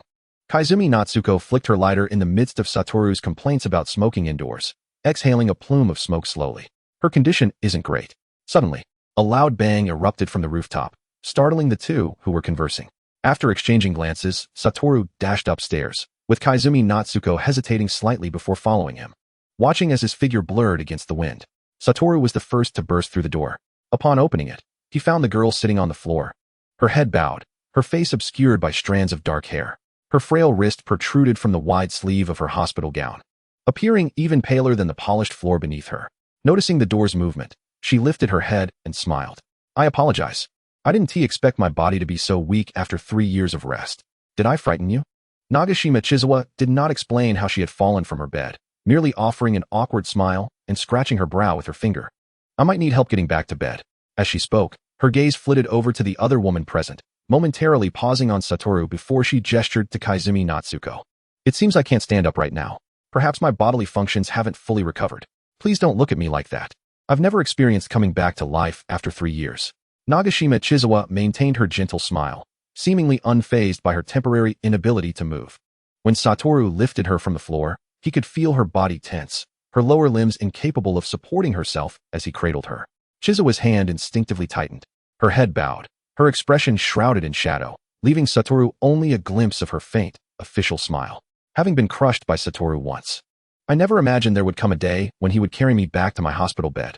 The girl teased lightly, and upon returning to her bed, she lifted her head, her face illuminated by the light, exuding a carefree demeanor devoid of gloom. As Kaizumi Natsuko observed her classmate's gaze fixed on Nagashima Chizawa, she recalled the unfinished cigarette in the living room and decided to excuse herself. At the moment the door closed behind her, Chizawa's smile faded significantly. Was it Satoru who saved me? Satoru paused, momentarily taken aback by the sudden shift in conversation before finally comprehending her question. Not really. By the time I got there, you were already dead. If anything, I merely retrieved your corpse. After all, this incident had become a distant memory for Satoru, one that had been chewed over so many times that it had lost its flavor over time. Only now, as she awakened, did he vaguely realize that it was not the memories that had become tasteless. Rather, the intensity of those memories was so profound, so visceral, that time had merely cloaked them in dust. And here she was, so vividly alive. Her green eyes sparkled brightly, as if, upon suddenly opening her eyes, she had swept away the dust of memories with a glimmer that was almost too bright from the tears. It felt as though he had been unknowingly sedated. Only now regaining clarity, Satoru began to sense the peculiar emotions emanating from her, even though she still wore that infuriatingly gentle smile. Chizawa's functioning left hand lightly touched her chin, a smile breaking through her contemplation. I truly ought to thank you. I never expected Kinji Hikari would find value in this body of mine. My curse technique is indeed somewhat unique, and it seems he has taken an interest. After a brief chuckle, she continued, I'm rather pleased with this body. Being possessed would be dreadful. Have you been watching over my body all this time? The insinuation in her question was slightly ambiguous, yet her expression remained calm and straightforward. Satoru pursed his lips. Yes, and Natsuko has been assisting in checking your condition. Chizawa's next question came swiftly, as if she had prepared it in advance, tinged with an unintentional sharpness. The contract between Satoru and me. Satoru must have fulfilled his part. So why save me? Even before her death, Nagashima Chizawa had clung to the unyielding thought of why didn't anyone save me? Yet now, she instinctively directed a cold inquiry at Satoru. Why did you save me? Perhaps she wouldn't realize it, but in reality, the notion of not being saved weighed heavily. Years later, she would reflect on her own miscalculations, acknowledging her oversight regarding Kinji Hikari's potential to seize control, believing it was only just that she bore the consequences. This notion left a gray mark upon her resolute heart, perhaps not deeply etched, but enough to cause her proud spirit to wane. In her eyes now, there was a simple confusion mixed with a hint of caution, a pure kind of indifference. Satoru paused for a moment, taking a while to respond with a smile. Because you are a very useful tool, it would be unfortunate for Hikari to possess you. Wouldn't it be better for me to acquire your assistance in exchange for my kindness? At this moment, Chizawa found herself lacking the emotional bandwidth for excessive contemplation. She merely ran through the thoughts in her mind, nodding in agreement. I will stand by your side. You saved my life, and I will be loyal to you. Satoru found it difficult to articulate his feelings, as if his heartstrings were being tugged by an icy wind. He forced a smile. The pent-up frustration within him was almost unbearable. Unable to restrain himself, he reached out and pressed down firmly on the head of the pensive girl. tousling her hair amidst her slightly bewildered yet cautious gaze, resulting in a chaotic mess. Just as Chizawa's expression turned icy, she recalled that he was her savior. And with a slight pursing of her lips, she surprisingly refrained from resisting. A calm, yet somewhat stiff voice emerged. Have you gathered any information over the past 3 years? Itadori? Is my computer still with you? Could you bring it to me later? I would also like to know what has transpired during these years. Is that what you want to do right after waking up? Well, never mind. Wataru Itadori, somewhat disheartened, withdrew his hand but abruptly pulled a chair beside the bed and sat down. In this position, he was almost eye level with Chizawa, whose eyes, obscured by a blindfold, seemed to be gazing directly into her rare, somewhat muddled green irises. I was just about to ask, are you angry? Chizawa paused for a moment, then snapped back to reality, averting her gaze from Itadori's. Of course I would be angry. Losing 3 years' worth of intelligence and strategic planning would make anyone furious. I have no idea how the situation with Kenjaku has evolved, and I still find myself as I was 3 years ago, with all my plans shelved. Then, are you sad? Itadori's tone remained level, yet it carried a hint of playful curiosity. Thus, upon hearing his question, Chizawa felt no immediate irritation. She simply lifted her head abruptly, and upon seeing Itadori's inquisitive and somewhat mischievous expression, she relaxed slightly. You really are a straightforward one, Itadori. For the first time since awakening, a genuine expression flickered across Chizawa's features as she helplessly forced a smile. Why do you think that? Itadori did not respond to Chizawa's inquiry. Instead, he smiled and recounted how that sorcerer had told him, you generally dislike lying. Yet you are quite adept at using language to sidestep questions you prefer not to answer. Today, I certainly witnessed that. Noticing the unmistakable contraction of Chizawa's pupils, Itadori stood up and affectionately ruffled her hair once more. Don't be disheartened. I bought a cake today. It's both your death anniversary and your birthday. Happy birthday. As he spoke, he playfully tousled the birthday girl's hair into a disheveled state. What a twisted joke, Chizawa thought, as she pressed her lips together, unable to muster a smile. It was only when Itadori paused at the door, not turning back, that Chizawa distinctly heard his voice. Your parents are doing well. Although you had so many requests in your documents, Itadori has ensured they were all fulfilled. So, cheer up, birthday girl. Chizawa stared blankly as the white-haired youth's figure vanished at the doorway. The warm, soft light in the room felt almost scorching as it fell upon her lashes, bringing forth a single, burning tear that rolled down her weakened hand, subsequently soaking into the fabric of her immobile legs. The heat penetrated deep into her blank, chaotic memories. At that moment, it seemed as though Chizawa had truly come back to life. Chapter 46. The night before reunion, Chizawa, still somewhat stunned, caught the tear that had fallen. Sometimes, emotional surges feel like a blinding light engulfing the mind, rendering one oblivious to everything else, and tears fall unconsciously under such stimulation. Weariness, regret, and sorrow all mingled into a tumult of emotions that Chizawa struggled to comprehend, leaving her dazed as she caught her own tears amidst this emotional upheaval. So, I was truly heartbroken. Her mind was still attempting to analyze the reasons behind it. Yet, contemplation seemed incapable of elucidating the dull ache in her heart. Just as she heard the sound of the doorknob turning, Chizawa hastily wiped her face, trying to erase the glistening evidence of her tears on the bedspread. But it was too late. Hey, by the way, you might need a wheelchair later. With her eyes still red and glistening, Chizawa met Itadori's gaze.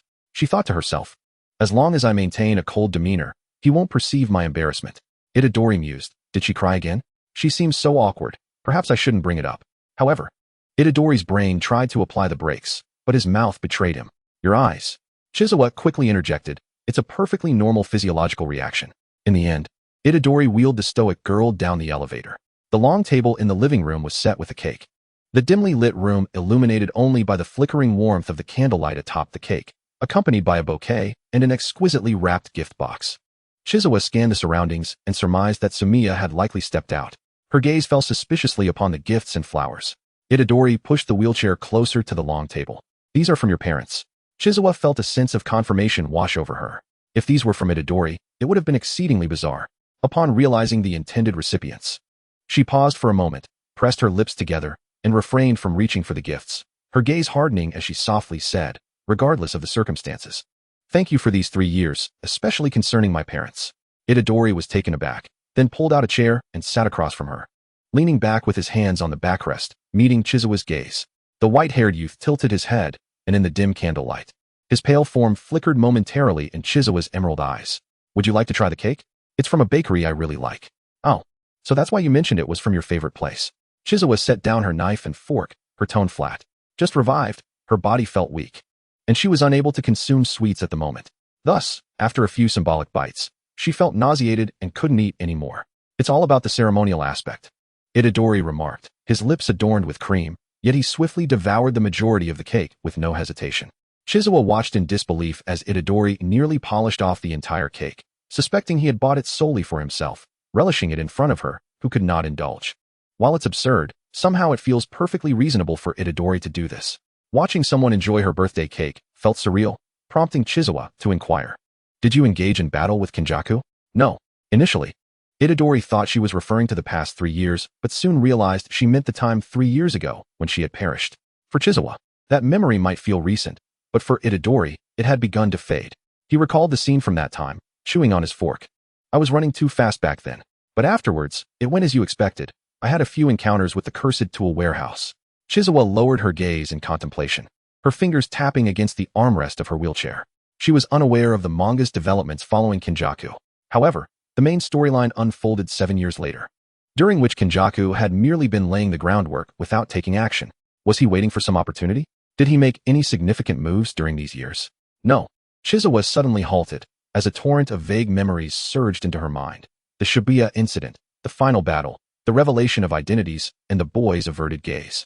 A strange heaviness settled in her chest, as if ice were lodged within her heart.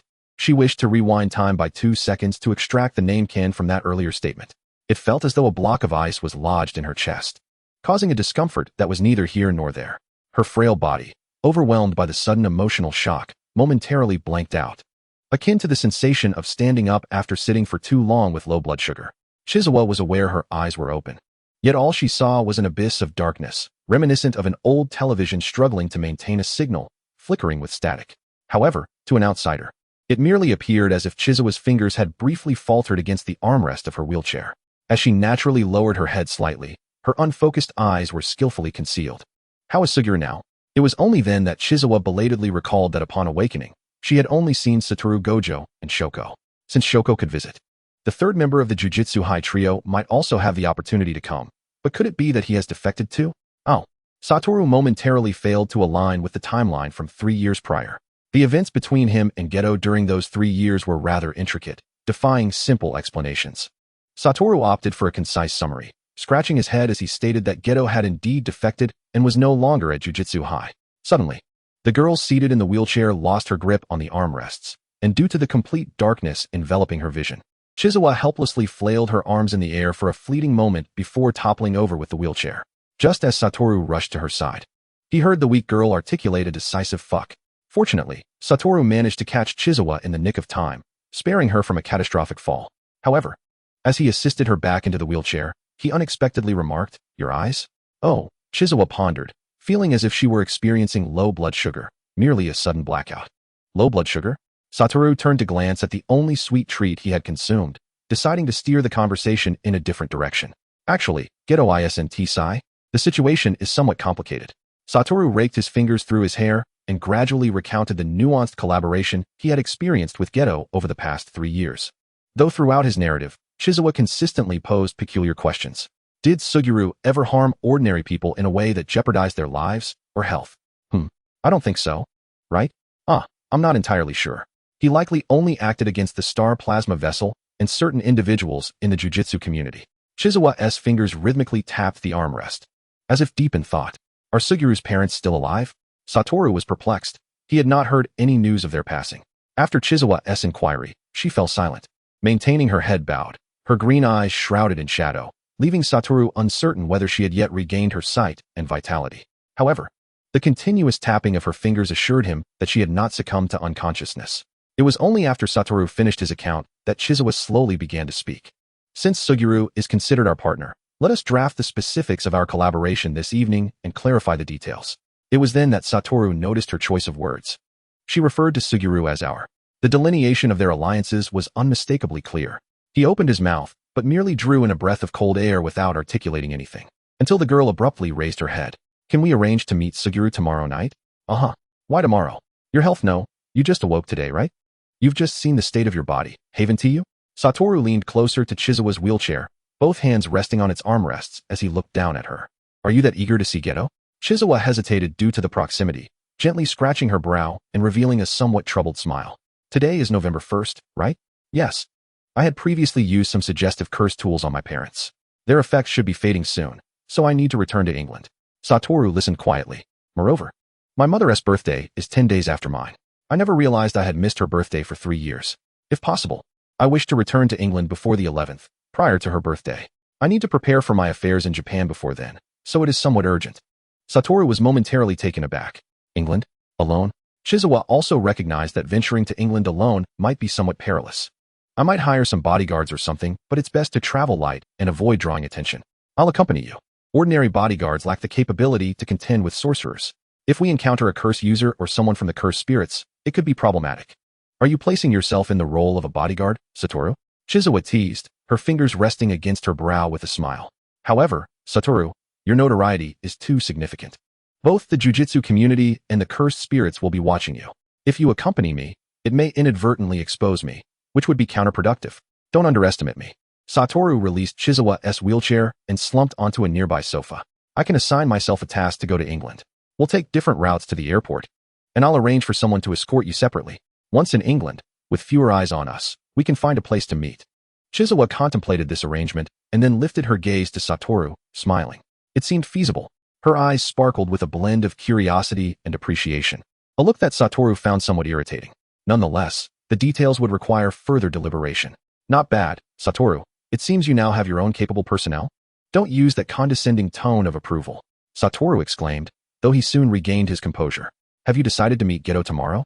Yes, before I leave. I also need to speak with Fushiguro and the like, and with the preparations following, it seems we ought to act swiftly. Is that so? Chizawa appeared somewhat fatigued. Her smile dimming as her eyes lowered, illuminated softly by the candlelight beside the cake box. She was unaccustomed to Satoru's silence, and with a hint of confusion, she slowly raised her gaze. The silver-haired youth had inexplicably removed his eye mask, the black fabric hanging loosely around his neck, beneath his snowy hair. His azure eyes glimmered brilliantly in the candlelight, resembling exquisite blue gemstones encased in vibrant, dancing flames. Chizawa paused for a breath. This fellow, in this calm demeanor, looked rather handsome. She gazed at him a moment longer, feeling a strange sensation swell within her. On this cold winter night, the room was filled with warmth, dimly lit, with flickering candlelight that exuded a comforting glow. The long table was scattered with cake boxes, plates, forks, and other items that breathed life into the space. Chizawa recalled the scenes from when she returned to her rented apartment, gazing across at the Fushiguro family home, illuminated by warm orange lights. Perhaps it was the ample heating, or perhaps the ambience created by the dim, warm candlelight. When Chizawa looked back at Satoru, her green eyes sparkled with a smile, and she was unaware of how soft her expression had become. Satoru, channeling his cursed energy, turned to glance at Chizawa but paused momentarily at the expression on her face. Then, realizing that with his eye mask removed, she could easily read his emotions, he hurriedly donned it again after utilizing his 6 eyes. Speaking of that cursed item, there is something I need to tell you. He raised a finger, and a pale blue cursed energy suddenly manifested. An inconspicuous wooden box on the living room counter sprang open, releasing a rich fragrance that quickly filled the room. It was a scent reminiscent of damp incense ash, somewhat pungent yet aromatic. Chizawa, who had been smiling, felt her pupils constrict as her smile faded abruptly. What is this? It is somewhat of an afterthought. But 3 years ago, in that mountain village, Chizawa had sensed that the fragrance was amiss. However, lacking knowledge of cursed energy, she had only glimpsed the cursed energy circuits and remained unaware of what it truly was. So what is this? Chizawa inquired, gazing at the black ash in Satoru's hand. You should be quite familiar with this. It's the cursed object you previously used on your parents. Chizawa tightened her grip on the armrest, her pupils narrowing, and after a while, she managed to smile. So it was this thing. No wonder Yuta has undergone numerous transformations, although his fundamental abilities remain unchanged. There are still many aspects that differ. Chizawa quickly revisited the scene in her mind, the rigid and unreasonable curse user, the fearless mercenary. So, it is not merely a matter of suggestion anymore. Can one truly control another's mind? Well, not entirely correct. Wataru Satoru shook his hand dismissively, causing those ashen shadows to dissipate swiftly under his cursed energy, the scent in the air fading rapidly as well. Chizawa gradually loosened her grip on the armrest. The influence of one's cursed energy should diminish with greater strength. Perhaps it still holds some suggestive power over those of lesser might. Suggestion? Come to think of it, before my demise, Yuta seemed to have uttered some peculiar words, yet the phenomena caused by cursed energy had no effect on me. So I may have been utterly unaffected by any suggestion. As Chizawa recalled, It was no wonder that if I had been successfully suggested or controlled, perhaps he would not have taken my life. Wataru observed the girl, who had bowed her head in contemplation as she pondered aloud, not shying away from recounting the causative events. Suddenly, however, her fingers, which had been resting on the armrest, stiffened abruptly, and her entire being froze unnaturally, remaining that way for a while before she relaxed again. Ah, I see.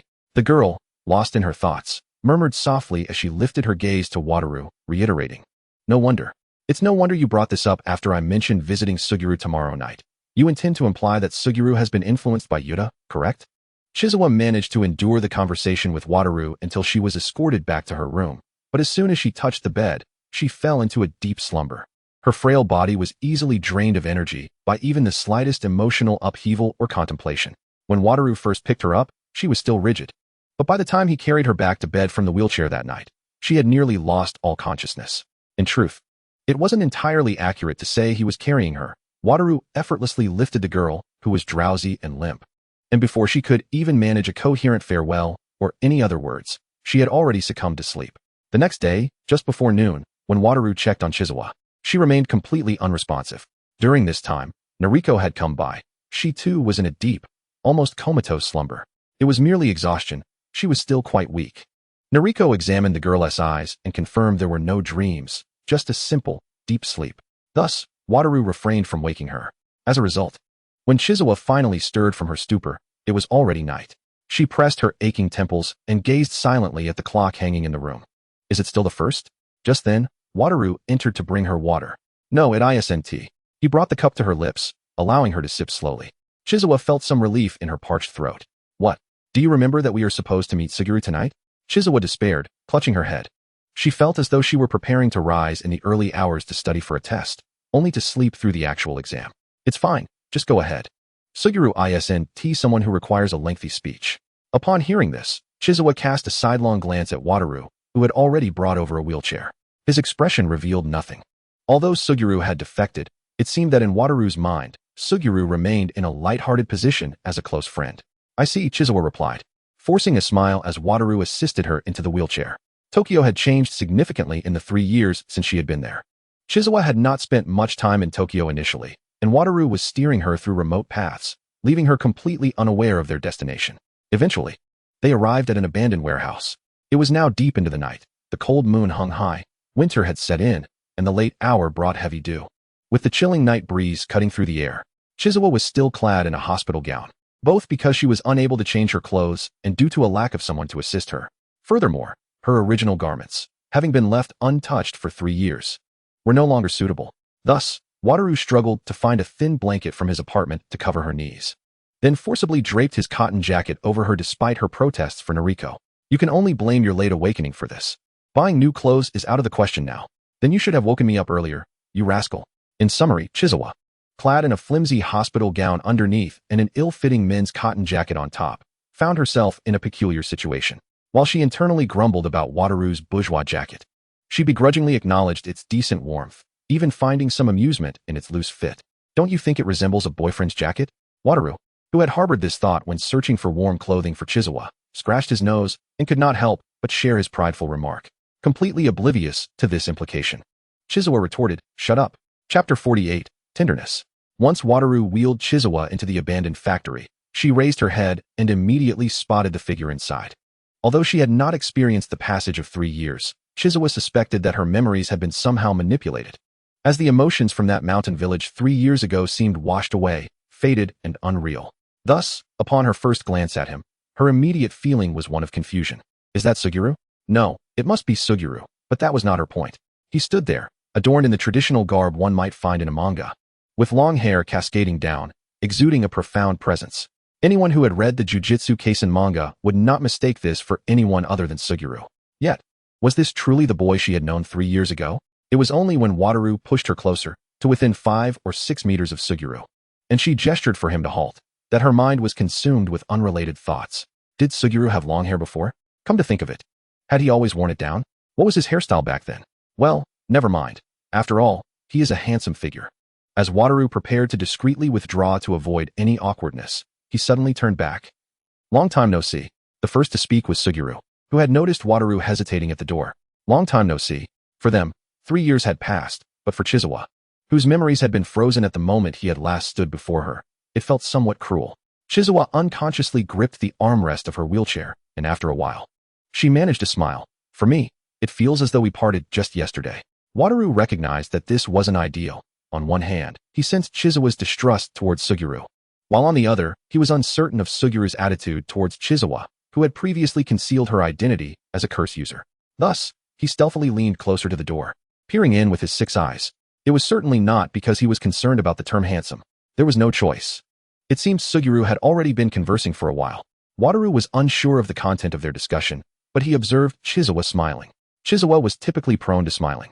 Her past demeanor had been one of mysterious confidence, but after 3 years of death and emerging so weak, her smiles often appeared gentle and subdued. Yet the smile she wore now was hardly better than a blank expression. It was a smile Wataru had never witnessed before, one tinged with resignation and weariness.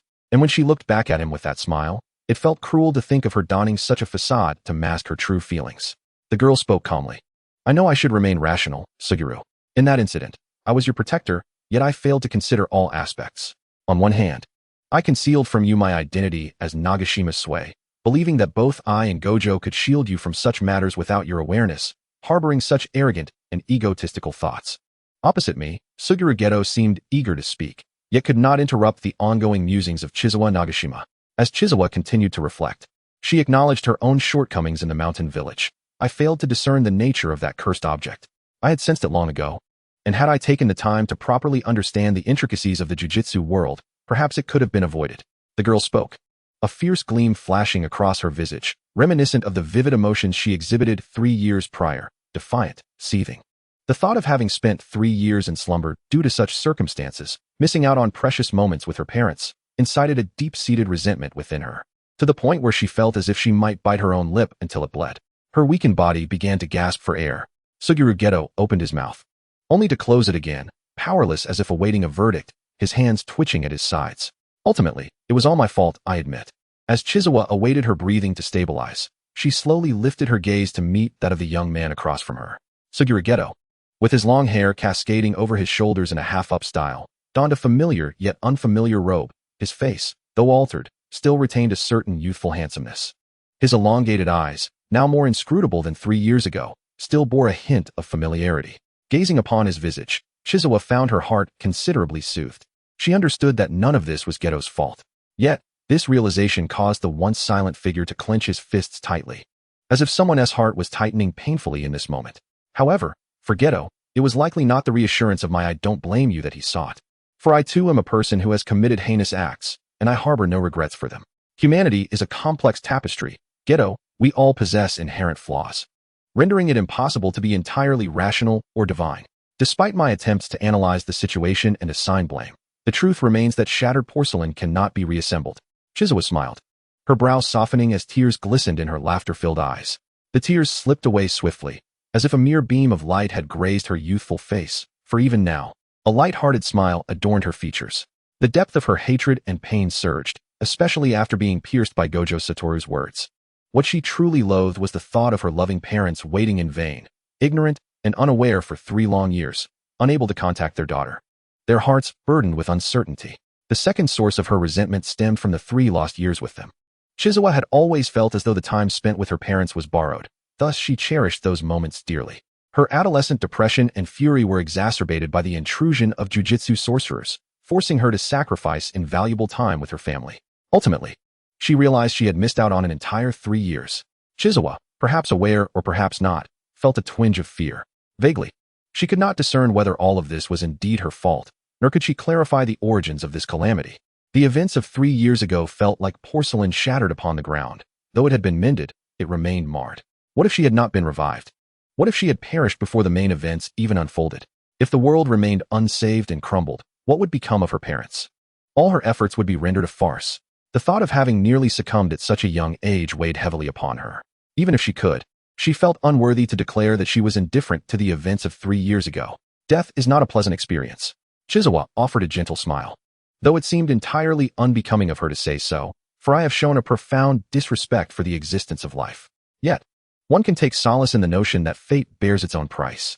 Chizawa looked towards Geto, stating that in the end, fate would exact an equal, or perhaps even greater retribution upon me. Observing from the shadows, Gojo Satoru was momentarily taken aback. The girl swiftly shifted the topic, cheerfully asserting that there was no need for concern. Even a villain such as myself would ultimately face the consequences of my actions, for justice does exist in this world. After all, Chizawa concluded with subtle implication. 3 years ago, it was all my fault. Although I recognized this, a part of me still struggled to let go. However, I mused that Geto likely did not wish to engage with someone like me as he did 3 years ago when he felt deceived. In truth, it was Chizawa who found it impossible to interact with Suguru Geto as she once did. While she could still address him as Geto when conversing with Gojo, she found it utterly impossible to utter that name in his presence. The proximity reminded her of her untimely death 3 years prior. Geto opened his mouth, yet could only manage a quiet acknowledgement. Is that so? Upon uttering those words, he felt a pang of regret and continued, I understand. Perhaps it was the calmness in his voice that provided Chizawa with some reassurance. She exhaled, her body having not fully regained its strength even after hours. Yet weariness still enveloped her. After such an ordeal, she felt a darkness creeping into her vision. Nevertheless, she smiled brightly as she proclaimed, let us reintroduce ourselves. I am the former Nagashima Sui, involved in the assassination of Amini Riko through the use of cursed techniques. The assailants who ultimately struck her down were deliberately placed by me, as I sought to divert your animosity and gain time for my escape. Chizawa Chiharu is not my true name. Every word I uttered upon first meeting you, Geto, was fabricated in the moment to deceive you. I shall not apologize for these actions, for given the chance, I would act in the same manner again. However, on a personal note, I wish to extend my apologies for the emotional harm I caused you and for my previous concealments. Her tone, though light, bore an air of vagueness.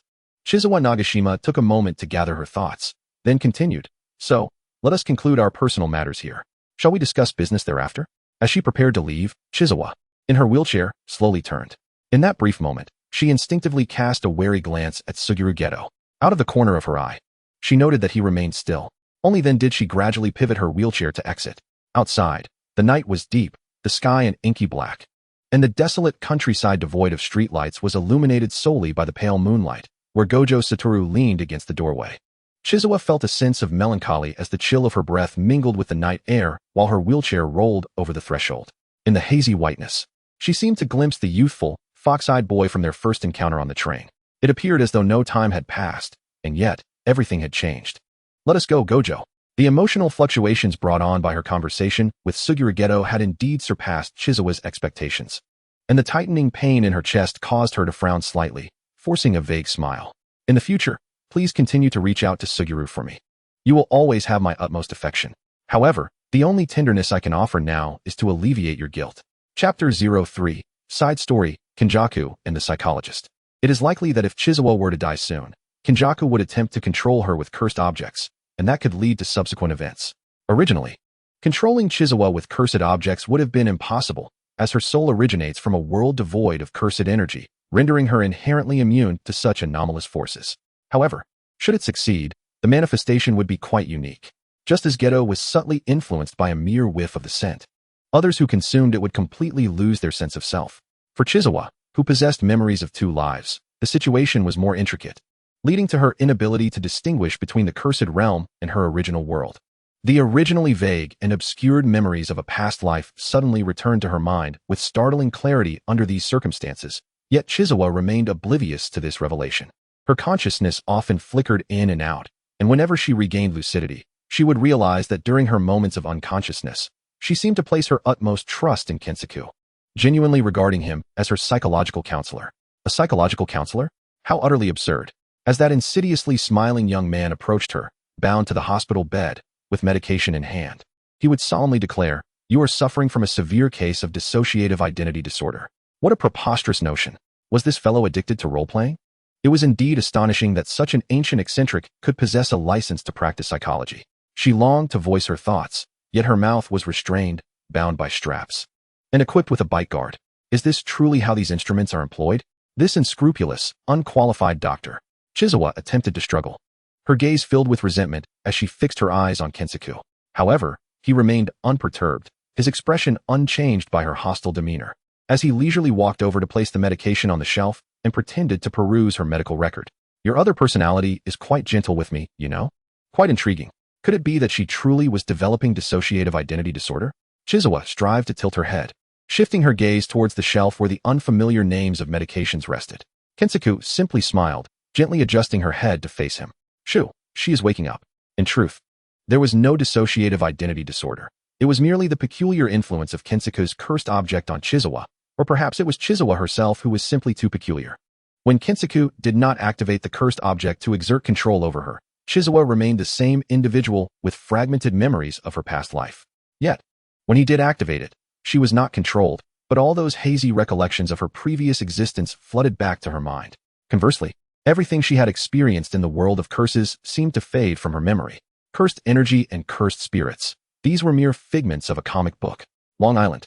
The unfortunate individual who had been repeatedly admitted to the hospital and was now imparting knowledge of curses believed that this institution had confined the only sane person.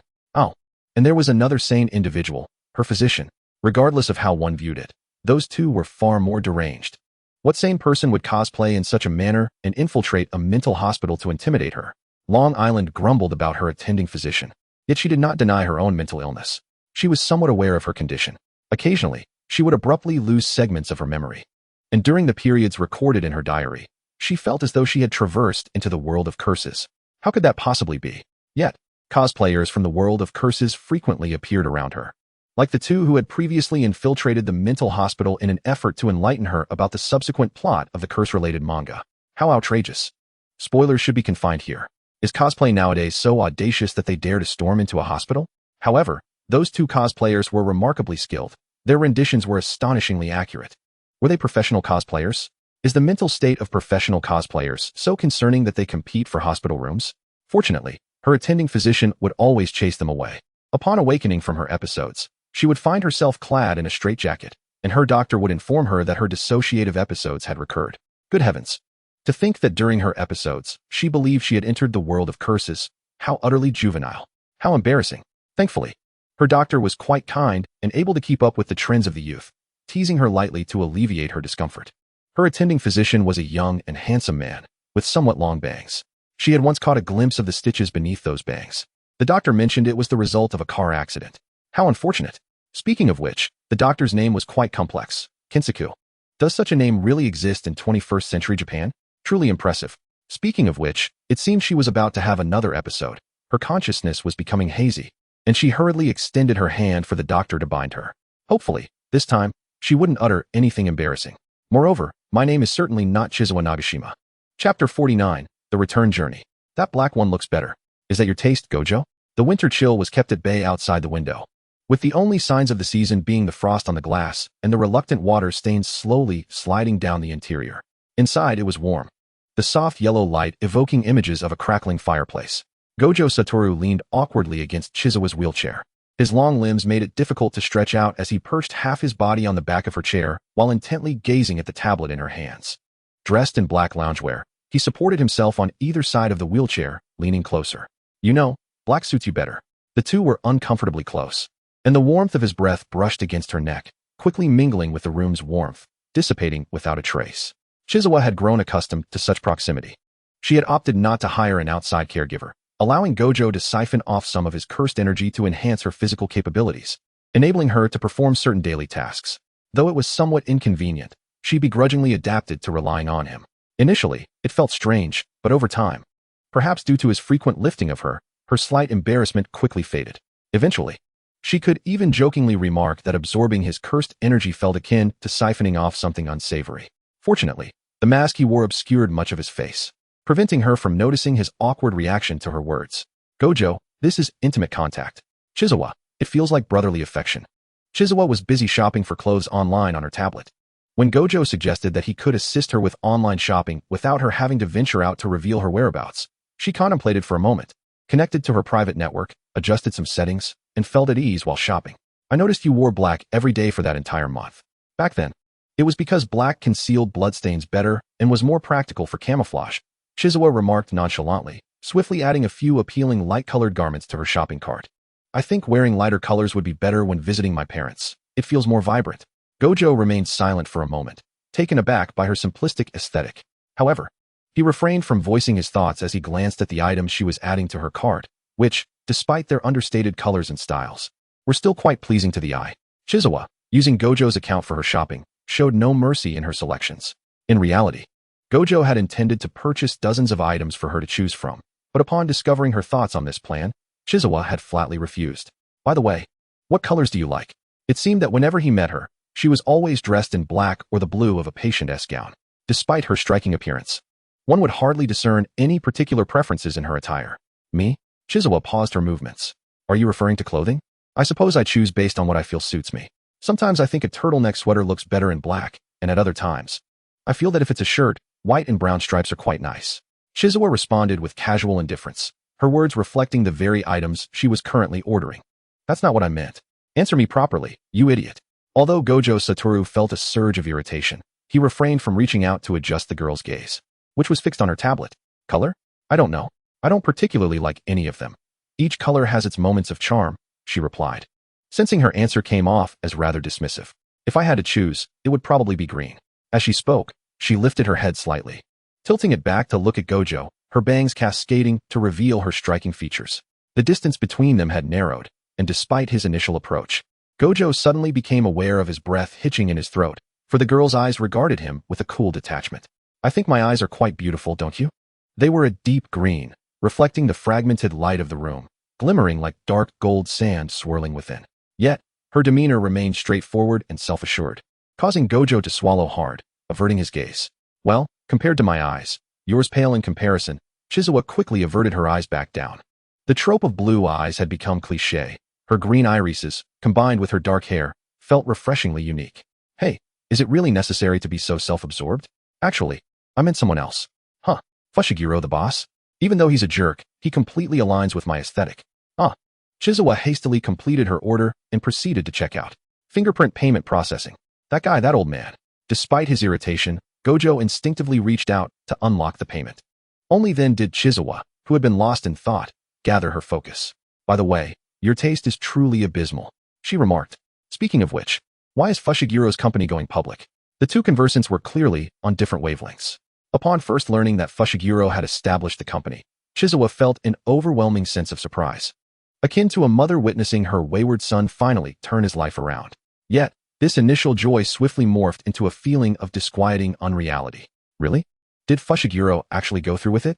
Upon deeper reflection, she felt a twinge of unease. Why go public? While Gojo accompanied her to meet Fushiguro, she continued to ponder this question. He gently nudged the muttering girl, who had donned a fitted sweater and padded coat, no longer needing to wear someone else's outer garment to venture outside. The white turtleneck and beige coat contrasted with her still pale complexion, making her resemble a figure emerging from a snowdrift, though her expression was one of deep contemplation. Chizawa's initial intention had been to establish a sole proprietorship for a clean slate, hoping to gather intel on the sorcery world through this facade. Going public seemed unnecessary.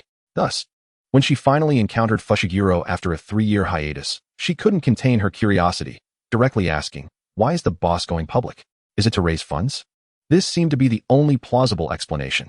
Going public could indeed facilitate capital acquisition, but was there enough registered capital? Moreover, the financial reports needed to be compelling. As she noticed Fushiguro's startled expression, he quickly averted his gaze. That familiar demeanor. Chizawa instinctively tightened her grip on the wheelchair's armrests, feeling a painful tension in her chest. Gojo-kun, maybe you should step out for a moment. Gojo glanced at the two of them, rubbed his nose, and exited, closing the door behind him. Once outside, he leaned against the wall, aware that despite the door being shut, his enhanced senses allowed him to hear every word clearly. The company name is... Hey, what are you doing? I just want to take a look at the annual report. What's Fushiguro so anxious about? Wait, is this the company's retained earnings?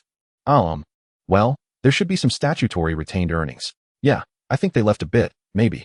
Chizawa fell silent for a long moment. The financial reports from the last 3 years should be genuine, right? There shouldn't be any falsification, should there?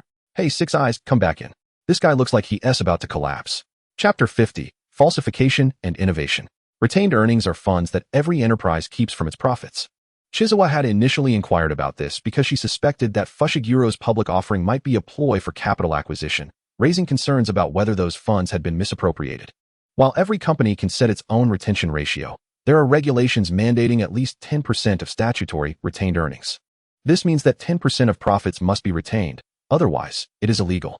Thus, when Chizawa glanced at Fushiguro's company's profit statement and noted the glaring discrepancies, she felt a chill. The clearly chaotic depreciation calculations and inexplicable outflows of net operating capital suggested financial fraud. Such deception is also illegal. When Gojo burst back in, he struggled to catch the flustered girl by the collar of her sweater, preventing her from tumbling off her wheelchair. Chizawa, akin to a white cat being yanked by the scruff, protested, "You can alter the statutory retained earnings, but to commit financial fraud? You. Chizawa instinctively glanced around, realizing there was nothing to throw, almost wanting to leap at him in frustration. Establishing a shell company is one thing, but you and the accountant are the only ones engaging in this fraud. Do you remember our goal of legally cleansing ourselves?" Fushiguro touched the corner of his mouth, slowly diverting his gaze. The situation had become abundantly clear after their exchange, or rather, her barrage of accusations. Fushiguro had no idea how to take the company public to raise funds. His main business consisted only of occasional bodyguard assignments. However, he had fabricated some business dealings privately, allowing the accountant to create a polished report to exploit the stock market. He regularly withdrew money from retained earnings, compensating for the gaps to present a favorable financial report to maintain stock prices, fabricating transactions, and cash flows. What about my legitimate enterprise? Gojo relaxed his grip, one hand in his pocket while the other loosely held Chizawa's sweater collar to prevent her from erupting again. It's quite a rarity. That guy now resembles a white cat returning home only to find its stash of salted fish missing. Chizawa stared incredulously at her empty hands for a long time, then looked up at Fushiguro in disbelief. I had such a substantial legitimate enterprise. Who hired those accountants to create false accounts? Chizawa's mind raced through the information, and based on the annual report she found on the official website, the falsifications appeared rather crude. You might want to consider switching accountants. The current one might pass muster for the stock market, but given the company's size, seasoned professionals could easily spot the fraud. Don't go with PwC. Those people are typically very protective of their reputations. Your company isn't big enough right now. The chances of them selling you out are higher. A certain coffee brand that went public in the U.S. faced a scandal because someone from PwC leaked their financial analysis to the press. Is there a significant shortfall now? So stop your gambling, you idiot. Company departments. How succinct indeed, except for you, who are engaged in falsifying accounts. Speaking of which, who is the legal representative of the company? It cannot possibly be the empty identity of Chiharu Sawashiro, can it? Damn you. In a swift motion, Satoru Gojo caught the girl by the collar just as she was about to tumble from her wheelchair. After chastising Zenin Fushiguro for a while and instructing him to procure a new identity, she impatiently dismissed him, and then, as if her anger had subsided, she slowly pushed her wheelchair into the room. Gojo followed her inside, closing the door behind them. Sigh. The girl's chest still rose and fell with the remnants of her earlier fury, yet from the side, her expression appeared calm. What name do you think would suit Kamo? Gojo glanced over, surprised to see the girl, who moments ago seemed furious, now sporting a smile. Her eyes slightly crinkled with delight. A new identity, indeed, one that she had just sent Fushiguro to arrange, demanding compensation. The identity of Chiharu Sawashiro was already compromised. She had appeared before the cursed spirit, so it was inconsequential for Fushiguro to use it as a scapegoat for the company. Although she claimed it was of no concern now, just moments ago, she had vehemently chastised Zenin Fushiguro for it. However, I still intend for him to repay his debts. I just instructed him to help me find a new identity. I cannot bear the burden of an identity that carries the financial risks of a company, one that could lead to imprisonment at any moment. Slowly, Chiharu articulated her thoughts, and Gojo began to comprehend. So, you want him to help you find an identity from the Kamo family? But this. I desire a peripheral identity from the Kamo family. One that is inconspicuous and likely overlooked, a common person, though I have yet to determine the specifics. I will discuss it further with Fushiguro when I travel to England. Is your choice of Kamo influenced by the cursed spirit? Gojo quickly deduced. The three prominent families, and the Gojo family is counting on you, Satoru. The Zenin family. Chiharu smiled. I have already made arrangements. The Kamo family seems to present a gap in information, an opportunity to infiltrate. If one wishes to acquire information about the Kamo family, penetrating from the outside seems challenging. It would be more prudent for me to engage with those in Kyoto later, to observe the heirs they are cultivating internally and gather information from there. Yes, that is also necessary, Chiharu nodded. I will need to trouble you, Satoru, after this.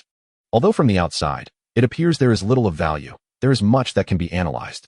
Do not always think that the world of curses is entirely severed from that of ordinary society. Living within society, one cannot produce all goods independently. Engaging in labor exchange inevitably establishes social relationships and communication. Therefore, tracking networks, finances, procurement of materials, and accounting can reveal a great deal. For instance, was not Kamo Norisuk conducting that experiment previously? Although many of the materials were sourced from the world of curses, surely they utilized professional culture dishes? Where were those procured from? The organizations from which they were acquired would have shipping records, and tracing those could lead to clues about the cursed spirit. For example, the cursed spirit has survived for so long. It must have made numerous expenditures, and surely there are savings as well. Are there tax trails? All money would have transactional records in banks or other financial institutions. Even money laundering operations and shell companies would leave traces. Thus, obtaining an identity such as an external inventory manager could prove useful, Chiharu concluded, lightly tapping the armrest of her wheelchair with a smile. Furthermore, even though 3 years have passed and the cursed spirit has indeed confirmed my death, it would be prudent not to attract undue attention. I shall adopt the guise of an ordinary person, utilizing a marginal identity that the world of curses might easily overlook. However, can that individual procure this false identity? The girl's demeanor suddenly turned icy. He must be able to. It seems she is still quite upset. Chapter 51, Veils of Mystery. The days passed swiftly. Chiharu could actually manage to stand with some effort. If she employed cursed energy to enhance her body, she could perform actions indistinguishable from a normal person. Yet perhaps due to her habitual interactions with Satoru Gojo, she had grown somewhat lethargic, adhering to a philosophy of energy conservation by wheeling herself around daily. Speaking of which, today was the day that Fushigiro's son would be visiting. Gojo, with his hands tucked in his pockets, leisurely followed alongside Chiharu as she pushed her wheelchair. Ever since he had playfully spun her wheelchair during their last outing, she had forbidden him from approaching her chair again. Fushigiro's tutoring sessions were typically arranged by Gojo himself, as his presence allowed for greater discretion.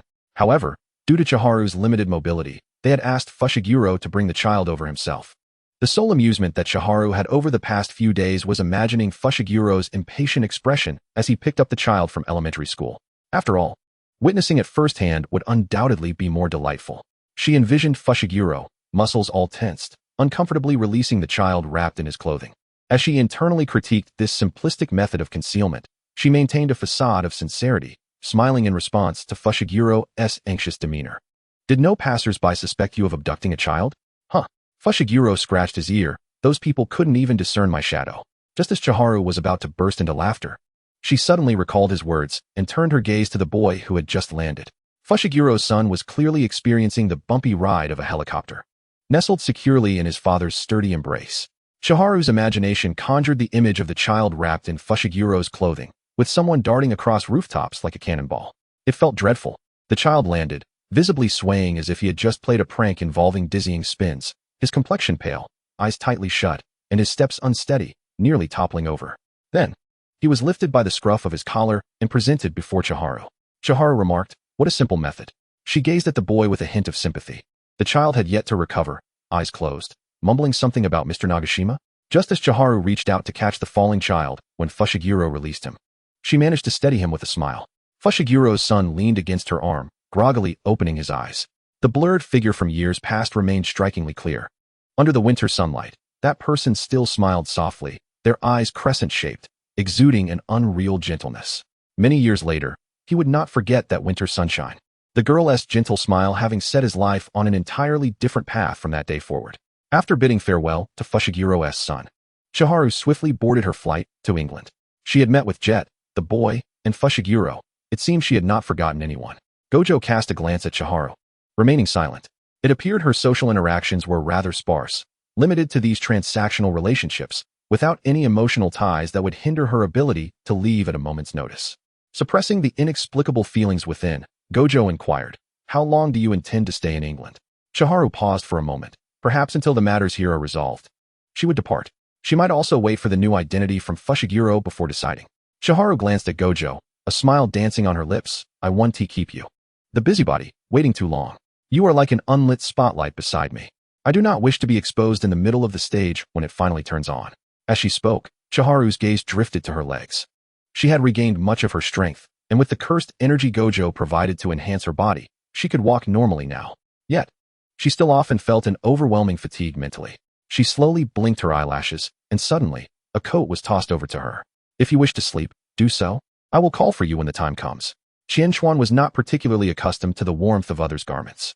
As she grasped the collar of the coat that Gojo Satoru had tossed her way, a faint smile instinctively graced her lips. She wished to articulate something. Yet fatigue enveloped her like a relentless tide, eroding her spirit, her soul descending slowly and languidly. Ultimately, She allowed herself to briefly nestle in the comforting warmth of another's presence, surrendering to a dreamless slumber. Upon awakening, Qianquan experienced a rare sensation of refreshment that follows a good night's rest. She had long acclimated to the nocturnal vigils, employing reversal techniques to sustain her energy. The depth of her recent slumber had primarily served to mend the wounds of her physical form, leaving her mental state still weary. At last, she felt a semblance of clarity. It appeared she had slept well, thanks to you. Qianquan casually glanced at the coat draped over her shoulders, and upon finding no suspicious marks, she returned it to Gojo Satoru. He paused momentarily, rising to don his attire, preparing to disembark. He waited by the corridor, extending his hand. Shall I wait for you at the hotel? Just call me whenever you and your family are done. Qianquan lightly rested her hand atop Gojo Satoru's, though she discreetly leveraged it to rise. She looked up in mild surprise, questioning, am I truly the kind of person who would refuse entry to someone at my doorstep? Qianquan chuckled, her eyes curving with a gentle mirth. Gojo Satoru hesitated, instinctively tightening his grip on her hand, only to release it promptly, diverting his gaze. Without waiting for Qianquan, he gathered his luggage and proceeded ahead. Does this count as an invitation to meet your family? Qianquan followed closely, inspecting the luggage. Her tone light. I suppose one could say that. Qianquan and her parents had predominantly resided in Japan, returning to England only for significant holidays to partake in family gatherings and socialize with relatives. Her father's side belonged to an extensive family, seemingly noble in antiquity. Yet in modernity, it had devolved into a convoluted clan necessitating extensive social interactions, alongside a castle that required exorbitant maintenance costs each year. These were the memories of Qianquan's current existence. As she reminisced, her expression turned pensive. It felt as though these memories were overly vivid, almost alien. However, through comparative events, she recalled each time she returned to England for family reunions at the castle. The souvenirs she brought back still occupying the countertop of her previous home in Japan. The memories remained intricately woven, without issue. The only anomaly lay in Qianquan's inexplicable feelings. Perhaps it was due to having once died and fallen into a deep slumber? Or perhaps it was the prolonged absence from England. She suppressed the strange sensations and dragged her luggage towards the address provided by her parents. The castle had become ill-suited for modern habitation, damp and musty, with exorbitant electrical repair costs, inadequate heating for winter, and poor internet connectivity. Her grandfather primarily utilized the castle as a guest house or entrusted it to a tourism company for rental to offset some of the maintenance expenses. It was only during significant holidays that it would be closed to guests, serving as a venue for family reunions. After exchanging messages with her parents, they informed her that they were residing in an apartment near the castle with her grandparents. A peculiar feeling washed over her once more upon reading their response. What was it? Nothing, Qianquan replied, regaining her composure as she focused on the door before her, hesitating for a moment before knocking. Soon, the sound of hurried footsteps approached, and the door swung open, prompting an instinctive smile from Qianquan. The figure who opened the door was an elderly gentleman clad in a beige wool sweater, his silver hair glistening. How peculiar. Welcome back, Qian. How very strange. Qianquan's face radiated the joyful expression of a child returning home after a long absence. She naturally exchanged pleasantries in English with the elder, then introduced Gojo Satoru as they stepped inside. Everything felt effortless, and both parties were at ease. They had arrived just in time for lunch. Qianquan's parents were on their way back from an exhibition, and the elder insisted on ushering the two young people into the living room, insisting on preparing the meal himself. After some playful resistance, Qianquan followed the elder, dragging her luggage alongside Gojo Satoru into the living room. You seemed a bit odd when you entered earlier, he remarked. May I inquire as to why? Qianquan maintained her smile, though her gaze drifted slightly, momentarily lost in thought. Upon regaining focus, her eyes fell upon Gojo Satoru, still tinged with a hint of confusion. I'm not sure, I just felt a sense of unfamiliarity. That is my grandfather. She reiterated the elder's identity, even though her encounters with him in Japan had been infrequent. Yet, it felt disjointed, as if. Well, Qianquan snapped back to reality, chuckling as she touched the corner of her mouth, realizing that such thoughts were indeed quite strange. You must think I'm rambling. With that, she smiled and took the luggage to settle it in their room. However, in the fleeting moment of turning away, her brows furrowed once more. Qianquan was acutely aware that her memories harbored discrepancies. The fog of her past life remained a secret, and thus she would not overlook these anomalies, as if these people and matters had no place in her life. Chapter 52. The Code Nagashima Masato, or Chris as he was known, along with his wife Miyuki, were exceedingly amiable individuals. However, unlike most Japanese families, theirs did not conform to the traditional model of a housewife. Yuki had originally served as a marketing manager for a foreign enterprise, while Chris was an artist. Due to the flexibility of their work, it was often Chris who took on household responsibilities, even accompanying Qianquan more during her childhood. Nevertheless, Yuki did not embody the stereotype of a rigid urban elite. Her job in the foreign company was relatively low pressure, allowing her to leave work early and spend ample time with her family. During the period when Qianquan was grappling with psychological issues, she even took nearly a month off to stay at home with her. One could say that Qianquan's childhood and adolescence, barring the interference of a curse user, were profoundly happy, so much so that even after living two lives, she would still hold them dear. In the apartment inhabited by the Nagashima family, or the Bogard clan, many of Qianquan's other relatives resided. Aside from her grandparents who had come to greet her, her aunt's family lived on the third floor, along with several other more distantly related relatives. After exchanging polite smiles and greetings with each relative, Qianquan finally heard the sound of the entrance door opening. Her smile became genuinely warm as she quickened her pace towards the entrance. Upon seeing the couple at the door, a torrent of emotions surged from her heart to her eyes. The inexplicable distance and unfamiliarity that had lingered during her encounters with her relatives were utterly shattered in that moment.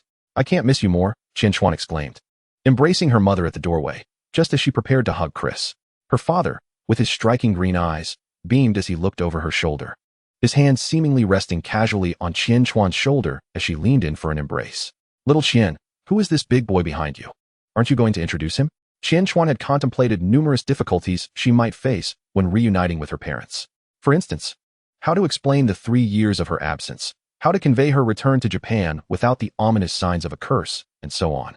Yet, she had not anticipated being rendered speechless by her father's initial inquiry. While she could easily introduce Gojo Satoru as her university classmate to her somewhat distant grandfather, facing her parents, who knew her intimately, Qianquan was reluctant to deceive them, aware that lies would likely be uncovered. Thus, she simply replied, "He is my friend. His close friend once encountered a car accident with me, during which I saved his life. Consequently, he voluntarily offered to take care of me during my hospitalization. Upon returning to the UK, he could not bear to leave me alone, hence he accompanied me back. His friend, Jay, was involved in the accident, a calamity that seemed devoid of malice. This also clarifies the reason for our 3-year silence. The car accident? Indeed." The moment Long Island Yakin's cheerful green eyes shifted away from Gojo Satoru, a flicker of coldness emerged, and he furrowed his brow while gazing at Chizawa. "I believe we need to have a conversation first. May I join you in your current room?" "Chizawa, I yearn to learn everything that transpired during these 3 years." As Long Island Yakin spoke, he removed his snow-drenched coat and advanced. Sachiko, however, did not follow, keenly extracting a crucial element from Chizawa's words, her gaze fixed on her. "So, little Chizu, your health has not fully recovered, has it? Are you still facing issues with mobility?" Chizawa hesitated momentarily before managing a smile, responding in a strained voice. "I'm fine." Long Island Yakin seemed to wish for a private discussion among the three of them. Thus, when Chizawa entered the room at his subtle cue, he presented a courteous smile and exchanged a few pleasantries in Japanese with Gojo Satoru. He then expressed his apologies for making Gojo wait in the living room. Long Island Yakin was quite a tall Englishman, slightly overshadowing Gojo Satoru at that moment. His demeanor was gentle, though he maintained a slight distance from Gojo. The television remote lay on the coffee table, with fruits and desserts available for leisurely enjoyment. "May I inquire, did this fellow, Chizu, also reside here previously?" Upon mentioning Chizu, Gojo Satoru distinctly noticed the polite man's expression stiffen, after which Long Island Yakin's smile softened further as he remarked, "Inquiring about a young lady's bedroom does not seem very gentlemanly." Sachiko placed a hand on the artist's shoulder, indicating the room at the end of the hallway. "She only stayed here briefly during holidays and birthdays at Chris's house." Sachiko. Perhaps it was just Gojo Satoru's illusion, but he couldn't shake the feeling that Long Island Yakin's amiable visage harbored an unfriendly glint when directed at him. But Chizu has already mentioned this child is her friend, he thought. However, this is a grown man, Long Island Yakin whispered softly in English. Yet, Gojo Satoru's sorcerer hearing allowed him to catch every word clearly. "May I take a look at your bedroom?" Gojo Satoru gently inquired while leaning against the doorway after Chizawa entered the guest room. He found himself pondering Chizawa's somewhat unfamiliar remarks. Based on his observations, everything about the building and the people seemed normal, including the cursed energy. If there were issues with memory, it could very well be due to something she had previously come into contact with that had been tampered with. Since Chizawa had not undergone formal training in cursed energy, her ability to perceive it did not equate to comprehension. It was best for him to investigate further. The mention of a bedroom left Chizawa appearing even more perplexed. Upon her arrival, she had brought her luggage into the guest room, not recalling having a room in this apartment. "Oh, I remember now. There indeed seems to be a bedroom of mine." I believe I've only stayed there once. At the end of the hallway, the bedroom was impeccably tidy. This was Gojo Satoru's first impression upon entering. However, Chizawa's claim of having stayed there only once contradicted Sachiko's assertion that she visited every holiday. It felt as though her memories were foggy even to her. The room was filled with personal belongings, children's books, sketch pads, canvases, and colored pencils, all suggesting that it was not merely a transient residence. Yet, there were no traces of cursed energy. Still, Gojo Satoru sensed an unsettling presence, akin to an entirely different force, though it did not resemble cursed energy. Following this peculiar energy, he discovered a wooden box hidden beneath a floorboard behind a cabinet, containing a cipher notebook. The familiar rhythm, another cipher notebook? It was a simple cipher notebook, nothing akin to digital file passwords, making it rather straightforward for Gojo Satoru to decipher with his cursed energy. As he manipulated his fingers, the lock clicked open, and he flipped to the inner pages, revealing nothing but a jumble of nonsensical characters. Here we go again. Should I say as expected? While he contemplated Chizawa's long-standing habit of encrypting her possessions, he also felt a peculiar dissonance.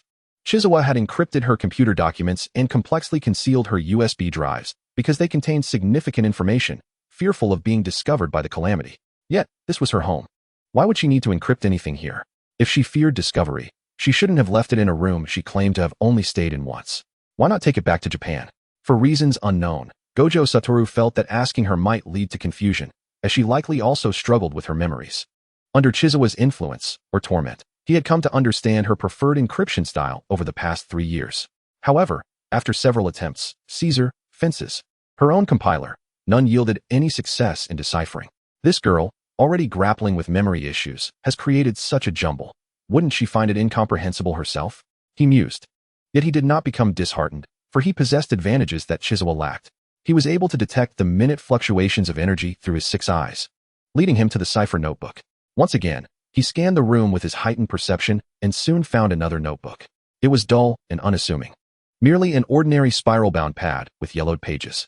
Upon opening it, he discovered a list correlating the nonsensical characters to the 50 sounds of the Japanese syllabary. Is this the extent of her simplicity and naivete in creating such a complex cipher? Gojo Satoru thought while flipping through the pages, rapidly translating the extensive workload of recoding. It appeared that a youthful Chizawa had painstakingly transformed each letter into corresponding symbols, compiling a reference guide to conceal. Why go to such lengths? Who was she attempting to deceive? This was a space she occasionally returned to, where she could easily carry her belongings away rather than hide them here. Moreover, it was her home, devoid of outsiders, yet she still felt the need to conceal. Coupled with the inexplicable energy he couldn't identify, it was indeed perplexing. Gojo Satoru gazed at the densely packed nonsensical symbols, letting out a sigh. Pointing his fingertip at the cipher notebook, he began to read aloud the translated text. Cannot write down. He paused, scrutinized it several times, confirming the meaning. Cannot write down? What sort of cipher begins with the phrase cannot write down? Chapter 53, The Indecipherable. Cannot write down? Will disappear. The subsequent deciphered words left Gojo Satoru momentarily stunned. Why did it still sound like a riddle? He scratched his head, genuinely perplexed. Will be discovered. The sequence was utterly chaotic. Gojo Satoru exclaimed, his fingers incessantly flipping through the pages, the disordered text swirling in his mind. Suddenly, he shivered. Was this the implication? The peculiar energy fluctuations, the inexplicable concealment, and the meticulous effort to mask it with a convoluted cipher. Will disappear. Will be discovered. Within this room, something special had either existed or still lingered. Will be discovered could refer to these very words. What would vanish would be these words, the message they intended to convey. Thus, layers of encryption were employed to obscure them, resulting in an inexplicable sequence, designed to ensure that not only herself, but also others would forget and fail to comprehend. To prevent disappearance. Satoru Gojo paused momentarily, instinctively recalling Chizawa's currently hazy and somewhat chaotic memories, as well as the bizarre circumstances surrounding that fellow's resurrection. It seemed as though there were clues shrouded in a dense fog, glinting as they passed, ready to connect. Dream. The subsequent lines appeared as if written with an inkless pen, leaving numerous colorless scratches that nearly tore the paper apart. It was as if one could witness the owner's countless attempts to inscribe something upon the page, yet only deep imprints remained, akin to wielding a pen devoid of ink, leaving no words behind. After an entire line of blank space, the jumbled text continued. It's false. Blank line. Blank line. Chaotic scratches. Blank line. Comic memory. Blank line. Then there were profound scratches surrounding what seemed to be the position of a single word, etched persistently. He. Following this were incomprehensible scratches, almost frenzied in their disarray. As if one could glimpse through time to see someone desperately scribbling down doomed words that were fated to be erased.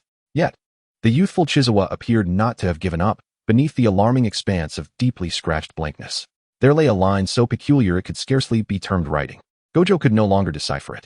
His hand faltered, and just then, the cipher book trembled with his movement, as a gust of wind suddenly slipped through the window, causing the curtains to billow and sweeping across the pale inner pages, which fluttered like leaves rustling atop a treetop. As Gojo reacted and reached out to grasp it, the final page was revealed. On it was a clear English sentence, akin to a poetic line. It read, "Mediocrity and falsehood are both my choices." What is this? A diary? Mine?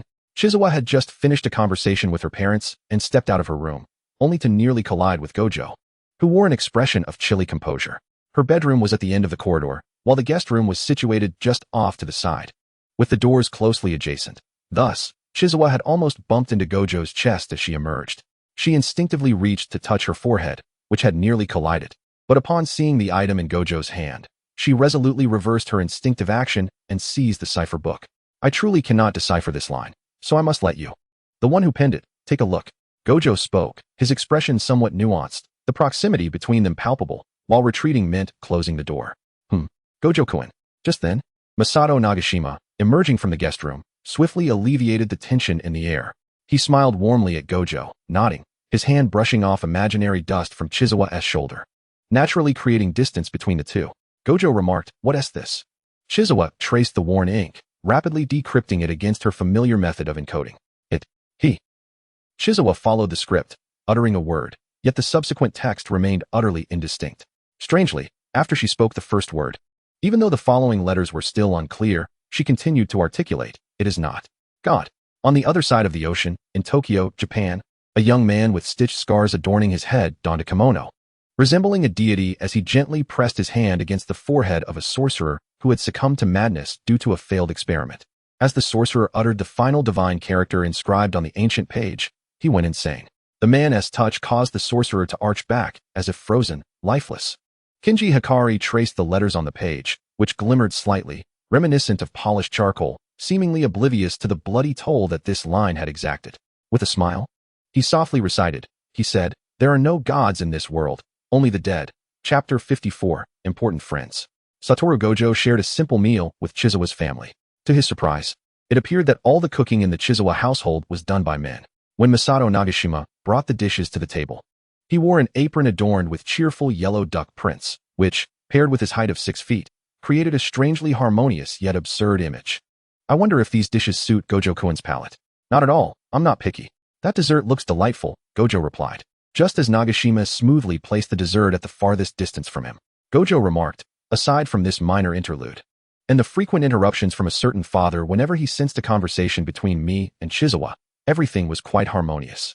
He could distinctly feel the girl beside him easing her tension, as guests were not required to assist with household chores. Gojo waited outside the kitchen until Chizawa finished helping with the cleanup, then walked alongside her. "What's wrong? Do you still have enough cursed energy?" Chizawa paused slightly.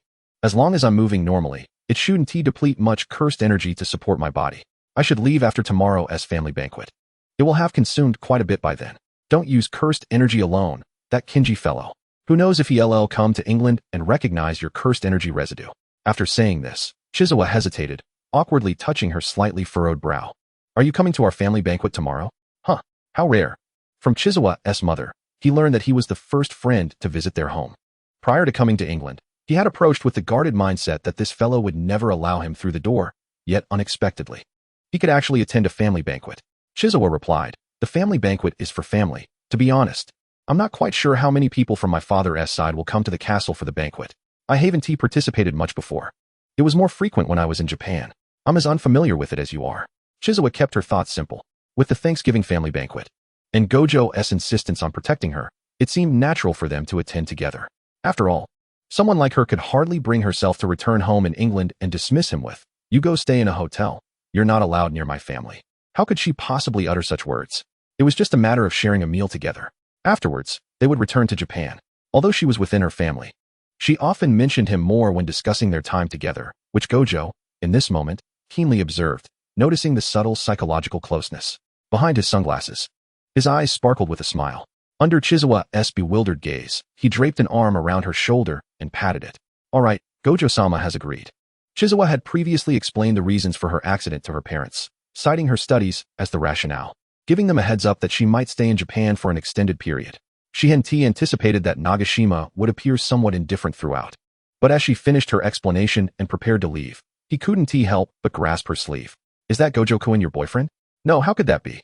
Chizawa glanced back, her father's romantic emerald eyes furrowing in concern, revealing a touch of sorrow. Will he eventually become your boyfriend? No, wait. How could I possibly know about the future? Chizawa sensed her father's apprehension, but was momentarily at a loss. Are you concerned that it's not good for me to date him, or do you think I'm too young to have a boyfriend? His daughter was eternally so rational. Nagashima sighed slightly, his own twinge of jealousy dissipating. It's the latter. Chizawa, we haven't spent enough time together. I still remember you as that little girl from yesterday, and you still are. We've missed out on a lot of time together. And now that we finally meet again, I see you've brought a boy with you, as if you're about to leave once more. Any father would panic at such a notion. I won't question your judgment. I have great faith in it. You have never brought friends home or introduced them to your family throughout your life. Although you have offered numerous excuses, I suspect it is due to the elevated standards you hold for your friendships. Yet, you have chosen to bring this boy home, which is a rare occurrence and fills me with a sense of trepidation. Am I to lose you, Chiyo, at such an early stage? Chiyo Takasawa paused momentarily. Nagashima Masato gently grasped her sleeve, transforming his grip into a warm embrace around her slightly chilled hand. Indeed, her parents have already lost 3 years of her life.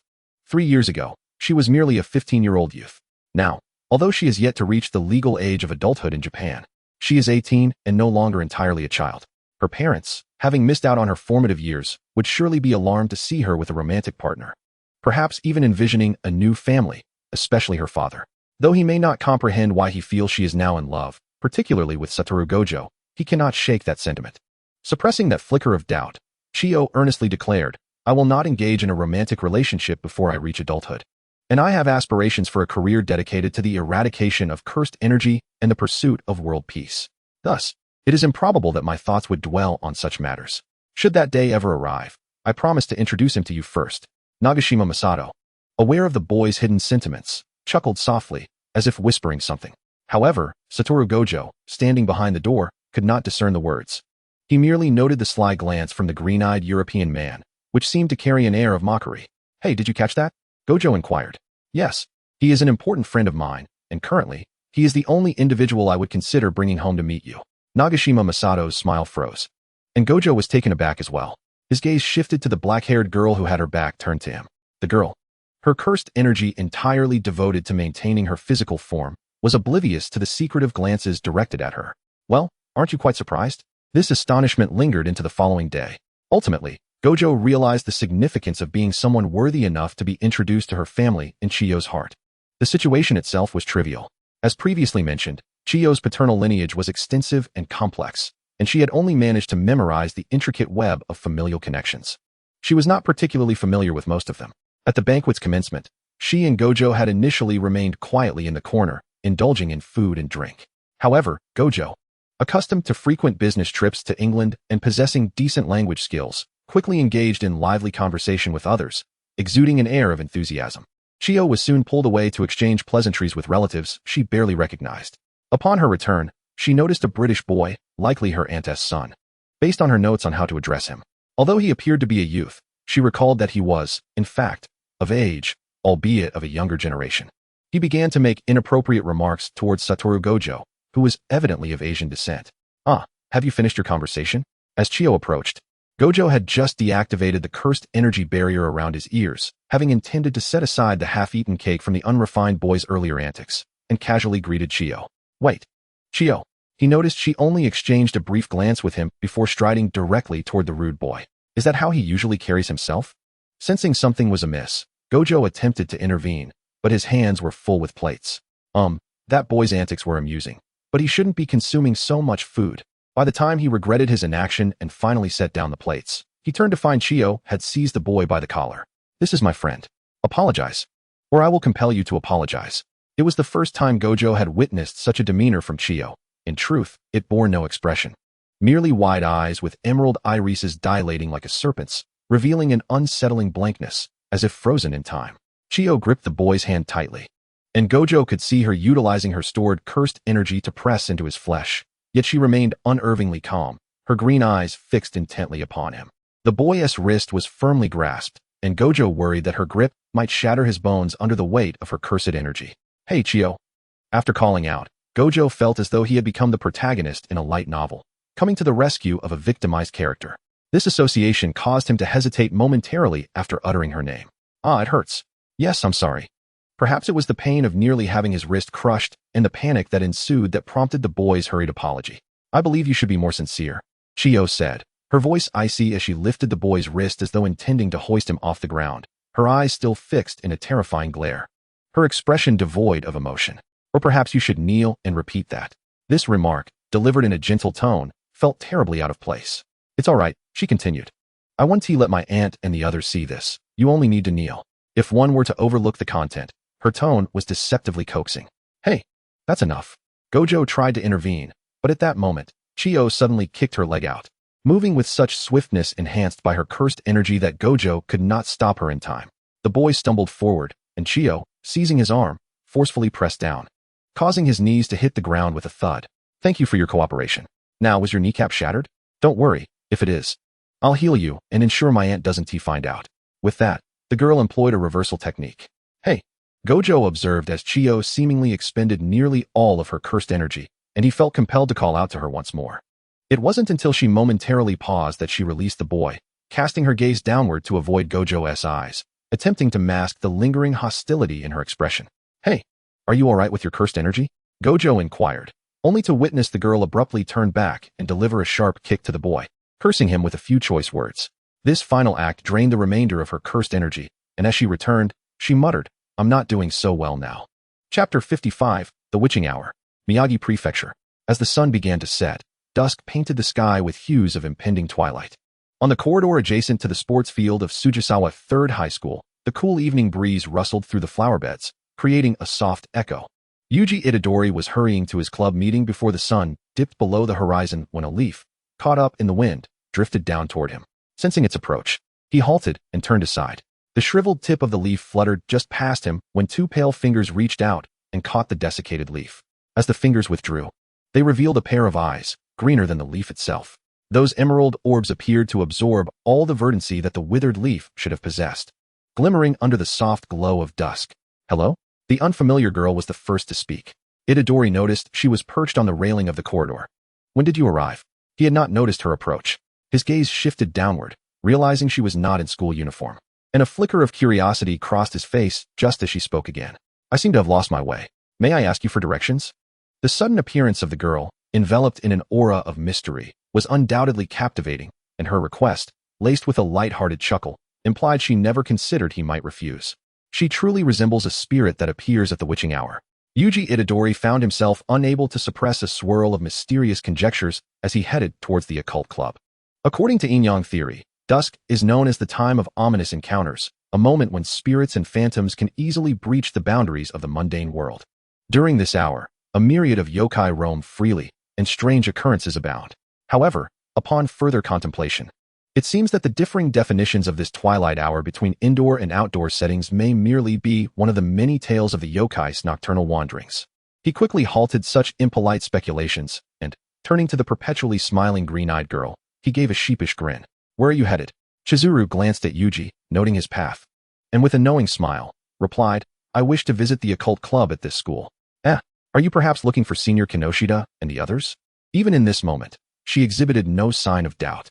As she assessed the situation with a calm demeanor, Chizuru lightly scratched her cheek, her smile perfectly balancing the slight awkwardness. "Oh, no, it's just that my younger brother asked me to meet him there." "Oh, how fortunate. I'm also on my way to the occult club." "Really? That is splendid. I've been lost here waiting for ages." While maintaining her composure, Chizuru nimbly leaped off the railing and extended a hand toward Yuji. "Thank you, classmate. Allow me to introduce myself. I am." An untimely pause ensued as Chizuru cycled through various pseudonyms in her mind. After a moment, she smiled faintly and said, "Chizuru. Hello, I'm Yuji Itadori. First year. Class A, and a member of the occult club," he replied, feeling the warmth of her firm handshake before releasing it, his pale pink eyes exuding sincerity. Chizuru thought to herself, do today as youth possess such a lack of vigilance? Suddenly feeling like a rather inadequate adult, She interrupted Yuji's self-introduction with a laugh. No wonder you're also headed to the occult club. I was wondering who would choose the club in trance as a meeting point, just like my outrageous brother. As Yuji walked on the outer side, he pondered, the occult club is on the 3rd floor of Building B. Is Chizuru's brother a second-year student? No. He isn't even a student here, Chizuru retorted, feigning indignation. I haven't seen that brat in ages. He never tells me anything. I don't even know if he has been held back again. Today. He finally said he'd be back from a business trip to Miyazaki and wanted to have a meal together. Yet he asked to meet on campus, but didn't he come to fetch me, forcing me to sneak in over the playground fence. I'm sorry. I seem to have rambled on too much. Based on her description, Yuji quickly conjured an image of an older sister who worked away from home, with a younger brother who was a troublemaking recluse perpetually stuck in a cycle of being held back. Wait, an older sister who works outside? Yuji looked at the girl beside him in surprise. In this late summer, nearing autumn, she wore a shirt and a light gray windbreaker. Her casual attire paired with a delicate face reminiscent of a mixed-race model strutting down a TGC runway. The girl seemed slightly bewildered as she met his gaze. Her round green eyes wide open, her features exquisite yet still bearing the softness of youth. Chizuru appeared to be, in every regard, just a peer. Though her attire suggested a more mature demeanor. She seems to be around my age. Has she truly started working already? Chizuru hesitated momentarily before responding. You really know how to charm the ladies, Itadori-kun. I'm sure many girls must be quite fond of you. No, that's not it. It's not flattery. Just, as she shot him a teasing glance, Yuji froze, scratching his head, feeling flustered. Isn't it strange to be teased by someone who looks like a peer yet is actually older? Well then, what is your brother's name? Perhaps I've encountered him. Yuji awkwardly shifted the topic, evading Chizuru's teasing gaze. Have you already called him brother? Chizuru noted this character trait and lightly responded. His name is Megumi Fushiguro. I doubt you've met. I've been keeping an eye on both of you. How could you have crossed paths? That sounds like a girl's name, Yuji remarked, having just heard Chizuru refer to him as her brother without confusion regarding Fushiguro's gender. He endeavored to associate the name with the previously described troublesome younger brother with a poor family dynamic. Yet, in a certain light, Yuji had already discovered the truth. Upon hearing this, Chizuru genuinely chuckled. Right? I also think so. My dad really isn't good at naming. Poor kid must have faced quite a bit of ridicule growing up, with questions like why do you have a girl's name? Perhaps it's the reason he is so withdrawn now. Chizuru mimicked a mocking tone, which made Yuji laugh in return. Ha ha ha. But such a name must carry special significance. Right? Perhaps? Who knows what that guy was thinking when he named him? Chizuru, who had almost inadvertently referred to someone else as dad, quickly sidestepped the term. Here we are. This is the occult club, she declared, and their light-hearted conversation came to a halt. The occult club, seemingly in keeping with its eerie theme, had a door that exuded an air of dilapidation, the paint peeling and the bottom stained with what might have been red paint, whether by accident or design was unclear. In the chaotic shadows, a sense of foreboding truly lingered. Chizuru stood before the door, feeling a sensation of awareness as she glanced back. The sun had dipped below the horizon, the light fading, and the dark chaos, akin to spilled dark paint on a palette, began to greedily consume the remnants of twilight. Dusk had arrived, the time of ominous encounters. Chapter 56, The Script. As the sun set, the encroaching gloom brought with it an increasingly sinister darkness. A nauseating aura of blackness coalesced into a terrifying substance, invisible to the naked eye. Chizuru was well acquainted with this sensation. It was the growing power of cursed spirits, so potent that even ordinary people might sense it. Since the occult club was engaged in activities within, Chizuru felt compelled to exorcise a few cursed spirits, leaving behind some harmless little ones to create an atmosphere. After completing this task, she found herself bored, tapping her knuckles rhythmically against the door, leaning against the wall as if counting the seconds. The shadows obscured her brows and eyes, rendering them indistinct, while the sound of her knuckles echoed clearly. Bang! Bang! The girl sitting opposite Yuji trembled slightly, completely unraveling the old bandages that had wrapped her hand. Finger? As the words fell, the electric light flickered ominously. The girl's voice quivered, yet her gaze remained fixated. It truly feels like something remarkable. The pale light of the bulb flickered, as if shaken. Yuji felt a sudden chill in the air, as if he could hear some sticky, watery sound nearby. Senpai, did you hear that? The girl shot him a puzzled glance, her eyes quickly returning to the finger. No, is it just an illusion? He looked toward the finger in her grasp. Indeed. It was a finger, its wrinkled skin appearing alarmingly lifelike. What kind of prop is this? Whatever it is, it would be best to wrap it up. The senior murmured fearfully. Yuji sensed that another voice seemed to intermingle with the senior's, creating an unsettling atmosphere. Was it merely an illusion? Yuta Itadori glanced around. noticing only the flickering lights, poorly maintained due to a lack of funding, casting the shadows of the three of them. Beyond that, the impoverished occult club held little of significance. "You all," he began, but his voice was swiftly interrupted by the sudden elevation of his senpai's tone. "No," she rejected, her voice rising. Itadori observed her hand, clutching that bizarre finger, trembling slightly. Yet her voice seemed to ascend even higher, perhaps in an attempt to mask her fear. "This might very well be the magnificent key that grants us a glimpse into the arcane world," Itadori mused, realizing that this was likely the word his senpai wished to articulate. However, before he could voice it, a slick, dark mass abruptly fell from the ceiling, resembling a large, black spider descending before their faces. Within that indistinct, slippery darkness was a singular eyeball, the white glaringly vivid, its pupil fixed directly upon his senpai. The sudden appearance of this extraordinary entity doused Itadori in a chill, and as it lunged toward his senpai, his reflexes kicked in, allowing him to seize it abruptly. "Senpai, give me that thing." At last, Itadori discerned the eerie murmurs, resonating like a disorienting electric hum. "Give me that thing now." Bang, bang. As Chizawa's knuckles prepared to tap the door panel in a monotonous rhythm, the next sound was a sudden explosion. The decrepit wooden door of the occult club burst apart, the force shattering it into a flurry of splinters. The girl's finger halted midair. "What a commotion," Chizawa murmured, instinctively withdrawing her hand. An imperceptible barrier of cursed energy enveloped her, a protective measure activated well in advance, utilizing the energy from the curse she had previously exorcised, ensuring no residual impurities remained. The splinters brushed past her eyelashes, yet she blinked not once, those shards failing to inflict any wounds upon her. Only the immense force of the impact caused her dark hair to billow. "Chizawa?" Along with the surging dark energy, three youths fled. Itadori, trailing behind, clutched that finger tightly, his heart racing as he recalled that Chizawa was meant to wait here for someone. "Hurry, it's dangerous." Chizawa's gaze lingered momentarily on the desiccated finger in his hand, while she analyzed the flow of cursed energy, subconsciously muttering, "What happened? Was it an explosion in the experiment?" Before she could finish, Itadori yanked her sleeve, causing her to stumble, and before she comprehended the situation, he had whisked her away. For Itadori, this was akin to a supernatural script, while for Chizawa, it was a playwright's narrative, and for Megumi Fushiguro, it was undoubtedly a familial drama. This girl, both mentor and friend, had become increasingly enigmatic since her strange disappearance a decade ago, only to return 3 years later with her movements shrouded in mystery. To put it bluntly, her whereabouts resembled that of his gambling-addicted father, who often vanished without a trace. Occasionally, he would encounter his father at a safe house, or he would deliberately seek out Fushiguro's safe house under the pretext of needing pocket money, hoping to find the girl bandaging her wounds, fresh from a battle.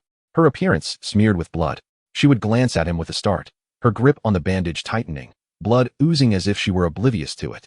Her golden eyes twinkling as she smiled and said, "Did you really need that allowance so urgently?" She always seemed to know everything yet revealed nothing to him. When he inquired with Fushiguro, the boy merely shrugged. "How would I know? She only asked me to keep a locator on me. I wouldn't dare place one on her." He recalled that his father still owed the girl a staggering amount of yen. This was precisely why he could never find his father when he sought pocket money. Damn it, the last time they met was on his birthday. At 3:50 a.m. on the 21st, the night was deep, and only he, who knew she would never miss his birthday, lay awake in bed.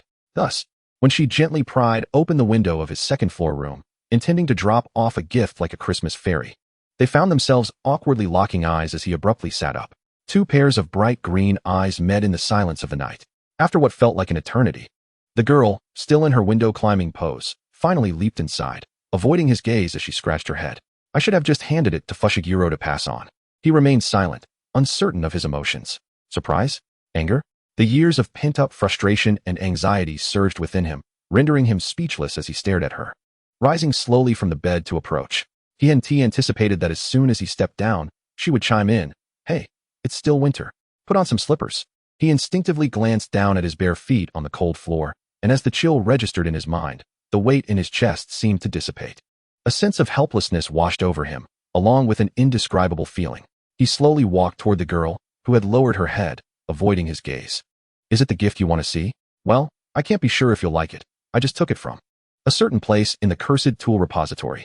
She stood rigid, as if desperately trying to escape without moving her feet, extending a beautifully wrapped gift bag toward him. Fushiguro did not accept it. Instead, he firmly grasped her outstretched arm. Moonlight streamed through the window, casting his shadow over her completely. He suspected that something must have transpired during her 3-year absence, for her appearance had scarcely changed over those 7 years, while he had grown tall enough to tower over her. If I hadn't woken up, would you have continued to avoid me as you did in previous years? Chizawa turned her head away, remaining silent. Despite being the person closest to him, her lips bore a chilling hardness at that moment. He yearned to express something urgently, the emotions that had surged earlier boiling once again within him, yet all he could manage was a rambling. The first year you didn't appear. It was a gift from Gojo-sensei. The second year, the same. The third was from Tsukimi. The fourth year, a gift appeared at my bedside when I woke up. The fifth year, it was from that bastard father of mine. When I asked him where you had gone, he merely told me he was 20,000 yen short this year. The sixth year, you almost missed my birthday. I knew you wouldn't. At 11 o'clock, just as I was leaving a celebration held by my senpai, I saw your gift at the door. Why can't you let me see you? My bastard father can. Gojo-sensei can. Tsukimi can. Chizawa couldn't help but interject, they just happened to run into you. Then why can't I? Aren't I the one who's closer? Isn't it your purpose to deliver gifts to me? Chizawa fell silent. Will you continue to avoid me? You once said. 7 years ago, on a winter afternoon, the girl sitting in a wheelchair, surrounded by dim sunlight, declared, I will make you a. Chienza moved her lips as if she were about to speak, but then closed them again. As the boy's rapidly rising and falling chest gradually calmed, she slowly lifted her head to meet his fervent green eyes, pausing momentarily. Do you recall the first time you caught me? She asked. In Fushigiro's safe house. You came to ask for pocket money. I handed you the cash, yet you refused to leave. Upon seeing my wound, you were undoubtedly eager to know its origin, to understand what had transpired, and even wished to confront the ensuing challenges alongside me.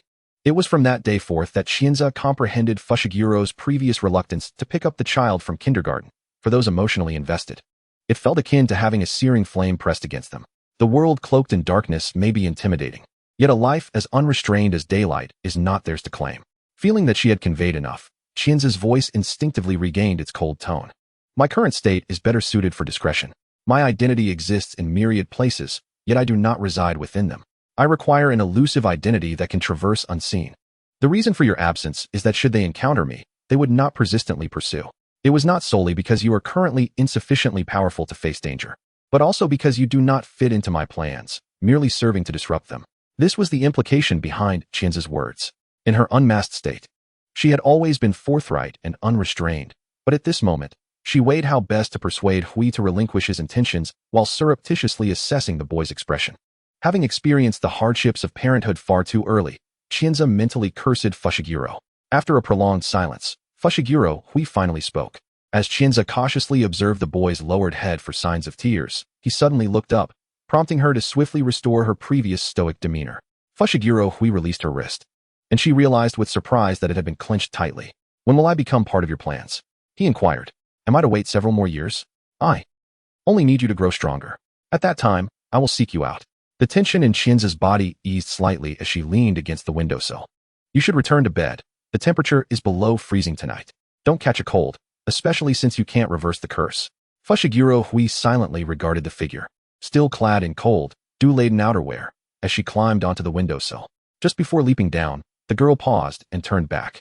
I will not forget my promise to you, and I shall continue to trade benefits with you based on that commitment. Fushiguro Hui had grown accustomed to her manner of speaking, and as she leaped down, the brilliance of her green eyes glimmered like a fleeting flash of emerald in the night. At that moment, their gazes collided with those of a high school student rushing past. Is it time for the plan? He pondered. Have I entered her script? Chapter 57. The phantom in the shadows. The black-haired boy suddenly uttered 2 words. From the shadows leapt forth a snow-white dog. The dog bared its teeth, and in an instant, the dark mass of the cursed spirit was violently torn apart. As Fushiguro Hui slowly shifted his gaze towards Itadori Yuji, he was met with the wide-eyed astonishment of 3 high school students, staring blankly at the surreal scene before them. When did that guy slip away? Fushiguro Hui glanced at the severed finger in Itadori's grasp. Give that to me. Ah, what? Itadori exclaimed, only to suddenly realize that the person who had been grasping his empty right hand had vanished without a trace. Where's Chienza? Fushiguro Hui visibly frowned at the mention of her name. He hesitated before taking the finger, instructing, you all need to leave. It's too dangerous here. I will handle this. Alone? Itadori paused, glancing at his peer, who had intended to depart. I specialize in dealing with such matters. There's no time for explanations. We will soon erect a barrier akin to a seal to contain this area. You best take your classmates and leave. But that girl, I'll find her. Itadori quickly grasped the implication of his unfinished sentence. You are all ordinary people. hurry and exit. Meanwhile, the girl who had stealthily disappeared, just as in the narrative of the manga, had not strayed far. As the snow-white dog attacked the cursed spirit, Chienza casually intervened, absorbing its cursed energy to envelop herself. Lurking in the shadows. Once Itadori and Hui had grappled with the situation, and Sukuna's finger had securely found its way into Hui's possession, she finally sprang into action. Utilizing the cursed energy of the spirit, she deftly crushed the hidden cameras and listening devices. Upon encountering these familiar old friends, she mused, "How long will you remain concealed? What will you do now, repugnant spider?" Over the past 7 years, the most significant clandestine confrontation between Gojo Satoru and Kinjaku transpired half a year ago during their encounter at the safe house. Although her mission alongside Suguru Geto had been deemed a failure, she had nonetheless managed to thwart the events of the night parade of 100 demons. Meanwhile, half a year prior, an equally monumental event unfolded. Kinjaku, through control-type curse tools, had manipulated the sorcerer responsible for producing the source cursed objects. The continuously enhanced controlled cursed objects proliferated among ordinary individuals, sorcerers, and within the sorcery community, his influence was pervasive. Moreover, this reach expanded as he refined the cursed tools. She had once sought to identify Kinjaku's hidden pawns within the sorcery community, but such efforts now seemed largely unnecessary, as all within the sorcery realm could potentially be influenced or controlled by him through cursed objects. Gojo Satoru openly investigated and restrained the members of the 3 major clans who might have fallen under Kinjaku's sway, while she operated in the shadows, utilizing the resources of sorcerers and Suguru Geto to conduct her own inquiries. Ultimately, as Gojo drew everyone's attention, she stealthily sought out the sorcerer and resolved the situation. Despite Kinjaku's self-developed enhancements to cursed objects, the reliance on the sorcerer's bloodline techniques remained. The sorcerer had been imprisoned like livestock by Kinjaku, used through a special method as a breeding ground for mass-producing cursed objects. When Chienza arrived, all she found was a disfigured being, bound with chains inscribed with curses around its limbs. Although she had gained some knowledge of the sorcery world under Gojo's guidance, she was powerless against the curses set by a millennia-old being like Kinjaku. From the shadows of the storeroom, she gazed down upon the cursed sorcerer she had met for the first time, pausing as the glint of a blade flashed in her golden irises, blood splattering onto her raincoat. Thus did the source of all this chaos vanish in haste. Following the conclusion of this affair, the control exerted by the cursed objects dissipated entirely. Seizing the opportunity, Chienza and Gojo Satoru managed to eradicate a portion of Kinjaku's influence. Since then, neither Gojo nor Chienza, along with Suguru Geto, had detected any trace of Kinjaku. It was as if he had fallen into complete silence. 3 years had passed.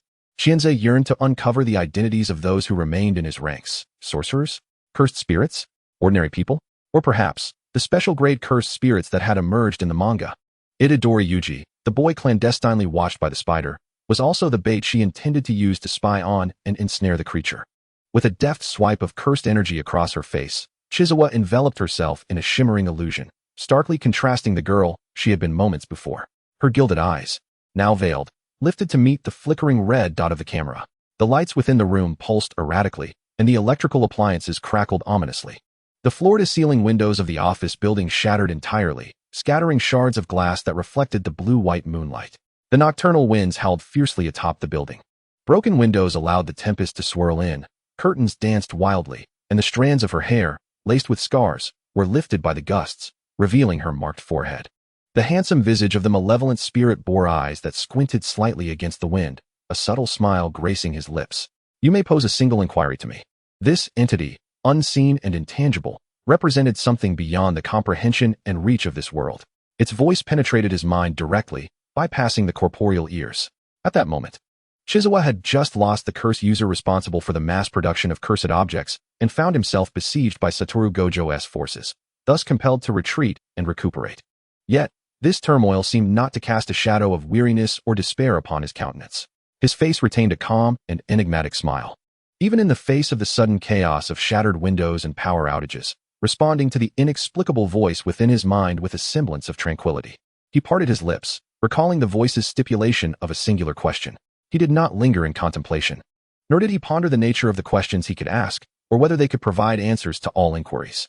Instead, he chose to pose the question that had lingered in his mind since that tempestuous night 3 years prior. "Why am I allowed to ask you a question?" The voice, belonging to a realm beyond this world, responded within his mind. Thus, the cunning millennia-old curse user acquired the multitude of answers he sought. This, however, came at the cost of a corporeal resurrection, a recalibration of the world's causal balance. Yuji Itadori, the protagonist of this tale, possessing no innate techniques and exhibiting bizarre physical prowess, was a natural vessel for Sukuna, thus drawing the attention of Chizawa. In the narrative, Yuji Itadori consumed a finger of Sukuna, precipitating a series of subsequent events. But what if he had refrained from devouring the finger?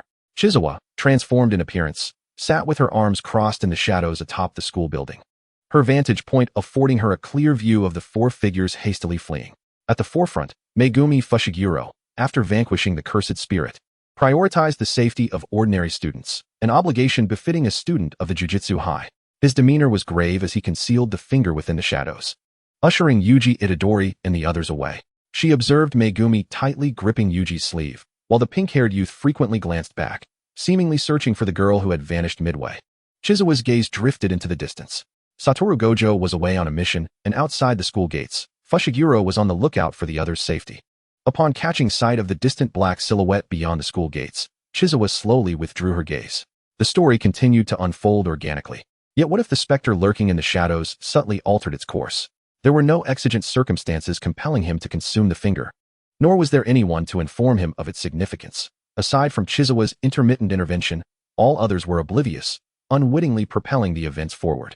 However, the outcome had diverged significantly from the original narrative. What would transpire next? Would Chizawa, who observed everything, truly refrain from intervening?